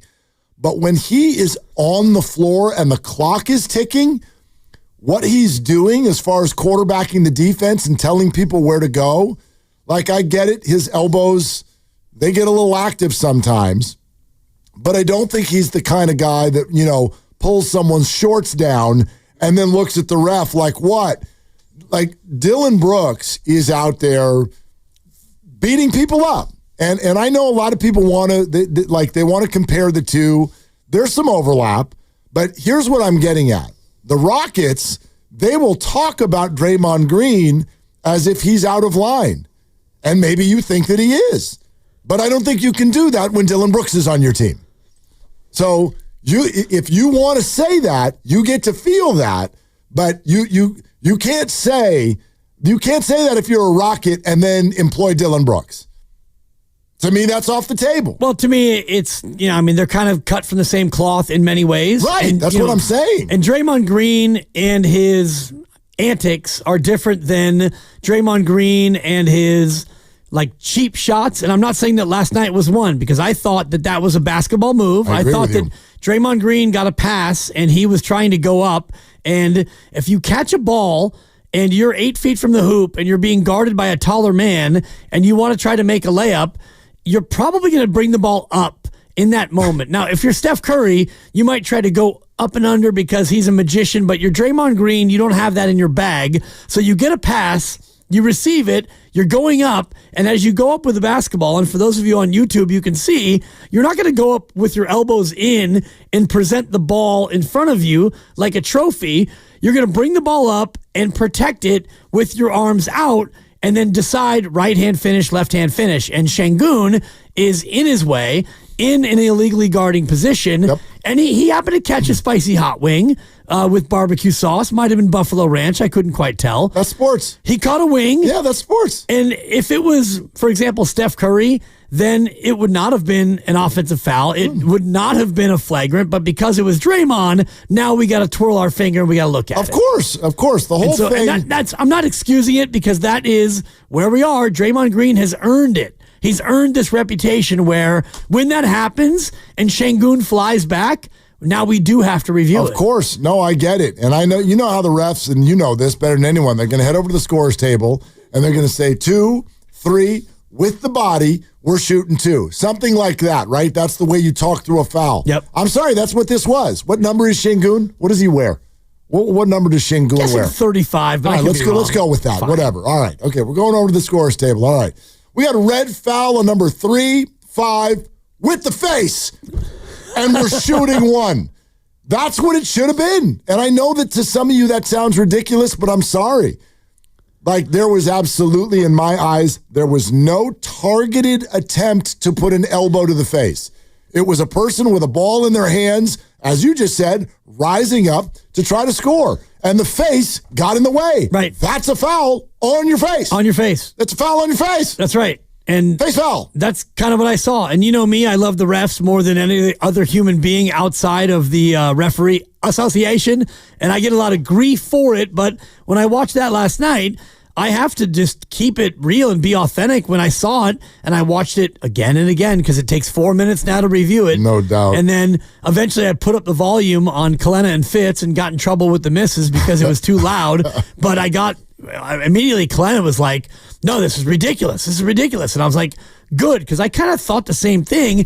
And when you watch it again and again and again, this is where you kind of lose me, where you know, just because somebody's face happened to be in the way doesn't mean that Draymond Green was, and I think the phraseology was he wound up and delivered a blow. That's ridiculous. Well, he wound up because he was trying to catch a basketball and like make a move to make a layup. Yeah, you can see when an offensive player is actually dipping a shoulder or an elbow into somebody. Right. By the way, Dylan Brooks does it every single time he touches a basketball, unless he's shooting a 3. But when he goes into the lane, it's his only move. It's boom, boom, boom with the shoulder and then fall away jumper. And he did it well last night. He got called 0 times for it. Yep. Fine, whatever. But if you're going to allow that, then you're right. Like any other player goes up and scores on Şengün right there, that's an and 1. Any other player. But it's Draymond, so now we're going the other way. And, oh, by the way, it's flagrant. You know, just crazy. But listen to this quote. This is from Ime Udoka. Ime Udoka. Whatever. Hang in there.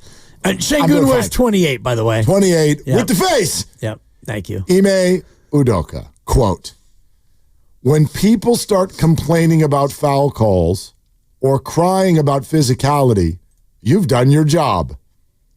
That's the first step in winning the battle. So I told my team, when this team starts crying about it, up the intensity, up the aggressiveness, and make the refs adjust to you.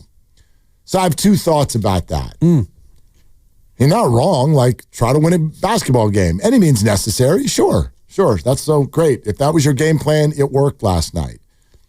But the 2 thoughts that popped to mind are, A, that means before the game even started, he predicted that the Warriors would, quote, be crying about it.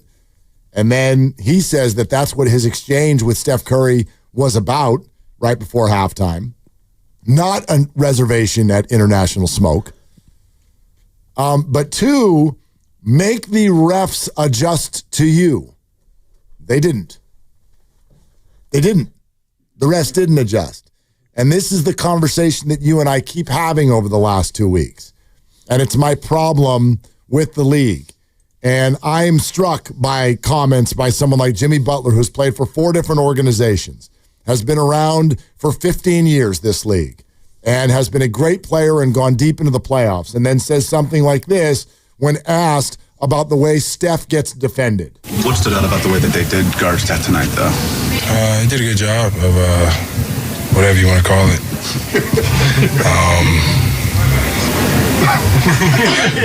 What do you call it?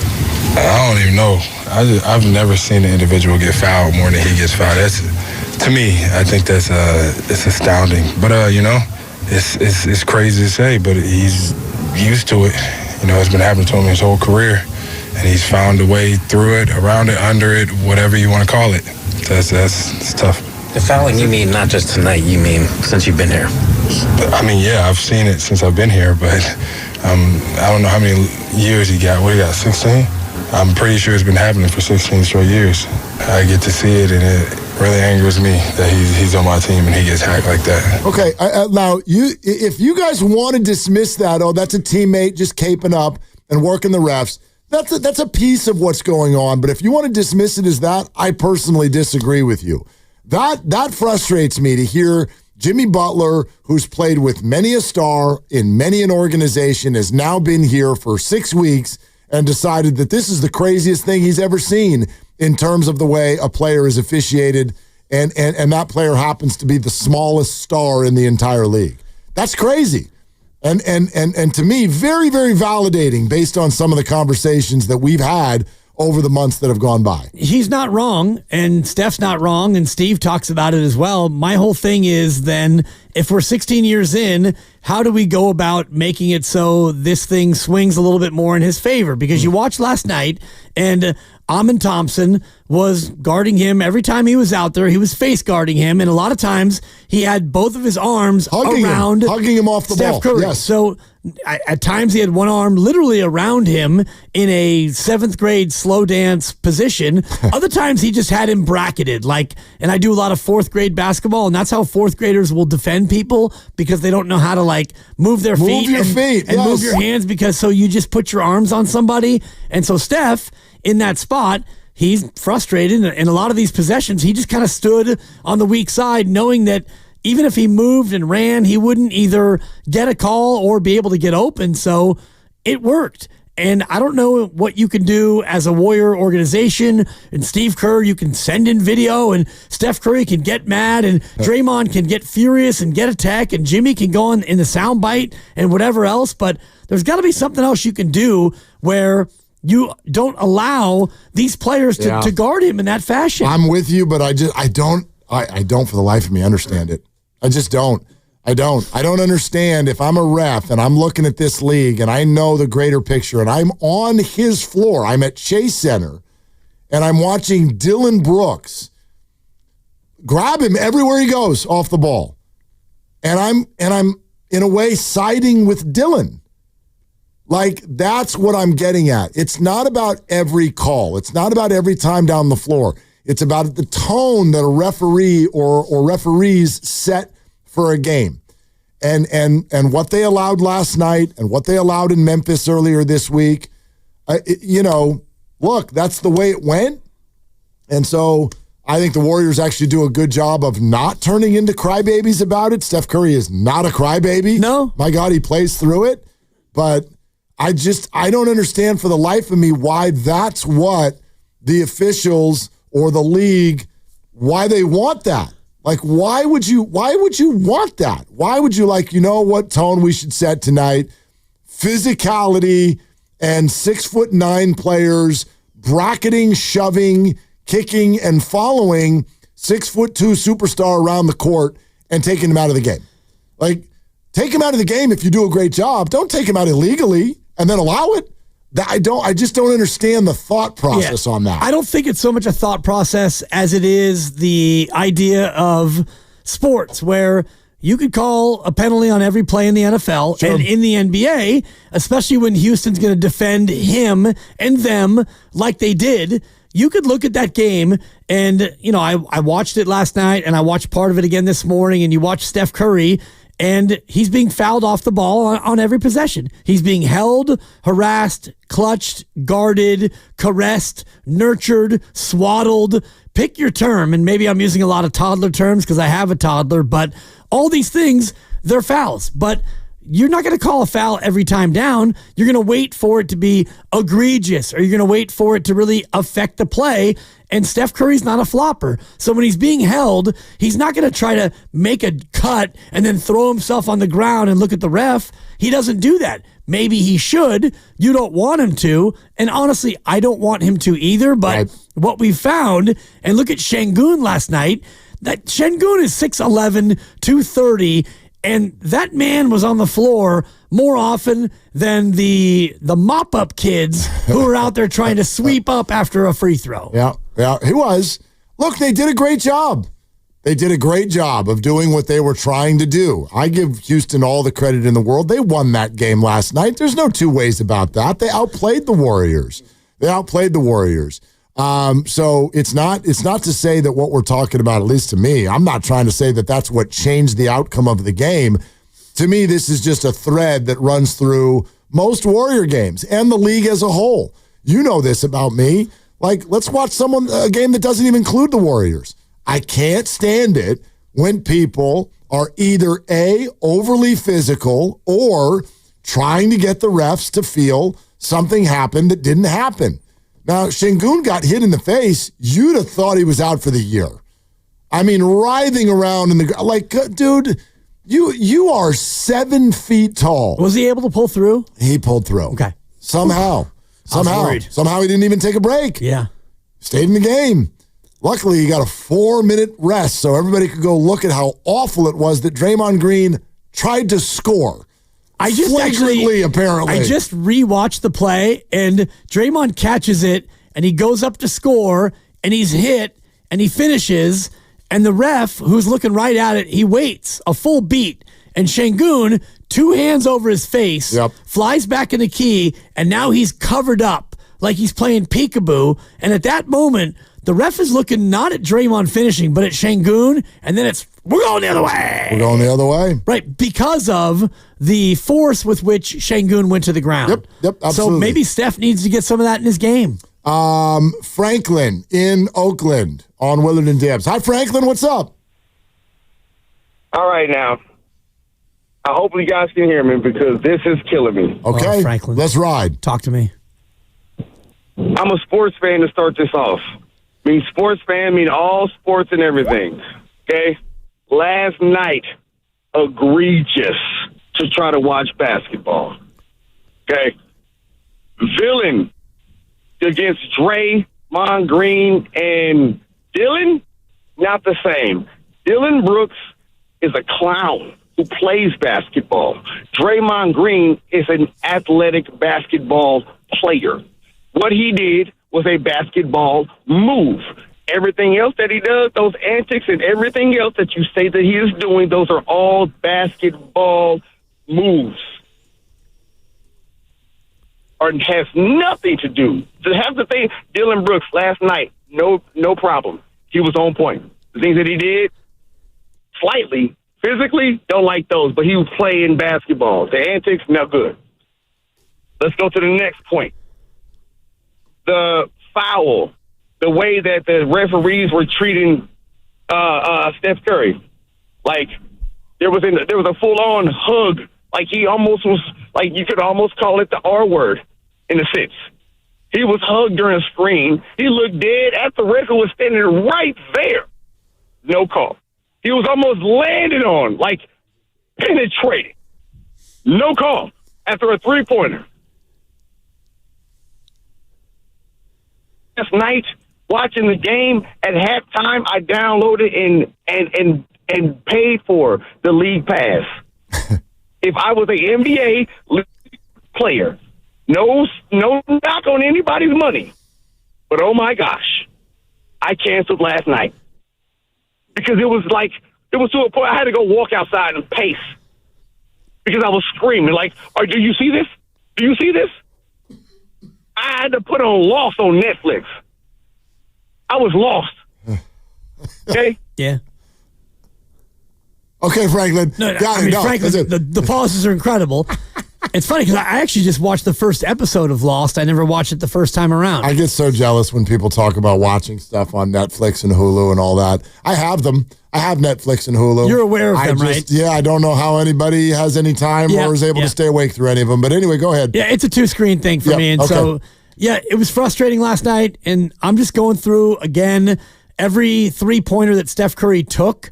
And the only one he made was the one from half court. That was his 3 points. That was it. Yeah, just inside. At the end of the half, 37-footer off the dribble, right shoulder, and with a hand in his face. Right in his face. Yeah, in the face. And, much like the face paint that you're rocking. For those not on YouTube, Mark is paying off his. It's not a bet. It was a promise. It was a proclamation sensation. Thank you. And so you're wearing blue and gold face paint. I might need to retouch it too. I just touched my face moments ago, and now I need to go wash my hands. No, you're doing great. Yeah, you're doing awesome. But that was the only three he made. With 1 second left in the second quarter, it was a 36-foot off the dribble leaner. So, yes, Franklin's right. They were harassing him on and off the ball all night long. And this, Mark, again, I don't want to be a guy who comes off as being anti-referee.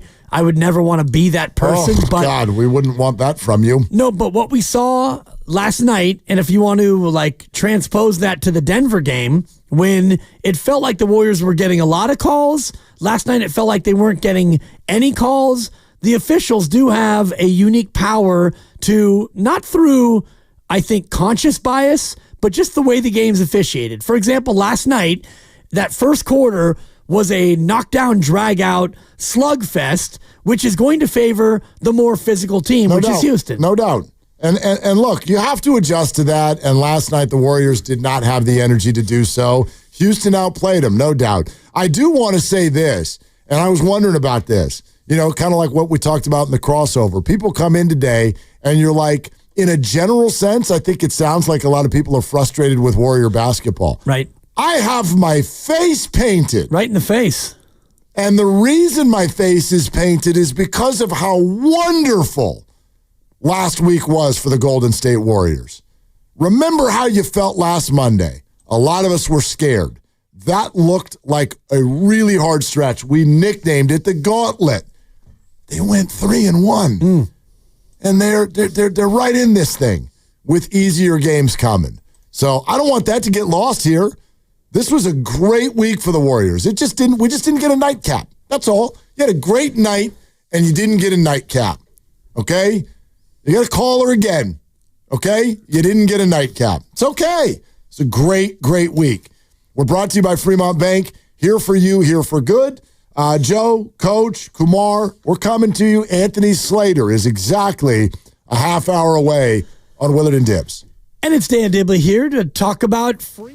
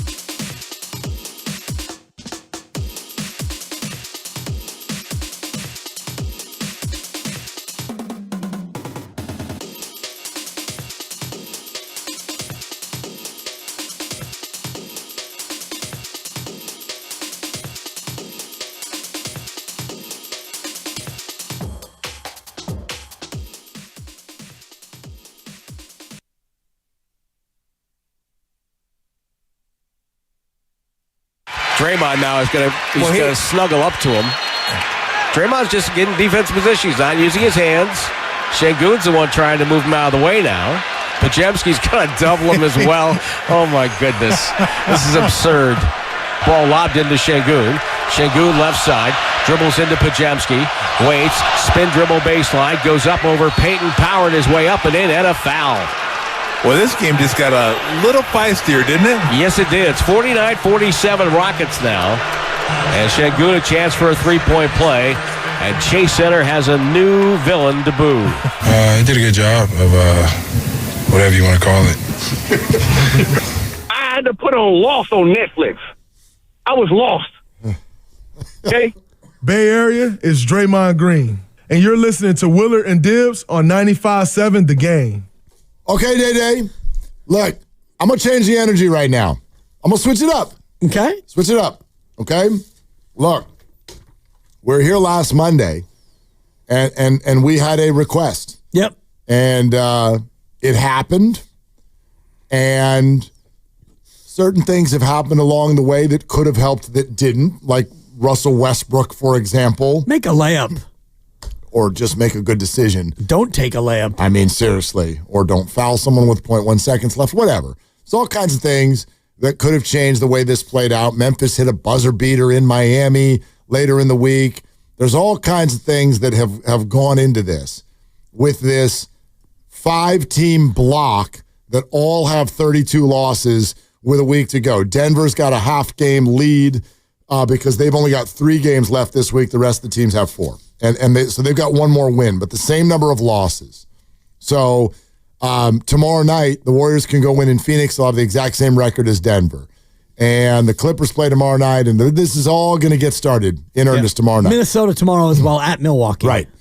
This is all sitting there in front of the Warriors. This is what we hoped for. This is what we asked for. And they arrived at a gauntlet last week that threatened very much so to make them the team that was going to have to scramble this week, and it didn't work out that way.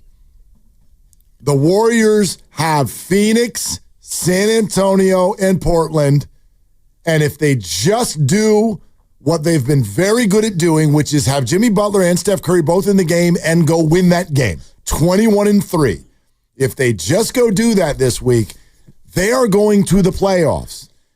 And with the way they're playing right now, the thought process they use, I think they're going to have a really good chance to move through the playoffs. Really move through the playoffs.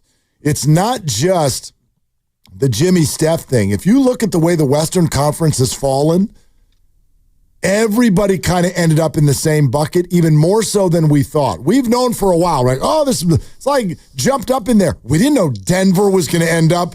Like Denver could be in the play-in tournament. Could be. Like really, really might be. They've got Sacramento on the road, Memphis and Houston on the road, and I worry about that last game because Houston is landlocked at the 2. So Houston in that spot, they might just say, we're good. They might. We're going to take a bonus rest. And, I mean, Wednesday, you've got Denver at Sac. That should be a win. Denver's kind of been a little bit wonky where they beat the Warriors without Jokic. They lost to the Warriors with Jokic.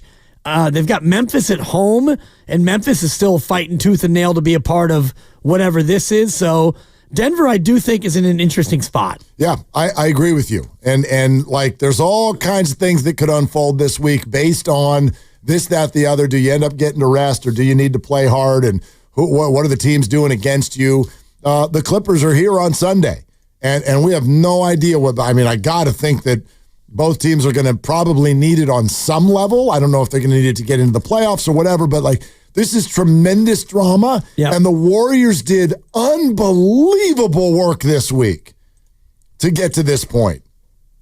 And I have never felt better about their chances to then get a week off and actually really, I don't know about this whole like, ooh, the Warriors are scary. No, forget the whole like they're the plucky little team that you don't want to play. No, I think they're one of the best teams in the West. And they literally might end up with home court advantage. They could. They might. Yeah, I doubt it. Why? Well, because you are you're tied with Denver in the loss column, Yes. but you are behind them in the tiebreaker. That's okay. So if Denver wins out, you can't catch Denver. I don't think Denver's going to win out. Okay. Well, I would bet that they do. I think if the Warriors go 4-0 this week, I think they're going to get home playoff games. Yeah, I'll say that right now. Okay. No face paint. I was going to say, no face what paint. else can we paint? Yeah. Maybe an eyebrow shave? Let's not. But anyway. Your eyebrows are full and gorgeous. They're a little too full. But anyway. Well, I would trade you, like, if we could somehow get a blend, because I have almost no eyebrow, and you probably have too much. I got too much. So if you and I could find out a transplantation sensation of some sort. That got weird, but it did, because I'd like a little more brow, but I don't know if I'd want to go full Groucho Marx. Yeah, talk to Anthony Davis if you need a brow. Well, you've got the space between. Is that Dave Matthews No, Band? I do not do a unibrow. I take care of myself. You do. Anyway, point being, if Denver wins out, that's my thought. You can't be the 4th seed. Correct. But I do think, well, that's technically not true because the Lakers could fall apart. Like, you have no idea how this is going to go. The Lakers are only a game and a half ahead. And they're in Oklahoma City tomorrow night. And I think they're going to lose that game. If the Warriors go 4-0, I bet that they are going to be one of the top 4 seeds. And even the fact that that's an outside possibility this week, to me, is an unbelievable achievement based on where this team was 6 weeks ago. And I didn't, let's be real. I said this thing about the face paint because I didn't really think that they could do what they just did. Yeah. But they did it. I mean, if you watch the TV broadcast on Friday night, Bob Fitzgerald and Kalena will sit there and tell you with every one of their words they didn't think they were going to win that night. They came out on the floor, they fell behind by 10, and they're literally like, look how exhausted they are. You can tell their body language is off. And then something happened. And they went out there and whipped the Nuggets by 14 points. So I'm super impressed. Yeah. I am super impressed. And I'm glad you're saying this because I'm more in that space than I am in the woe is me after last night. No, not at all. Last night was it wasn't a bummer. It was a little annoying and it was frustrating because when you have Steph Curry go 1 of 10 and 1 of 8 from 3 for 3 points, it actually had me thinking about how many times has this happened where Steph Curry has had that kind of game and what's happened when he's had that kind of game. And not surprisingly, Mark, the results aren't good when Steph Curry has that kind of game. Has he ever? I mean, was that his lowest output ever? Well, I know he had he's been pulled. Didn't he have 0 in Memphis one game earlier this year? Didn't he have 0? He didn't score at all. No, he had 2 points against Memphis. He had 2. Yeah, okay. He was 0 of 7 and 0 of 6. They lost by 51. Okay. Last year, he was 2 of 13 against Boston. They lost by 52. And beyond that, I'm looking at 5 other games where he had fewer than 10 points in which he was injured. So I took those out of it. But the number of games where he's had really, really bad games, there aren't that many. Yeah. And some of those games, and I'm going back to the KD era where back in 2016, he was 3 of 14. He had 8 points. They beat the Knicks by 13. And that's because you had help. And so in this era of Steph, Draymond, and no KD, now no Clay and Jimmy Butler, it's the last 3 games that he's had 2, 3, and 4 points. They're all losses. So, yeah, it's big that he plays well. Last night was frustrating, but you look at it, and I just look at Houston and say, all right, you had a game plan, it worked, and the Warriors were at the end of a gauntlet, and you won the game. I'm not thinking, oh, now you can't win a series. No way. Yeah, absolutely. So let's hear from you. Anthony Slater's going to join us in 15 minutes. 888-957-9570. How about Joe in San Jose? Hi, Joe. Thank you for calling. What's up? Oh, my God. Thank you guys for taking my call. That Warriors game last night was winnable. They had a shot at winning that game, and I think what happened was they were careless with the ball, and Draymond Green's sideshow was a disruption to the team. And I just think when Draymond Green is cool, calm, and collective, the Warriors play their best basketball. And I think Draymond does a disservice to Steph Curry because, like you guys say, Steph Curry is not a crybaby.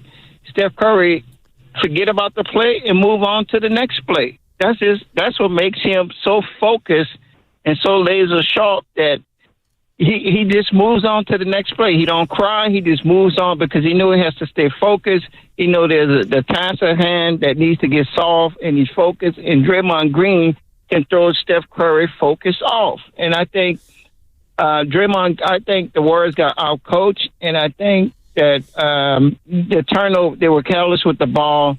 And what do you guys think about that? Thanks for taking my call. Yeah, Joe, thank you. I think we've said it a couple times before. You can, like, the broad brush of this, Houston outplayed the Warriors. Yeah. Houston won that game.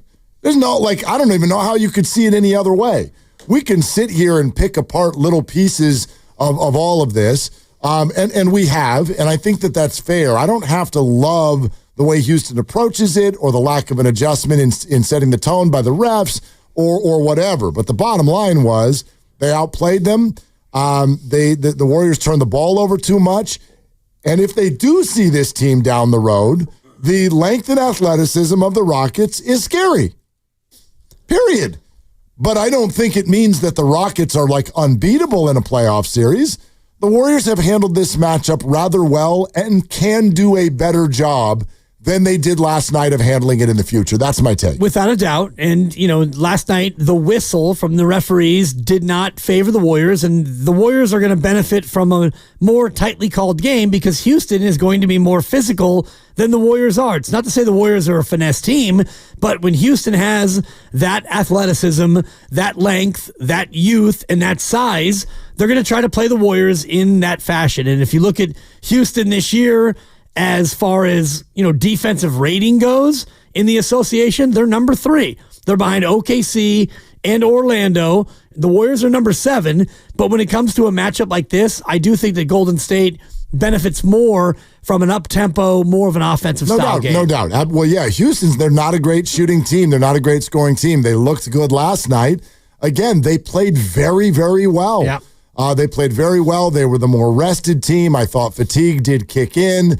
All of that. But there's I don't know. None of those are supposed to be excuses. No. Houston won that game. Yeah, they no won excuse. that game. And if you get into a best of 7 and you have to take on Houston, you're going to have to find a way to speed things up. And you're also going to have to find a way to negate what they did so well last night that I do think they're going to try to duplicate, which is we're going to take Steph Curry out of the game. We're going to devote whoever we have to devote to face guarding him, top locking him, harassing, bumping, doing whatever you have to do to get Steph out of the game. And I'm not going to say that Steph's going to have a 3-point game in the playoffs because last night was an anomaly. That's not going to happen again. I do give credit to Houston for making it really hard on him. And what the caller was just mentioning, I do think is a part of it because I just went back and watched all 20 turnovers.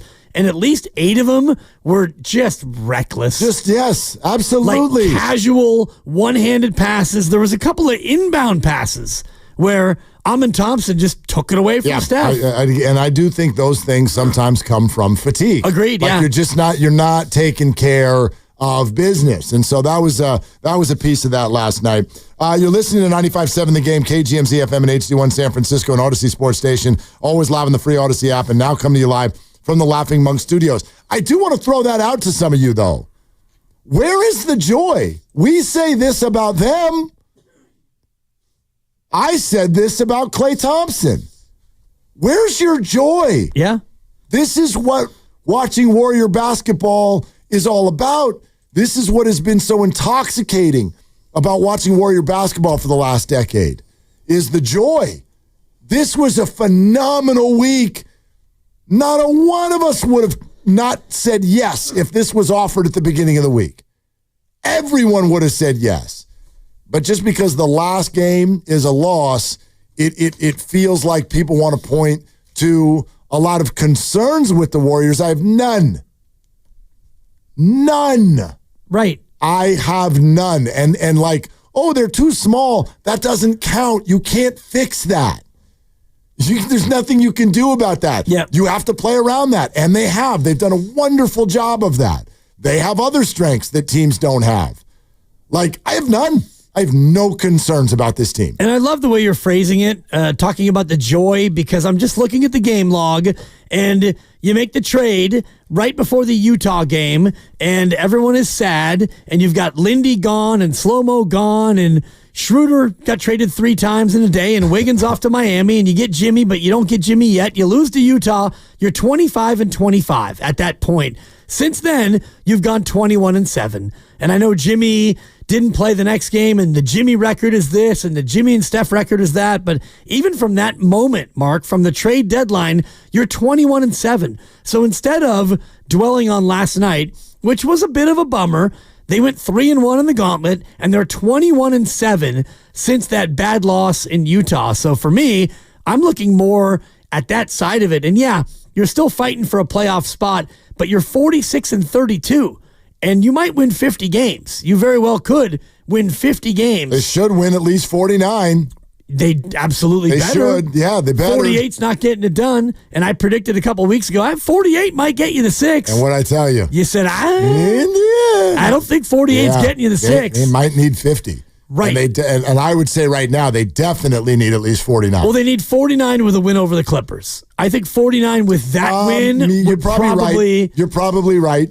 But I don't want to trust that. No. Like most games this week will be with a team who needs it versus a team who don't care.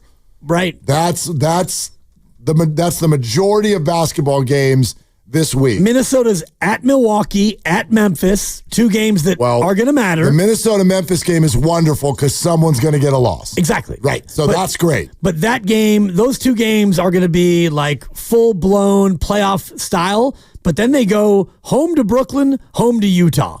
So if you're rooting against Memphis, and actually you're kind of rooting for Minnesota, although Minnesota and Memphis, you hold the tiebreaker over both. Both, right. So you don't really care as much. You'd love them to lose to Milwaukee, and you'd love to then have Memphis beat Minnesota. I'll tell you why I'm going to root for Memphis in that game, because I think Memphis has got other spots this week where they'll lose. Memphis also plays Denver this week. Yep. So you want everybody to get at least a loss. Exactly. At least one. And then if you do that and you take care of your business, then you've even got a game in hand because you've got tiebreakers over at least 2 of these teams. Memphis and Minnesota. So if those 2 teams lose a game, then suddenly you're in pretty good shape. Then you can handle business kind of on your own.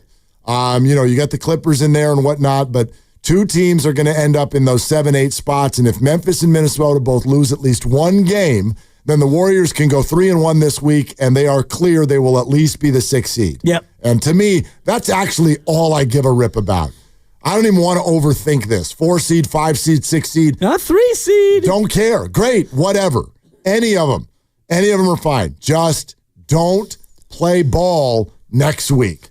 That's the only thing for me. So according to Basketball Reference, the playoff probabilities that I've been running all the time, they have a 3.6% chance to be the 3.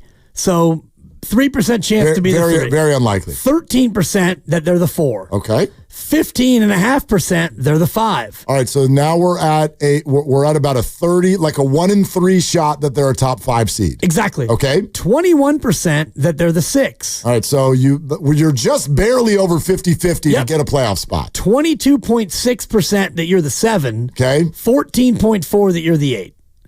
That didn't feel like that added up to 100. That's 15.8. That's 31.3. That is 52.7. That is 79, 93. I guess there's... Tell me there's a 7% chance they end up in the 9 because the answer is no. Right, I don't think they can be the 9. Yeah, so... All right, so we're missing some points there. I think that's all about right, though. Ow. What's the leftover percentage? The 2 seed? They're not getting that. And I don't think they can be the 9, They can't be the 2. They can't be the 9. So it's got to be one of the... They're 3 through 8. They're one of those. I'll do the math. You go Let's to the phones. Okay. Let me add it up. Let's go to Coach in Vallejo. Hi, Coach. Thanks for calling. Hey, guys. How you doing? What's up? First of all, hey, I'm going to tell you something you guys both know. We listeners hang on to every word that you guys say, okay? And you guys, both professionals, you know this. Now, Willard, a couple of weeks ago, you said we got to give Jonathan Kuminga credit when he does something good, and you mentioned how well he's shooting his free throws. Yes. And I appreciate you saying that, okay? Yes. Now, fans, when they watch the game, they watch it 2 ways. They look to see what their favorite player is doing right or the player they don't like is doing wrong, okay? And people look at Kuminga and they're waiting for him to make a bad pass. They're waiting for him to do something wrong. Now, Dibbs, you said Kuminga was slow and he wasn't hustling last night. He had 7 rebounds in 19 minutes, okay? He's been rebounding his butt off lately. Okay, so I think we ought to give him credit for that. Now, Willard, you said something also that was absolutely correct. Kuminga's thinking out there. Yeah. And you do not want to be thinking when you're an athlete. You want to be playing instinctively and loose. But that's Steve Kerr's fault because he yanks Kuminga. When Kuminga threw that pass, everyone in the stadium knew Kerr was going to pull him out the game. But Brandon Podziemski traveled twice, threw an errant pass, and he gets to continue to play 30, 35 minutes a night. So Steve Kerr is the problem with Jonathan Kuminga because Kuminga and Moody are held to a totally different standard. They both feel that they have to play perfect all the time, and no one can play well being tight. Basketball is too instinctive, okay? And they need to be able to feel loose and free to make an error like everyone else. Yeah, it's an interesting point. Coach, thank you for calling. Okay, let's talk that out for a second. I don't think that Coach Kerr plays favorites. I really don't. I think he just wants to win the basketball game. I do think here, ever since the injury that Podziemski had earlier this year, look, he's been their highest level role player as far as consistency. And it's also about the skill set that they bring. I have a hard time when we compare Kuminga to Pods. It happens too often because they play totally different positions and bring two totally different things to the table. So therefore, is there someone else that can go do what Pods is supposed to be doing? There are fewer people on the roster that can do that, as opposed to who can fill in for Kuminga, like a Guy Santos, whether you want Moody to try it, whoever you want to bring in. So that's part of it. The other side to it is, I'm not going to blame Steve Kerr for Jonathan Kuminga thinking too much. I'd rather almost blame the injury. He's had fewer minutes with this team. He's a 22-year-old player who now has played about 10 games on the Jimmy Butler Warriors. So he is still trying to figure things out. And there are a lot of guys on all teams who have to play under the set of rules that, Coach, you just brought up, which is if you go out there and make mistake one or mistake two, you're probably going to come sit next to Coach. Unfortunately, it has to be that way. Warriors are trying to do something special. There is not time to just leave people out there to make mistakes. And he did rebound, and 7 rebounds is great. But if you want to go through and look at the turnovers that he made, they are mostly inexcusable. One was a left-hand pass from half court trying to find somebody who wasn't open, and he lost one on the way to the basket. And it's okay when Jonathan Kuminga isn't playing great. It's okay to take him out and not have it be a huge deal. I think it's okay, yeah. I didn't have a problem with his effort last night. Again, for me, it's decision-making. He's thinking out there, and it's not second nature yet, so you're going to get a mixed bag. You just are. We're sponsored by Crystal Geyser. Anthony Slater, who wrote a wonderful article last night with some fascinating quotes from both sides, is going to join us coming up next. We'll keep going with your phone calls as well all the way up until 6 o'clock. This is Willard and Dibbs. This game day traffic report is brought to you by Crystal Geyser Alpine Spring Water.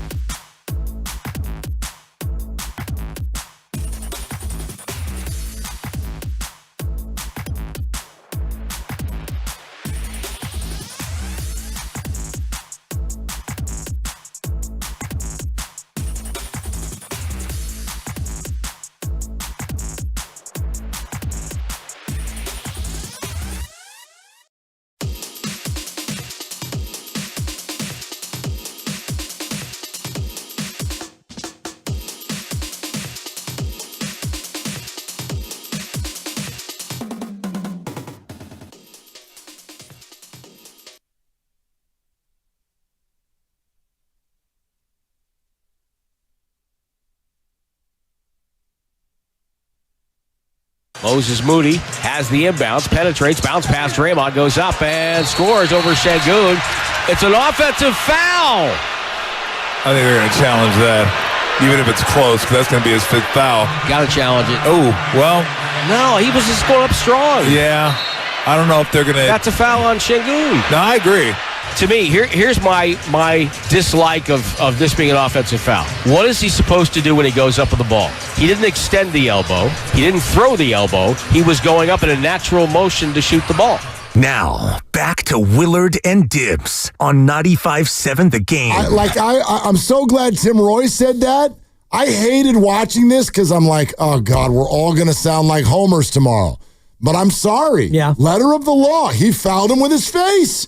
It sounds stupid, but that's how I saw it too. Yeah, agreed. But if you want to talk about letter of the law, when you look at what constitutes a flagrant and they look at it and they look at the individual involved, and maybe they shouldn't do that, but the action of elbow to face is something that they're going to frown upon in this institution. Yeah, but is it elbow to face or was it elbow and face? Was it face to elbow? I'm with you. Yeah, but anyway. Yeah, I'm totally with you. Yeah.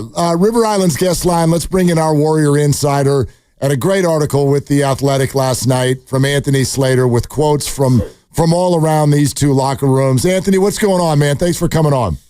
What's up, fellas? How y'all? We're doing all right, man. All in all, pretty good week for the Warriors, I mean, last night, put a little damper on everyone's mood today, but I thought this was a hell of an achievement last week. Did you think that they had that in them? I thought they would have lost at least one of those three, Memphis, Lakers, Nuggets. I even thought, hey, maybe they should rest in the Denver game, right? And then they came out really full throttle in that game. But I think you're seeing some of the fatigue maybe hit last night against Houston. It felt like, you'd gotten over this 3 and 4 night, kind of tsunami that they went through. And not that they were, pulling, or hitting the brake pedal, but at some point, some of these ferocious playoff contending teams with, the type of athleticism and youth was going to just kind of be too much for an older team going through a gauntlet. So I think that's part of what you saw last night. But, I mean, to your point, 50 wins is on the table. They got 3 very winnable games this week and then that Clippers finale. If they can just go 4-0, this is a 50-win team, which is crazy, considering that a couple of months ago. Yeah, it's bananas, especially for somebody who bet the over at the start of the year on 43, and then when they went to a 12-3. What a ride! Well, they went 12. That's a roller coaster. They went 12-3, Anthony, and then the line jumped to 50, and so I tried to middle it, and so I went under the 50, and now here we are where a 4-0 finish would negate You want a 3-in-1 week. I would love it. Yeah, it'd be great. And I'm not rooting against my favorite team, but I do look at last night and I see the way Houston played, and put aside the whistle that they either did or didn't get. Is that a blueprint for how teams could potentially try to take Steph away? Of course. It's not even just like a blueprint of the future. It's like a reminder of the past, right? Let's go back to the Ty Lue finals, with Cleveland and the Amon Shumperts of the world. It's, J.R. Smith and, them just cracking Steph off the ball. Every time he runs into the paint, they had the rule. Just, make sure you kind of lay a shoulder on Steph or something like this. I think it's part of one of Ime Udoka's regrets from the Celtics series, not beating Steph Curry up enough. I think that's a little of what you saw last night. So a lot of physicality is coming, a lot of overzealous defenses and pressure on the other Warriors to, I guess leverage that into scoring points, because I just don't think any of these smart veteran, long athletic teams are just going to allow Steph Curry to score 38 in a series to beat them. It's going to have to be the others. Anthony Slater with us here on Willard and Dibs. Anthony, you talked to Ime Udoka last night after the game. Some interesting quotes about what he was telling his team about get aggressive with the Warriors, and when they start crying, get even more aggressive. Does the rest of the league think that the Warriors are finesse crybabies? I think Ime Udoka thinks everyone in the NBA is a crybaby. Yeah, and he's probably kind of right. You know what I mean? I'm sure he would have the same thought about Luka Doncic, and will probably, have the same level of thump ready for him. And, Ime Udoka is a rare head coach. He'll get into it with players, right? Remember him and LeBron? Yeah. Him and Draymond in those finals when he felt Draymond was trying to punk Jaylen Brown. I think that's what you saw last night. I mean, Draymond clearly, they were being out physical. Houston was taking over that game last night, particularly on the interior on the glass. Draymond kind of tried to change the mood of the arena. And I think that was Ime kind of fighting back against that. So, to your point, I think two things are going on. Number one, I don't think the Warriors are over the top with their complaining. I think Draymond is his own theatrical show. But I don't think the league thinks Steph or Steve Kerr are necessarily over the top. But Ime Udoka, has his own way of doing things. But then on the Warriors side, they're clearly trying to get the messaging out there, and Jimmy Butler was the loudest with it last night. That hey, Steph Curry's getting fouled way too much off the ball, and they know what's coming in the playoffs, as we just mentioned. And I think every playoff contender right now is trying to lay the groundwork for weaknesses that they don't want to be exposed and ways they want their stars to be officiated in the playoffs. Oklahoma City's doing this with Shea, and I think they were pretty upset the other night. Shea's 0 free throw attempts against the Lakers. As I'm sure, let's say it's a Houston-Oklahoma City series, I'm sure Ime Udoka is going to come out and talk about Shea's foul baiting and this and that. So I just, there's so much of this league-wide, and there's so much complaining about the way guys complain, but also about the way guys are officiated, and this is the Warriors' version of it. Crazy that Shea is number 2 in the league in free throw attempts, and yet he attempted 0 in that basketball game. I want to take you back to last night in the flagrant on Draymond. When you saw it in real time and then you saw it again on replay multiple times, what did you think of the call and where we are in the association with that kind of a play? Yeah, it was a difficult one. I mean, I heard you guys kind of talking about it on the lead-in, and I'm not sure I would have risen it to flagrant. I probably would have gone with offensive foul, but, I think the lead-up matters, the parties involved matter. I mean, it was him and Sengun. I think the refs were, just freaking out about the situation boiling over a little bit, and I don't know that calmed anything down necessarily, but I can understand that being a kind of difficult to officiate call, and I probably would have just gone with offensive foul. Anthony, let's look at the bigger picture. When you say, hey, the Warriors know this is coming in the playoffs, and you're talking obviously about the physicality with Steph, I'll buy that. Obviously, the playoffs are more physical, but are they also officiated a little bit closer? I will say this, better referees, right? I mean, you're typically going to get the best of the best in the league. And, if you get, 3 Scott Foster games in a series, Scott Foster's going to have his own things he's looking at. He'll miss fewer calls. I don't think there'll be egregious situations, although, there probably will be, right? We've all watched the NBA playoffs before. There's officiating controversies once a series. But I think they're going to allow defenders to be more physical with Steph just because they're going to allow, the Warriors have to be really physical, right? Draymond Green needs it to be a physical series. Jimmy Butler certainly does. If the Warriors are going to play as small as they are and still defend, it's kind of got to be this combatant environment. But typically, within series, the Warriors are going to talk about specific things and trying to highlight specific things to the league and the rest of hey, look, when Steph's trying to get going for this pin-in screen, they are clearly telling their defenders to tug his jersey as he's doing this, or hold him as he's going to set a screen up top. And I'm sure opposing coaches, whoever they play, are going to go, hey, look at the way Kevon Looney and Draymond Green are screening. That's illegal. They're moving their feet here. They're sliding this way. It's just that's the playoffs, and it kind of feels playoffy right now, right? I think that's why this is probably the first time I've come on with y'all or done a radio segment where I feel like we're kind of talking about specific scenarios within games. Yep. And I like that because it feels like it's basketball, right? We're not talking about the drama of the league or trade deadline or theoretical trade targets. It's how do they score against a Rockets type defense? Because that's the time of year it is, and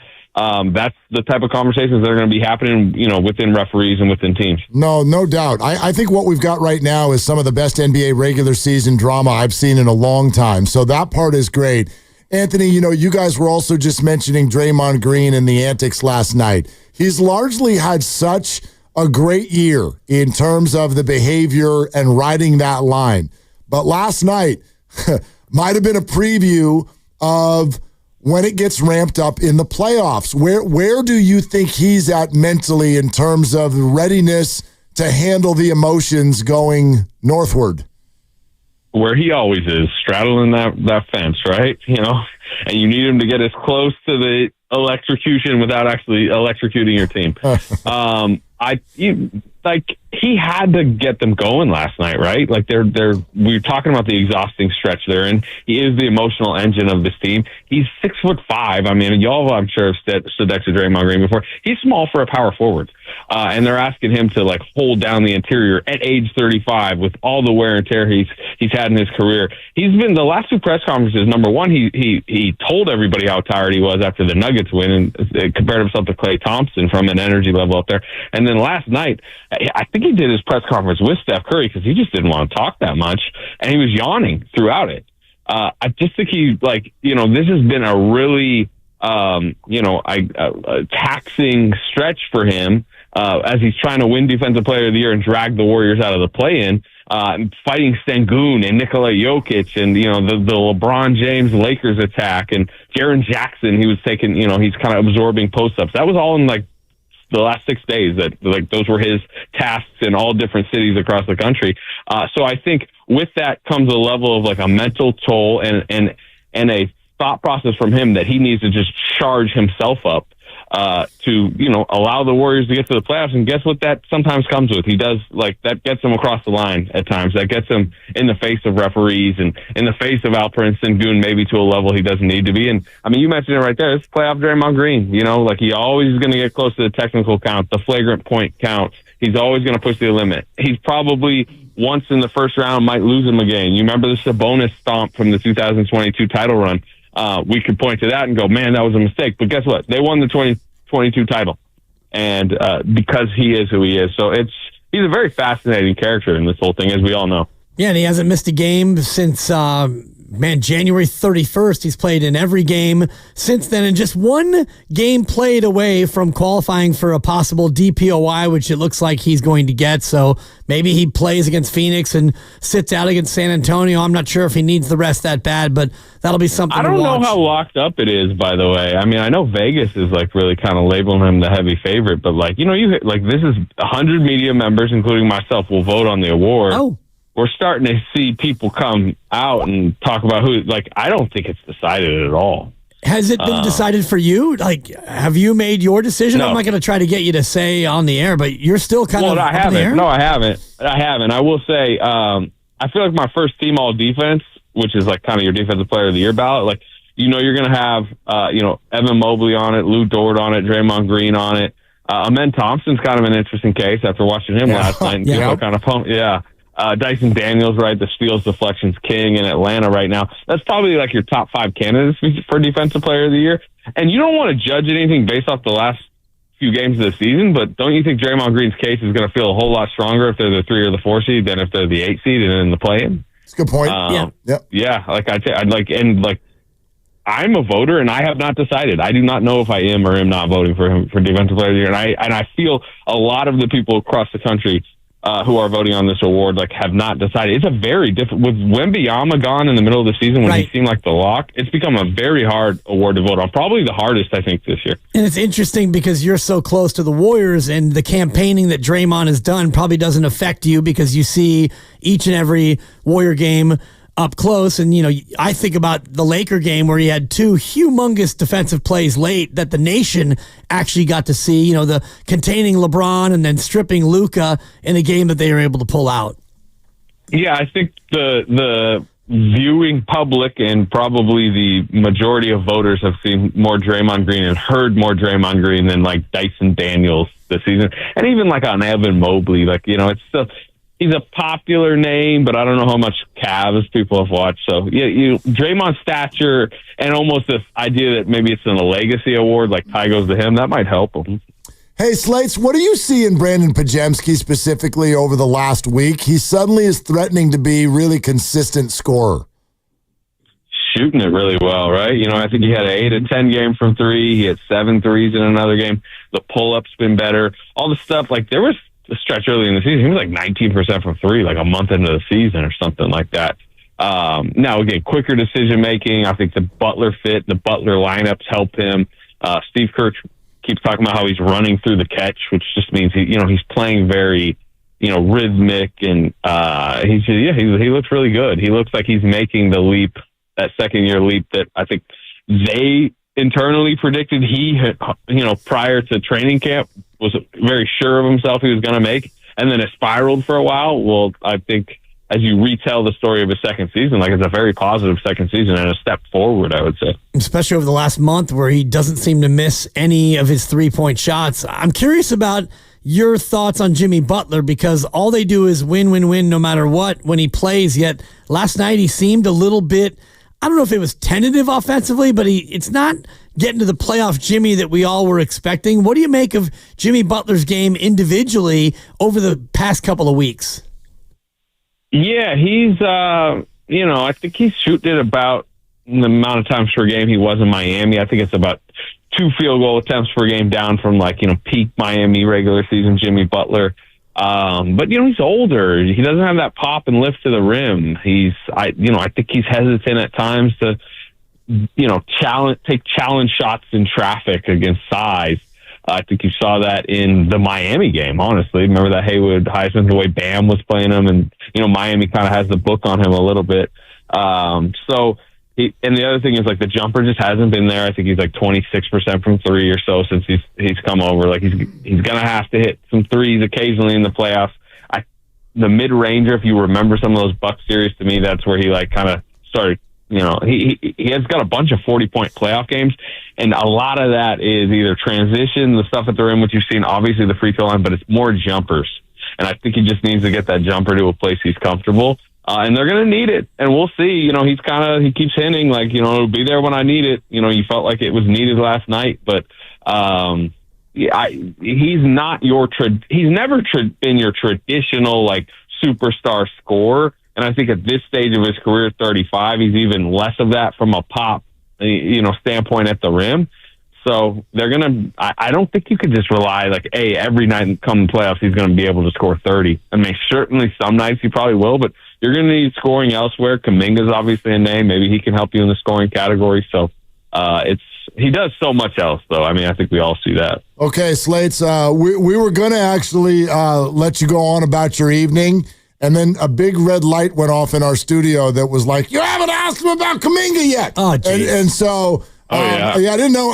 Apparently, we're not allowed to do that yet. I was hoping, but I guess not. So what do you see as sort of the decider each night from Steve Kerr? What determines what it is he's going to do with Jonathan each night?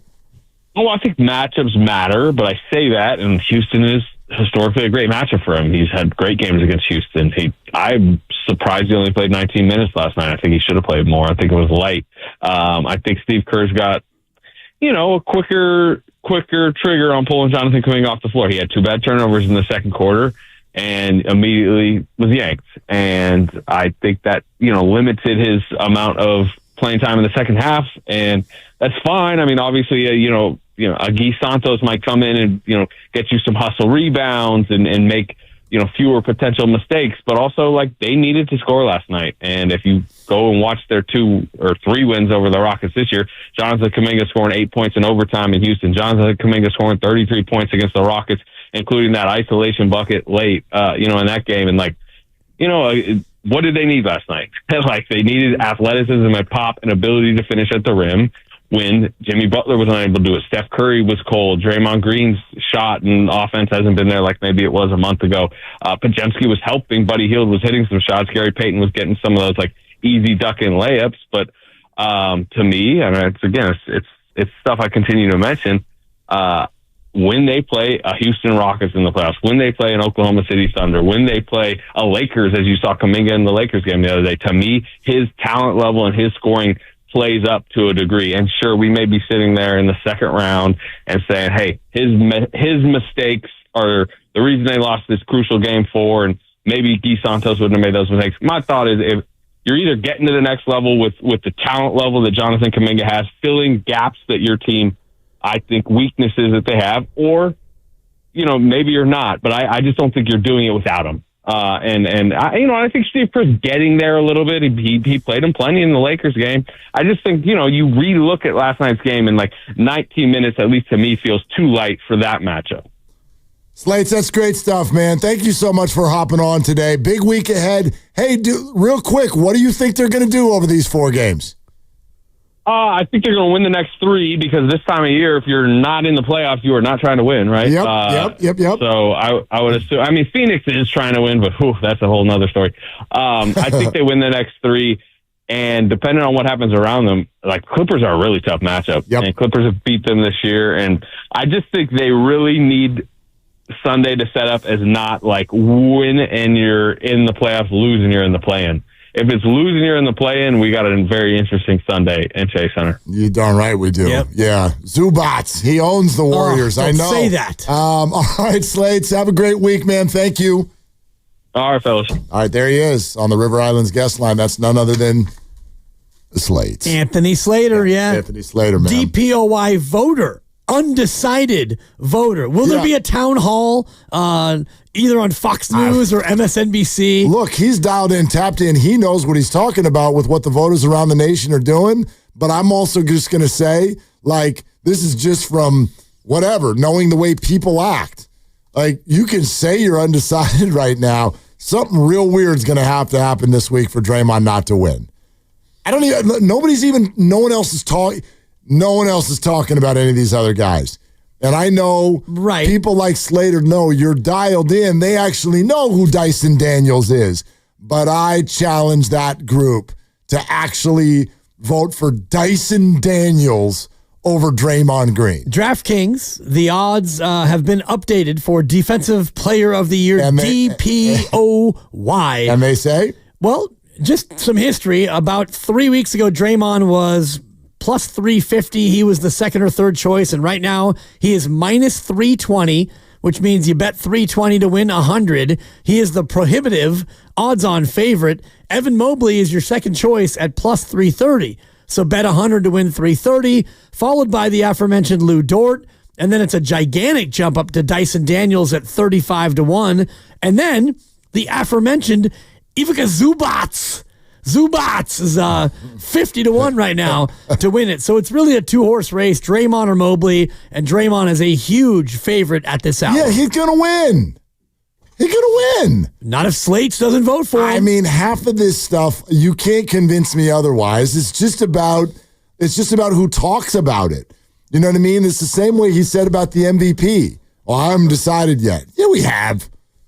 Yeah, like I'm not telling him that he's not thinking that way. He can speak for himself, but we're talking about 100 people here. And I just don't believe there are enough of them that won't vote for Shai Gilgeous-Alexander for MVP and Draymond Green for DPOY. Well, this is different, and I think that he made a good point about, like, the watchability. So the Golden State Warriors have 28 or 29 or 30 national TV games this year, and Cleveland's been great, and OKC is a fun team to watch, but when you watch OKC, you're watching it for Shai Gilgeous-Alexander and the big kid Holmgren, the 7'4" freak, and then, that one guy's really good on defense. Lubins, Lou Dort. So really, when it comes down to this sort of a thing, unless you watch all the games all the time, which you don't, and Anthony Slater watches all the Warrior games, so he knows that Draymond's really good. I don't know how much Evan Mobley he has a chance to even watch. Yeah, I mean, probably enough, but I'm with you. We're brought to you by Fremont Bank, here for you, here for good. Look, the rest of the way, all the way up till 6 o'clock, we just want to hear from you. And I really do. I feel like let's have a conversation about just kind of where you're at coming out of last week, because a lot of today has fallen into, well, too many turnovers and they got beat up, and then there's the refs, and damn it, Şengün fouled him with his face, and that's all true. On the other side, I'm like, y'all, they went through the gauntlet and went 3-1. You got face paint on. You got face paint on. Dude, they did it. They did what they needed to do. Now, there's a new assignment this week, but, like, do you come out of last week feeling kind of more high or more low? So let's talk this out. 888-957-9570. I'm going to wash this off pretty soon. Yeah, that's fair. No, I got somewhere to be tonight. No, you've done great. Yeah. And if they go 4-0 over their final 4 games in the season, what are you going to do about it?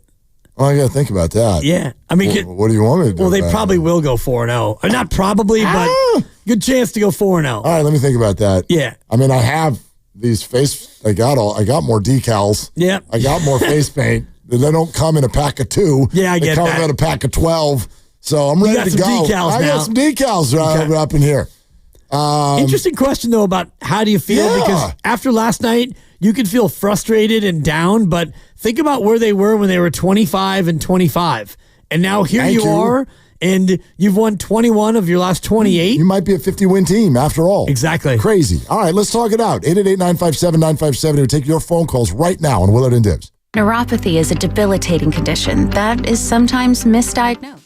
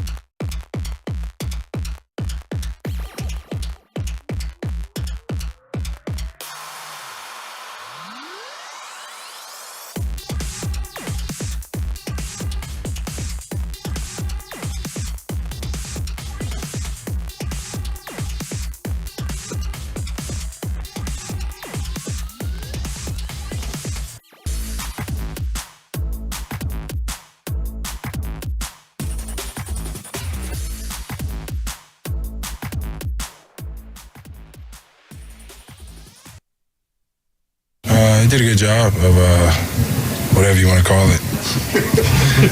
Now back to Willard and Dibbs. Take it away, Mark. Okay, Steph.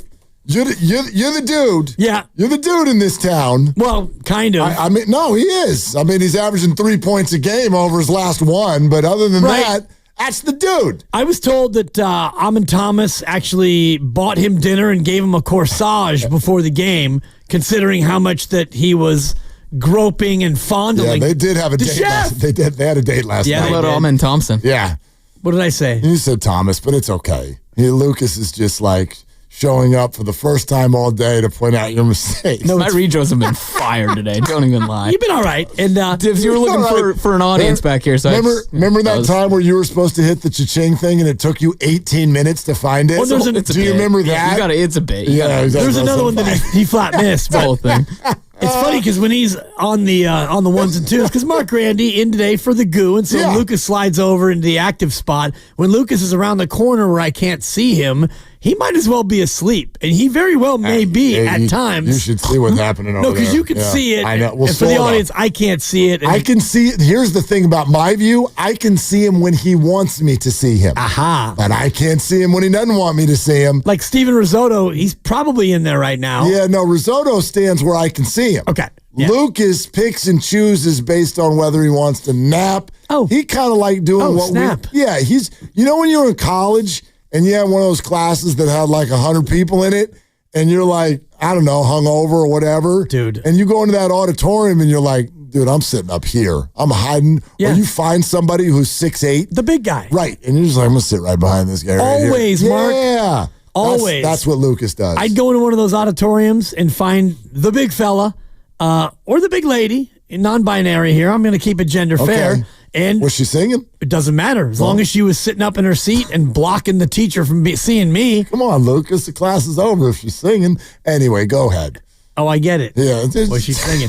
You're the one who's implying that she was fat. You called her big. She could be just like 6'6". She could, but it's unlikely. It's possible. Not a lot of those around. If they are in my class, I'm going to sit behind you. Your boy's going to grab some winks. Anyway, what are you doing? What's going on over there? The other thing I was going to say is Steph is the dude, but this is also home to America's best record in baseball. I was just like, call down to L.A. and ask him how second place is. We should. Boy. No, we should. The second place Dodgers. Am I wrong? Second place Dodgers. Hey, Lakers, how'd that taste on Thursday? How we doing? How we doing, L.A.? How we doing? The Giants are 8-1. They're 8-1. And they're winning in so many different ways. And they lost one time by one run a week and a half ago. Yeah, they won 7 in a row. Right.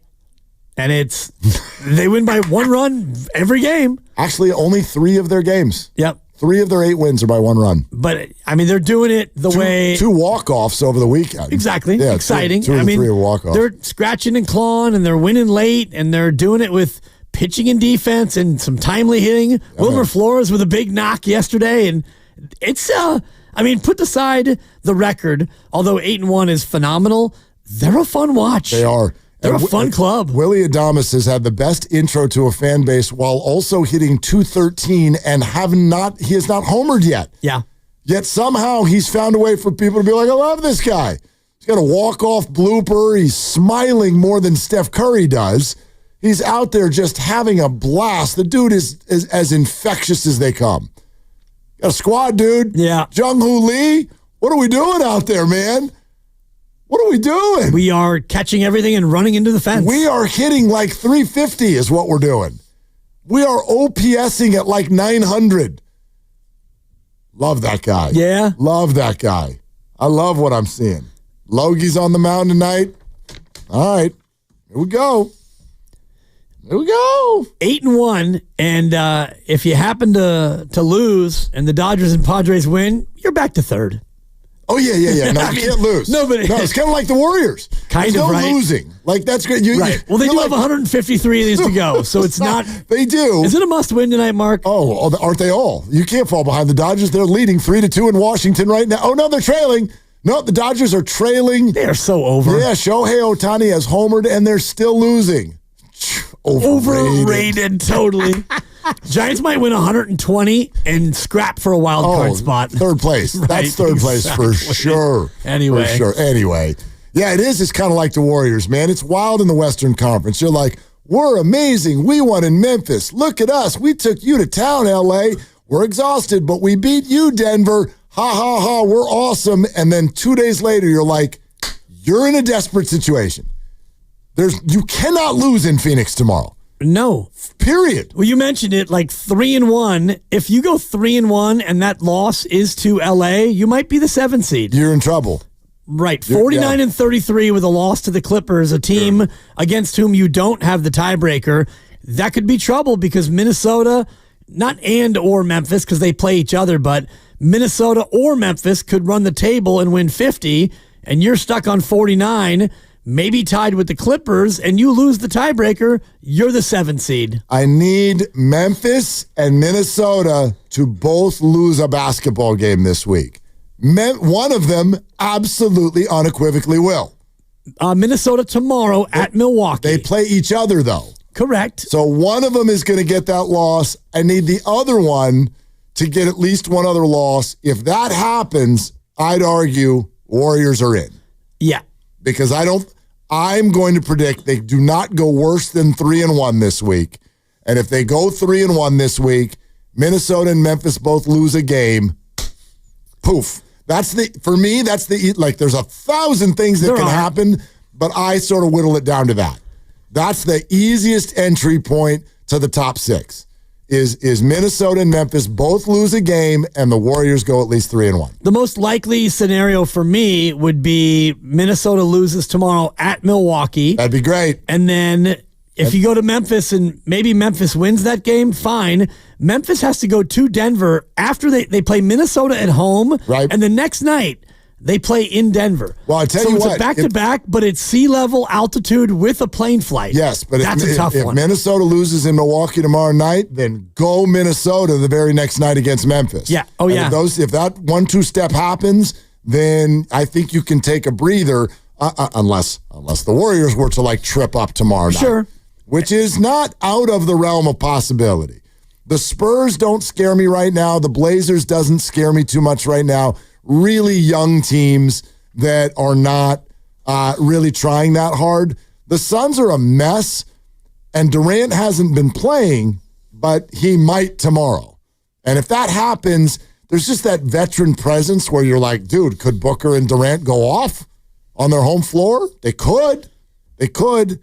You gotta win those 3 games. You got to win those 3 games. My gut tells me that we're going to get word tomorrow that Kevin Durant is going to go full public enemy. Go in. Shut it down. Shut it down. Oh, well. They've lost 6 in a row. They have. They lost by 14, 20, 10, 39, 15, and 30. Correct. Those are their last 6. But follow the money. Always follow the money. Always follow the money.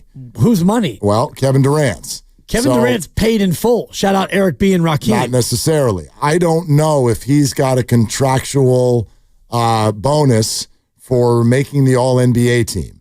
And right now he has played 62 basketball games, and he needs to play 65 to be eligible. Fair. There are 4 games left. He would need to play in 3 of them. So does he come back? And again, our source inside the building with the Suns today said maybe. Which is not definitive at all, but it also, it tells me that he's not definitely out. He did not play yesterday in New York, but back home tomorrow, could he dial it up? Maybe, and that changes things. Right. For sure. He might dial it up and then dial it down. Might. Because all you have to do is play. Just play that first quarter, brother. Yep. Boy, it feels a little tight. A little tweak. Better sit that one out. Yeah. Yeah, you could. Was it my calf or was that my hammy? I'll let you know. Yeah. I'll get back to you. All right, let's get out to the phones. Again, coming off of last week, everyone's feeling great. Coming off of last night, people are not feeling so great. So what wins out for you after last week? Are you feeling kind of high or feeling kind of low? I'm through the roof. I got face paint on, and I think the Warriors are going to be a top 6 seed. I really do. I'm getting used to you in face paint, by the way. Don't do it. I forget what your face actually looks like. Well, it's nothing special. Yeah. You got blue on your right to my left, and I appreciate that because it works for me symmetrically. Yeah, yellow on the left. Yep. And we got a decal. One of them is the Warrior logo. Is that on my right cheek or my left? That's on your left cheek. Okay, that's on the left. And on the right cheek, does it say "Let's Go Dub Nation"? Just Dub Nation. Just Dub Nation. These are great little decals. Hey, Dub Nation. It's Steve Kerr. Yeah. Hey, Dibs. I like your picks. Nobody likes your picks. I don't even think we have that rendition. Like $8.99 on Amazon. You can get 12 of these and get yourself ready for the playoffs. Yeah. All right. Anyway, let's go to Kumar in Ukiah. Hey, Kumar. Thank you for calling. Hey guys, I just wanted to mention that crybaby thing from Ime Udoka. Yeah, I think it's really interesting in light of if you actually watch the game, Sengun acted like he was going to the hospital. I mean, and he was doing a good job acting. I was worried about him, and then not long afterward, he's all smiling and he's talking afterward about like all smug, and to me. Who's the bigger crybaby? The professional victim, Sengun, in that situation? The people who are acting to get that call? The people who are acting like they just got hit by a truck when all they want is a foul call? Or the Warriors who have a legitimate gripe? I think it's called politicking for a reason. Yep. It's reminiscent of the professional victims in politics. And, I don't like it in my basketball. I love basketball. I think Steph Curry is right to play a game that transcends that. And, I'm looking forward to these playoffs. I think there's a really good chance we're number 6. But I also think that this game with Houston was really good because whether or not, that medicine felt good at the time for us as fans and for the Warriors as a team, it is a taste of the game plans that are going to happen in the playoffs. And it is a taste of some of the reffing that's going to happen in the playoffs. And they have the ingredients to beat it. I mean, they've got Jimmy. They've got different looks. They've got enforcers. They've got Kevon Tank Looney, who can just knock someone over like a wall, hit them. So I'm not worried. I'm excited. That's all I wanted to say. Love you guys. All right, Kumar, thank you so much. I think it's a good call. It really is. And I'll just say this. Look, the bottom line is everybody feels that way. On some level, the NBA, just like anything else, fandom in sports, it works its way slowly but surely down to the kindergarten playground. And every single team and every player does, I know you are, but what am I? Like, you're going to tell, the Warriors are crybabies, the Rockets aren't. He just mentioned it. You've mentioned it. Şengün spent the whole night on the floor, right? Like, every single team tries to make the ref think things happened that didn't happen. Every single team has their palms up, seemingly, for half of the game. And every fan views it as we're the only team that's getting the raw deal. That's kind of how it is. And I don't know if there's any way around that. And I don't even know that there has to be. I know that I hear a lot of people go, we don't want this in our NBA. Well, what is the fastest growing sport in America? Don't say pickleball, but and the biggest sport in the world. Yeah. It's soccer. And this has literally been a part of the culture forever, which is that if you get clipped on your shin, you fall down as if someone shot you. Well, you have to roll over 2 to 3 times. Yes, and stay there, perfect your grimace. Writhe in pain. Yes. The soccer players do that in the mirror in the morning, like work on that grimace to make it look like you are just absolutely in excruciating pain, and then get up and run 20 miles an hour down to the other end. You got to to wait for the trainer to come out with the freezy spray. Yep. And a lot of times, they'll put you on the little portable gurney and they'll trot you over. And it's like, man, this one looks really bad. And immediately when play resumes, you jump up and you wave to the fourth official, I'm ready. Yeah. And then the head ref will wave you in and we'll move on. And we're going to add a couple of minutes of extra time for your trouble. And that's part of the culture. And sometimes they do that, I think, strategically to give everyone a rest. And I also think that soccer has done an okay job of lessening that a little bit, where now you can get a yellow card for embellishment and whatnot. And the NBA has tried to do that, where it's supposed to be a foul when you do that sort of a thing. And I'm not saying that Şengün did that when he got elbowed in the face. I mean, that probably hurt. He got clocked pretty good. It doesn't mean that you have to throw your body to the floor, but the NBA does still have a bit of a flopping problem and a complaining problem, in my opinion. No question. And certain players obviously do this a lot more than others. I hear the name Luka a lot more than others in terms of palms up. You've joked that Iguodala palms up. Oh, yeah. There's certain players that are just a little bit more demonstrative, and I think it's labeled there a little bit more. Steph is the opposite. He's much more subtle. But we're all talking to refs. We're all working refs. Everybody is trying to, Steph, sure, does he kick out a little bit on a three-point shot? Yeah. Yeah. You have to play the game to a certain degree. I just think it's a fine line, and you'd like it to be subtle. And with someone like Steph, it is. Yeah. But there are a lot of players that there's no, I don't know, there's no getting away from it. No. Dylan Brooks right now is tied for first in the association in technical fouls. He and Anthony Edwards have each received 18. Then your guy, Beef Stew, Isaiah Stewart, he's got 15. And then you want to get into the complaining portion of the list. You got Trae Young with 14.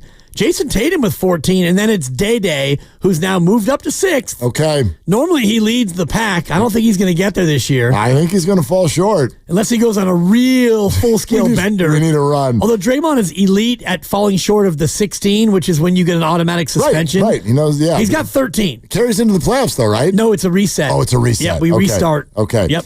You're listening to 95.7 The Game, KGMZ FM and HD1 San Francisco and Odyssey Sports Station, always live on the free Odyssey app. And now coming to you live from the Laughing Monk Studios. And we are taking your phone calls all the way up until 6 o'clock coming out of the weekend. Are you bummed about last night, or are you still on a high from them going 3-1 through the gauntlet? How about Javier in Pittsburgh?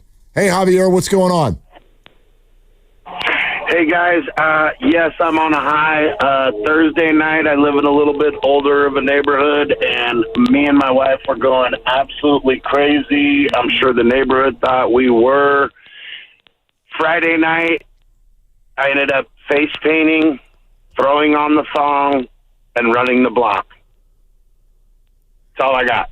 I like it. Okay, Javier, that's awesome. You do? I didn't even understand it. That went over my head. What happened? He got excited. Okay. The game was so intense that he had to lace him up and run around the block. Okay, with face paint? Yes. Okay. Whether or not the authorities were called or not, I'm not sure. Okay. Lucas, you look flummoxed. What's wrong, Lucas? Was he joking?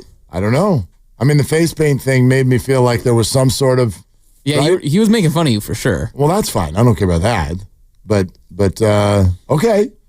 Like good stuff. Well, he sounded like what he was trying to say, that he was very excited, but he sounded very not excited. Is that a good summary of the call? He did say he's high.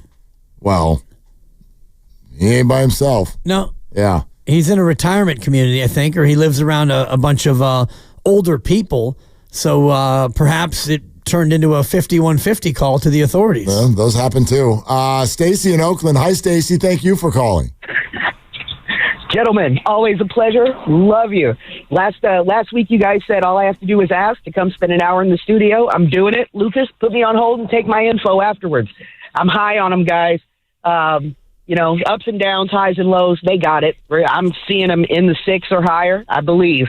What I think you should do, Wills, is if they go 4-0, you should get the Warriors emblem tattooed on you somewhere, nice and small. What do you think? Well, Warriors emblem's already tattooed on me. Twice. Well, it's a temp tat. Well, what, you want a permanent? I'm not doing a permanent tattoo. Stacy was advocating for a permanent tattoo. I'm out.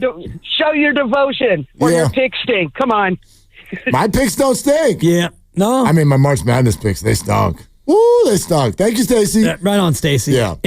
You're tat-free, right, in terms of permanent tats? Completely. Okay. Completely. Yeah. They're like, every relationship has one tough one and one wimp. Christy has like 12 tattoos. She is ahead of me 12-0. It's 12-0. And I would say it would stay that way, but she'll probably get to 13 or 14. She's going to run it up on you. Yeah, she just got another one 2 weeks ago. Okay. Yeah. I'm not doing that. I'm not doing that. We're not doing tattoos? We're not doing that. Yeah. But I'll get little decals on Amazon and put them on my face. I'm kind of with you. What if they win a title? No, stop it. Stop. Like, I am not above. He's going to get the chef across his forehead. I'm not above embarrassment. Hello? Go to YouTube right now. I look ridiculous. I'm not above embarrassment. but we're not putting needles in my body and drawing on me. Well, it's not in your body. It's just on your body. Whatever. I mean, it's There's a no needle. penetration. You know what that would be, right? It would be a penetration sensation. Not all penetration has to be dirty. Like when Steph breaks down off a screen roll and gets into the painted area. You got to penetrate and kick. Thank you. Yeah, exactly. Yeah. Anyway, Lucas, your body language is, by the way, terrible when you're doing live radio. Thought you were going to say it was going to be another penetration sensation. Your furrowed brow makes it really hard to run material. You know what's funny about Lucas right now? Like my angle, I literally the monitors in there are literally right at his nose. Oh, yeah. So you look like a peeping Tom when you're watching. Like you do. Like you just a lot your of eyes. Lucas view content. Totally. Today. Like you just like there's this. You're like the guy, the next door neighbor who's like, I want to see. Like you just like that's all I see is those little squinty eyes.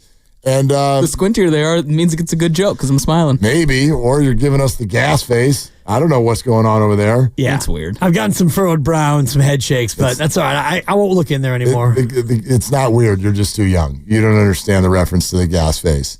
Anyway, it's okay, Lucas. Yeah, it's fine. Yeah, it's fine. So Dibs got it. Yeah, and embarrassment. I don't know if you should be embarrassed. You look great, and you are. I'm actually not. I don't. Your word. I don't embarrass very easily. No, it's funny that this all happened, and I got a text from an old friend, Mike Daly, who is a Marin guy. I've known him for probably 40-something years, and just out of nowhere, he texted me today and said he is kind of a big deal. He used to be in the sheriff's office in Marin. I'll put in a good word for you, Lucas. But he actually said, "I was listening to you on Monday, and I'm remembering that there will be face paint for your partner today, and I want to make sure that there is follow-through and that your show continues to have the high level of integrity that I've come to expect and admire." Were you worried about it? No. I responded. I said, 148, get to YouTube, and my partner will come correct. Yeah. There's no doubt. Yeah. No doubt. And what happened when the audience felt like it wasn't enough? You ramped it up. You give them more. You delivered. You give them more. You ever see the beginning of the movie Ocean's 11? Yeah. Right? Oh, yeah. When they're like putting the whole group together and they're like, we need a guy to do this. We need a guy to do that. And then they get to the end and they're just kind of looking at each other. And Clooney looks at Pitt and goes, you think we need one more? Pitt doesn't even respond. Clooney goes, all right, we'll get one more. One more. That's kind of how I felt during the crossover today. We need more?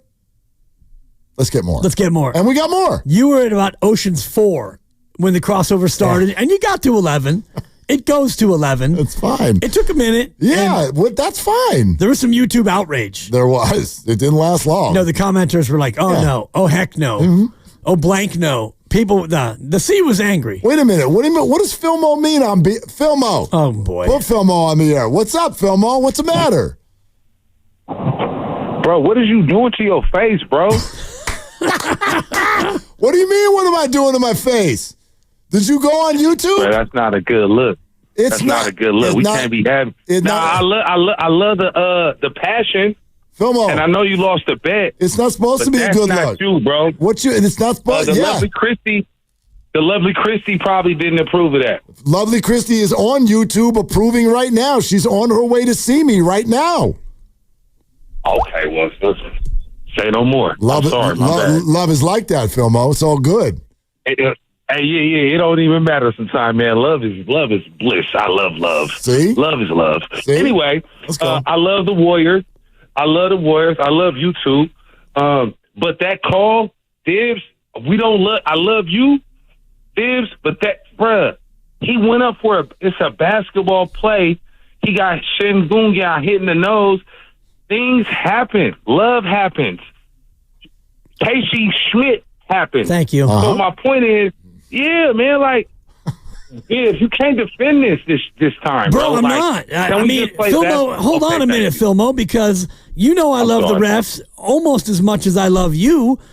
In order, I go my kids, the refs, and then you. That's my top three on my lovometer. Yep. And if you follow me on Twitter, you know that immediately I came at those three officials and said that was a bunch of bullshit.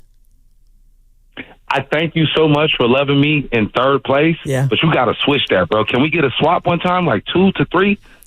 Yeah, I'll get back to you. It's really Guru. Guru is really number 3, and then the rest, and then me. I get it. It's all love. If I had a poster of you in my bedroom instead of Zach Zarba, then you'd be number 2. And I'm working on my Scott Foster as well.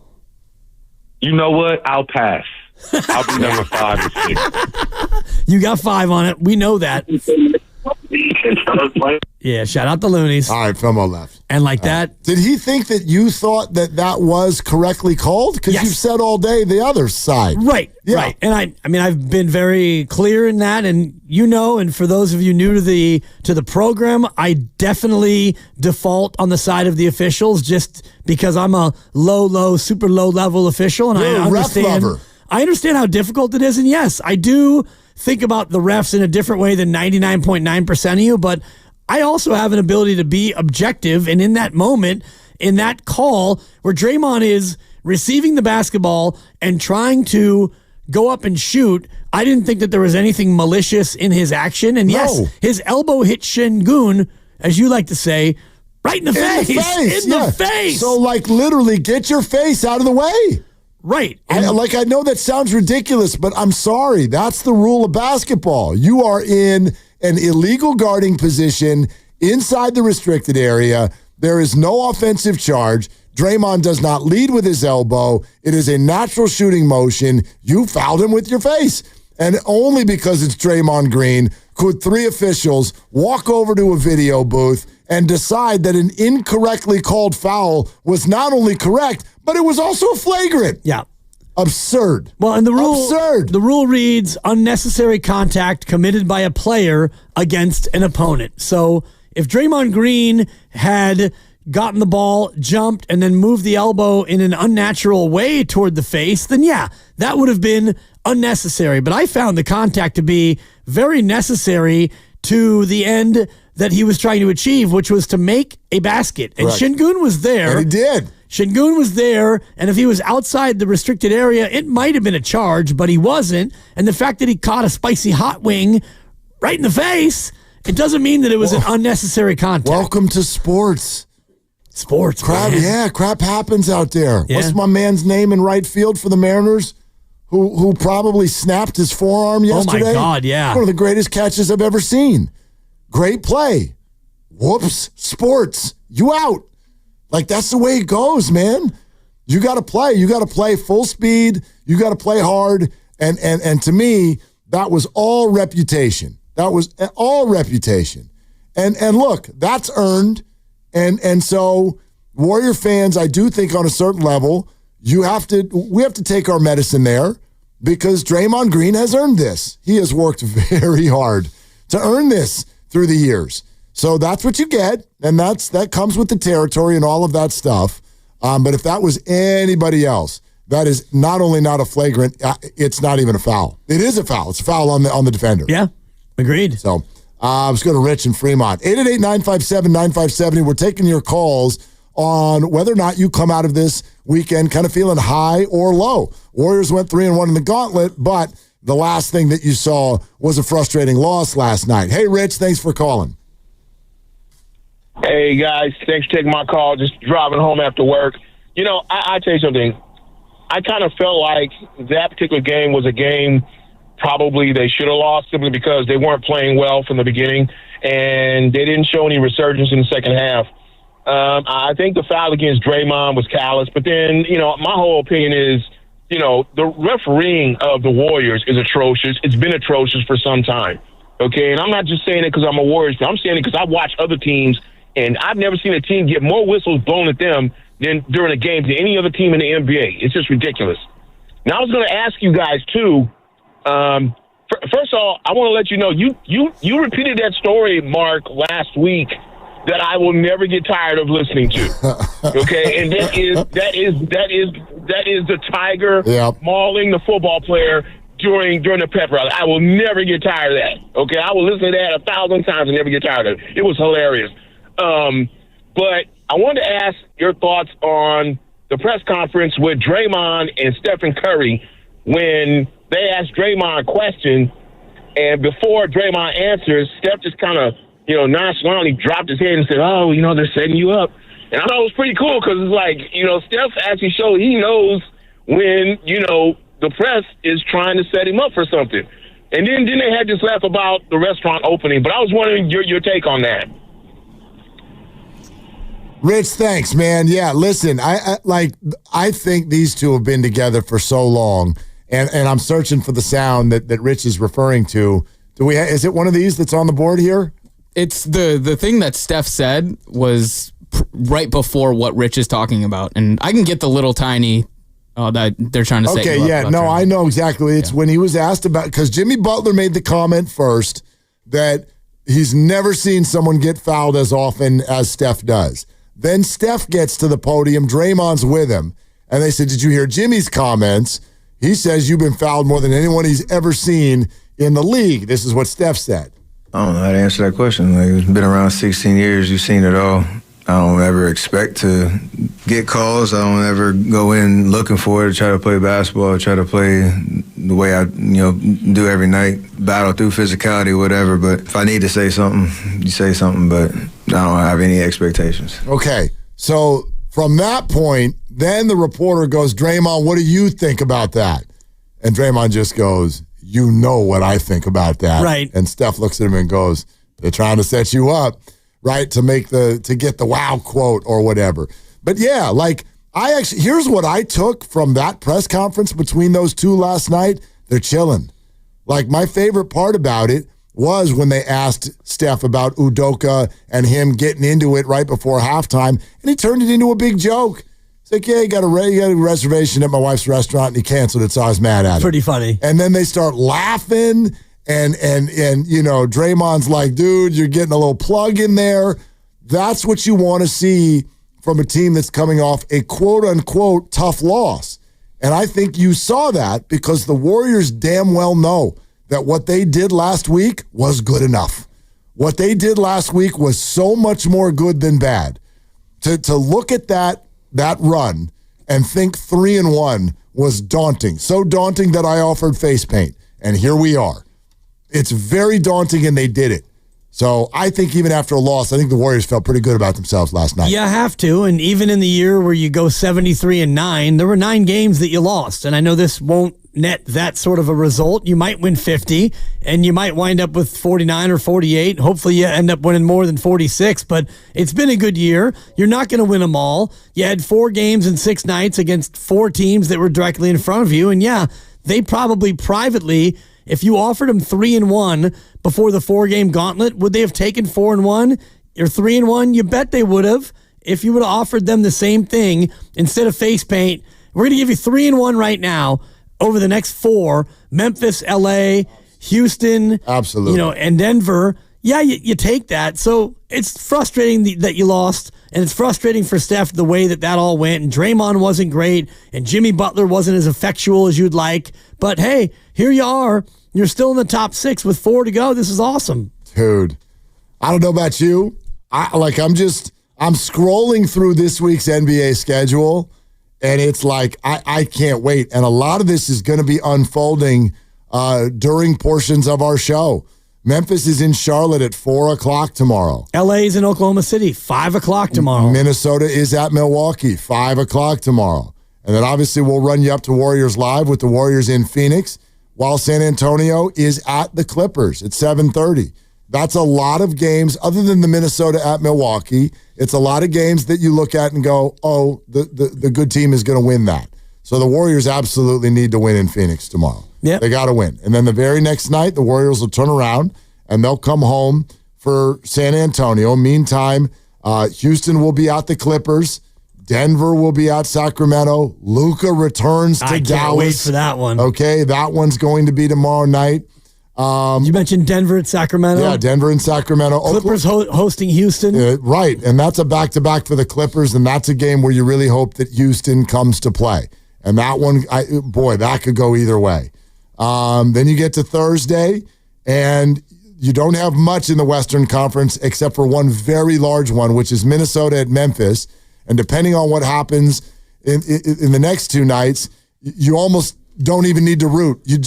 I'm glad one of you is losing. One of you is going to lose. And then whoever wins, just lose one of your other games this week.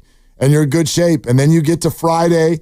Memphis will be at Denver. I mean, it's a full slate. Houston will be at the Lakers. The Clippers will be in Sacramento. The Warriors will be in Portland. Minnesota is hosting Brooklyn. Everybody in action. And so this is all going to be going on at once, and then everyone has Saturday off, and then we ride. Then we ride on Sunday. We see what the scenario is going in, and obviously the Warriors will be here. The Clippers will be in town. Memphis has got Dallas in their building. Utah is at Minnesota, so that's a clear victory there. And then you're sort of wondering also who else is trying. You know, the Lakers are going to be in Portland. Denver's going to be in Houston. Who's trying? What a week, man. Right. What a week. Here we go. If you're the Warriors and you win out, you win all 4 of the games, you're no worse than the 5 seed. Yeah, you're safe. Well, you're the 5. Yes. Because you'd be ahead of the Clippers, and even if Minnesota or Memphis also won out, you hold the tiebreaker over both of them. So if you go 4-0, not only are you in, but you're the 5 seed at least, and there's a chance that you could jump Denver. Not likely, because if you tie Denver, you lose the tiebreak. Same thing with LA, and you are 2 full games behind LA. But if you win all 4 of these, you control your own destiny. You would stay ahead of Memphis and Minnesota. You would be ahead of LA. You'd be the 5 seed. And then it would be a first-round matchup against either Denver or LA. So, Dog. Yeah, and I don't like the way my brain works right now. I don't even care who the matchup is. I don't either, but just looking at where we are, like Houston's going to be the 2. Yep. OKC we know is the 1. So if you're 5, it's LA or Denver. If you're 6, it's LA or Denver. Well, except for I'm not making the assumption that Denver is the 4. Denver's got the same loss column as the rest of these teams. They could easily, with a very hard schedule this week, they could easily end up in the play-in. And the 4 could be any of these teams. 4 could be the Warriors. It could be Minnesota. It could be, I don't think it's going to be Memphis. I just don't think they're very good. The Clippers, don't forget them. You know what I mean? And they've got some pretty winnable games this week. So let's keep going. Swamp Dog in Napa. Thanks, Swamp Dog. What's good? What up, Swamp? Going on, guys? So the Draymond flagrant for a law of love in basketball. Shout out Omar Epps. That is a no call. He's inside the restricted area. Just play on. But since he called it, then you have to call a defensive foul. He's inside the restricted.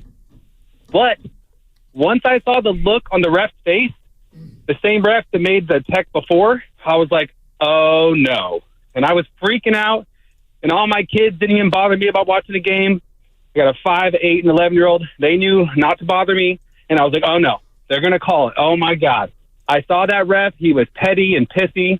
He did not like Draymond, and he was going to make that call.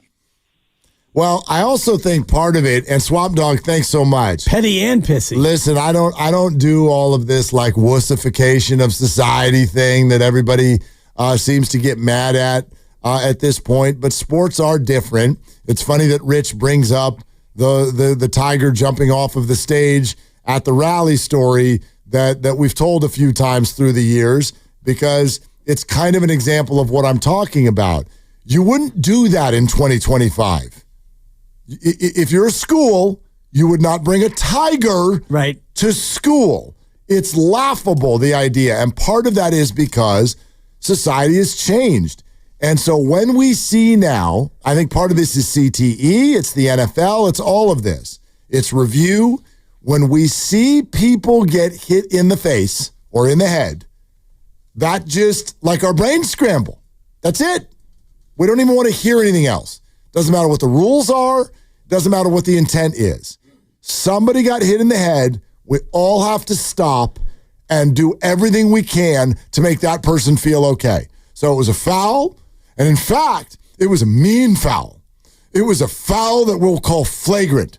We're going to stop everything for 4 minutes and let other people go shoot free throws by themselves, because that is not acceptable. The bottom line is it sort of calls for life in 2025 to have 2 things that run into each other, which is A, the NBA rules, and B, the way we act when people get hit in the face now.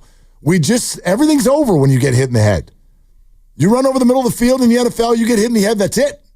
That's it. It doesn't matter if you ran into somebody with your head.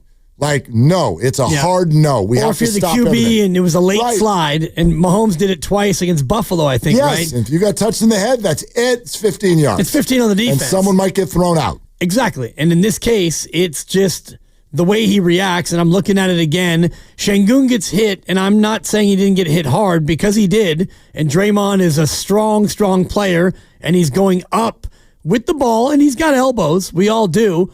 And Şengün just is almost diagonal the way he flies back, and he's covering his face on the floor, and at that point, 3 seconds after the contact, that's when the ref decides, well, to your point, he got hit really hard. We need to call this, and it's got to be on Draymond because Şengün is down and he's covering his face. Right. So now it's an offensive foul because And a mean he got one. hurt. Yeah, and a mean one. Well, they had to go to the monitor to Yeah. decide how mean it was. And apparently they decided it was mean enough. Well, New York weighed in. And honestly, and I think that Swamp Dog is right about the way it went because it can't be an offensive foul on Draymond if he's in the restricted area. It's either a block, a no call, or it's a flagrant foul. I don't think you can go to the monitor and decide it's an offensive foul if Şengün is not in a legal guarding position. So at that point, it's either you overturn it, it's a block, it's an and one,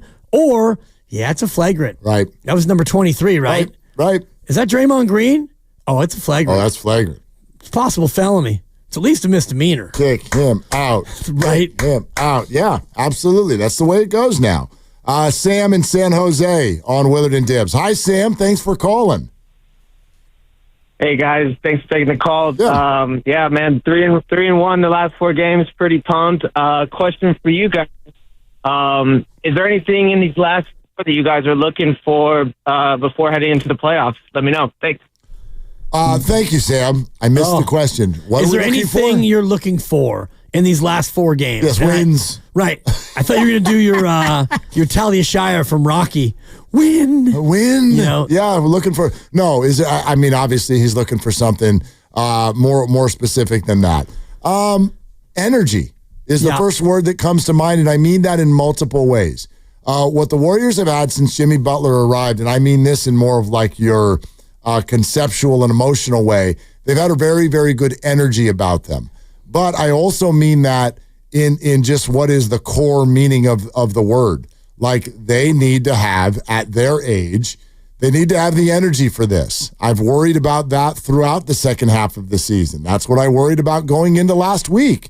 Like, do you have the energy for this? And they had more energy than I thought they would. They did not have a lot last night. But that's the thing. Like, even though these are easier games, the one thing we need to remind ourselves this week, this is the easy games. There's 3 of them in 4 nights. There's 3 of them in 4 nights.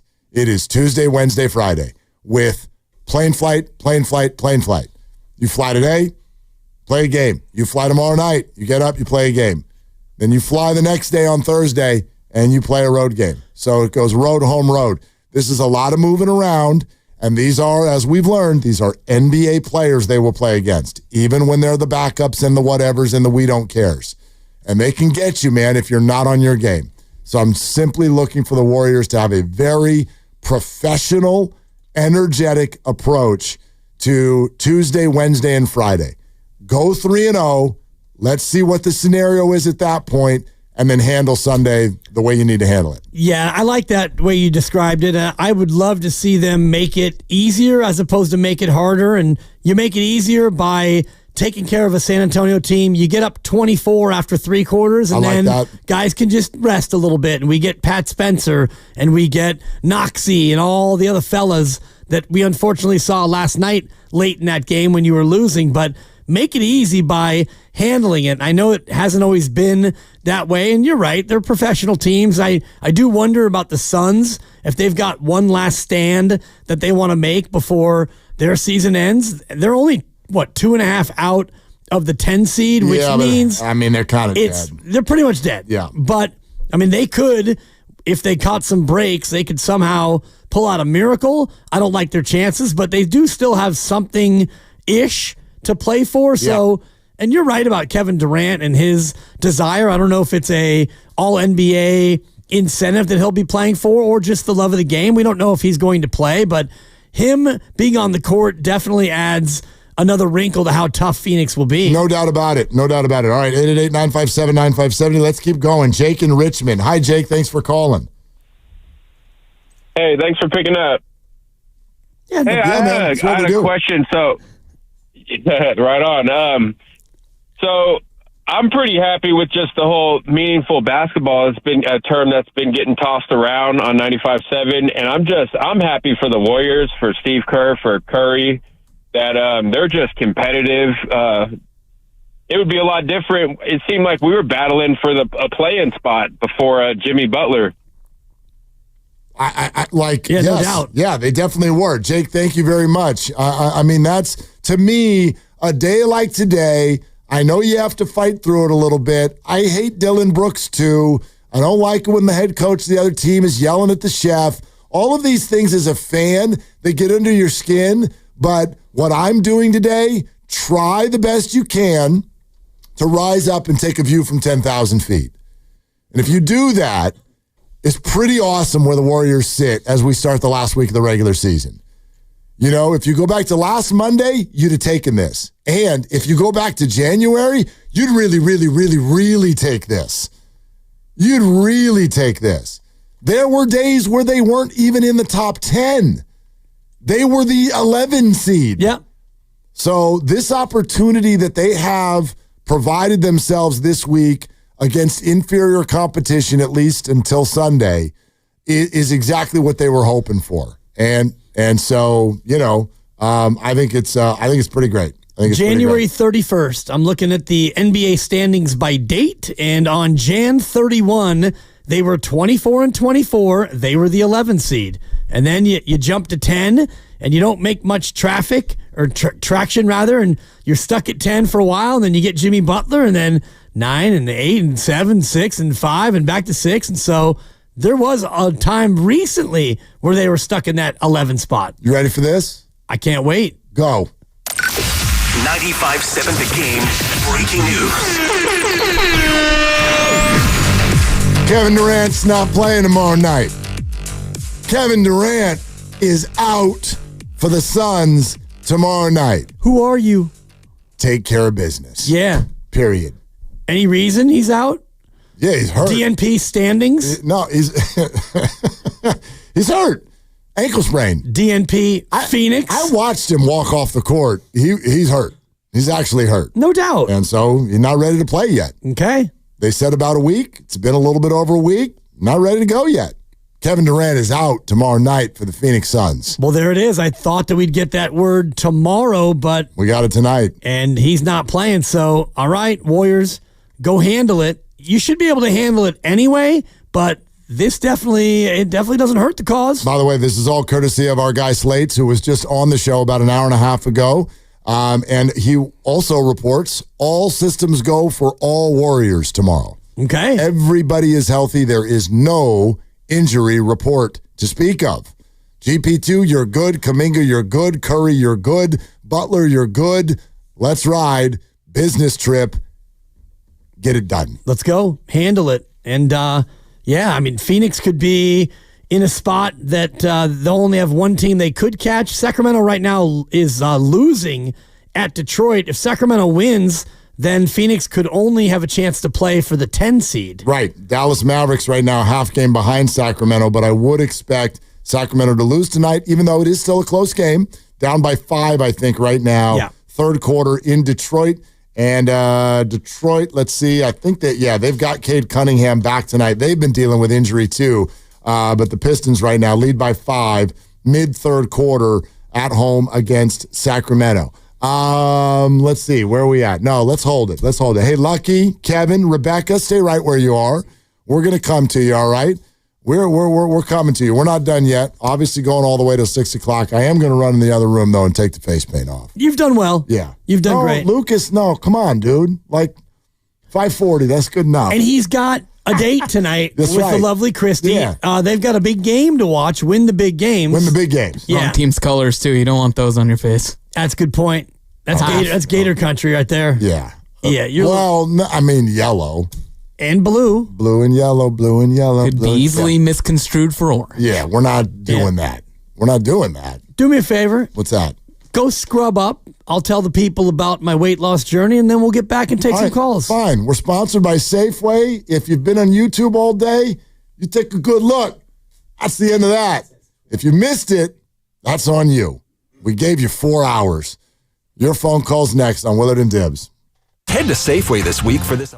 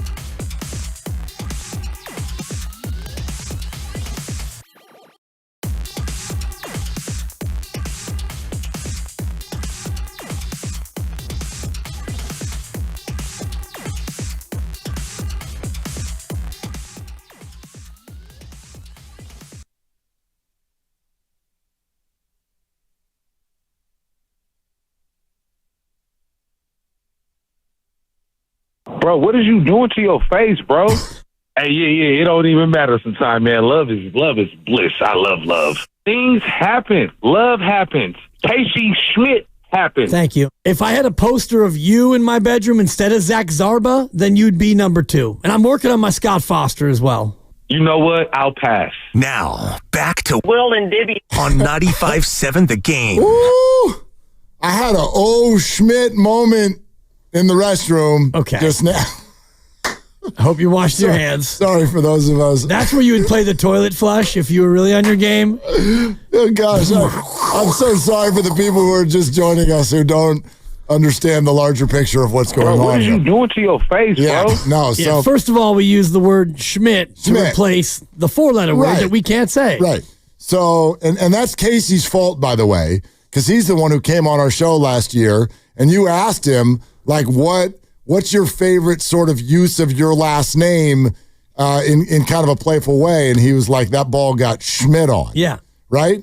And Lucas would probably play that right now if he knew where it was, but he's doing someone else's job today. And anyway, whatever. So point is, I had the face paint on all day today, and because I promised if the Warriors went 3-1 in the gauntlet, I'd paint my face, and I did, and I had decals and everything. And I went in there. Have you ever done this? I've never really used face paint as an adult. I mean, like I'm sure at a carnival when I was a kid or something like that. I never even as a kid. I was mentioning my OCD earlier. The idea of having paint on my face, it actually makes me kind of like cringe. It makes me a little sick to my stomach. So I went in there and put the soap all over my hands, right? I took my shirt off because I was really going to get after it now. Okay? Yeah. Splash the water on my face and like kind of rub with both hands. Mm-hmm. And I look up at the mirror, all the face paint is still there. That ball got Schmidt on. It's all still there. I'm like, you said it was washable. Oh boy. What's going on here? It's like you did permanent Sharpie on your face. Is that what we're doing? But the towels. It just needed a towel. Gotcha. It needed something that was a little bit more abrasive than my hands. And now we're good. And everything's okay. Right, except for the fact that you are bleeding out your temple. Right, but that is a prior shaving situation that has been agitated by what I just did in the restroom. Okay? So are we good here? We're good. And before we go to the phones, I just want the audience to know that I was expressing genuine concern because you came back paintless, but bleeding from the temple. And don't worry, I just got punched in the face. Right. But at least there's no more Warrior decals on my cheeks. Yeah, okay. All right. Anyway, that was fun today. So it's time for Triples for Autism, and that's brought to you by Pettinelli Financial Partners and the Autism Society, San Francisco Bay Area. The Warriors made 16 three-pointers last night. That's another donation, so all was not lost last night. So Pettinelli to the Autism Society San Francisco, we love that, even though Steph made just 1 3 last night. The others helped out. Buddy Hield, the big one, he had 6. Pods had 4.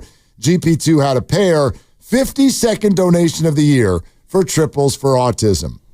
If you'd like to get involved, make a donation yourself, go to sfautismsociety.org. Triples for Autism is brought to you by Pettinelli Financial Partners and the Autism Society, San Francisco Bay Area. Pettinelli is here for you, offering financial guidance and support throughout life's milestones. Go to pettinellifp.com. All right, here we go.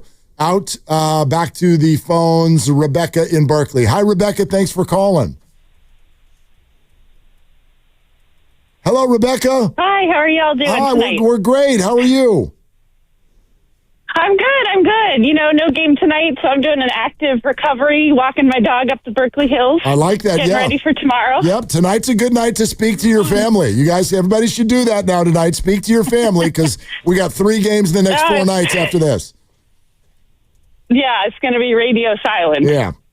I just wanted to call in and say, you know, in some ways, I think there's a silver lining for the loss tomorrow because for the loss yesterday because, you know, since Jimmy Butler's been here, we've had these funny losses like the 76ers one or the Heat game and the Denver game where a bunch of their starters were injured. So I really think, you know, I had a basketball coach in high school that said you learn more from losses than wins. And they really needed that like playoff level basketball loss yesterday to prepare themselves for the upcoming run. Yeah. Rebecca, I don't disagree with you. I almost felt like I don't want to say the Warriors expected it, but again, I referenced this earlier.